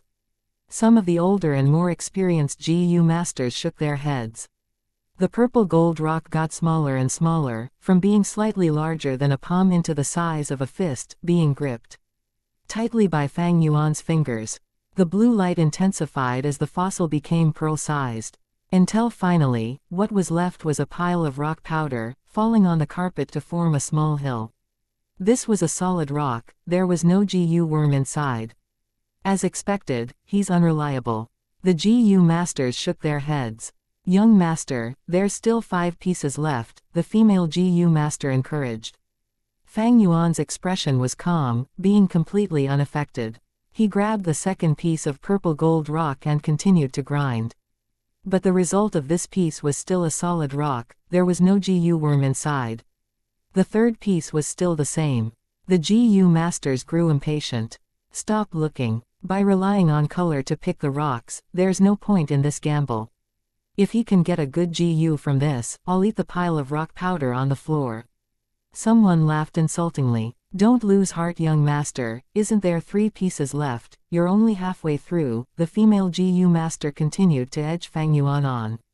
Fang Yuan grabbed the 4th piece, and when he got it to palm size, he suddenly stopped all action. Oh, there's something. The rock composition changed, it's not purple gold sediments, but a kind of ink black color. Don't tell me he really got super lucky from blinding guessing. The surrounding GU masters exclaimed lightly. Young master, you have to be careful from here onwards. Don't make sudden movements, hibernating GU worms are very fragile. If you use too much strength, you'll kill the GU worm inside. The female GU master did not expect such a situation to occur. After getting stunned for a moment, she immediately advised carefully. Fang Yuan's movements slowed, his fingers slowly rubbing as small powder slowly fell. Continuously repeating the action with many intervals, he was no longer as fluid as earlier. The black-colored rock powder slowly fell off, and as the rock got smaller, Fang Yuan's movements became slower and gentler. On the carpet, the rock powder continued to gather as Fang Yuan's black-colored rock was finally scrapped clean. Sigh, what a pity, it's a rock in a rock. What a waste of my emotions, I really thought there was a GU worm inside. You were all too easy to fool, is rock betting so easy? 9 out of 10 are all empty, how else is the shop going to make money? Young master, your luck is already not bad. Getting a rock in rock the first time, normal people cannot do it. The female GU master tried another way to console Fang Yuan, similarly it was to pave way for the result that awaited him. Getting nothing out of gambling rocks was very common, a 9 out of 10 occurrence. In her opinion, Fang Yuan was choosing at random, the chance of getting a GU fossil was close to 0.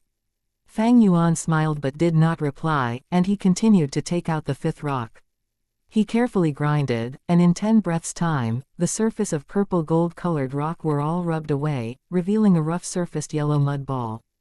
Chapter 42, It really is a GU. Don't tell me it's another rock in the rock. By the looks of it, probably. But it's a little strange, this mudball is enclosed by a purple gold rock surface. The mudball surface should be compressed smoothly, so why is the surface still uneven? The surrounding GU masters were perplexed. Looking at the mudball in his hands, Fang Yuan's expression did not change, but in his heart he was slightly moved. He continued to grind. Under the blue watery light, the powdery sand fell off.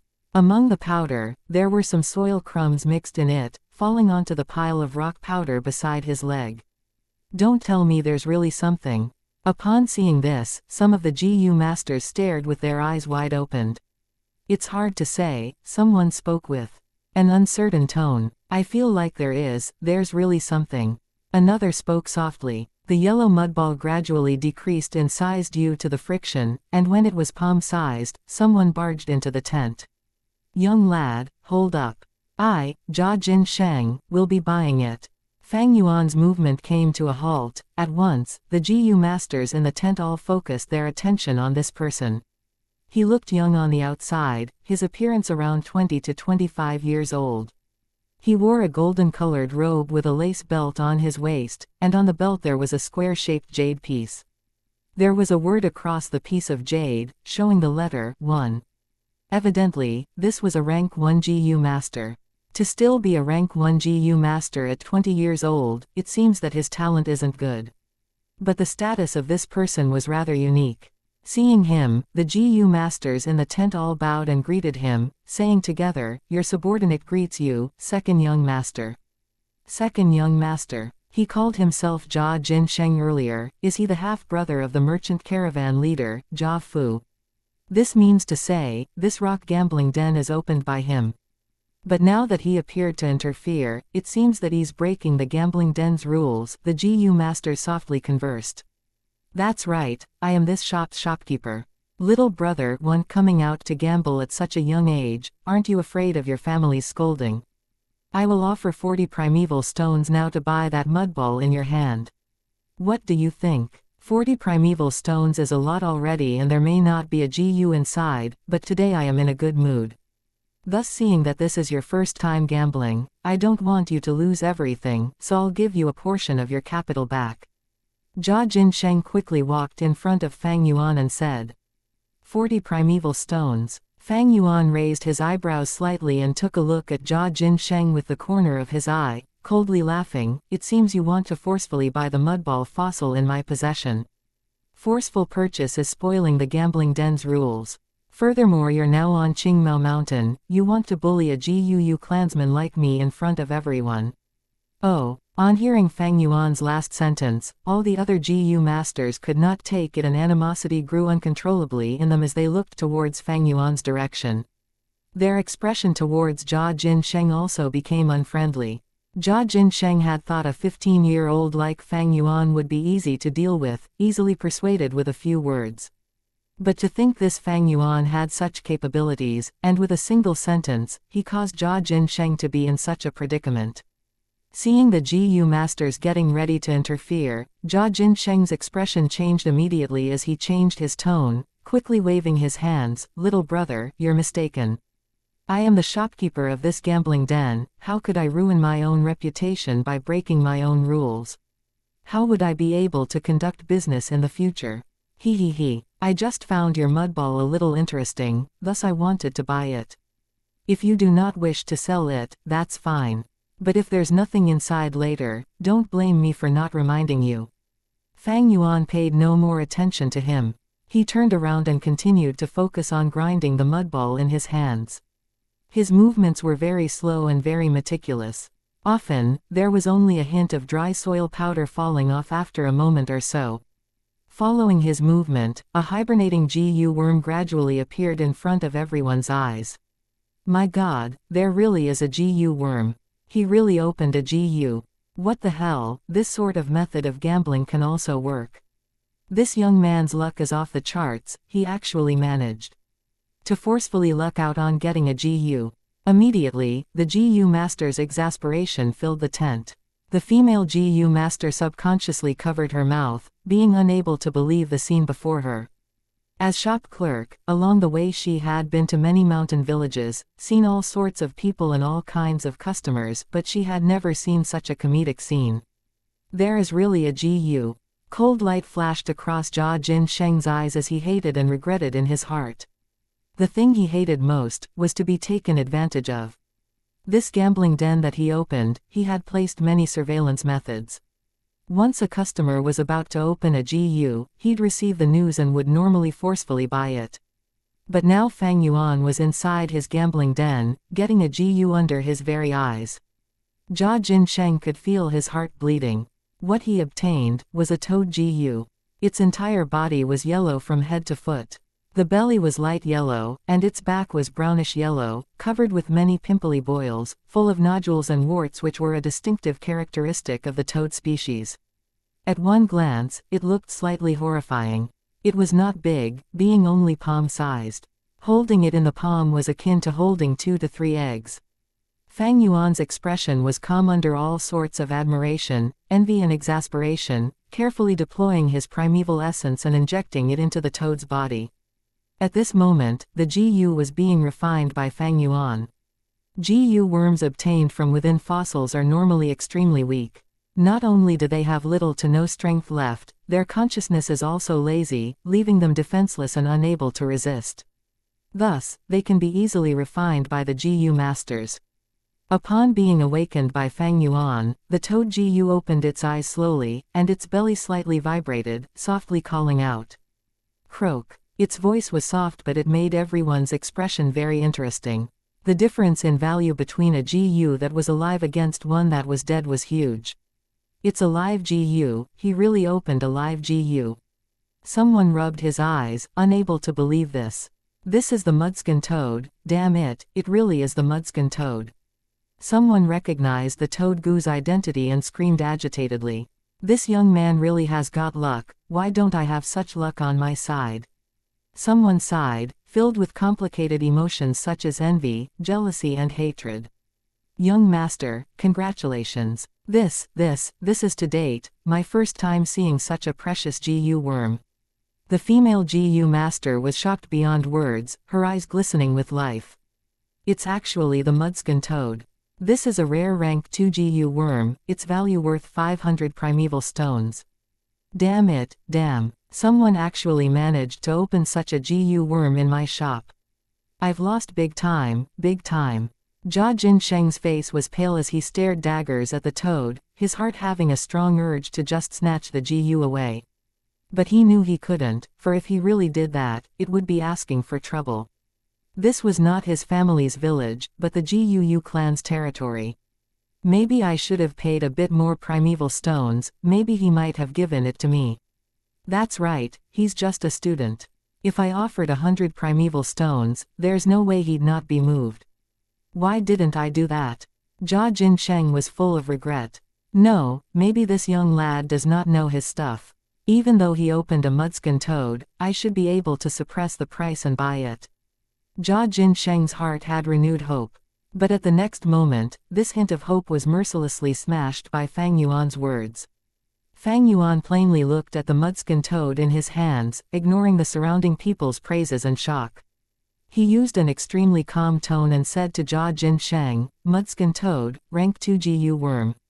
Requires 500 grams of yellow soil every meal, the more fertile the soil the better. Its species is few in number and it is the necessary main GU in refining the treasure brass toad. The market price is 500 primeval stones. Jia Jinsheng, do you want to buy this? You, actually know so clearly. Jia Jinsheng mumbled. After such a shock, he could not say a word. Fang Yuan laughed lightly and continued, if you're unwilling, that's fine. I'll sell it to someone else, I'm sure someone will be interested. Hold it, wait, I'll buy it, I'll buy it. But can't this price be cheaper? Jia Jinsheng's smile turned bitter. Fang Yuan turned around and walked away. Jia Jinsheng hurriedly chased after him. Don't go, I'll buy it. Fang Yuan had no plans to nurture this mudskin toad. It was a rank 2 GU, but Fang Yuan was still a rank 1 initial stage.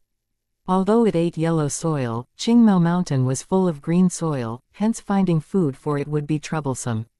Moreover, if he does not sell this GU worm, Fang Yuan would have to feed 3 GU worms himself. Putting aside the increased primeval stone expenditure, even the current amount of primeval stones in his possession would not be enough to feed them. Thus, Fang Yuan's plan was to immediately sell away the mudskin toad, get the 500 primeval stones and earn a fortune.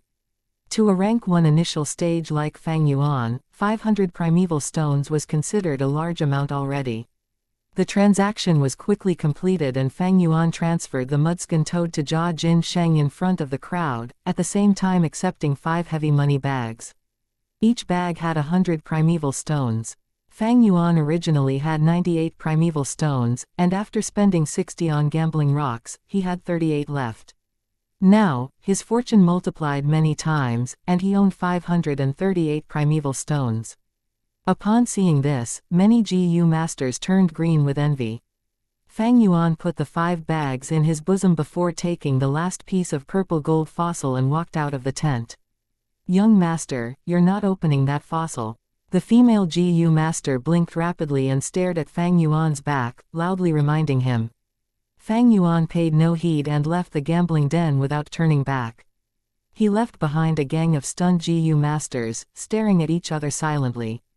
Jin Jiasheng calling Fang Yuan little brother is a way of greeting, they are not related in any way. Chapter 43, the final 6th purple gold rock. The green copper primeval sea had tides rising and falling, ebbing and flowing. Above the sea level, the liquor worm curled into a ball, emitting the wine vapor that gradually developed into white mist. A surge of primeval essence with a swoosh rushed up against the tide and into the wine mist. When the tide receded, there was already half left, and the color was even darker. From initial stage jade green 1, it had converted into middle stage pale green. Middle stage primeval essence fell into the sea, but it did not mix with the initial stage primeval essence. As if it was denser, it sank to the bottom. Thus, the situation became that the upper layer of the primeval sea was filled with initial stage primeval essence, while the lower half was middle stage primeval essence. As time flowed, the wine mist circulated within the aperture. Under the refinement of the liquor worm, eventually, the initial stage primeval essence continued to decrease, while the middle stage primeval essence gradually increased. It could be seen with the naked eye where the lower layer middle stage primeval essence gradually rose, while the upper layer initial stage primeval essence continued to decrease, but also rose in sea level.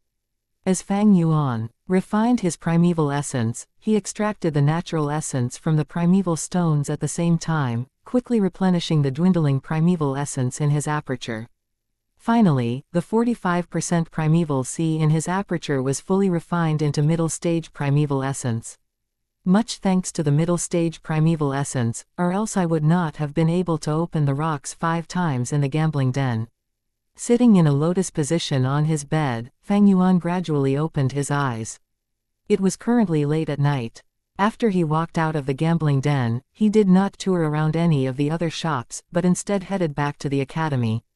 Although it was at the fringe of the Guu mountain village, as a rank 1 initial stage Guu master, owning 538 primeval stones is still too much. This is not only because the primeval stones were heavy and a hassle to bring around. It also attracts other people's coveting. In another sense, it would endanger his life. If there was a rank 1 upper stage, or even a rank 2 who coveted his assets, with Fang Yuan's current ability he would not be able to contend. Wealth comes and goes, but humans die because of wealth. It's pathetic. What's laughable is that many people in this world cannot comprehend that. The boat of benefits carries many people, but has also sunk many others. Fang Yuan's lips curled into a cold smirk as he looked at the gray-white primeval stones in his hands. A complete primeval stone was around the size of a duck egg. But the stone in his hand, as it had been extracted of half of its essence, was an entire circle smaller. Fang Yuan did not regret it. Everything has its gains and losses. Fang Yuan was only a C-grade talent, yet he was using the liquor Gu to refine his primeval essence, and his primeval stone's expenditure was multiple times of the people of his age. Yet it was because of this that he was able to overcome the lack of his talent. If the real cultivation pace could be counted, he would be able to rank first 3. Fang Yuan put the primeval stones back into his money bag and took out that final purple gold fossil. He bought a total of 6 fossils at the gambling den and opened 5 on the spot, bringing the last one back with him. His eyes shone as he activated the moonlight Gu, grinding with 5 fingers, slowly dissecting the rock.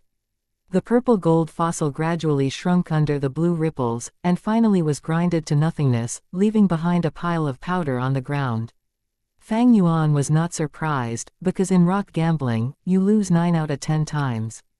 Even with his 500 years of experience, he could only manage 8 losses out of 10 times. And in the remaining 2 times, it depended on whether it was a live Gu or a dead Gu. Dead Gu had basically no value. As for live Gu, they might not be a rare type of Gu worm, and even if it was a tremendously precious Gu, one might attract a life-threatening crisis because of it. Fang Yuan's current cultivation level was still very low. It was at the bottom tier of the Gu masters.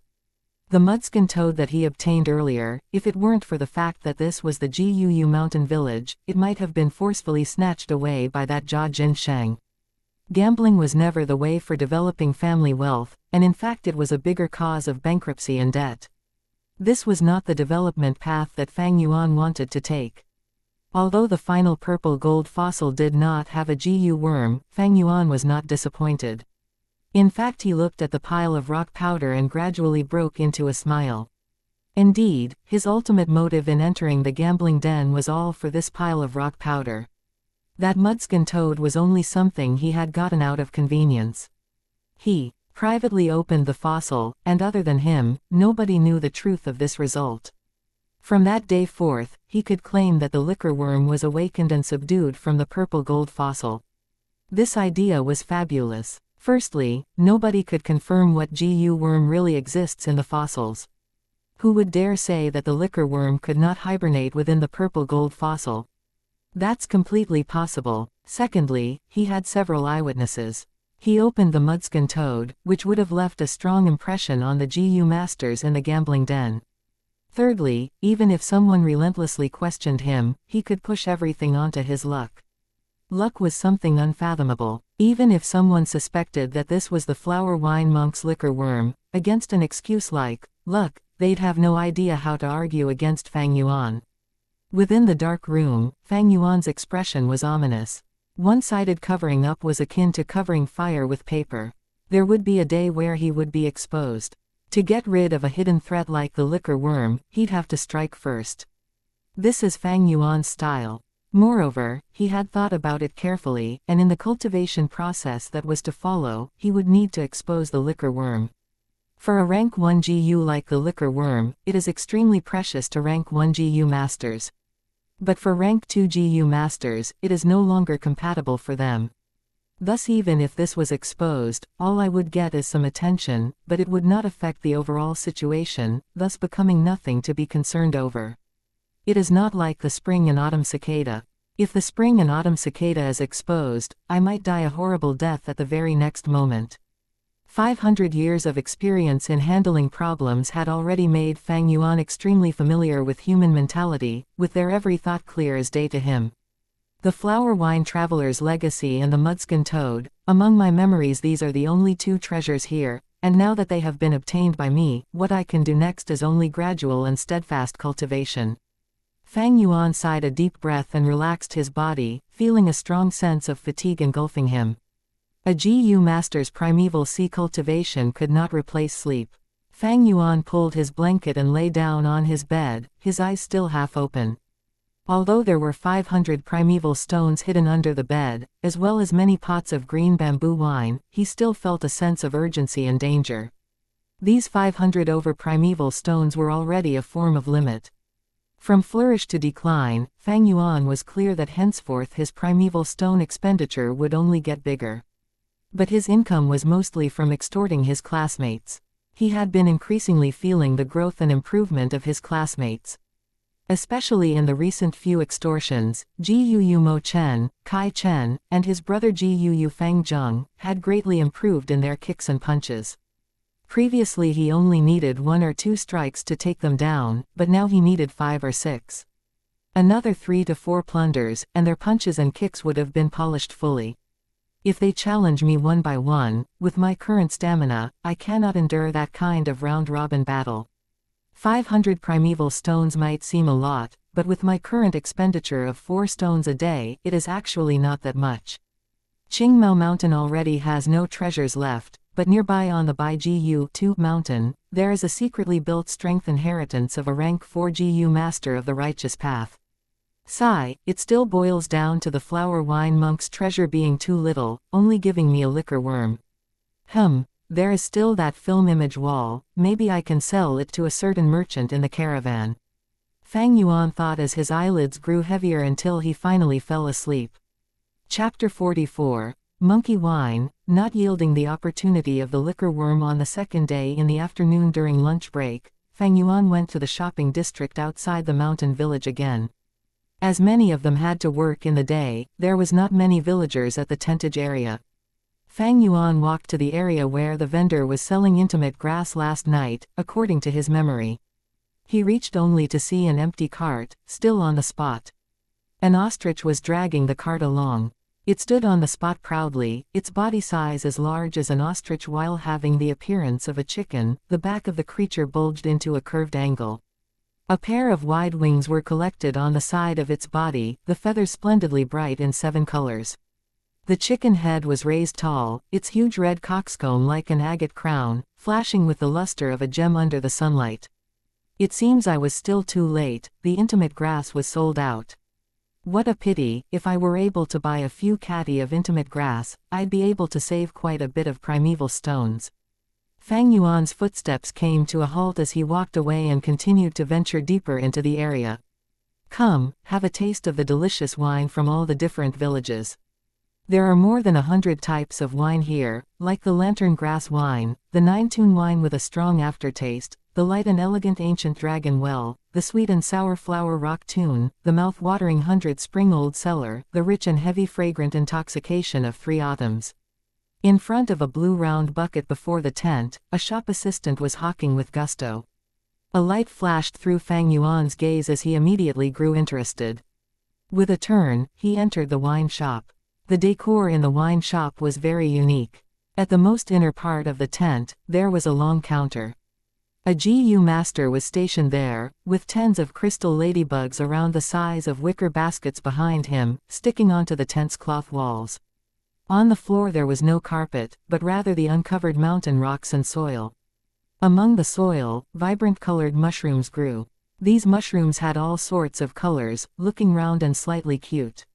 Some were as large as tables, while others were short like benches. They were often distributed where a large table mushroom was surrounded by a few shorter bench mushrooms. This is the innocent mushroom, purposely grown by a GU master. It has the ability to absorb dust and particles in the air to purify it, and it's a type of grass GU. Fang Yuan could recognize the mushroom's origins immediately upon seeing them. He chose one of the short mushrooms and sat down. The mushroom's surface immediately sank down a little, making Fang Yuan feel like he was sitting on a sofa like those on Earth. "Young master, this is the wine catalog, would you like to take a look?" A shop assistant walked over. Fang Yuan glanced at the wine catalog and realized that the wine here was more expensive than the green bamboo wine. "I'll have a cup of monkey wine." Fang Yuan put down the catalog. "A cup of monkey wine." The shop assistant turned around and shouted. At the counter, the rank 1 GU master heard and immediately bent down to take out a bamboo wine cup. Next he took the wine cup and turned around, facing the tentage. On the blue tent walls were the tens of crystal ladybugs, head facing downwards and tail facing upwards, quietly latched onto the walls as if they were merely decorations for the tent. These crystal ladybugs were also a type of GU. Its stomach was empty, as they were often used by GU masters to carry precious liquids. Their bodies were transparent, as if they were made of crystals. From the outside, one could see that within the ladybug's stomach, different kinds of liquor could be found. The GU master quickly found the crystal ladybug that contained the monkey wine among them. He placed the bamboo wine cup at the mouthpiece of the ladybug, and gently stroked the exoskeleton of the ladybug with his other hand. A small amount of primeval essence entered the crystal ladybug's body, and afterwards it opened its mouth and a gush of liquor flowed into the bamboo wine cup. The liquor splattered around in the cup until it was full. The GU master placed the bamboo wine cup which was filled with monkey wine on the counter. The shop assistant who had already been waiting for a while quickly held up the cup meticulously and walked a few steps to deliver it to Fang Yuan. Fang Yuan only took a tiny sip. The monkey wine was indeed a fruit liquor, being sweet and refreshing and delicate on the palate. He stopped drinking, but instead with a thought, Fang Yuan summoned the liquor worm. The white and fat liquor worm turned into a flash of white light and curved an arc in the air. With a plop, it landed in the wine cup. The wine splattered everywhere, sprinkling onto the mushroom table. The liquor worm joyfully beat about in the wine cup, and the monkey wine could be seen decreasing with the naked eye. In a few breaths' time, the cup had dried out, with not a single drop left. "It's the liquor worm," the GU master at the counter shouted, his eyes sparkling. He was a rank 1 GU master with grade D talent, only able to follow the merchant caravan and work in this wine shop. His objective was to sightsee while finding his chances. The liquor worm can refine primeval essence and raise it by an entire realm. To a rank 1 GU master, it can be said to be an extremely precious GU worm. Isn't this the chance he's been painstakingly searching for? "This young master, do you have any plans to sell this liquor worm?" He excitedly approached, a look of sincerity in his eyes. Fang Yuan shook his head, rejecting him with a determined attitude, getting up to leave after that. His motive this time was to reveal the liquor worm in his possession. He had never thought of selling it. Young master, please hold on. I am really sincere about this, maybe we can sit down and have a discussion." The GU master reluctantly followed Fang Yuan to the tentage entrance, but Fang Yuan did not show any response to him. In the end he could only stand on the spot, his expression extremely regretful as he watched Fang Yuan's rear view turn around a corner and disappear into the midst of the horizon. Unconsciously, the sun gradually set as the crescent moon took its place. In the night, the moonlight shone brightly but was overpowered by the numerous street lights in the merchant shops. The merchant shop tonight was swarming with business. Fang Yuan was squeezed left and right as he entered, hearing all sorts of conversations inadvertently. The stores normally open for 3 days and 3 nights. Tonight is already the second night. By the morning of the day after, the merchant caravan would have left on their journey already. Thus, we have to hurry if we want to buy anything. I saw a golden bell GU yesterday. Sigh, too bad it was too expensive. After haggling with the shopkeeper for a long time, it did not get any cheaper. I'll go and take a look tonight. Did you guys hear? Last night, a young man opened a mudskin toad and earned a profit of 500 primeval stones. Fang Yuan listened attentively, feeling disappointment in his heart as he did not hear anything about the liquor worm.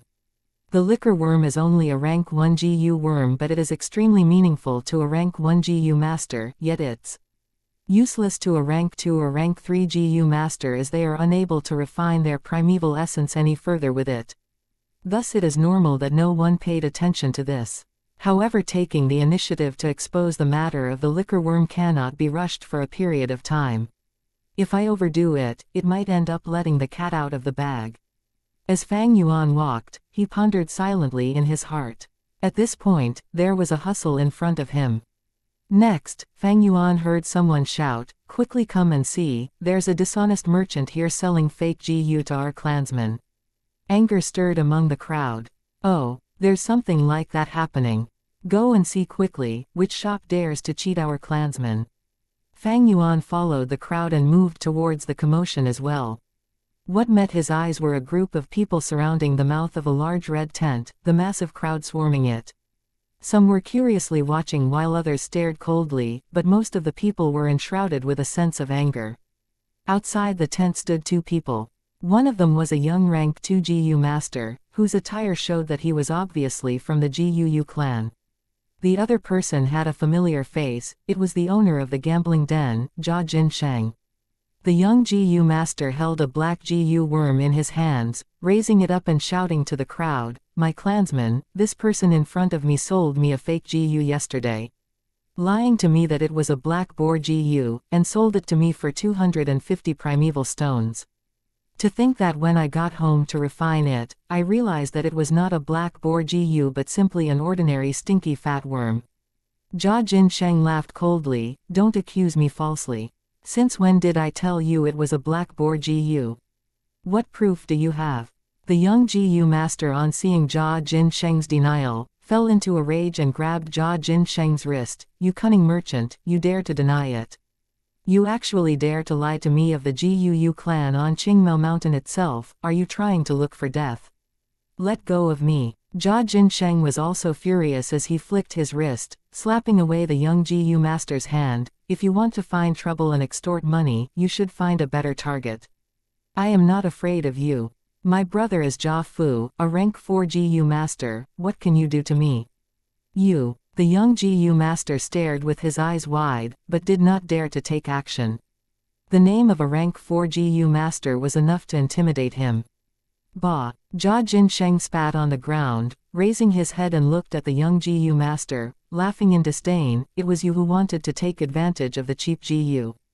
Didn't you use your brain to think, why a black boar GU which can raise a GU master's strength, being such a rare GU worm, was sold even more cheaply than a liquor worm? It is normally sold at 600 primeval stones. Did you think that you could buy one for just 250 primeval stones? Dream on, bastard." The young GU master gritted his teeth, his face flushing red as he trembled out of anger, his chest burning with the rage of humiliation. There were chatters among the people as they got restless, discussing furiously. But no one dared to step up, for the rank 4 GU master status of Jia Fu was like a giant hill in front of them, stabilizing the crowd. "This lad is too vicious. What a cunning merchant. No wonder he dared to be so arrogant on Qingmao Mountain. He is actually Jia Fu's little brother. I heard that they are just half-brothers, but even with that rank 1 cultivation, he is able to use this relationship to act unrestrained in the caravan. What happened here exactly? At this moment, a loud voice spoke out. Jia Fu is here. The leader is here to settle the dispute, everyone. Give way. The discussion came to a halt as everyone separated and formed a narrow path between them. A middle-aged GU master having a muscular short body coupled with a giant belly, walked in. He wore a long-sleeved yellow robe, being the leader of the merchant caravan, Jia Fu.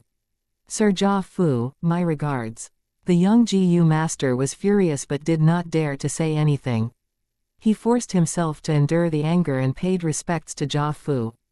Jia Jinsheng was frozen on the spot, not expecting his brother to arrive, his face suddenly pale as anger flashed across his eyes. This peculiar expression was captured by Fang Yuan, who was observing from afar as he pondered about the situation.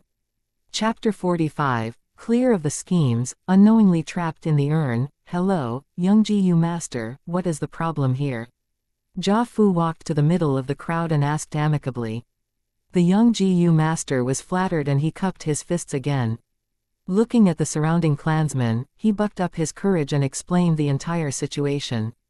So that's what happened. Jia Fu nodded while listening. Next, he asked Jia Jinsheng, little brother, is this true?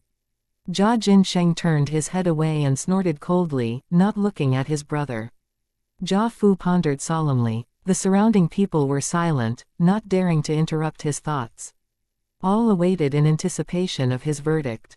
This matter was in fact due to Jia Jinsheng's scam, but the young GU master was also at fault for being greedy and not being vigilant himself, otherwise he would not have gotten cheated. If Jia Fu wanted to defend his brother, with his rank 4 cultivation, even the GUU clan leader could not do anything. Jia Fu thought for a while before finally speaking. I've understood the situation. My brother is at fault for this matter, causing this young man to suffer a loss and buy fake products. I am really sorry. Saying so, he cupped his fists towards the young GU master. Sir Jia Fu. The young GU master was largely surprised, and quickly said modestly, you are a rank 4 GU master, I am merely a rank 2, this is too much for me, too much. Jia Fu waved his hand. This has nothing to do with cultivation levels, I act impartially regardless of ability. A wrong is a wrong, I apologize to you on behalf of the merchant caravan. As for compensation, how about this, you lost 250 primeval stones, so I will compensate double that amount to you on behalf of the Jia family. He executed his promise immediately, as a follower took out 5 money bags and handed it to the young GU master in public. Every money bag was filled to the brim, each containing 100 primeval stones. The young GU master took over the money bag, so overwhelmed that he could not say anything. However, I have a word of advice to you. Jia Fu continued and reminded, a black boar GU is very rare, for it is able to raise a GU master's strength permanently. Although it is only rank 1, it is very hard to find on the market. Every time one appears in the market, it would be bought immediately. The pricing is around 600 primeval stones. Trying to get one with 250 primeval stones is impractical. Junior has learnt his lesson. The young GU master bowed deeply to Jia Fu in gratitude. Cheers erupted from the crowd. Sir Jia Fu is brilliant. Magnificent, as expected of Sir Jia Fu. As a rank 4 GU master, he did not make use of his status to bully the weaker party. Sir Jia Fu really is the role model of the righteous path. No. Jia Fu smiled, cupping his fists towards the crowd, modestly saying, our Jia family business bases our principles on trust and honesty. Everyone, my brother is young and foolish, liking to play pranks on others. He is actually very kind, I hope everyone can be more bearing of him, don't take it to heart. The crowd's cheers became even louder. HMPH. Jia Jinsheng's expression was ugly as he stomped on the ground and walked into the tent. Next he walked out from the back of the tent. Fang Yuan looked at this silently, thinking in his heart, it seems that the image wall at the Flower Wine Monk's place can be sold. The Flower Wine Monk had used a photo audio GU to record the ugly acts of the 4th generation GUU clan leader. Before he died, with indignance in his heart, used the photo audio GU and slapped it on the wall, creating an image wall. The image wall's images continued to loop, showing the truth to the people. With the intention of maximizing his profits, Fang Yuan had wanted to sell this image wall long ago. He believed that the other two clan families on Qingmao Mountain, the Bai family and Shang family, would be very interested in this image wall. But to sell this personally would be very inappropriate. His cultivation was too weak, and if he brought this image wall to the other villages, he could easily be silenced. Even if the transaction was successful and he managed to return safely, there was no secret that would stay a secret forever, and once it was revealed to the GUU's higher-ups, he would be kicked out of the clan family at best. In accordance to Fang Yuan's plans, he still needed to make use of the GUU clan. Thus, the safest way was to sell it to a certain merchant in the caravan. All of them were outsiders, and were not involved in the disputes among the villages, thus it was the best choice for him. In just one day, this caravan would leave the GUU mountain village and led towards either the Shang family or the Bai family. Fang Yuan could reduce his risks to the minimum by selling to them. It was the safest method. One more cup. Wine, where's the wine? Quickly get me the wine, are you afraid that I'm unable to pay? Jia Jinsheng slammed the mushroom table as he howled. Young Master Jia, here's your wine. The clerk quickly brought him his wine. Jia Jinsheng grabbed the bamboo cup and tilted his head and gulped the liquor. Good wine. He laughed loudly, sounding coarse and bleak. With a bang, he placed the cup on the table and howled again. Get me another glass, I want as many as you can supply. The clerks did not dare to offend him and could only do as he said. Luckily, this wine house was already full of people. Not only were the mushroom tables packed with people, even the surrounding streets were packed with people. Jia Jinsheng's drunkard temperament was not very peculiar in this bustling street. Jia Jinsheng drank cup by cup, wanting to drown his sorrows.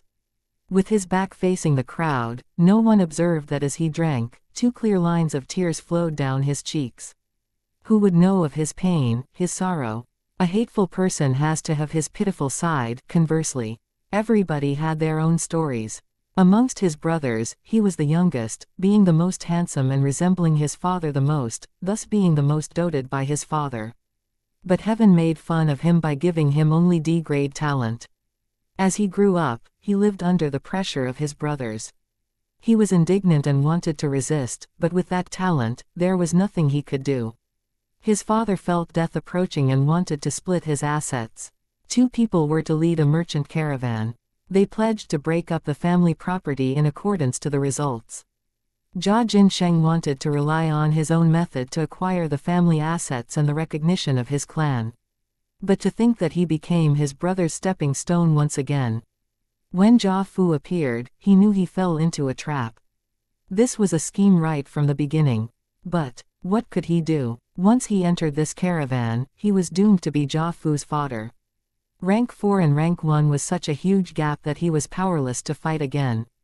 Jia Fu. He forced this name out of his mouth, his eyes burning with the flames of hatred. He was unable to take it lying down.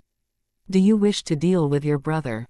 I can help you. At this time, he heard a voice. Jia Jinsheng was stunned, but when he turned around, he saw that for quite a while, there was someone sitting beside him. He shook his head and blinked a few times, finally seeing who it was. Who else if not for Fang Yuan?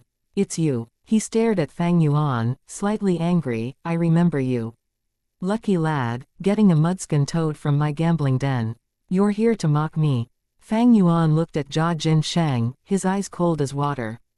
I have a huge business, so if you wish to acquire better results and get more assets, why not listen to me? Jia Jinsheng was suspicious. His back straightened and he sat up. How do you know about the matter of the assets? This secret was not easily known to outsiders, but Fang Yuan was easily able to guess it. The Jia family's business is not top secret. How can it evade people who wish to know? Fang Yuan laughed coldly and thought of a memory from his previous life. The Jia family head was a legendary figure who started from scratch. He made his fortune through the merchant caravans and revived the Jia family's village. He gradually got old, and when he could feel that his time was up, he got his children to form a caravan in 2s and according to their results, split the assets. The better they did, the more family assets they get. But his eldest son Jia Fu and second son Jia Gui were extremely talented. After competing for 6 to 7 years, they still could not come to a conclusion, and even after the family head died, there was no clear victor. After the Jia family head died, there was an enormous amount of assets. While competing for the assets, the two brothers' conflict escalated and both called in external help, causing a large-scale GU competition. Finally, the both of them died. The Jia family that had prospered quickly also failed quickly, causing people to talk about it in amazement. Jia Jinsheng squinted his eyes, for Fang Yuan's explanation was irrefutable. He thought, from the time his father declared the asset distribution, it had already been 2 years. There are no impenetrable walls in the world, so even if someone found out about it, it's nothing strange. His real worry was whether this was another trap by Jia Fu. But no matter what, there was no harm listening. Fang Yuan did not speak immediately. He surveyed the surroundings. This was the same wine cellar he came into in the afternoon. The shopkeeper operated independently, and at night, the shop was bustling with business. Discussing here was a far safer place than a quiet environment, as it could avoid the eavesdropping of certain GU worms. He hooked his fingers at Jia Jinsheng. "Lend me your ear." Jia Jinsheng unhappily snorted, but still slanted his head forward. After hearing Fang Yuan's description, he frowned and looked at Fang Yuan coldly. "This business involves the 3 families on Qingmao Mountain, and we merchants detest getting involved in other people's disputes. HMPH, you were sent here by Jia Fu to harm me, right?" Fang Yuan had long expected for him to be suspicious. He did not bother to explain, but got up and left. "Hee, in that case, I'll go talk to your brother."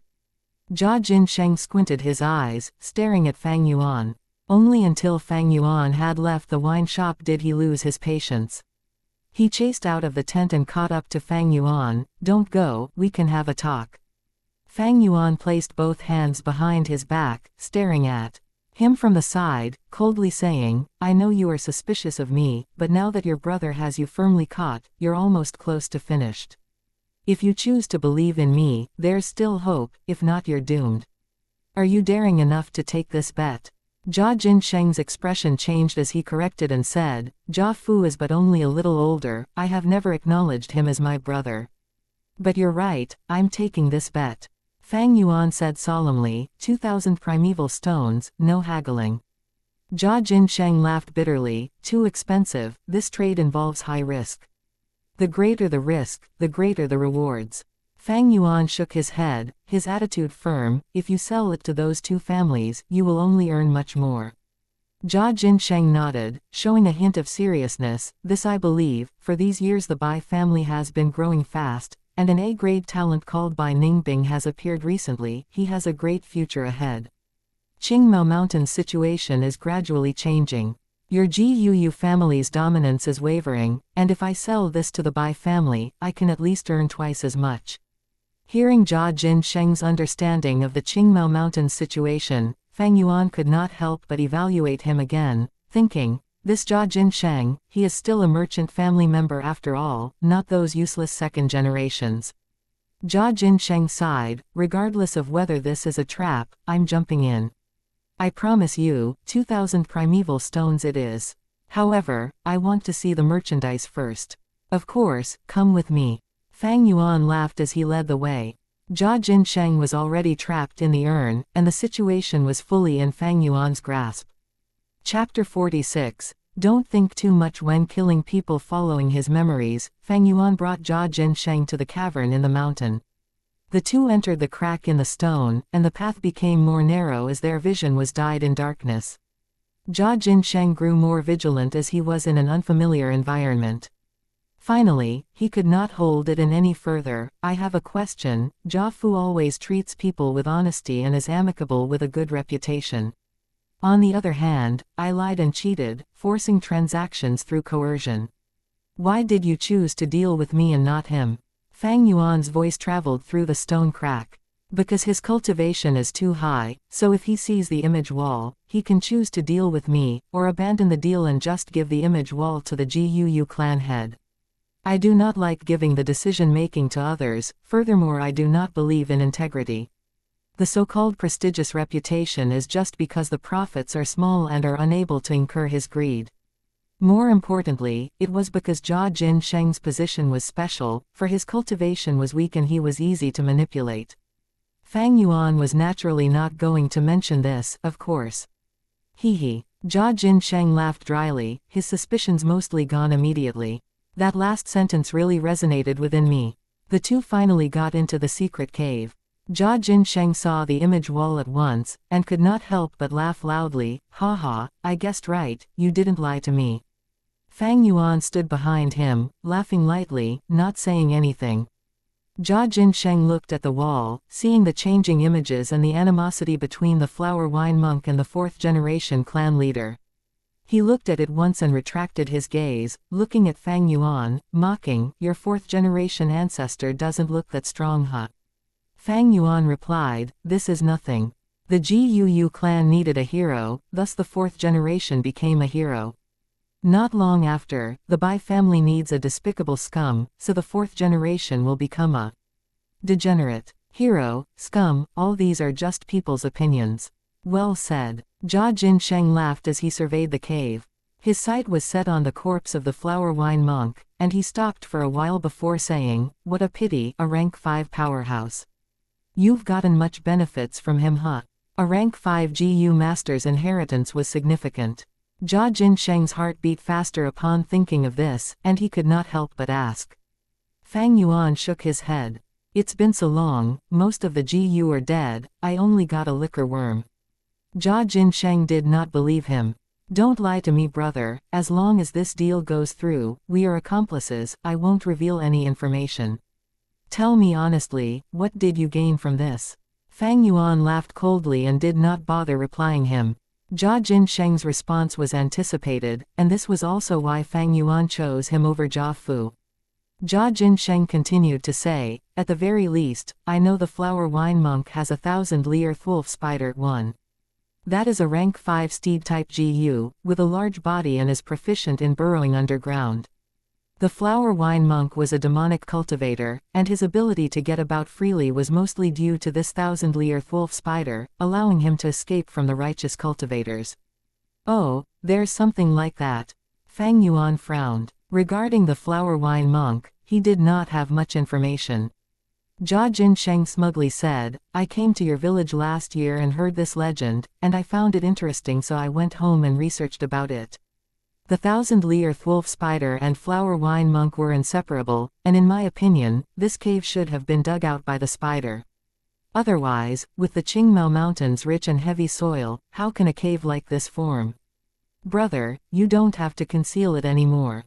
The flower wine monk died here, so there's definitely his 1,000 Li Earth Wolf Spider here. Fang Yuan frowned even more deeply, feeling a sense of discomfort, his gaze grim. Yes, there are no other exits here. The 1,000 Li Earth Wolf Spider is massive, he would not have been able to squeeze out from the crack we just walked through. However, there is a possibility that the 1,000 Li Earth Wolf was plotted against and killed by the fourth generation. Seeing that image wall, even when the flower wine monk was fighting he did not summon the 1,000 Li Earth Wolf Spider. That makes the situation even more peculiar. This cave is not formed naturally, thus it has to be created by the flower wine monk. Without the 1,000 Li Earth Wolf Spider, could there be any other methods? Jia Jin Sheng looked at Fang Yuan suspiciously. Fang Yuan's frown swelled into a knot as he felt more and more uncertain. From Jia Jin Sheng's information, he found out something. It appears as if there was a crucial point that he had missed out. He could not help but fall into deep thoughts. Jia Jin Sheng was thinking too, the image wall was no longer enough for him. Once he confirmed that the situation was real, he wanted to dig out the flower wine monk's inheritance from Fang Yuan. But at this time, something unexpected to the two of them happened. The image wall, which was playing endlessly, suddenly changed its image. A gravely injured, pale bald GU master replaced the original video and appeared on the wall. He weakly sprawled on the ground, his back facing the wall. His chest and limbs were deeply cut, but the strange thing was that his wounds did not bleed, as if his entire body's blood had been drained out. I am the flower wine monk. The bald GU master laughed, his expression distorted with madness. Future person, no matter who you are, to endure this video and let it play for nearly 100 days, it proves that you have no good will towards the GUU family.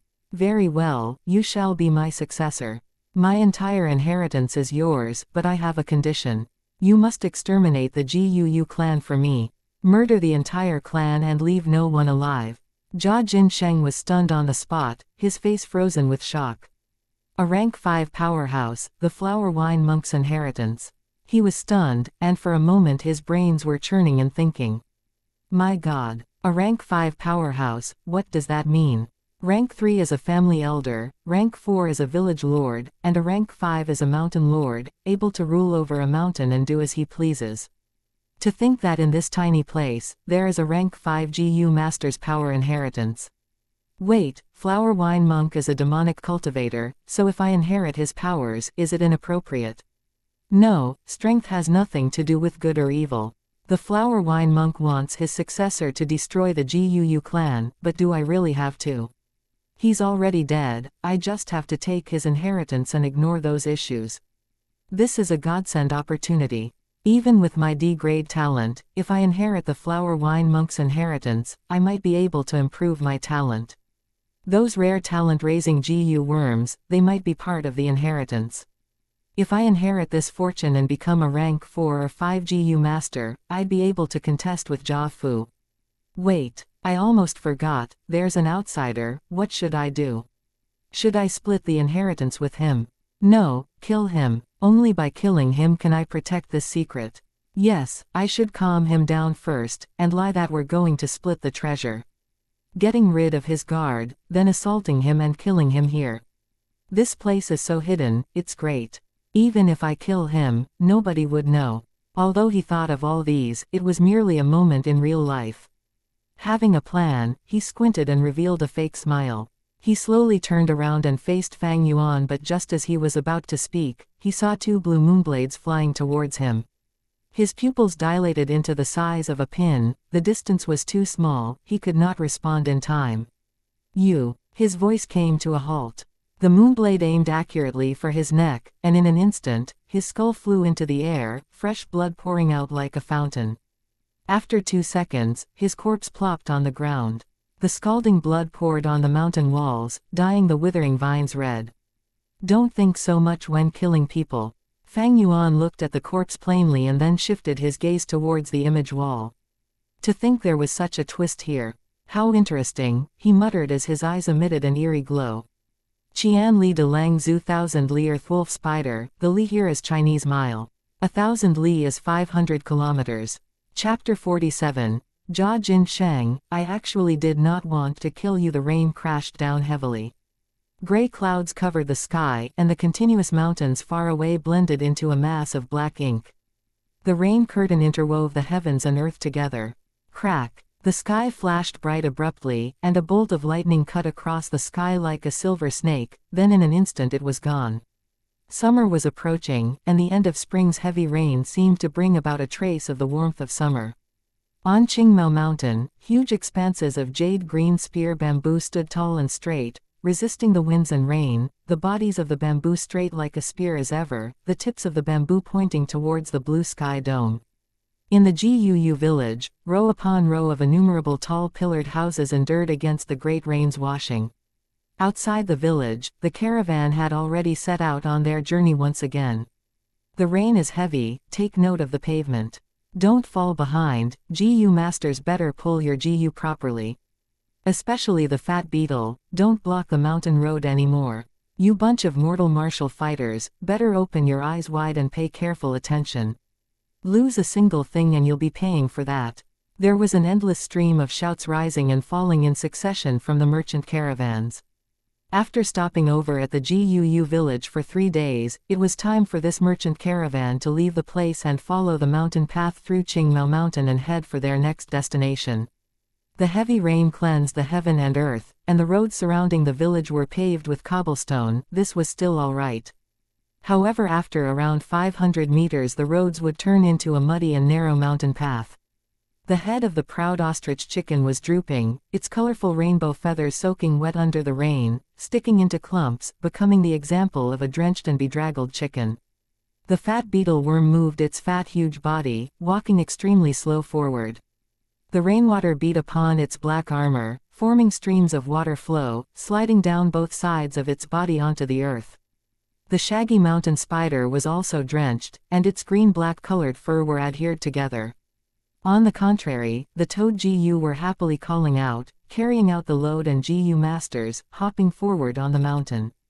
And the winged snake had already put away its wings, the thick snake's body cheerfully traveling on the muddy water.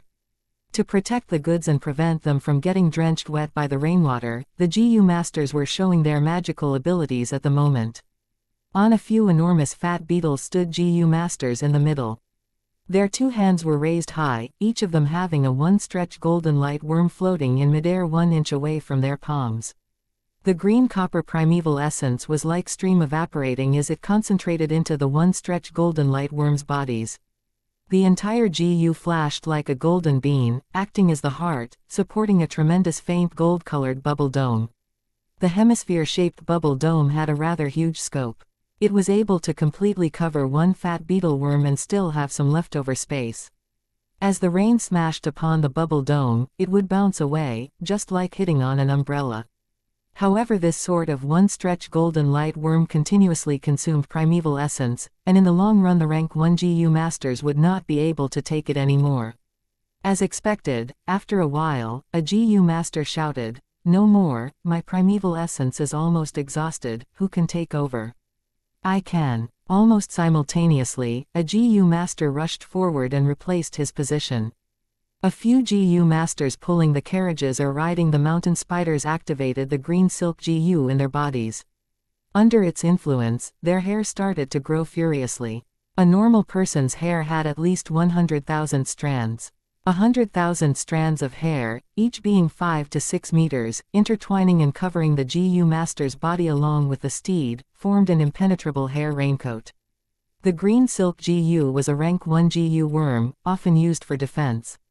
It uses 30% of green copper primeval essence to activate, and was not a continuous expenditure type like the one-stretch golden light worm. This green silk GU can be combined with the rank 1 black boar GU to become the rank 2 black mane GU. The black mane GU when activated would not only involve hair on the head, but also hair on all the pores. Within a few seconds, the GU master's body would gain a black mane protective armor. The black mane GU's advancement path was the rank 3 famous GU, steel mane GU. Other than the one-stretch golden light worm and green silk GU, many of the caravan GU masters also chose the water spider GU. It can be seen that there was a thin layer of blue raincoat on their bodies. On the raincoat's surface, the water circulated randomly. As the raindrops hit onto the raincoat, it would immediately become part of the raincoat. Since the GU masters were continuously soaking under the raincoat on their bodies would grow thicker. Every now and then the GU masters would have to urge the water spider GU and discharge away the excess water. At this moment the thick raincoats would be reduced to the original thin layer. As for those mortal warriors, they were constantly on the move, watching over the goods on the muddy road. Most of them wore raincoats made of straw, but in their rush and confusion the straw raincoats had limited effect from avoiding the rain, so they were already drenched wet by the rainwater. This accursed weather, the warriors cursed in their hearts. In the rainy weather, the mountain trail becomes even harder to walk on. Under this weather, martial artists might be strong physically but they are still mortals. Once their bodies are drenched by rain and coupled with intensive labor, they would easily catch a cold. Getting a serious illness was the lightest consequence, perhaps they might catch repercussions, and if they catch a certain tough disease, it might cause them to get gravely ill and abandoned on the trip itself. If they encounter slippery roads on the mountain trails, or encounter wild beasts and GU worms, attacks, they might lose their lives. The caravan may be big, and have many GU masters. But every time they went on a journey, there would always be a great decrease in numbers. Mortal martial artists die the most, while GU masters also have injuries and casualties. If the caravan was unlucky enough to encounter large-scale migrating beasts, they might even get wiped out completely. Other than natural disasters, there were also human-caused problems. Among the villages, there might be those who do not welcome the caravan. Some villages like to rob the outsiders. We're leaving, see you next year. Some of the GU masters sat on the GU worms and turned their bodies to bid farewell. At the entrance of the village, many people gathered as they sent the caravan off with their gazes. You must come again next year. Reluctant to see them depart, the children shouted loudly. The adults had more complicated expressions. The road ahead is unforeseen. In these hard times, for those who are able to come to the village next year, how many would still be familiar faces? Be it at the merchant caravan or in the village, it is not easy to earn a living.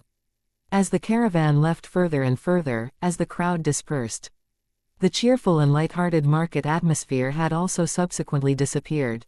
The original spot that had erected tents and shops was left now with a huge mess. The grass turf had been walked upon continuously by the crowd, grass roots and mud soil trampled out. The rainwater hit on its surface, immediately forming mud and numerous little potholes that collected muddy water. In addition to that, there was a lot of garbage left over. Fang Yuan stood on a secluded hillside, watching the merchant caravan from far away alone. The merchant caravan was like a fat and colorful flower python, snaking through the narrow mountain road under the gray heavy rain, slowly entering the dense mountain forest. Ah, the heavens are sending their blessings. Fang Yuan sighed lightly. He held a butter-yellow paper umbrella, quietly standing in the rain. Fang Yuan wore the most plain flax cloth garment, his body slim, his skin bringing about the pale whiteness of a 15-year-old teenager, a settled clump of clean and short black hair atop his head. The ends of his hair trembled slightly in the wind under his umbrella. While others cursed the weather, he was lamenting the timely appearance of the rain. He killed Jia Jinsheng last night and cleaned up the scene, but because it happened so unexpectedly, there was bound to be areas of neglect. Especially with the bloody smell, because the cave is not ventilated, the smell could not disperse easily. With this rain, it cleaned up the air and environment, greatly reducing the chances of getting exposed by smell tracking methods. The crack was bound to have a small cascade of water flowing down, and once the fresh water vapor diluted the air, he would not be exposed for the short time being. Of course, once time passes, the chance of getting exposed increases. In this world there were all sorts of GU worms, and investigative methods were abundant, even Fang Yuan only knew a portion of them. The rain produced pitter-patter sounds as it hit on the yellow umbrella. Then following the shape of the umbrella, streams of water flowed down onto the limestones beneath Fang Yuan's feet, hitting and creating splashes. Seeing the caravan curve into a corner, completely disappearing into the forests, Fang Yuan did not show a sign of relief but instead looked grim. Although Jia Jinsheng's cultivation was weak and had little talent, he had a special status. The caravan's people are all busy with business, thus no one found out that he's missing. But once some time passes, it'd definitely be found out. By then, Jia Fu would return to investigate, and the real challenge would be then. The Jia family had intentionally arranged Jia Jinsheng and Jia Fu to be on the same caravan. He had deep intentions. In terms of cultivation, they are worlds apart. In terms of cunningness, they're also incomparable. Such an arrangement is to inflict a blow to Jia Jinsheng and let him be clear of reality and live life peacefully. At the same time he is testing Jia Fu's nature, for if he is too overbearing on Jia Jinsheng, how can he hand the position of clan head to him? Jia Jinsheng never truly understood his father's intentions. Although he had some intelligence, he only managed to scratch the surface of a merchant's wits. What a pity. A pity of such a good pawn piece. Fang Yuan felt regrettable in his heart. With 500 years of experience, he could easily see past the surface and understand the true nature of the situation. When he saw the dispute between the two that night, he could tell the complicated relationship between Jia Jinsheng and Jia Fu, and thus he had a vague plan formed in his heart from then on. In his plan, Jia Jinsheng was a very suitable pawn.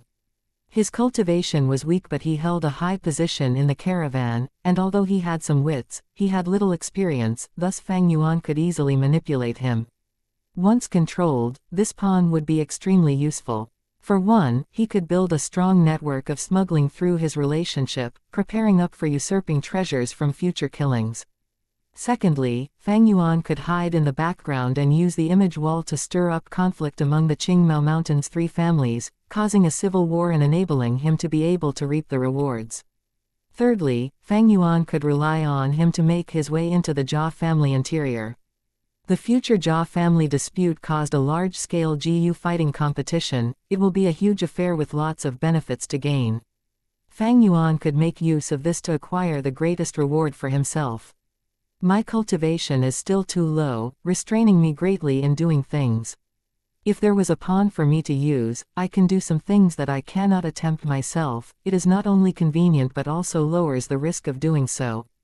If I get exposed, I can simply discard the pawn and stay safe myself. The surrounding people know the situation well and are loyal to the family, thus they aren't good to manipulate. Only an outsider like Jia Jinsheng can be used more efficiently to execute my plans. Unfortunately, I did not expect the flower wine monk to leave behind his power inheritance. The flower wine monk is a rank 5 GU master. His inheritance is definitely more valuable than this pawn. Of course, it'd be good if he could get the best of both worlds, but in face of such treasure, Jia Jinsheng could not longer be controlled, thus he had to be discarded. Nothing will go smoothly forever in this world. Fang Yuan sighed and shook his head. The flower wine monk's inheritance appeared and disrupted Fang Yuan's original plans. In addition, after the changes to the image wall, the videos and images were all gone, only showing a line written in blood, telling Fang Yuan to destroy the image wall and reveal a cavern entrance. Following the trail, he would be able to get the inheritance. The blood writing only appeared for a few breaths before vanishing, and the image wall also turned back into the most ordinary mountain wall. Fang Yuan spent the entire night cleaning up the murder scene, and had no time to break the wall. Killing Jia Jinsheng in a hurry, this would leave many problems for me in the future, and I am but only temporarily safe. Although I succeeded in getting rid of the evidence, there is bound to be trouble coming for me in the future. In this case, I would have to change my way of exposing the liquor worm. I cannot go to the secret cave behind the wall crack either. I have to stay in the mountain village for some time to anticipate investigation in the near future. Fang Yuan turned around and held his umbrella, walking in the rain towards the village. But this is fine too. I can spend a large amount of primeval stones during this period to refine to middle stage primeval essence. Using it, I can nurture my aperture and break through into the middle stage. Once I reach the middle stage, my power will double, allowing me to get the inheritance more easily and with greater confidence. A demonic cultivator's inheritance was not as mild and gentle as a righteous cultivator's, for there was often dangerous tests and tasks, and if one cannot get through, they'd have to pay the price with their life. The world is hard to predict, but it is precisely this that makes it interesting. Fang Yuan smiled coldly. The green mountain beneath the heavy rain extended continuously and unending, its green mixed with gray, appearing stifling and heavy. A gust of wind blew, and the raindrops inclined a little, hitting onto Fang Yuan's shoulder and attacking him with a burst of chilliness. He thought about Jia Jinsheng again. Sighing in his heart, he thought, Jia Jinsheng, actually I did not want to kill you. What a waste of a good pawn. Chapter 48. A little cute. It rained for 4 days before stopping. The sun rose high into the sky, tearing away the rain curtain, seemingly like it was unveiling summer itself. The breath of summer had faintly started to come around. The weather became increasingly sunny and cloudless, sweeping away the sentimental breath of spring, and the temperatures slowly rose. In the night of spring, the lively dragonpill crickets had retreated, cowering away into the deep ground to lay eggs. The green spear bamboo specially found on Qingmao Mountain had started to grow wildly, and nearly every day it would show an obvious increase in height. The grass and the trees began to change from emerald green into a dark green color. The never-ending green mountains started to look even more verdant and lush. The weather was clear for thousands of miles, blue like a crystal. Bang, bang, bang. At the training grounds in the academy, sounds of punches and kicks could be heard. After exchanging over 10 blows, Jiu Mo Bei was kicked in the abdomen by Fang Yuan, taking 5 to 6 steps backwards, leaving the designated circle drawn in the arena. The martial arts instructor stood before the stage and evaluated the situation. Seeing this, he immediately declared, Guu Mo Bei has exited the stage, Guu Fang Yuan wins for the 33rd consecutive time. HMPH, I lost to you again. Guu Mo Bei gritted his teeth, his eyes staring right at Fang Yuan, but don't be arrogant. One day, I will defeat you. I can already feel it, that day is nearing. Fang Yuan looked at him expressionlessly, and then his eyelids drooped downwards. That kick earlier caused you to have internal bleeding. I'd advise you to treat that injury first. This small injury is nothing. Guu Mo Bei was retorting halfway, when suddenly his expression changed and his throat gulped, vomiting a mouthful of blood. His face was pale, this was the first time he suffered this level of injury. His eyes could not help but show signs of fear.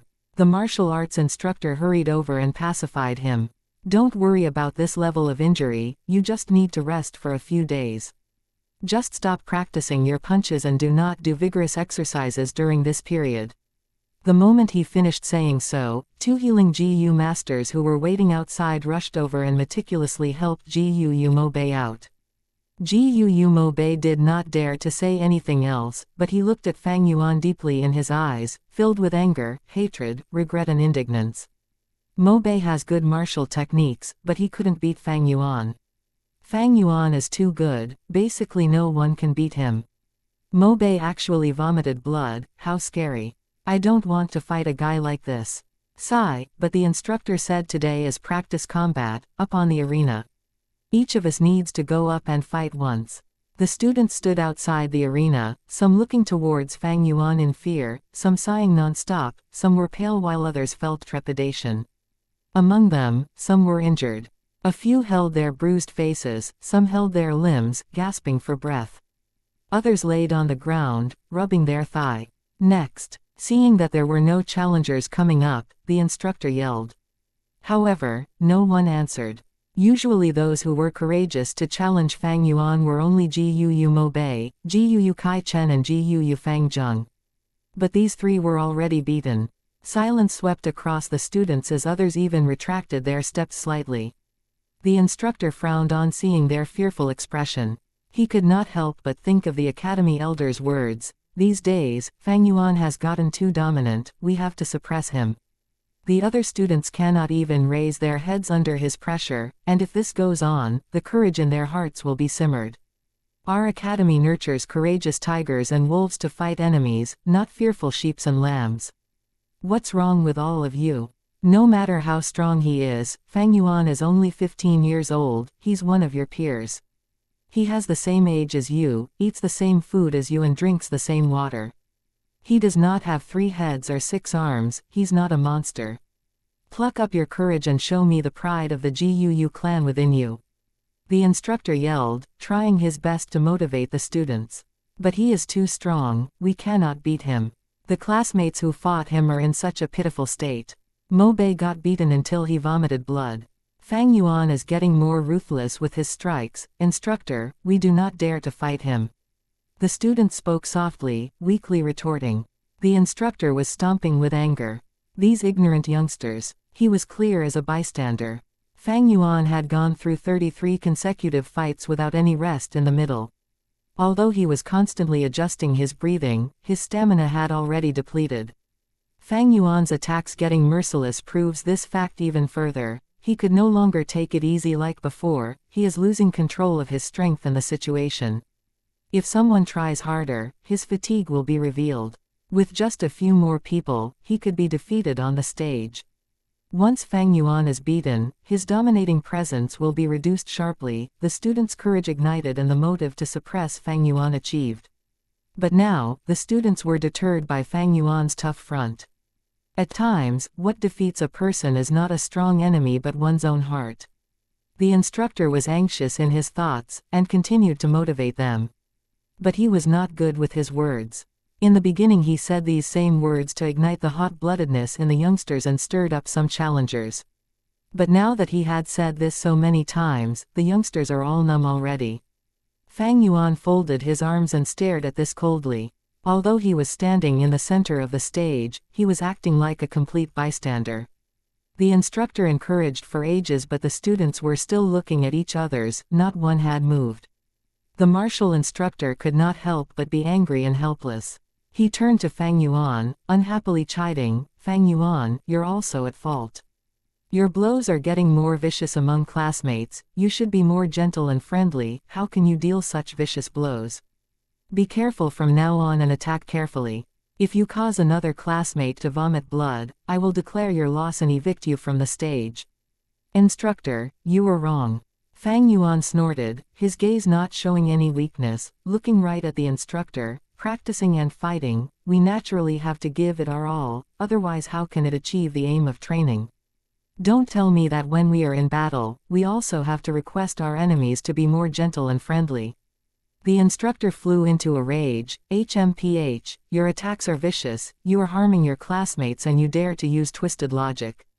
"Instructor, you're wrong again." Fang Yuan laughed coldly. "You arranged this practice match and raised the winning prize to 20 primeval stones. Without your encouragement, would these people have gotten hurt? Bastard." The martial arts instructor was not good with words, and he pointed at Fang Yuan and scowled, "Do you still want the prize or not? If you argue any further, even if you get first place, I will declare you a loser. You are so uncooperative and antisocial, and you dare to argue with your teachers, you have no rights to claim the 20 primeval stones as reward." Fang Yuan laughed heartily. "It is but a competition that merely gives 20 primeval stones, do you think I give a damn?" Saying so, he turned around and left. Under the class, distraught gaze, he walked out of the center of arena. Although he did not manage to sell the image wall, Fang Yuan still had several hundreds of primeval stones in his possession. Furthermore, his aim this time was not primeval stones. Seeing Fang Yuan really walking down the stage, the instructor was stunned without words, showing an expression of shock and confusion. A 15-year-old teenager, shouldn't he be competitive and full of vigor? Fang Yuan having such fighting talents, shouldn't his character be even more so? How could he just back out of the competition like this? Furthermore, Fang Yuan has no background, he should be tight on primeval stones. Why was the 20 primeval stones unable to attract him? At this point, the martial arts instructor stood on the spot, unsure of what to do. Fang Yuan did not step into the trap, but left the stage immediately. The instructor suddenly realized, there was nothing he could do to Fang Yuan. With his status, he could not find problems with Fang Yuan directly, and force him onto the stage right. The surrounding students retreated, maintaining a distance away from Fang Yuan. Fang Yuan stood on the grounds, with no one around him. With him as the center, the radius of 5 steps around him became a vacuum. What a pity. If they were beside Fang Yuan, they would hear Fang Yuan's panting sound. "My stamina is depleted," Fang Yuan sighed. Although he showed an energetic outward appearance, under his clothes, his body was slightly shivering. After all, he was only 15 years old and had no relevant GU worm as support. After 33 matches, he was close to his limits. Although he had his rich fighting experience from his past life, during this time, the other youngsters' combat abilities had improved significantly. From them, Fang Yuan could already feel a strengthening sense of pressure. This kind of pressure reflected in Fang Yuan's attacks. His attacks got tougher as he gradually lost control of his strength. Compared to the past, when they were still too weak and he could defeat them easily, the youngsters would only end up in minor injuries. But now, his control over the arena was getting weaker, thus he had to strike harder to maintain his image. Experience is, after all, not omnipotent. Any thoughts or technique require a body with sufficient foundation before the value can be apparent. Fang Yuan narrowed his eyes. In actuality he had long seen through the martial instructor's thoughts. Fang Yuan was not surprised, as if he had expected this from the start, the academy elders' pressure on him. After he killed Gao Wan, the people who dared to challenge him diminished. When he extorted them, even more people oppressed by Fang Yuan's dominance did not dare resist, and they obediently handed over their primeval stones. After a long period, Fang Yuan's unbeatable image would be formed. This would leave some psychological trauma in the youngsters and make them unconfident in their martial arts techniques. This was what the academy elder did not want to see. He needed Fang Yuan to motivate and force the students to improve, not to completely extinguish their passion for battle. He wanted to see Fang Yuan's defeat. Once Fang Yuan was defeated, the image of invincibility that he had erected would be instantly destroyed. At the same time, it would awaken the students' fighting spirit. After some setbacks, it would mold their wills to be indomitable. But to Fang Yuan, he needed this form of pressure so that he could extort primeval stones with greater ease. If he was defeated, the youngsters would realize his weakness and attack together at once. Although Fang Yuan had ample of primeval stones in his hands, extortion was his main source of income. Without this source, he would be digging into his reserves. Thus, Fang Yuan's appearance in the arena and 33 consecutive victories was merely to maintain his deterrence towards the students, and not for the 20 primeval stones reward. If he avoided combat from the start, it would show his weakness, and if it raged on, he would expose his weakness. What are you all waiting for? Why is nobody getting up on the stage? Go on. The first prize is 20 primeval stones, you all don't want it anymore. The instructor yelled after snapping out of his thoughts. The rest of the students began to get motivated. Fang Yuan had already left the stage, and to them, it was a huge rock off their minds. All go, all come. 2 youngsters squeezed their way up the stage and began to spar. Sigh, if I had known this, I would have waited and not rushed up the stage. Then I would not have been thrown off the stage by Fang Yuan. What a pity, to think Fang Yuan left. He's really daring, see even the instructor is at a loss for what to do with him. Hearing their whispers, the instructor felt his reputation crumbling. He was extremely agitated in his heart and wanted to punish Fang Yuan thoroughly. However, Fang Yuan had done nothing wrong, and leaving the stage on his own accord was allowed. The instructor was both helpless and moody. Finally he looked at Fang Yuan and stared angrily at the latter. Fang Yuan's lips slightly curled up into an angle as he thought, such boorish methods, this instructor is a little cute. Chapter 49. Not afraid of Fang Yuan breaking out of their grasp, a pair of solemn eyes were staring at the faraway training grounds. The academy elder stood at the window of the 3rd story, looking at everything that had transpired at the arena. He frowned deeply. The instant Fang Yuan left the stage, he felt a sense of peculiarity in his heart, not expecting Fang Yuan to do this. This lad, he is rather hard to catch. He is proficient in the academy's rules, and normally will not commit any wrongdoings. Although he sleeps in class, once he is asked a question he can answer properly, leaving others with no flaws to pick on. Trying to get a hold of a weakness of his to suppress his dominance is going to be difficult. The academy elder could not help but develop a faint sense of loathing towards Fang Yuan. As a teacher, he naturally liked obedient and smart students, and hated those naughty students who did not obey the rules. But being the academy elder for so many years, his experience was extremely rich. He had seen many different types of students. Among them he had seen extremely obedient ones who followed orders without question. There were also those who caused problems day and night, constantly breaking the rules. His heart had already become still as water, impartial to all. At the same time, he carved the phrase, as a teacher, one must treat all students fairly, onto the right corner of his desk, treating it as his motto. He had never felt such disgust for a student. Feeling that sense of detest in his heart, the academy elder was also slightly shocked. In previous years, even towards the most naughty students, he was able to handle it with a big heart, tolerating their actions.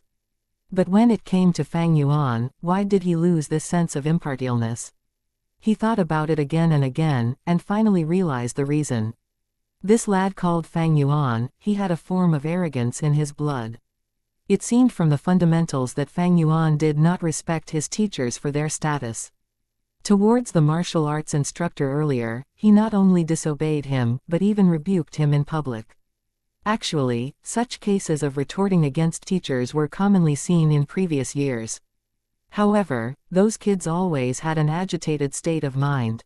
They were either rebellious, furious or stubborn, etc. The academy elder was clear that the more agitated the youngsters were, the more it implied that they were fearful in their hearts. But Fang Yuan was not. He had no fear in his heart at all, as if he had seen through the tricks of the academy.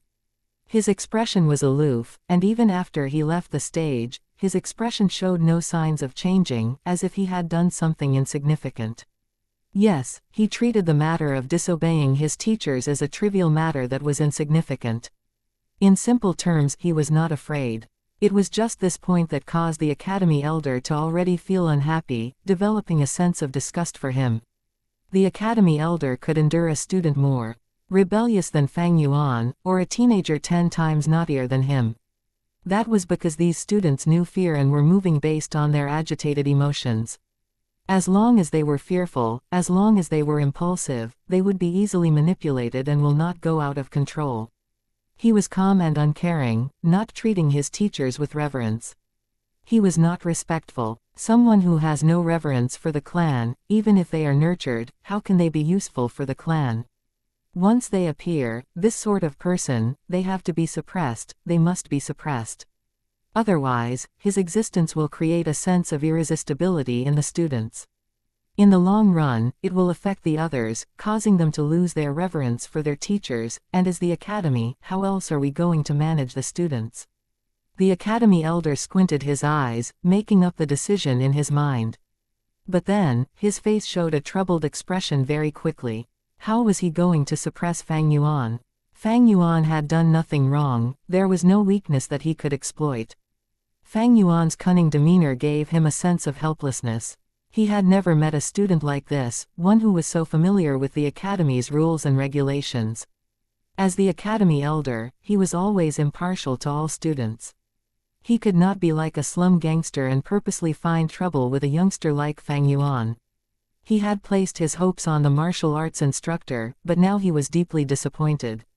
It seems that to suppress Fang Yuan's domination, we can only wait until all the other students advance to rank 1 middle stage.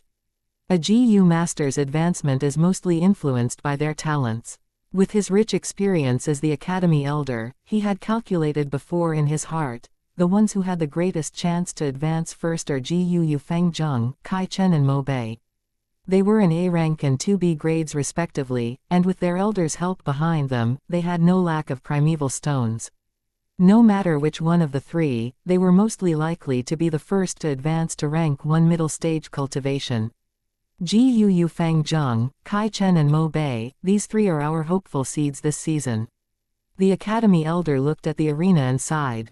With his experienced gaze, he could tell, in the arena, although the students seemed to be standing casually, they had subtly already split into 3 factions. In one circle was GU Kai Chen and a bunch of similarly aged clansmen, all crowding around him. The second circle's core was GU Feng Zheng, and the clan leader's faction's younger generation were subtly supporting this A-grade talent genius. The third circle was led by GU Mo Bei. He had already been treated of his internal injury and stood on the arena with a pale face.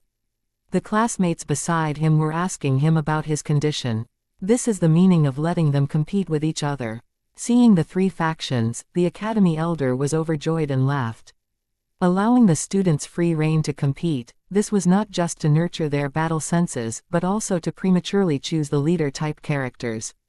In past seasons, they had to wait until the end of the year to have the capacity to develop their own circles. But in this year, because of Fang Yuan's appearance, his extortion had brought forth the divergence much faster. Against Fang Yuan, the only ones who dared to compete against him were Feng Zheng, Mo Bei and Kai Chen. After a long time under imperceptible influence, the other youngsters would automatically regard these 3 as the leaders. As long as there were no mishaps, these 3 social circles would be the layout of the future family's higher-ups. But these factions are still not stable. Within them, there are still students moving around. Once the 3 take the lead and advance to the middle stage first, I will give them the positions of class chairman and vice chairman. With that differentiation, they would gain authority, and this will strengthen their social circles, the academy elder thought. Of course, there was someone not within either factions. Just one person, and that was Fang Yuan. Getting close to stronger people is human nature. In fact, although Fang Yuan extorted the students and acted against the students, there were a number of youngsters who wanted to attach themselves to him. However, they were rejected by Fang Yuan. To him, only those who were useful were pawns, and these youngsters had too little value. This was also another reason the academy elder hated Fang Yuan. He was too antisocial, not willing to integrate into the team. To such people like him, the clan's control over them was not as much as the other youngsters. The academy elder's gaze once again shot towards Fang Yuan in the arena. Fang Yuan stood alone at one corner with his hands behind his back, his eyelids slightly closed, allowing the students to fight for their prize. Even with the heated competition, his expression did not change the slightest. His surrounding was vacant, no youngster was willing to stand with him. Very evidently, he also did not wish for these people to be near him. Fang Yuan stood there alone, enshrouded in loneliness. He floated outside the factions. But I don't have to be too worried. This Fang Yuan is still young and can be changed slowly. The academy elder's gaze shone and he thought deeply. Next up will be the establishment of the class chairman and vice chairman. A year later, we will split into groups, creating team leaders and assistant leaders. Every academic year also has all sorts of honor and rewards, like the Small Red Flower Award, Blue Neckcloth Prize and 5 Outstanding Student Prize. He wants to cultivate, so he needs resources, thus he has to compete for these positions and prizes. As time passes, with interaction among the students, he is bound to have kinship, friendship and love as his restraints. I don't have to worry about him going beyond the clan's control. These years, the academy elder had gradually understood something. When a new clan member is born, they would be brainwashed by the clan. First, they would be taught the clan's utmost value system. Next they would go into moral education and learn about the beauty and importance of kinship, friendship, love. After that, they would be taught honor, and in the process of growing up, many resources such as prizes would be used to attract them. Using the family's assigned roles, they would choose and recruit the most loyal clansmen into their factions. Do not look down on the small roles like chairman or vice chairman, for once they become one of these roles, they would be part of the clan's administration. Under such a system with constant influence, on one hand it brings about the benefits of having authority and the sweetness of power, while on the other hand, it brings the problem of detaching from the system. A carrot in hand and a stick in the other, who can break away from this system? Even the wildest of people or the most lonesome ones would gradually become a part of the family. One without loyalty would also be nurtured into one with loyalty. Without kinship, friendship or love, they would still be developed. This is the power of the system. This is the power of rules. This is the clan's way of survival. Chapter 50, Middle Stage. Nightfall arrived. The moon was like a silver plate, appearing among the clouds. The thinly spread stars decorated the surroundings. Gu Mo Bei stood in the courtyard, raising his head up, his eyes glistening under the reflection of the moon. "Little brother, I heard you got injured today." Behind him, his sister Gu Mo Yan's voice resounded. "Sister, you were worried that after being beaten till I vomited blood today, I would have long-lasting trauma." Mo Bei turned around and curled his lips. Seeing her brother laughing, Mo Yan's heart felt at ease. Although she had truly worried, she said instead, "No way, Big Sis here understands you best. Good brother, you have an indomitable will, the future head of our Mo family. How can you be frightened off by such a small injury?" He, I knew sister doted on me the most." Mo Bei scratched the back of his head as he laughed sheepishly. "You know what, sister?" Under the glow of the moonlight, this 15-year-old teenager's eyes radiated brightly. "Although I failed this time, I heard Fang Yuan panting during the match. Back then he easily beaten me in 2 or 3 strikes with a calm and composed manner. But his gasping already revealed his weakness. He is definitely not as strong as everyone else thinks. One day, I will defeat him fair and square. Good, as expected of a good man from my Mo bloodline." Mo Yan laughed, patting her brother's head, showing concern on her face. "However, you suffered internal injuries, so please don't practice your martial arts these few days." "Don't touch my head, sister, I am already old enough." Mo Bei shrugged his head, using an unhappy tone. "I understand what you are saying, I have a plan. These few days, I'm going to nurture my aperture walls. To completely break through from initial stage to middle stage and obtain the position of class chairman, and suppress Fang Yuan's dominance. I'll let him know that, what truly matters to a GU master's cultivation is still talent. I'm glad you can think this way. I was only a vice chairman last time. If you manage to become chairman, it will fulfill my regrets too." Don't worry, sister. The position of chairman, I certainly must obtain it. At the same time, in the Kai family. Inside the secret room, there was only one torch, attached to an opening in the limestone walls. The flame burned on, illuminating this small room. One of the two elders in power, Jiyu Kai Lian, was sitting facing his grandson, Jiyu Kai Cheng. The two sat on a praying mat with their shadows projected on the ground, wavering with the flickering of the flame. Jiyu Kai Lian stretched out his hand, using his palm to touch Kai Cheng's abdomen area. Jiyu Kai Chen's face was full of anxiety, his mind entering his aperture, suppressing the ripples in his primeval sea with all his concentration. In this world, there are no two identical tree leaves. Similarly to Jiyu masters, there is no identical primeval essence as well. Once primeval essence from an external source enters the aperture, it will result in the natural resistance of the original primeval essence in the aperture.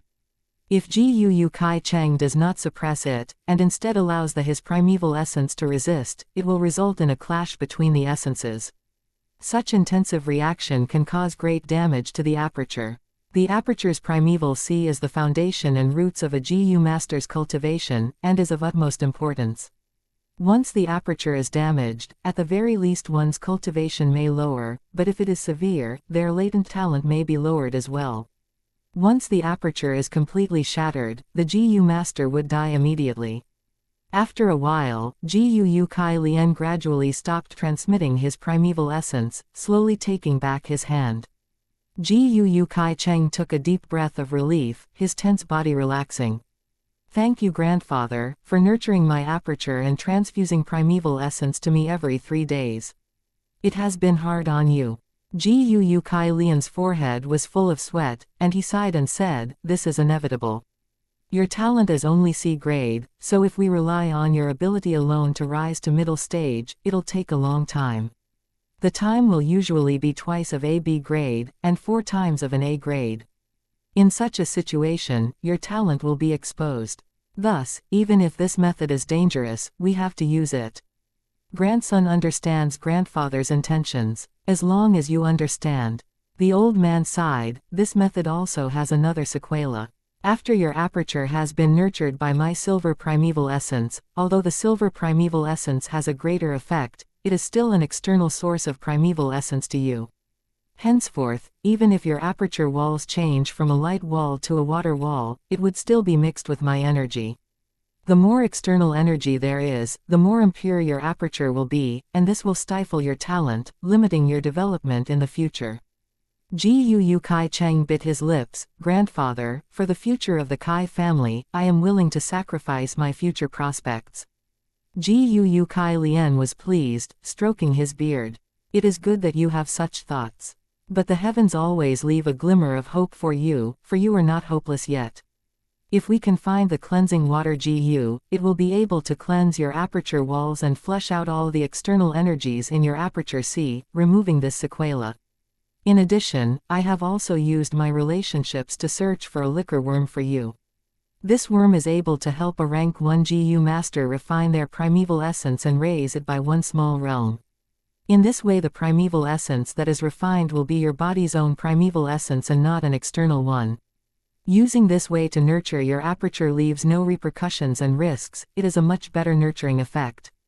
Jiyu Kai Lian was overjoyed. Thank you, grandfather. However, the liquor worm is hard to find. Among the rank 1 Gu worms, the liquor worm, boar Gu, and bookworm etc., are all extremely rare Gu. Once they appear in the market they would be snatched up immediately. Of course, there are also some Gu in this world that are rumored to change a Gu master's talent. But at this age, grandfather has never seen one, only hearing occasional rumors about them. The old man explained. The night winds blew in gently from the windows and into the room. Jiyu Fang Zheng sat on his bed with his eyes shut, holding a primeval stone in both hands. The green copper primeval sea was raging without any winds, the waves crashing towards the white aperture walls. He has a grade rank talent, and his primeval essence occupied 80% of the aperture. His natural rate of recovery was twice of Fang Yuan. With such God-blessed advantage, he is already close to rank 1 middle stage. Phew. A while later, Gu Fang Zheng puffed out a breath of air and opened his eyes. The moon was bright and stars sparse outside the window, the bluish-green bamboo houses arranged in a line. A scene of peace and harmony. Time always flies when cultivating. In the blink of an eye, it is already late into the night, Fang Zheng muttered softly. He slowly opened his hands, and 2 piles of rock powder fell onto the floor in front of his bed. After a primeval stone's essence had been fully retrieved, it would turn into a pile of powder. Looking at the powder pile, Fang Zheng frowned. He took out his money bag, it was already close to empty. Opening it, he saw 3 primeval stones left inside. Fang Zheng would retrieve 3 pieces every 7 days from the academy as resources, but since Fang Yuan would snatch a piece from him, he only had 2 left every week.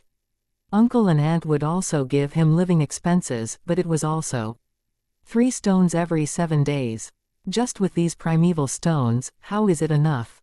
Fang Zheng was determined to surpass his brother Fang Yuan, thus he took the initiative to approach his uncle and aunt multiple times to beg for some primeval stones. After many times, his aunt would look for him to have a heart-to-heart chat, telling him about how poor the family was, and how they had cash flow difficulties, having no spare money left. Since then, Fang Zheng did not have the desire to continue asking. Father and mother are already doing all they can to support my cultivation. I cannot make things difficult for them and ask for more primeval stones. I only have 3 left. I can only be more thrifty. If I use 1 piece a day, I'll have enough for 3 days. I have a feeling that in 3 or 4 days, I will definitely advance to middle stage. The only thing is, what is Big Brother's progress now? Thinking so, Fang Zheng subconsciously looked towards 2 academy living quarters. I have a grade talent, while Big Brother only has C grade talent. His speed is definitely slower than me. Big Brother is not my match this time. Big Brother, I will let you know the true power of an A-grade talent. Thinking of this, Fang Zheng clenched his fists. Academy dormitory. Fang Yuan's door was shut tight. In the darkness, he was not asleep, but sitting on his bed. A GU master's cultivation cannot replace sleep. Normally at this time, Fang Yuan would already have fallen asleep. But in cultivating earlier today, he already felt that he was just 1 step away from middle stage. I might as well not sleep tonight, I'll rush straight for middle stage. His eyes shone with determination. Soon after, he shut his eyes and his mind went into the aperture, 44% of green copper primeval C. Just a moment ago, they were all refined into pale green-colored middle-stage primeval essence by the liquor worm. Rise. With a thought, the peaceful green copper primeval sea began to stir. The commotion got larger and larger, until waves were formed. Splash, splash, splash. The tides raced against each other, rushing towards the surrounding aperture walls. Like crashing on a reef, most of the primeval essence would break into emerald ripples and fuse back into the sea. A small amount of primeval essence was expended, turning into a small hint of invisible energy, penetrating into the white-colored light aperture wall. Rise again, Fang Yuan thought as the emerald ripples became larger in scale. The waves earlier were like rabbits and dogs, but now they were like troops of horses, marching towards the aperture walls. A horse like dragon, the waves like the heavens. The primeval essence was expended quickly, and the water level fell sharply. The waves struck relentlessly, finally resulting in a change. The white-colored wall shook suddenly, the originally mild white color radiating an eye-piercing brilliance. Seeing this scene, Fang Yuan was overjoyed as he knew that the crucial part had arrived, and he quickly activated all of his primeval essence to rush at the walls. The white light grew brighter, the light rays distorted and tangling together, giving people a feeling of thickness. After more than 10 breaths, white strips of light bands appeared on the light wall, and the strips collided with each other like water flowing non-stop. In the process of collision, they continued to combine and merge, forming a white flowing light. Finally, the flowing light gathered into one piece and completely covered the light wall. The white light dimmed, and the original white light wall of the aperture was gone, replaced by a layer of spherical-shaped white water wall. The light wall's surface was smooth with no impurities. The water wall, however, was thicker than the light wall, the ripples of light flowing and flickering on it. The primeval sea regained its peace, the aperture still having 20% primeval essence left. I advanced to middle stage. Fang Yuan laughed heartily, opening his eyes. The bright sunlight creeped in through the openings in the curtains. Unknowingly, the night had passed, and it was already morning. Chapter 51. Let's see how you are going to explain this. Fang Yuan didn't come to class today. Look guys, his seat is empty. He's so bold. Today's lesson is taught by the Academy Elder, yet he dared to not show up. This is bad, the Elder's expression is ugly, it seems that Fang Yuan is in trouble. He. In the academy, the youngsters discussed softly. A few glanced towards Fang Yuan's empty seat, as well as the Academy Elder's darkening expression. Ever since he started the extortion, Fang Yuan stood against everyone in the class. Seeing him in trouble, all the students were excited for what was to come. The Academy Elder's expression was stiff as he explained the crux of nurturing the aperture while secretly staring at Fang Yuan's seat. He laughed coldly in his heart. Fang Yuan, oh Fang Yuan. I was still worried about not being able to catch your weak point yesterday, and here you give it to me today. You were after all a 15-year-old teenager, I have overestimated you. His ugly expression was mostly fake. His motive was to use this opportunity to find trouble with Fang Yuan and punish him, eliminating his increasing dominance in class. Undeniably, as time passed, Fang Yuan's dominating presence was getting stronger, causing the other students to be barely catching their breaths. A one-sided dominance was not what the Academy Elder wanted to see. He wanted to see the entire class shining. Men. The Academy Elder raised a finger and knocked lightly on the table. Elder, your subjects are here. The two guards standing outside at the door entered. The Academy Elder snorted in public, this Fang Yuan is getting out of hand, being so lazy and skipping classes right under my nose. Go to the hostel and bring him here for me. Yes, Elder. The guards went on their way. Seeing the guards disappear outside the door, the Academy burst into discussion noises. Numerous students joined in the conversation. Fang Yuan is in deep shit now, someone said with his eyes shining brightly. We have a show to watch later. Another laughed in pleasure towards Fang Yuan's misery. Big brother, you are too arrogant. This is challenging the Elder's authority. No matter what punishment it is, you had it coming. Fang Zheng looked at the empty seat, sighing internally. Bam, bam, bam. The Academy Elder with a strict expression, slammed the desk thrice. Silence, no talking in class. His aura at this moment was like a volcano about to erupt, causing fear in others. Immediately, the Academy fell into pin-drop silence. The students fearfully shut up, quickly getting into position. Except, although their expression was so, their thoughts were already deep into this matter. The class continued, the youngsters not concentrating at all. A few students by the window looked out constantly. As time passed, after a while, footsteps could be heard at the door. Instantly the students' ears twitched, tens of eyes showing bright expressions. Arriving. The Academy Elder heard the footsteps too and narrowed his eyes as a result. He had already thought of how to deal with Fang Yuan. He'll punish him to stand outside for 3 hours. Although the punishment was not heavy, it was enough for him to be humiliated. Throughout lessons, students entering and leaving would see Fang Yuan standing there. This way, it would ruin Fang Yuan's image of invincibility. When the students realize that Fang Yuan was nothing special, the impact he has on them would be greatly reduced. This would result in them gaining courage and stir their competitive spirit. The great part was, since Fang Yuan's punishment came from the Academy, this would improve the Academy's reputation. Only with reverence will they obey. Thus, while the method is simple, it has deep intentions underneath. The footsteps got closer, and finally someone stood outside the door. Knock, knock, knock. Knocking sounds could be heard. I will open it. The student near the door volunteered and enthusiastically went to open the door. The Academy quietened down, numerous eyes staring at the door. Crack. The door was easily opened by the student, exposing a gap. Sunlight infiltrated from the gap. The student opening the door suddenly froze, shuddering suddenly. He was stunned for a second before suddenly screaming, subconsciously taking a large step backwards. His body knocked onto the desk and he instantly lost his balance, falling with the table onto the ground. The boy's face was pale, his expression horrified, limbs trembling and unable to exert strength. Lying on the floor, he frantically tried to get up, but fell back down again and again.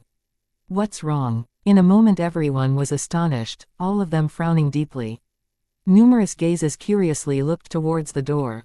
The door was slowly pushed open by the person outside. The academy elder stopped his lecture out of reflex. What everyone saw first was a hand on the door. A teenager's left hand. A left hand with dripping blood. A bloody hand. Seeing this bloody hand, many of the female students covered their mouths and screamed in terror. The door slowly opened fully. The brightness of the sunlight pricked everyone's eyes, causing them to squint. With the bright sunlight as his background, a dark shadow attached to a thin teenager appeared before everyone. He didn't know why, but the academy elder felt a strong feeling of unease in his heart. It's Fang Yuan. Someone screamed out loudly. Everyone who had gotten used to the sunlight could clearly see who the person was. What met their eyes was Fang Yuan, bathed in blood, standing outside the door as if he had gone through an intense battle. His left hand slowly retracted, his right hand grabbing onto some hair, dragging along a person. The person's left arm was entirely detached from the base. He was lying there motionless, evidently unconscious. Blood on his left shoulder gushed out. It's one of the guards who went to look for Fang Yuan. Someone recognized the person's identity. What exactly happened? Someone was going berserk. He murdered again, this time he killed the guards. Someone pointed at Fang Yuan, screaming in horror, getting louder and louder, as if it would purge the terror and fear in his heart. At once, the academy was rowdy. Many students forgot the rules at this time, and stood up from their seats. They looked towards Fang Yuan with fear, shock, and nervous expressions. In their imaginations, Fang Yuan would be dragged here by the guards left and right. But the truth was Fang Yuan bathed in blood, his expression cool like a devil approaching. The two guards, one missing while the other lying motionless, blood oozing from his body quickly forming a puddle. A thick scent of blood permeated the academy. The academy elder was stunned, he did not anticipate such a scene. After his shock, came intense rage. The two guards were merely external martial artists. So what if they died? The academy elder did not really care. But the crucial point was their identity. They were the academy's guards, representing the academy's prestige. Representing the academy elder's face. This Fang Yuan was simply too bold. Not only did he kill Gao Wan, now he even went and murdered the academy's guards. No, this isn't just being bold. He was practically provoking, challenging the clan academy's prestige. The academy elder flew into a rage, pointing at Fang Yuan, screaming, "Fang Yuan! What is this? You have to give me an explanation, a good reason to spare you. If not, with the crime of murdering the guards, you will be thrown in jail, awaiting the clan verdict." The students all shuddered. Even the windows trembled, the entire academy reverberating with the academy elder's screams. Only Fang Yuan was calm-looking, his eyes dyed a deep miasma, behaving like usual, unable to see any change in his emotions. After looking around, Fang Yuan let go of his right arm, and with a plop, the guard's head fell into the puddle of blood, splashing onto Fang Yuan's pants. He cupped his fists towards the academy elder, his calm voice echoing throughout the silent academy, "Academy elder, I truly have something to report."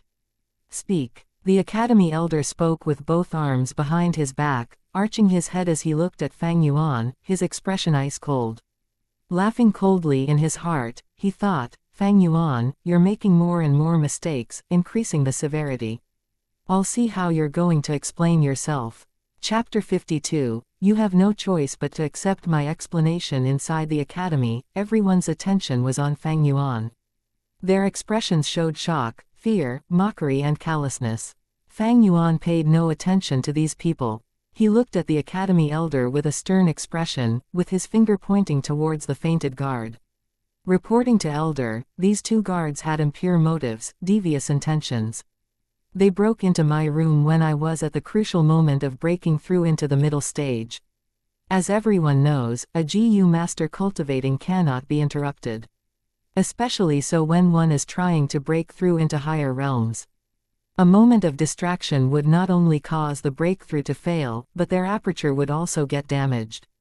Thankfully my luck was good, because at the moment where they barged in, I had already stepped into the middle stage. However, before the masses had reacted, Fang Yuan continued, these two did not admit their mistakes earlier. To my surprise, they boasted shamelessly about wanting to get rough with me, even scolding our clan's ancestors, lying that the act of disturbing my cultivation was the esteemed elder's decision. Your student did not believe so, and resisted furiously. These two had strong martial arts, and I had to fight for life before finally defeating these two people. But seeing as they were the academy guards, your student did not kill them immediately. I merely cut off one of his arms, and the leg of the other person. Although there was quite some blood loss, they are still alive. That is my report for this matter, please uphold justice for me, esteemed elder. Having said so, he cupped his fists towards the academy elder. His tone was urgent, saying a ton of information, and leaving no room for others to interrupt. After he had finished, the surrounding people slowly started to react. What did Fang Yuan say earlier? I did not catch it. I think he said he advanced to the middle stage. How is that possible? He is just AC grade trash, to think that he actually advanced to the middle stage first. He definitely lied, he is afraid of the academy's punishment, thus he lied. The students discussed loudly. When compared to Fang Yuan's advancement to the middle stage, the two guards' lives no longer mattered. They were not GUU clan members, who cares if they're dead or alive? You said you advanced to rank 1 middle stage. The academy elder's voice was ice cold, his expression unforgiving. Fang Yuan, this is not a laughing matter. If you admit your wrongdoing now, I can still take into account that this is your first mistake and deal with you leniently. If you want to continue lying and attempting to cover up your mistakes, then I can tell you now, lies are easily seen through. Fang Yuan did not explain himself further, he laughed lightly and said to the academy elder, please inspect, elder. Even without his words, the academy elder had already moved forward. He placed his hand on Fang Yuan's abdomen, placing a trace of his spirit into it. Immediately he saw the inside of Fang Yuan's aperture. Within the aperture, there was no GU. The spring-autumn cicada had already hidden itself. A rank 6 GU is way superior than a rank 3 academy elder, so if it wanted to hide, it would not be found easily. As for the liquor worm, Fang Yuan had placed it into the dormitory's wine reserves, and did not bring it along. The academy elder with his eyes shut, could see a green copper primeval sea, calm as still water. Drops of primeval essence inside were all emerald green colors of middle stage primeval essence. Seeing the aperture walls, the white-colored aperture walls were glowing with reflected light as if they were all made of water. Gushes of water flow rapidly moved along the wall. Water wall. He really advanced to the middle stage, how is this possible? The academy elder shouted in his heart, a sign of shock under his calm expression. But he tried to hide it to the best of his ability, his face still expressionless. A moment later, after he had digested this fact, he drew back his hand, speaking in a solemn voice, it is indeed middle stage. The students had been holding their breaths, awaiting the results. The academy elder's verdict caused a huge commotion in the academy. The students were full of bewilderment and shock, each of their faces showing immense disbelief. Fang Yuan was only AC grade, but yet he was the first to break through into the middle stage, this was against common sense. For a GU master's cultivation and breaking through realms, the most important aspect should be talent. How is this possible? AC grade was the first to advance. How would this make those A grade, B grades feel? This. GUU Fang Zheng's face was pale. He was still confident last night, but now that reality sat in front of him, he was unable to accept such a fact and fell to the ground.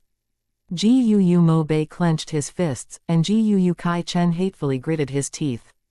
The academy elder could not be easily fooled, so how did Fang Yuan manage to do it? At once, all the youngsters stared at Fang Yuan, having one question in their hearts with that C-grade talent, how did he advance?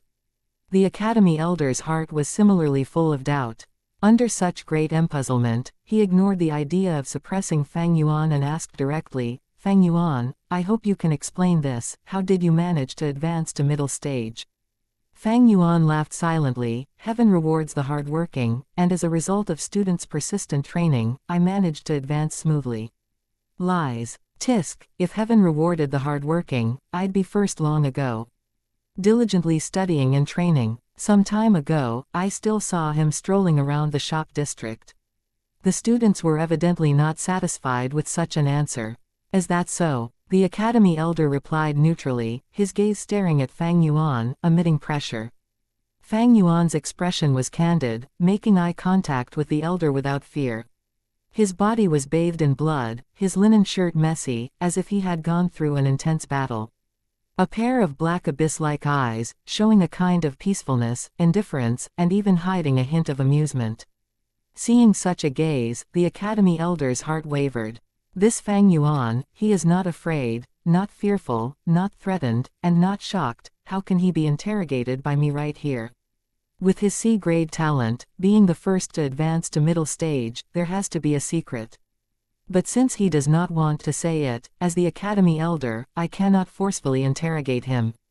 It seems I can only investigate this privately. Thinking of this, the academy elder retracted his gaze and his cold expression became milder. Fang Yuan, however, did not let the matter go. Your student is frightened, esteemed elder. How are you going to deal with these two guards? They have lost a lot of blood. If they are not treated soon, they might die. Frightened. You. The academy elder retorted in his mind. His brows frowned deeply. At this point, as the person in charge of the academy, he had to step forward and settle this. But how should I resolve this? The academy elder could not help but feel troubled. He silently began to think.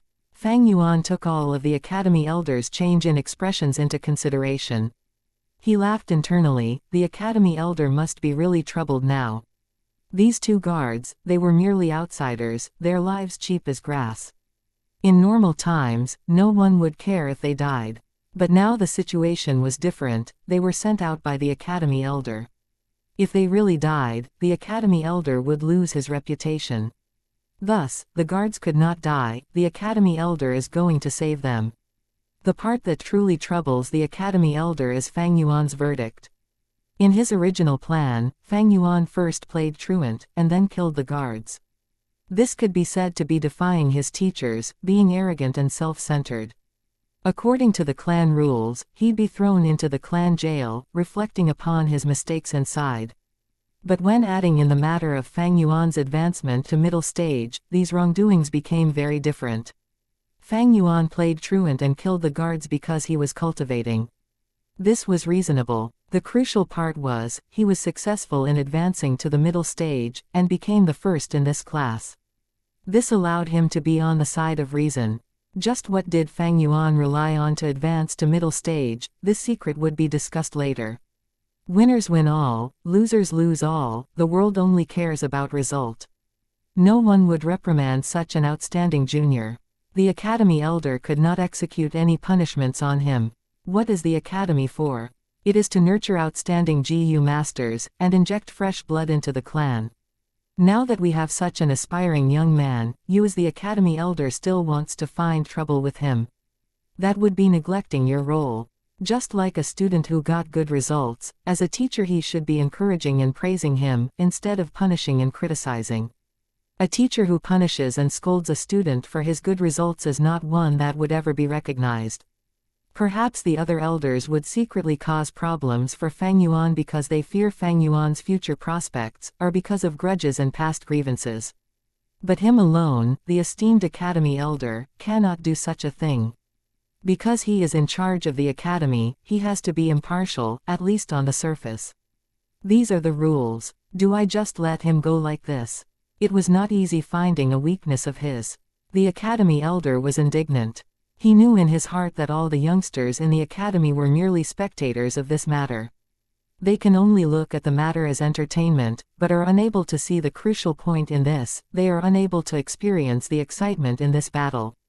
The truth is, this is the one time where he as the academy elder, was battling against Fang Yuan the student. First he grabbed hold of the rules, and was bent on punishing Fang Yuan, removing his strong image in front of the other students. Next, Fang Yuan retaliated. His actions may seem rash, but it hit the matter on the point, and with the excuse of advancing to the middle stage, he got back his argument. As for those two unlucky guards, they were merely sacrificial pawns who were implicated by the two's battle of wits. This Fang Yuan, he is too cunning. If he had really killed the two guards, I can still retaliate against him with this reason. Although his talent is lackluster, with such a meticulous and experienced method, it is hard to believe that he is just a 15-year-old. The worst part is, I cannot retaliate. No wonder back in those days, the clan had rumors about his early awakened intelligence. The Academy Elder suddenly realized, he had lost. His loss was due to his status, he was the elder in charge of the Academy. This was both his strength and weakness. One's strength is also one's weakness. Fang Yuan had understood this logic long ago. The Academy Elder was both helpless and frustrated. He had asked Fang Yuan to explain, and in actuality Fang Yuan's explanation was full of loopholes and easily exposable. These guards were chosen by the Academy Elder himself, they would not be so rash and retarded to scold the Guu ancestors. Fang Yuan's words were on purpose, it was blatant accusation, framing and laying a trap in front of the other party. The Academy Elder was clear of this, but he knew that he could not pursue the matter. This was a trap. Once he looked into it, the truth would be revealed, and how would he handle this matter? If he did not punish Fang Yuan, the two guards would be pitifully framed, and as the Academy Elder, if he does not handle things impartially, how can anyone trust him? If he punished Fang Yuan, that would be suppressing and displaying jealousy of the talented. To suppress a junior of the clan for two servants who were not part of the clan, this matter would trigger the unhappiness of the clansmen. Thus, the best way to resolve this was to pretend to not see anything, and treat these two guards as discarded pieces. Admitting that they had performed a huge mistake, as well as praising Fang Yuan. This way, the clansmen would be satisfied, and the deceived guards, without additional information, would think of this as being impartial. If he handled the matter like this, it would give the Academy Elder the largest benefit. Logic told the Academy Elder that this is the way to handle it. But emotionally, he could not take it lying down. This Fang Yuan was too devious. The Academy Elder not only failed to suppress Fang Yuan, but he himself became the stepping stone for Fang Yuan, getting humiliated in public. Fang Yuan did not show the slightest respect for him and dared to oppose him like this in public, causing this esteemed Academy Elder to suffer such humiliation and frustration. The point was, in future if these two guards felt indignant and wanted to reveal the truth, as the Academy Elder, if he wanted to maintain his image and position, he would have to be the first to step up and suppress them. But this was all caused by Fang Yuan. What sort of feeling is this? For example, it would be like Fang Yuan pooping on the Academy Elder's face, but the Elder himself still has to praise him and at the same time, clean his butt for him. If anyone wanted to point out that there was poop on his face, he has to be the first to shut that person up. This feeling of grievance, it was almost unbearable for the Academy Elder. There was a growing urge in his heart to give Fang Yuan a few tight slaps. But finally, the Academy Elder stretched out his arm and patted Fang Yuan's shoulder. "Good lad." The Academy Elder's face was dim like still water, forcing the words out of his mouth. "It is all thanks to the Academy's nurturing," Fang Yuan replied plainly. The corner of the Academy Elder's eye twitched. Chapter 53, Fang Yuan, you were appointed as class chairman. Everything was going according to Fang Yuan's calculations. Thereafter, the Academy Elder ordered the healing Guu master to save the two guards. The guards were saved, but they had suffered heavy injuries and were almost crippled, ending up getting fired from the academy by the Elder. Fang Yuan did not receive any punishments, on the contrary he received compliments thoroughly. This result caused much fear in the other youngsters. But this issue was far from over. As time flowed, the commotion spread to the rest of the clan. Fang Yuan being the first to advance to the middle stage with his C-grade talent became the after-meal gossip of the entire clan. After meals and tea breaks, everyone was discussing this matter. Subsequent to the initial peculiarity, everyone started to guess the secret behind Fang Yuan's quick advancement. Actually, with a C-grade talent, surpassing a grade and B grade to advance first into middle stage is not something that's strange. True, there are many methods in this world that can achieve such a thing. Take the relic GU for example.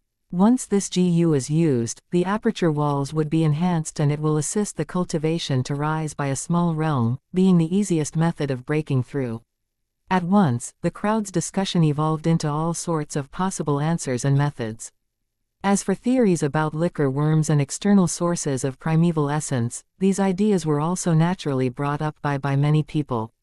If Fang Yuan revealed the existence of the liquor worm at the start, there would not have been such a commotion.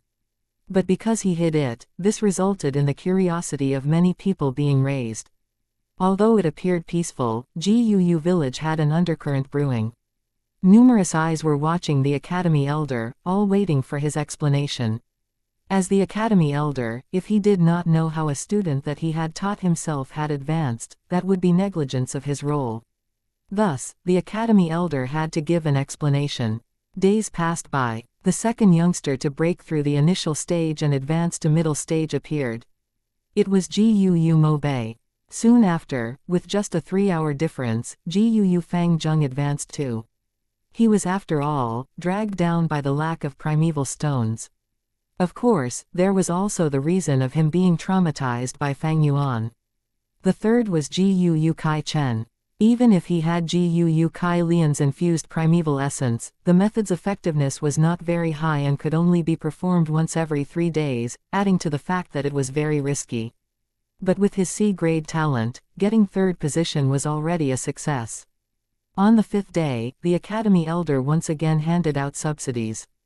Guu Fang Yuan. He stood at the front, calling out Fang Yuan's name first. Fang Yuan stood up and walked towards him with a plain expression. The youngsters' attention was on him as he moved, revealing all sorts of envy, jealousy, inspection, and hatred. Not one was the same. Today, the elder is not only handing out resources, he is also appointing the chairman and vice chairman positions. As expected, the first to be called up was Fang Yuan. He is the first to advance, the title of chairman belongs to him. It is hard to imagine that this would be the result. Before this, I thought it would be Fang Zheng who would come first. He was the first to advance to middle stage. It is so peculiar, there has to be a huge secret, but he refuses to tell us. If it was me I wouldn't tell anyone either. Keep quiet and prosper. As the students conversed, Fang Yuan arrived in front of the Academy Elder. Guu Fang Yuan, you are the first Gu master to reach rank 1 middle stage in this class, so this is your reward. Saying so, he handed him a white and blue money bag. Fang Yuan received the money bag and opened it in public, peeking inside. Be rest assured, there's a total of 30 primeval stones inside, the Academy would not shortchange you. The Academy Elder smiled. Frankly speaking, he would never have expected that the first youngster to advance to middle stage would be Fang Yuan. However, Fang Yuan did not listen to the Academy Elder. He rarely trusted others, and only believed in himself. He checked carefully and found that it was indeed 30 primeval stones, not one less. He then placed the money bag into his bosom pocket. The Academy Elder, upon seeing this action, thought that his finances were tight, and could not help but smile even more brightly. I guessed so, he is after all a C-grade talent. Rushing to the middle stage, his primeval stone expenditure had to be huge. He has no funding from anyone as well, thus he has to be tight on primeval stones. As long as he has a need for primeval stones, we'll not be afraid of him leaving the control of the clan. Once he enters the clan system, he would not be able to keep that secret, so even if we can't investigate it, one day, he will tell us. Towards this, the Academy Elder was full of confidence. The truth is, after that day, he had sent people to investigate Fang Yuan in secret. Almost every day there would be progress in the search. But evidently, those people had not found out that Fang Yuan has a few hundred primeval stones in his possession, and was actually rather rich. The Academy Elder continued and said, Fang Yuan, you are the first to step into rank 1 middle stage, and according to the Academy rules, you not only will receive 30 primeval stones as reward, but you will also gain priority in choosing your second GU soon after. Right now, I shall appoint you as class chairman. Fang Yuan was appointed as chairman after all. Upon hearing this, a few students sighed. Damn it. Guu Mo Bei gritted his teeth, feeling indignant. HMPH. Guu Kai Chen crossed his limbs, staring at the scene coldly. The one that was affected the most was Fang Yuan's brother, Guu Fang Zheng. His face was pale, and his expression looked uncertain, a dark cloud looming over his head. Ordinary students, upon seeing the chairman and vice chairman, have to bow and pay respects. With my results, I will definitely be a vice chairman. But from now on when I see Big Brother, I'll have to pay my respects to him. Hold on. But at this moment, Fang Yuan spoke. He smiled faintly to the academy elder and said slowly, Esteemed elder, your student here is not gifted and does not have high wisdom, hence being unable to properly take on the role of chairman. This role should be given to talented people. What? You mean you do not want to be chairman? As the chairman, you'll get 10 primeval stones every time. Are you sure you want to reject it? The academy elder frowned deeply as he spoke. For the last tens of years of teaching, he had not seen anyone reject this position. Actually, he had already given much thought about this matter, and letting Fang Yuan be class chairman had its merits. Once he was the chairman, he would be inside the clan system. Fang Yuan will have to carry out his duties at the same time while enjoying his treatment. No matter what the chairman's role was, the least he had to do was to stop extorting his classmates. This was definitely not something a class chairman can do. This is like before, even though the academy elder was humiliated by Fang Yuan, he still had to praise him for his excellent cultivation results. As someone bound by the system, he would not be able to do as he pleases when handling matters, and many times he'd be left with no choice. Of course, this was not because the academy elder was displeased with Fang Yuan extorting so many primeval stones every time. He was thinking for the entire board of students. Once Fang Yuan becomes chairman and stops extorting, this would allow the other teenagers to have a breather under Fang Yuan's pressure. Next, with some push of a hand, it would result in a multi-way competition among the families. As long as he can nurture the clan's hopeful seeds, Fang Zheng, Mo Bei and Kai Chen, what is the cost of sacrificing a small role of a chairman? And yet, although he had a good plan, the truth was very different from what he expected. Fang Yuan rejected it. He actually rejected it. Although this position is small, it is the first representation of honor among these hot-blooded youngsters. Besides honor, as the chairman, they get 10 primeval stones as resources each time. This temptation, no youngster has ever resisted it before. But Fang Yuan actually rejected. Fang Yuan looked at the stunned elder, and asked him back, did the academy rules state that the first has to be chairman? The position of chairman, is it irrefusable? The academy elder replied with a cold expression, of course there are no such heartless rules. Fang Yuan laughed, thank you elder for your understanding. Saying so, he cupped his fists and walked back to his seat. The students who saw this scene with their own eyes all flew into a commotion. At once, the academy was lively. Fang Yuan actually rejected it. Are you kidding me? Is he sick in the head? Not sure why he's acting crazy, but he's gonna regret this later. Fang Yuan gave up on being chairman, this means I am the chairman. Happiness came too quickly, and the second place Mo Bei could not react in time. Kai Chen showed a look of disbelief. He was unable to comprehend that someone actually gave up the spot of chairman. He has to be beyond stupid. Big brother. Fang Zheng stared with huge eyes as he looked at Fang Yuan disappointedly. According to his results, Fang Zheng was assured to be vice chairman. But when Fang Yuan gave up the position, Fang Zheng felt that this position no longer had any meaning. The academy elder's face was dark this time, really dark. The last time when Fang Yuan skipped class, although he looked angry, it was just an act for the others to see. But this time, he was in a bad mood, worse than before. Fang Yuan gave up the position of chairman. This means he is rejecting the clan system. The elder had governed the academy for tens of years, but this was the first time he saw such a student, rejecting this huge temptation. He wanted to invite Fang Yuan into the trap, but since he wouldn't enter, the academy elder was helpless. The giving out of subsidies ended. Mo Bei claimed the position of chairman with his result of being second. Fang Zheng and Kai Chen each became vice chairman. The class chairman was given 10 primeval stones. The vice chairman got 5. A few students who were not from well-to-do families were so envious that they almost drooled when seeing the 3 students' primeval stones. Chapter 54, But I am the class chairman. The wheel of red fire, the sun slowly sank down on the west side of the mountain range. Its light was not eye-piercing, but it was a sort of bright and gentle ray. The west sky was dyed a shade of blushful red, the sunset glow continuously spreading out. It was just like an imperial concubine who had just been rewarded, happily crowding around the emperor, wanting to sleep together with him. One Qingmao mountain was engulfed entirely in a sea of rose-red color. Each of the tall pillared buildings and houses were also draped over with a layer of golden yarn. The surrounding forest planted around the academy seemed like it was wiped with a faint stratum of oil. The wind blew slowly, and as the students walked out of the classroom with their bosoms carrying the primeval stones that were just passed out, they were in a relaxed and calm state of mind. I really don't know what Fang Yuan is thinking, to actually give up on the role of class chairman. His brain is fried. I bet he thinks of killing people all day. Let's not concern ourselves with this kind of crazy guy. Come to think of it, that day when he burst into the academy I was really freaked out.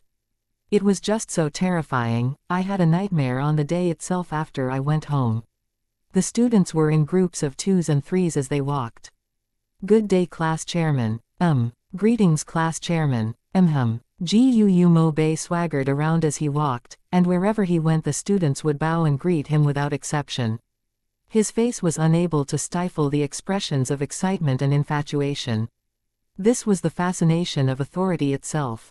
Even if it was just a tiny bit of difference in status, it could also make a person even more confident in his own self-worth. Right now, as the dying sun looked as red as blood, Mo Bei watched it while his heart sang, "How is it that I have never realized before, this sunset's rosiness sure is adorable." Going head over heels just because of becoming a chairman, as if it's so amazing. Gu Kai Cheng purposely walked behind, since he just didn't want to greet Gu Mo Bei at all. I really have no idea what Fang Yuan is thinking about, to think he actually let go of the position of chairman. However, it's also a good thing, or else me as the 3rd, how could I have been able to obtain the role of vice chairman? Gu Kai Cheng was confused in his heart, but he also felt happiness and relief. Good day, vice chairman. At this moment a normal student walked past him and immediately bowed to greet him. Good day to you too. Gu Kai Cheng instantly nodded, his face full of smiles. Once the student was gone, Kai Cheng naturally thought, the taste of vice chairman is rather pleasant. I'm sure the feeling of being the class chairman is even better. If only I was not the vice chairman, but the chairman himself, how good that would be. The Kai Cheng who had just been rejoicing earlier was now already filled with insatiable greed, starting to amass expectations for the role of class chairman. Under the system of the clan, each rank that was higher than the last was just like a carrot getting bigger than the previous one, deeply enticing him. Although I am only a C-grade talent, but I believe that everything will get better and better. Gu Kai Cheng was full of hope for his future. However, right now, the other vice chairman Gu Fang Zheng was feeling very much terrible in his heart, his face expression also quite unsightly.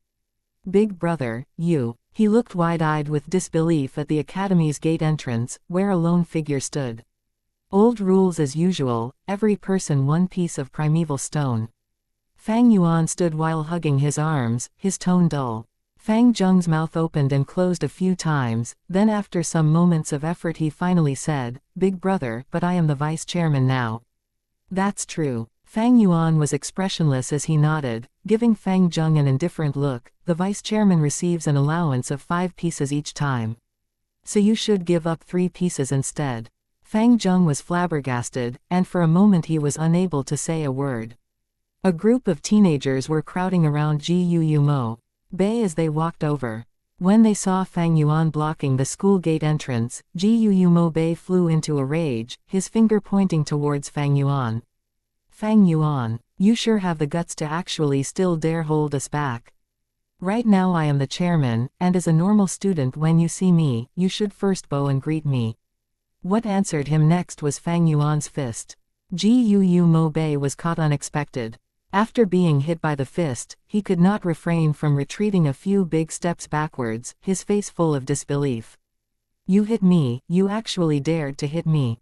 I am but the chairman. What answered him again was still Fang Yuan's fists. After a few rounds of exchanging offensive and defensive blows, Gu Mo Bei was knocked down to the floor by Fang Yuan, and he fell unconscious. The surrounding youths were all wide-eyed as they watched, all of them unsure of how to react for a moment. This was totally different from their imaginations. The guards at the gate entrance had also been watching everything that happened under their eyelids. They could not help but whisper among themselves. Fang Yuan just knocked down the new class chairman, what do we do? Salad dressing. What do you mean?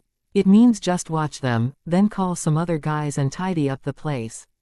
But, hey, you want to provoke a person like Fang Yuan? I hope you remember what happened to Wang Da and Wu Er.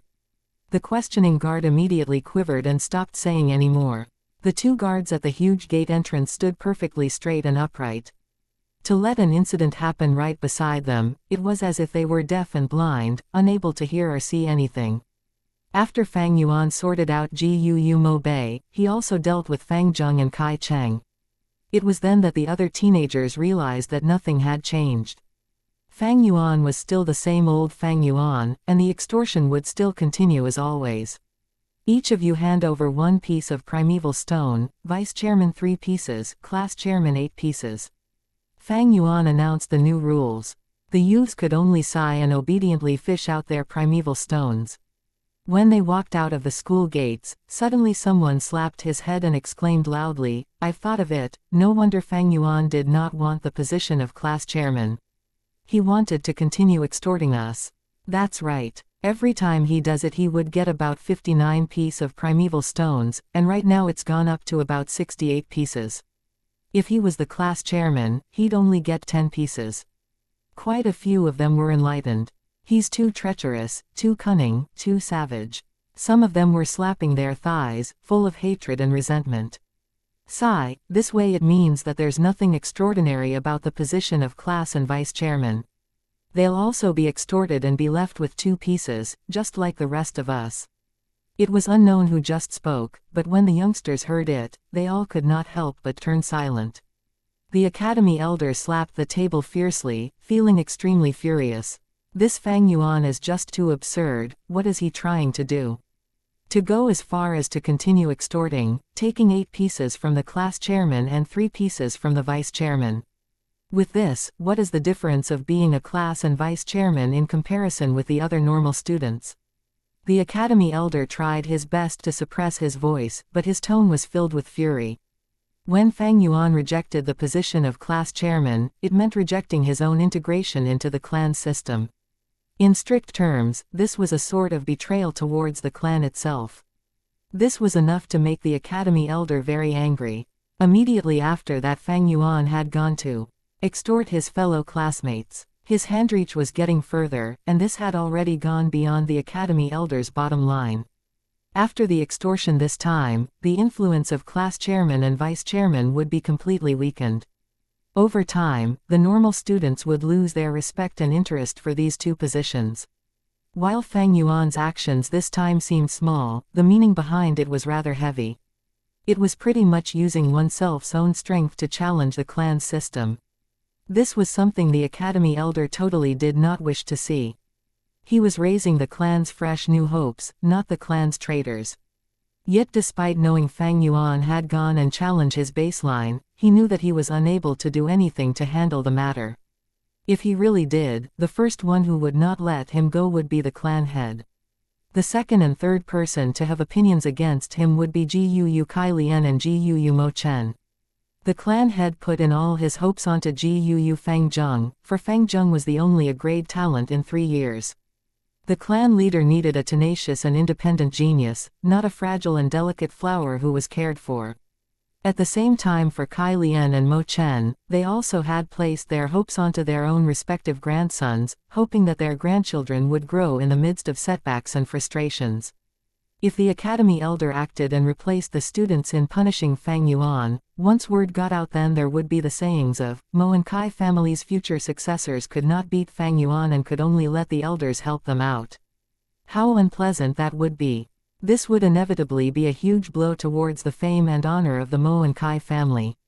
Of course the academy elder was not afraid of a small little Fang Yuan, but he was instead worried that his intervention would attract pressure from the three sides, the clan head, Mo and Kai bloodline.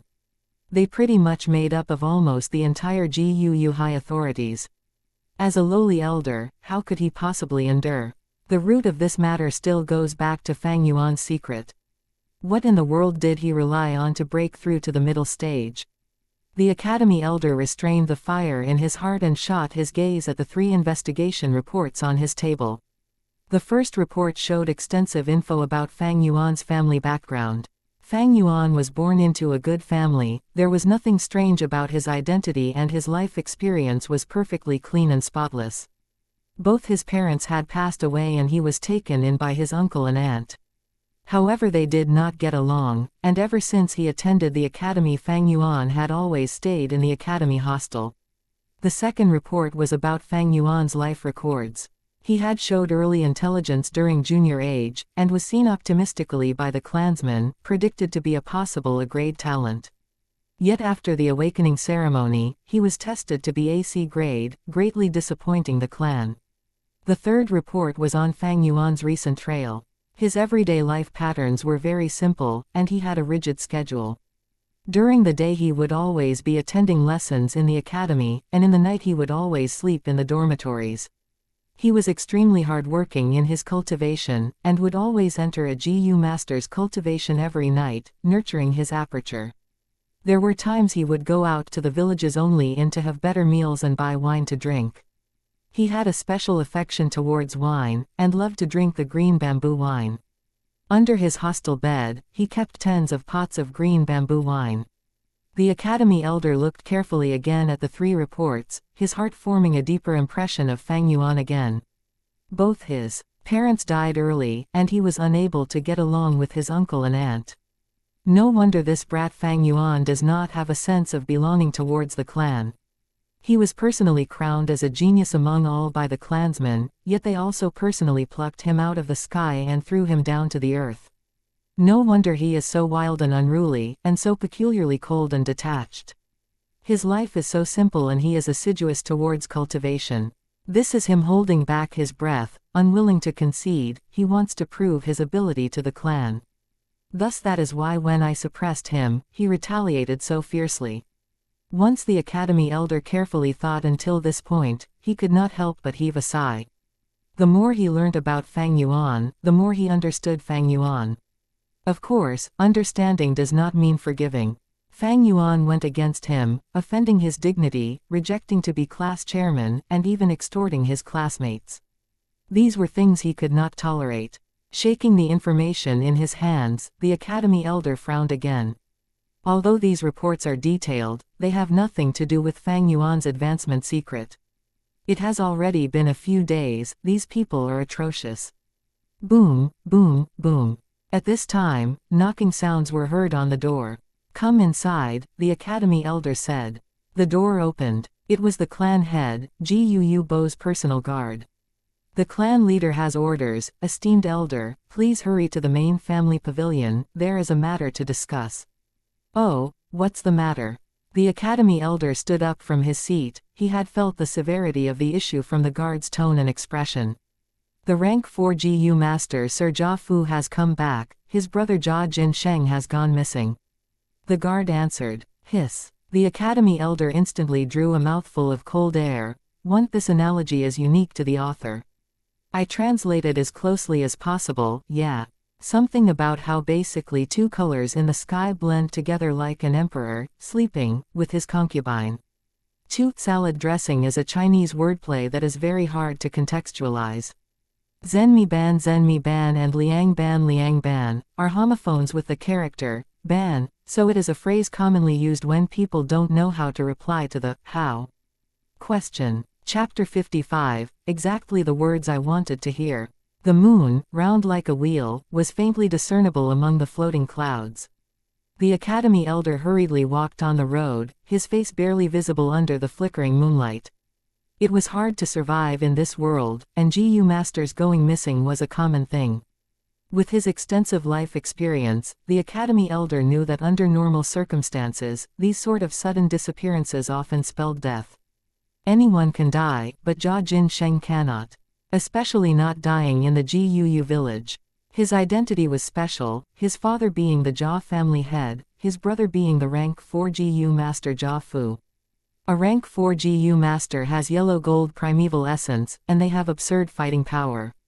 Within the GUU clan, only the clan leader is rank 4 and can match up to him, while the other clan elders were all rank 3. The Jia family head was at an even higher cultivation level. He was a rank 5, and under his lead the Jia family rose to prosperity, becoming a large-sized clan and possessing the resources of an entire mountain, with a large number of clansmen. Compared to them, GUU clan was just a middle-sized one. If the two clans fought, GUU village would definitely have the disadvantage. The most crucial part was, if this matter was spread, the GUU clan's reputation would be tarnished. Many merchants are vigilant in choosing their routes. Without the interaction with merchants, the GUU clans' surplus local resources would not have an avenue to sell, and the external resources they required would not be purchasable. As time passes, they would definitely weaken. This matter is severe. If we do not handle it well, it would be a disaster. The academy elder worriedly rushed towards the clan head's pavilion. Once he stepped into the conference hall in the clan head's pavilion, the academy elder felt the solemn and serious atmosphere. The main seat was occupied by the current clan leader GUU Bo. The fat and short Jia Fu brought along 5 to 6 followers with him and stood at the center of the hall, adopting an accusative stance. Under the bright light of the lamp, the solemn faces of the elders who were standing at side of their chairs were evident.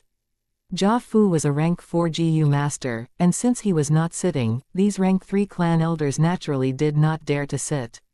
This was the deterrent force of a rank 4 GU master. It was also a form of respect for power. Greetings. The clan elders were about to pay their respects, but they were stopped by the clan leader GUU Bo's hands. GUU Bo, who had grizzled white hair, was using his finger to rub his temple, a look of distress on his face. I'm not going to say more about the matter, the clan academy is always under your supervision. Let me ask you, where is GUU Fang Yuan? The academy elder was shocked. Internally he thought, how does this have to do with that brat Fang Yuan? He answered politely, at this timing, he should be cultivating in the academy hostel. The clan leader sighed. Brother Jia is very suspicious now. He thinks that his brother Jia Jinsheng's disappearance has something to do with Fang Yuan. I order you to go and bring him here immediately. The academy elder shuddered in his heart. Yes, he understood the severity of this issue, and hurriedly paid his respects before he turned around and left. Brother Jia, that Fang Yuan will be brought here immediately. Have a seat. GUU Bo pointed at a seat near him and said to Jia Fu. Jia Fu laughed bitterly, cupping his fists at GUU Bo. I apologize to brother GUU. I was really anxious then. It has already been days since I've seen my brother. I fear for the worst. I really cannot afford to wait. There are some things that, only after losing them can they be understood. Jia Fu only realized it in these few days, the reason why his father paired him up with the burdened Jia Jinsheng for the caravan. It was to test his nature. Seeing if he could, while suppressing his brother, remember their kinship, and at the same time take care of this little brother. If Jia Jinsheng was dead now, how would his father view him? When he realized this point, he immediately held investigations in the caravan, and quickly set his target on the GUU village. He rushed back without a single break. Now that he was standing, reluctant to sit, it was to create the impression that he was determined to get the culprit. This was both emitting pressure on the GUU clan as well as giving his father a form of assurance when he returned to the Jia family. Reporting to clan leader, Sir, Fang Yuan has been brought here. Quickly, the academy elder brought Fang Yuan to the hall. GUU Fang Yuan pays his respects to clan elder, Sir Jia Fu, and the various clan elders, Fang Yuan said with an expressionless face. It's him. Jia Fu coldly observed Fang Yuan, at the same time, asked a female GU master. This female GU master was the one who Fang Yuan bought the purple gold rock from at the gambling den. Yes, it's him. There is no mistake, the female GU master stared at Fang Yuan, saying confidently. Jia Fu nodded. Immediately his gaze was like two steel blades, slashing at Fang Yuan. But he did not interrogate openly. For this was the Guu village, thus he had to give the Guu clan leader some respect. Thus he looked towards the Guu clan leader. The Guu clan leader had a serious expression. He knew that Jia Fu purposely conversed with the female GU master loudly. It was not only to confirm Fang Yuan's identity but also to assert his motive. He was implying to the Guu clan head that he had the evidence in his hands. I have sufficient confidence, so you better not overly defend your own clansmen. This caused some displeasure in the Guu clan leader's heart, thinking, you Jia Fu lost your brother, it was your mistake to begin with. Now you come here to our Guu village with an accusative stance. Do you think my Guu clan can be easily bullied? My Guu clan is impartial and works around based on logic, but don't be mistaken that this is a weakness. Thinking of this, he did not interrogate Fang Yuan immediately, but fiercely said to the female GU master, did you see clearly? I'm not afraid to tell you this, but Fang Yuan has a twin brother who looks extremely identical to him. Are you really sure it's him? The female GU master was just a rank 1, and under Guu Bo's pressure, she instantly showed a hesitant and nervous expression. Jia Fu frowned and took a step forward, blocking her from Guu Bo's sight. Cupping his fists, he said, Brother Guu, I've always respected the Guu clan. Especially the Guu clan's 1st and 4th clan leader, these two were rank 5 powerhouses. One built the clan from scratch, where he went through tough times and created the Guu family's 100-year foundation. Another was a benevolent hero, for to protect his clan he sacrificed himself, and is worth respecting. Brother Guu, as the clan leader, I believe you will act impartial. Please interrogate this Fang Yuan. Hearing that his tone had softened, Guu Bo nodded, but his heart had already decided. If this Fang Yuan was the culprit, then he would hand him over. After all, he was just AC grade, there is no loss in losing him. As long as it is able to settle this dispute. If Fang Zheng was the one who did it, Fang Yuan also has to take the blame. Fang Zheng is an A-grade genius, the only one in 3 years. The clan higher-ups still expect to nurture him greatly to go against that Bai Ningbing from the Bai clan village. Fang Yuan, don't be nervous. Guu clan leader smiled benevolently, using a gentle tone towards Fang Yuan. Let me ask you, do you know any information about that Jia Jin Sheng? Who is Jia Jin Sheng? Fang Yuan looked up and said calmly. He's lying. The female Guu master from the gambling den shrieked right as Fang Yuan finished his question. The people in the discussion hall, upon hearing this shrieking, frowned and all looked towards her. The female GU master pointed at Fang Yuan, showing an agitated expression. It's him, it's him. At our gambling den, he bought 6 purple gold rocks, and the 5th was a mudskin toad. Young Master Jia saw it and tried to use 500 primeval stones to purchase it. This left a huge impression on me. Even if a year or 2 passes, I will not forget. Not only me, but the other GU masters at the gambling den saw it too. Is that so? The Guu clan leader's smile disappeared, showing a stiff expression and dragging his question towards Fang Yuan. Fang Yuan only nodded now, showing a hint of nervousness, and pretended to suddenly realize, oh, it's him.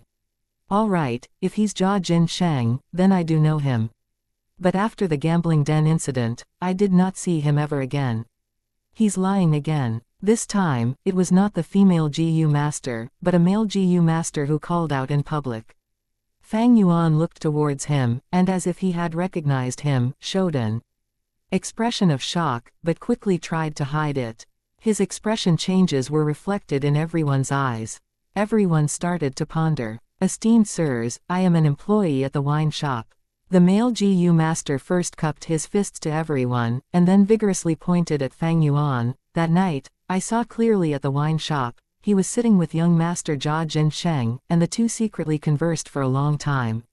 Once he said so, the hall erupted into a clamor of soft discussions. The academy elder used a cold gaze and looked at Fang Yuan. The Guu clan master moved backwards slightly, slowly leaning on the large chair. How can that be? Fang Yuan showed an obviously frantic expression, hurriedly saying, the wine shop had so many people, how can you recognize me just like that? You might be mistaken yourself. Ha ha, I am definitely not wrong. The male Guu master smiled, his gaze staring at Fang Yuan. At this moment he felt extremely confident. Not to mention it was young master Jia Jin Shenghu coming to our wine shop, we have to take care of him carefully. Even if it was not him, I would still have had recognized you, as you had given me a strong impression. Saying so, he raised his eyebrows, saying smugly, do you still remember? That day you came to our shop, wanting a cup of monkey wine. But you only drank a mouthful. After that you released the liquor worm and fed the remaining monkey wine to it. I saw the liquor worm and was very agitated, wanting to purchase it from you, but you refused to sell it and walked away immediately. Good, exactly what I wanted to hear. Fang Yuan laughed coldly in his heart, but showed an expression of shock on his face, subconsciously taking a step backwards. Liquor worm. The eyes of the academy elder behind Fang Yuan shone. But quickly he frowned again, and could not help but ask, Fang Yuan, where did you get that liquor worm? Fang Yuan clenched his fists, gritting his teeth, but refusing to answer. The surrounding clan elders flew into a rage, starting to scowl. Fang Yuan, do you know the trouble you've caused? Talk, exactly what happened. Tell us of what you know, own up. This liquor worm, is it Jia Jin Sheng's? How can it be his? The liquor worm is obviously obtained by myself. I opened it. Fang Yuan raised his head suddenly, his expression worked up, as if he could not stand such a slander, and shouted loudly with an indignant emotion. Chapter 56, Dispelling Suspicion, you opened it. Guu Bo frowned deeply. That's right, at this point, I shall not hide it any further. Fang Yuan acted as if he was risking everything, speaking urgently, I bought 6 pieces of purple gold rock at the gambling den, but because I did not have enough primeval essence, I only opened 5 on the spot. The last one, I brought back to the hostel, and after opening it, I found a liquor worm inside. I was overjoyed as I had searched up information on it before, and knew that the liquor worm is a rare Guu worm that could supplement my lack of talent, thus I refined it on the spot. Wait, you said that you bought 6 gambling rocks and opened a mudskin toad as well as another liquor worm. The clan elders, upon hearing this, could not help but ask in an unbelievable tone. So what? Fang Yuan answered as a matter of fact, then pointed at the female Guu master, shouting, she can be my witness. Everyone on the scene were momentarily stunned before turning to look at the female Guu master. The female Guu master felt the pressure from all the gaze and did not dare to lie, so she honestly said, it is indeed true, Fang Yuan bought 6 rocks and opened the mudskin toad on the 5th. He brought the 6th piece away, but I do not know what he opened inside.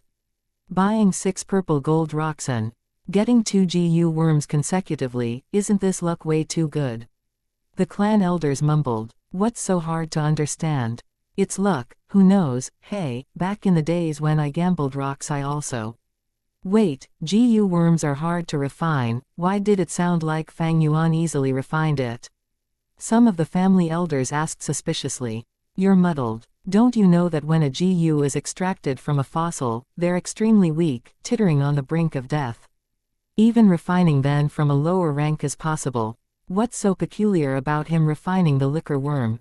Someone immediately answered. Fang Yuan continued, I refined the liquor worm and went to the stores on the 2nd day. I indeed went to a wine shop in the afternoon and bought a cup of monkey wine. At night, I went again and witnessed a scamming scene. Jia Jin Sheng was selling a smelly fat worm as a black boar Guu to someone in my clan. Next, Sir Jia Fu appeared and resolved the dispute. I went to the wine shop again, but I did not expect to see Jia Jin Sheng drinking wine in a poor mood. I had just obtained the liquor worm and was extremely happy, so I asked him how many primeval stones I could sell it for. Who knew that Jia Jin Sheng, upon hearing my liquor worm, wanted to forcefully buy it. I obviously rejected him. I had no intentions to sell it, only wanting to know its value. Even if I wanted to sell it, that would have to be after I am rank 2, thus I left on the spot. Fang Yuan's words had brought out the matter of Jia Jinsheng and Jia Fu's conflict, causing the clan elders to see Jia Fu in a different light. Under these pressuring gazes, Jia Fu coughed and asked Fang Yuan with shining eyes, "Then did my brother chase after you?" Fang Yuan nodded, half lying, "He not only chased me, but also added an extra 50 primeval stones. But I did not want to sell it, so he was furious, claiming that the Guu clan was no big deal, asking me to watch out. After saying that, he walked away. I never saw him again." Jia Fu nodded internally. With his understanding of Jia Jinsheng, he definitely would have chased after Fang Yuan and gave threats as that was his style. If Fang Yuan said he did not chase after him, that would be a lie. But since Fang Yuan said so, this led Jia Fu to a predicament. His investigations led up only to this clue. Did Jia Jinsheng really not search for Fang Yuan after that? Maybe he found Fang Yuan again afterwards, and as the two could not agree on the matter, he was killed by Fang Yuan. This is entirely possible. Speak, was Jia Jinsheng killed by you? Thinking of this, Jia Fu interrogated fiercely, attempting to pressurize Fang Yuan with his aura. Fang Yuan denied once again, claiming that he did not see Jia Jinsheng anymore. Jia Fu had no other evidence, and while one side questioned intensely, the other denied. At this point, it had become a stalemate. As Guu Bo listened to their conversation, he turned displeased. That Jia Jinsheng actually dared to threaten the Guu clan on Qingmao Mountain, this was not giving the Guu clan any respect. Now this Jia Fu dared to interrogate a Guu clan member so intensely in front of all the Guu clan higher-ups. Never mind if he had evidence, but now that he has no evidence or proof, if this matter spread out, what would happen to the Guu clan's honor?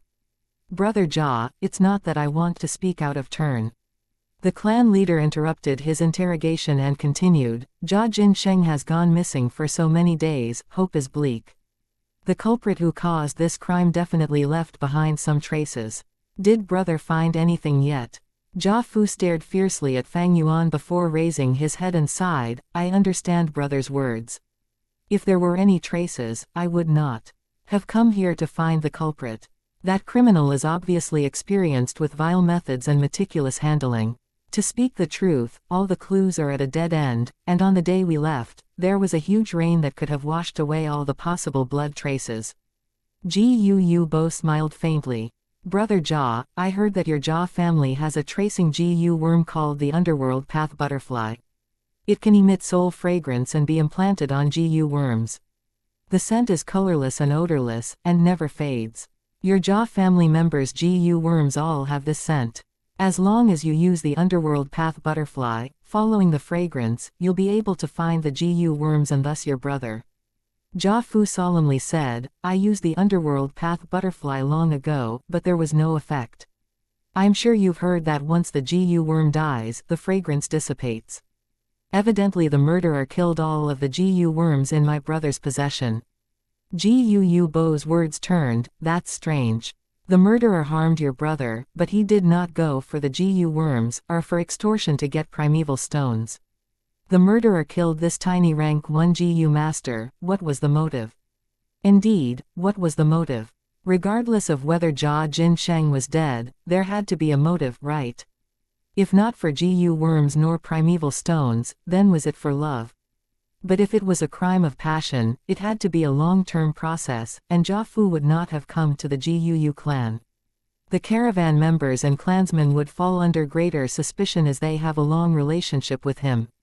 At once, the hall fell into silence. Fang Yuan followed everyone's gazes, and suddenly said to Jia Fu, maybe Jia Jinsheng was killed by you. I heard before that your family is splitting assets, now that one brother is dead, wouldn't you get more inheritance? Shut up. Baseless accusation, do not slander Sir Jia Fu. Immediately the family elders erupted. Fang Yuan kept quiet immediately, his gaze shining obscurely, but his objective had been reached. His earlier words were like a pebble that was thrown into the elders' sea of thoughts, causing waves of ripples.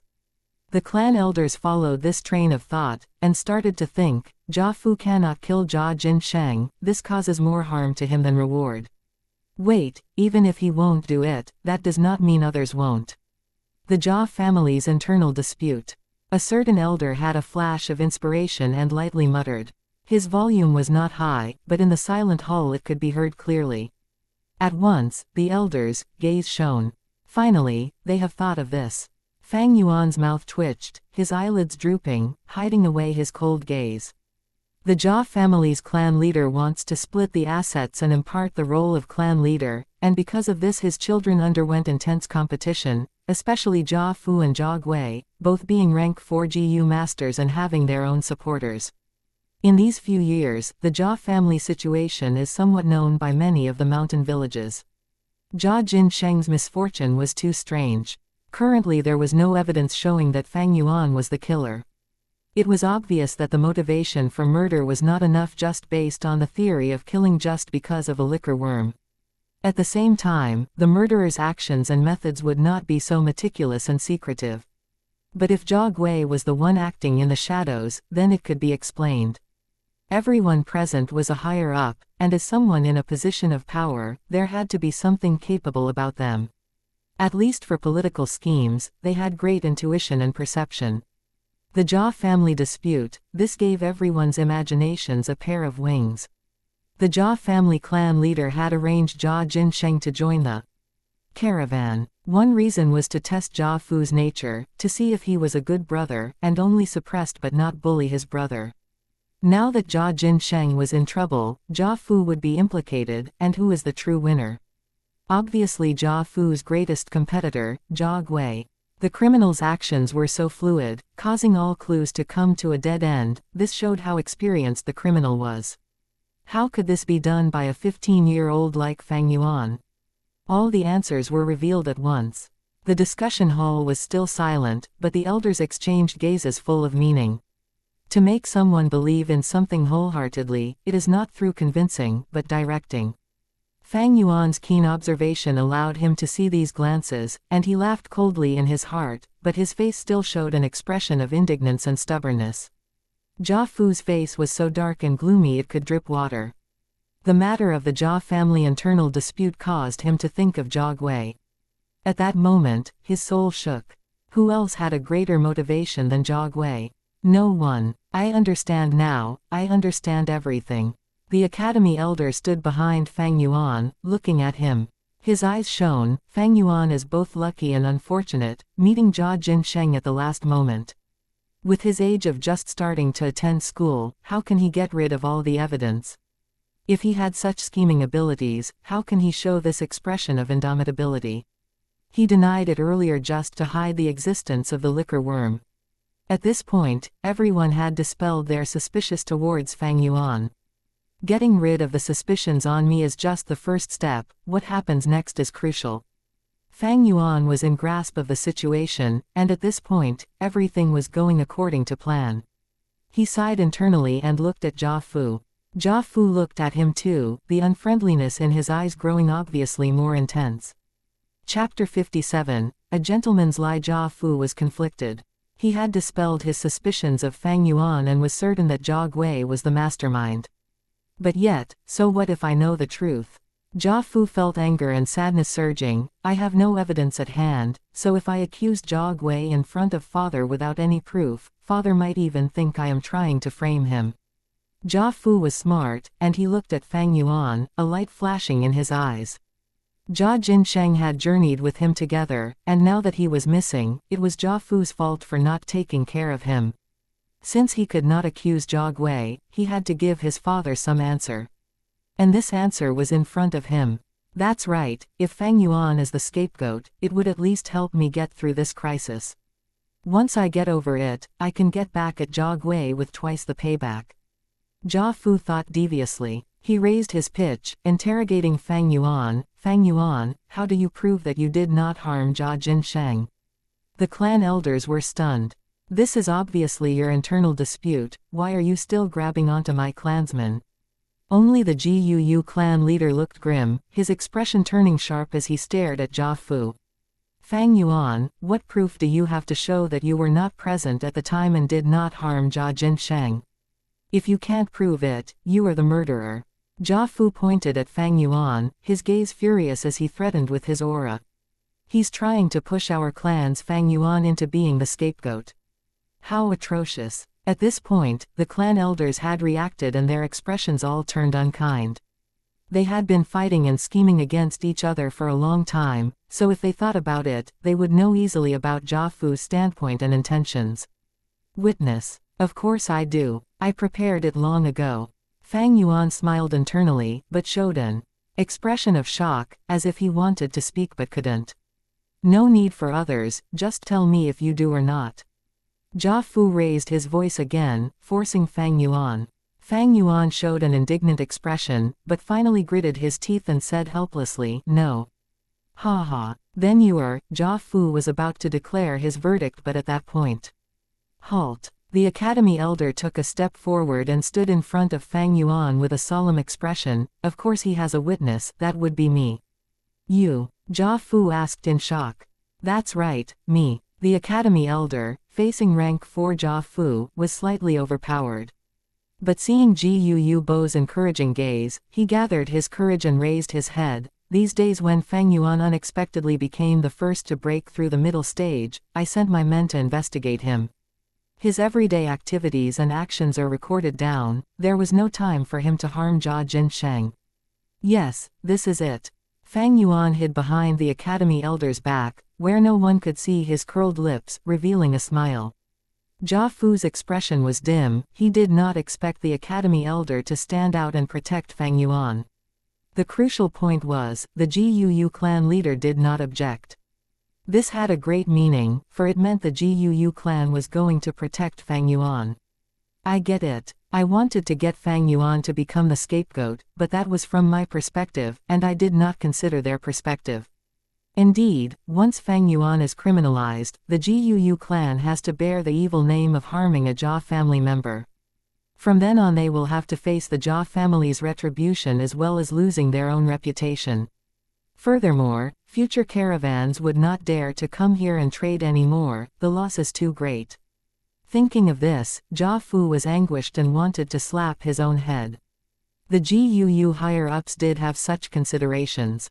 Fang Yuan was AC grade, so if he really harmed Jia Jinsheng, handing him over was nothing. But the point was, now that his suspicion had been cleared, if he was handed over, wouldn't the Ji clan suffer a great injustice and lose out greatly? Knowing that this conflict could not be resolved, Jia Fu gritted his teeth, determined to get his way. He said, if so, why don't you let me use the footprint Ji? Once this Ji is used, it will show us his last 30,000 footprints on the floor. The academy elder scoffed in displeasure. Jia Fu's words meant he did not trust them. But he has no reason to stop him, thus he let Jia Fu through. Come and test. Fang Yuan laughed coldly at Jia Fu, walking towards him with his head lowered. He was confident, having predicted this. Thus, these few days he kept his activities within the village and did not go to the secret cave. Under the Ji higher-up supervision, Jia Fu did not play any tricks. The footprint Ji was very peculiar. It was shaped like a person's foot. Its material was like a translucent yogurt, giving others a feeling of smoothness, and the surface had a yellow-green luster. Its size was small, being only palm size. Jia Fu held it in his hands, sending primeval essence into the footprint Ji. The footprint Ji became brighter, and then suddenly with a bam sound, exploded into a cloud of yellow-green powder. The powdery cloud enveloped Fang Yuan and spun around him before flying out of the discussion hall. Where the powder cloud passed through, the floor would show a series of footprints.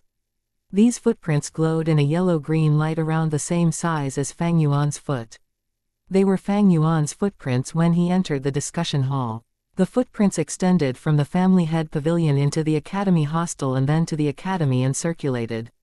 Other than that, it reached the mountain villages in. The powder cloud became smaller as it flew, and finally at the 30,000th step, it vanished. The results were clear. Everyone had checked and knew that Fang Yuan was innocent. There were no suspicious points. Jia Fu sighed, taking out a small jade box. He opened the jade box, where there was only a jade piece inside. The jade piece was a translucent emerald color, and there was a Ji sealed inside. This was a phasmid's one, its body long and slim, with the color of jade, its entire body looking like a bamboo tube. The phasmids was normally longer than a palm, but this one wasn't, being only the size of a fingernail. On its surface, it emitted a white glow. Green jade is its body, white light enveloping its form. This is the bamboo gentleman. At once, some of the elders recognized this Gu worm and exclaimed. Even Gu Bo was moved. He could not refrain from advising, Brother Jia, this bamboo gentleman is a rank 4 Gu, it is not easily refined. Why waste it here? Jia Fu shook his head, looking at Fang Yuan. This bamboo gentleman was obtained through gambling rocks when I was young. The rock was only opened halfway before it could no longer be extracted. As everyone knows, this Gu worm is fed honesty as food, being able to detect lies from birth. Only an honest gentleman who has never lied can refine and feed this Gu. Fang Yuan, you just have to open this rock and keep the bamboo gentleman in your aperture. Whatever I ask you, you will answer. Next, we will take out this Gu and let everyone see if it changed color. If the Gu changes color, you're lying. No problem. Fang Yuan did not hesitate. He immediately opened the jade piece and did as Jia Fu instructed. The bamboo gentleman appeared in his aperture and emitted a faint green glow, covering the primeval sea. Fang Yuan felt that if he said a single lie, the bamboo gentleman could detect it and turn its body from green into another color. But he only accepted it because he had his trump card. Spring-autumn cicada. With a thought, the spring-autumn cicada awakened and let out a trace of its aura. This aura was overpowering, and it immediately suppressed the bamboo gentleman. The bamboo gentleman emitted a green glow and immediately shrunk its body. Its entire body was curled up, trembling in fear. How could it have the excessive spirit to detect lies? Jia Fu began interrogating, with his first question hitting home. Fang Yuan, did you harm my brother Jia Jinsheng?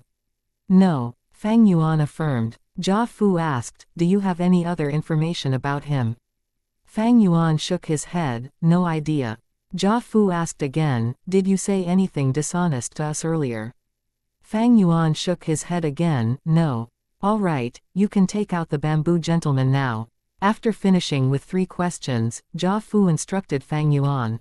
Fang Yuan took out the bamboo gentleman, and everyone saw that it was still an emerald green color with no changes. The clan elders heaved a sigh of relief. Jia Fu's expression became milder as he kept the bamboo gentleman, cupping his fists towards Gu Bo. Much offense this time, brother Gu. No matter, the truth is what we wanted to see as well. Gu Bo waved his hand, then sighed, but what a pity for this bamboo gentleman. The bamboo gentleman had the ability to detect lies and was a rank 4 Gu, thus it was very valuable. But feeding and refining it was not easy. It had to be refined by an honest gentleman. If any other Gu master had said a single lie, the refinement would fail and the bamboo gentleman would die on the spot. Its food was honesty. It would reside in the aperture of an honest gentleman, and consuming the gentleman's honesty is food to survive. Now that the bamboo gentleman had been opened, it was extremely weak, but it had no food. To restore its strength, after being treated so harshly by Fang Yuan, its death was set in stone. Jia Fu shook his head, looking at the bamboo gentleman in his head, not feeling any pity. He said solemnly, I have already done my best to investigate, but I received no results. This time, when I get back to the family, I will employ the divine investigator Tai Shui Leng too. It would definitely get this matter cleared up. Goodbye. Saying so, he cupped his fists towards Gu Bo and left, crisp and quick, with a certain elegance to it. Seeing Jia Fu and the rest leaving, Gu Bo heaved a sigh of relief and said, you can all leave now. He waved at the clan elders, but suddenly thought of something and said, Academy elder, please stay back. Without losing a single drop of sweat, Fang Yuan walked out of the family head's pavilion safe and sound. 1. Phasmids, stick bugs. 2. Tai Shui Leng. Tai Shui Leng, Tai means metal and is the name of the Tai clan. Shui Leng means cold blood. This name will be important. Thank you for listening and supporting the Cultivation Audiobook channel. If you'd like to support us, 1 cup of coffee can make a big difference. Please check the PayPal link in the YouTube description.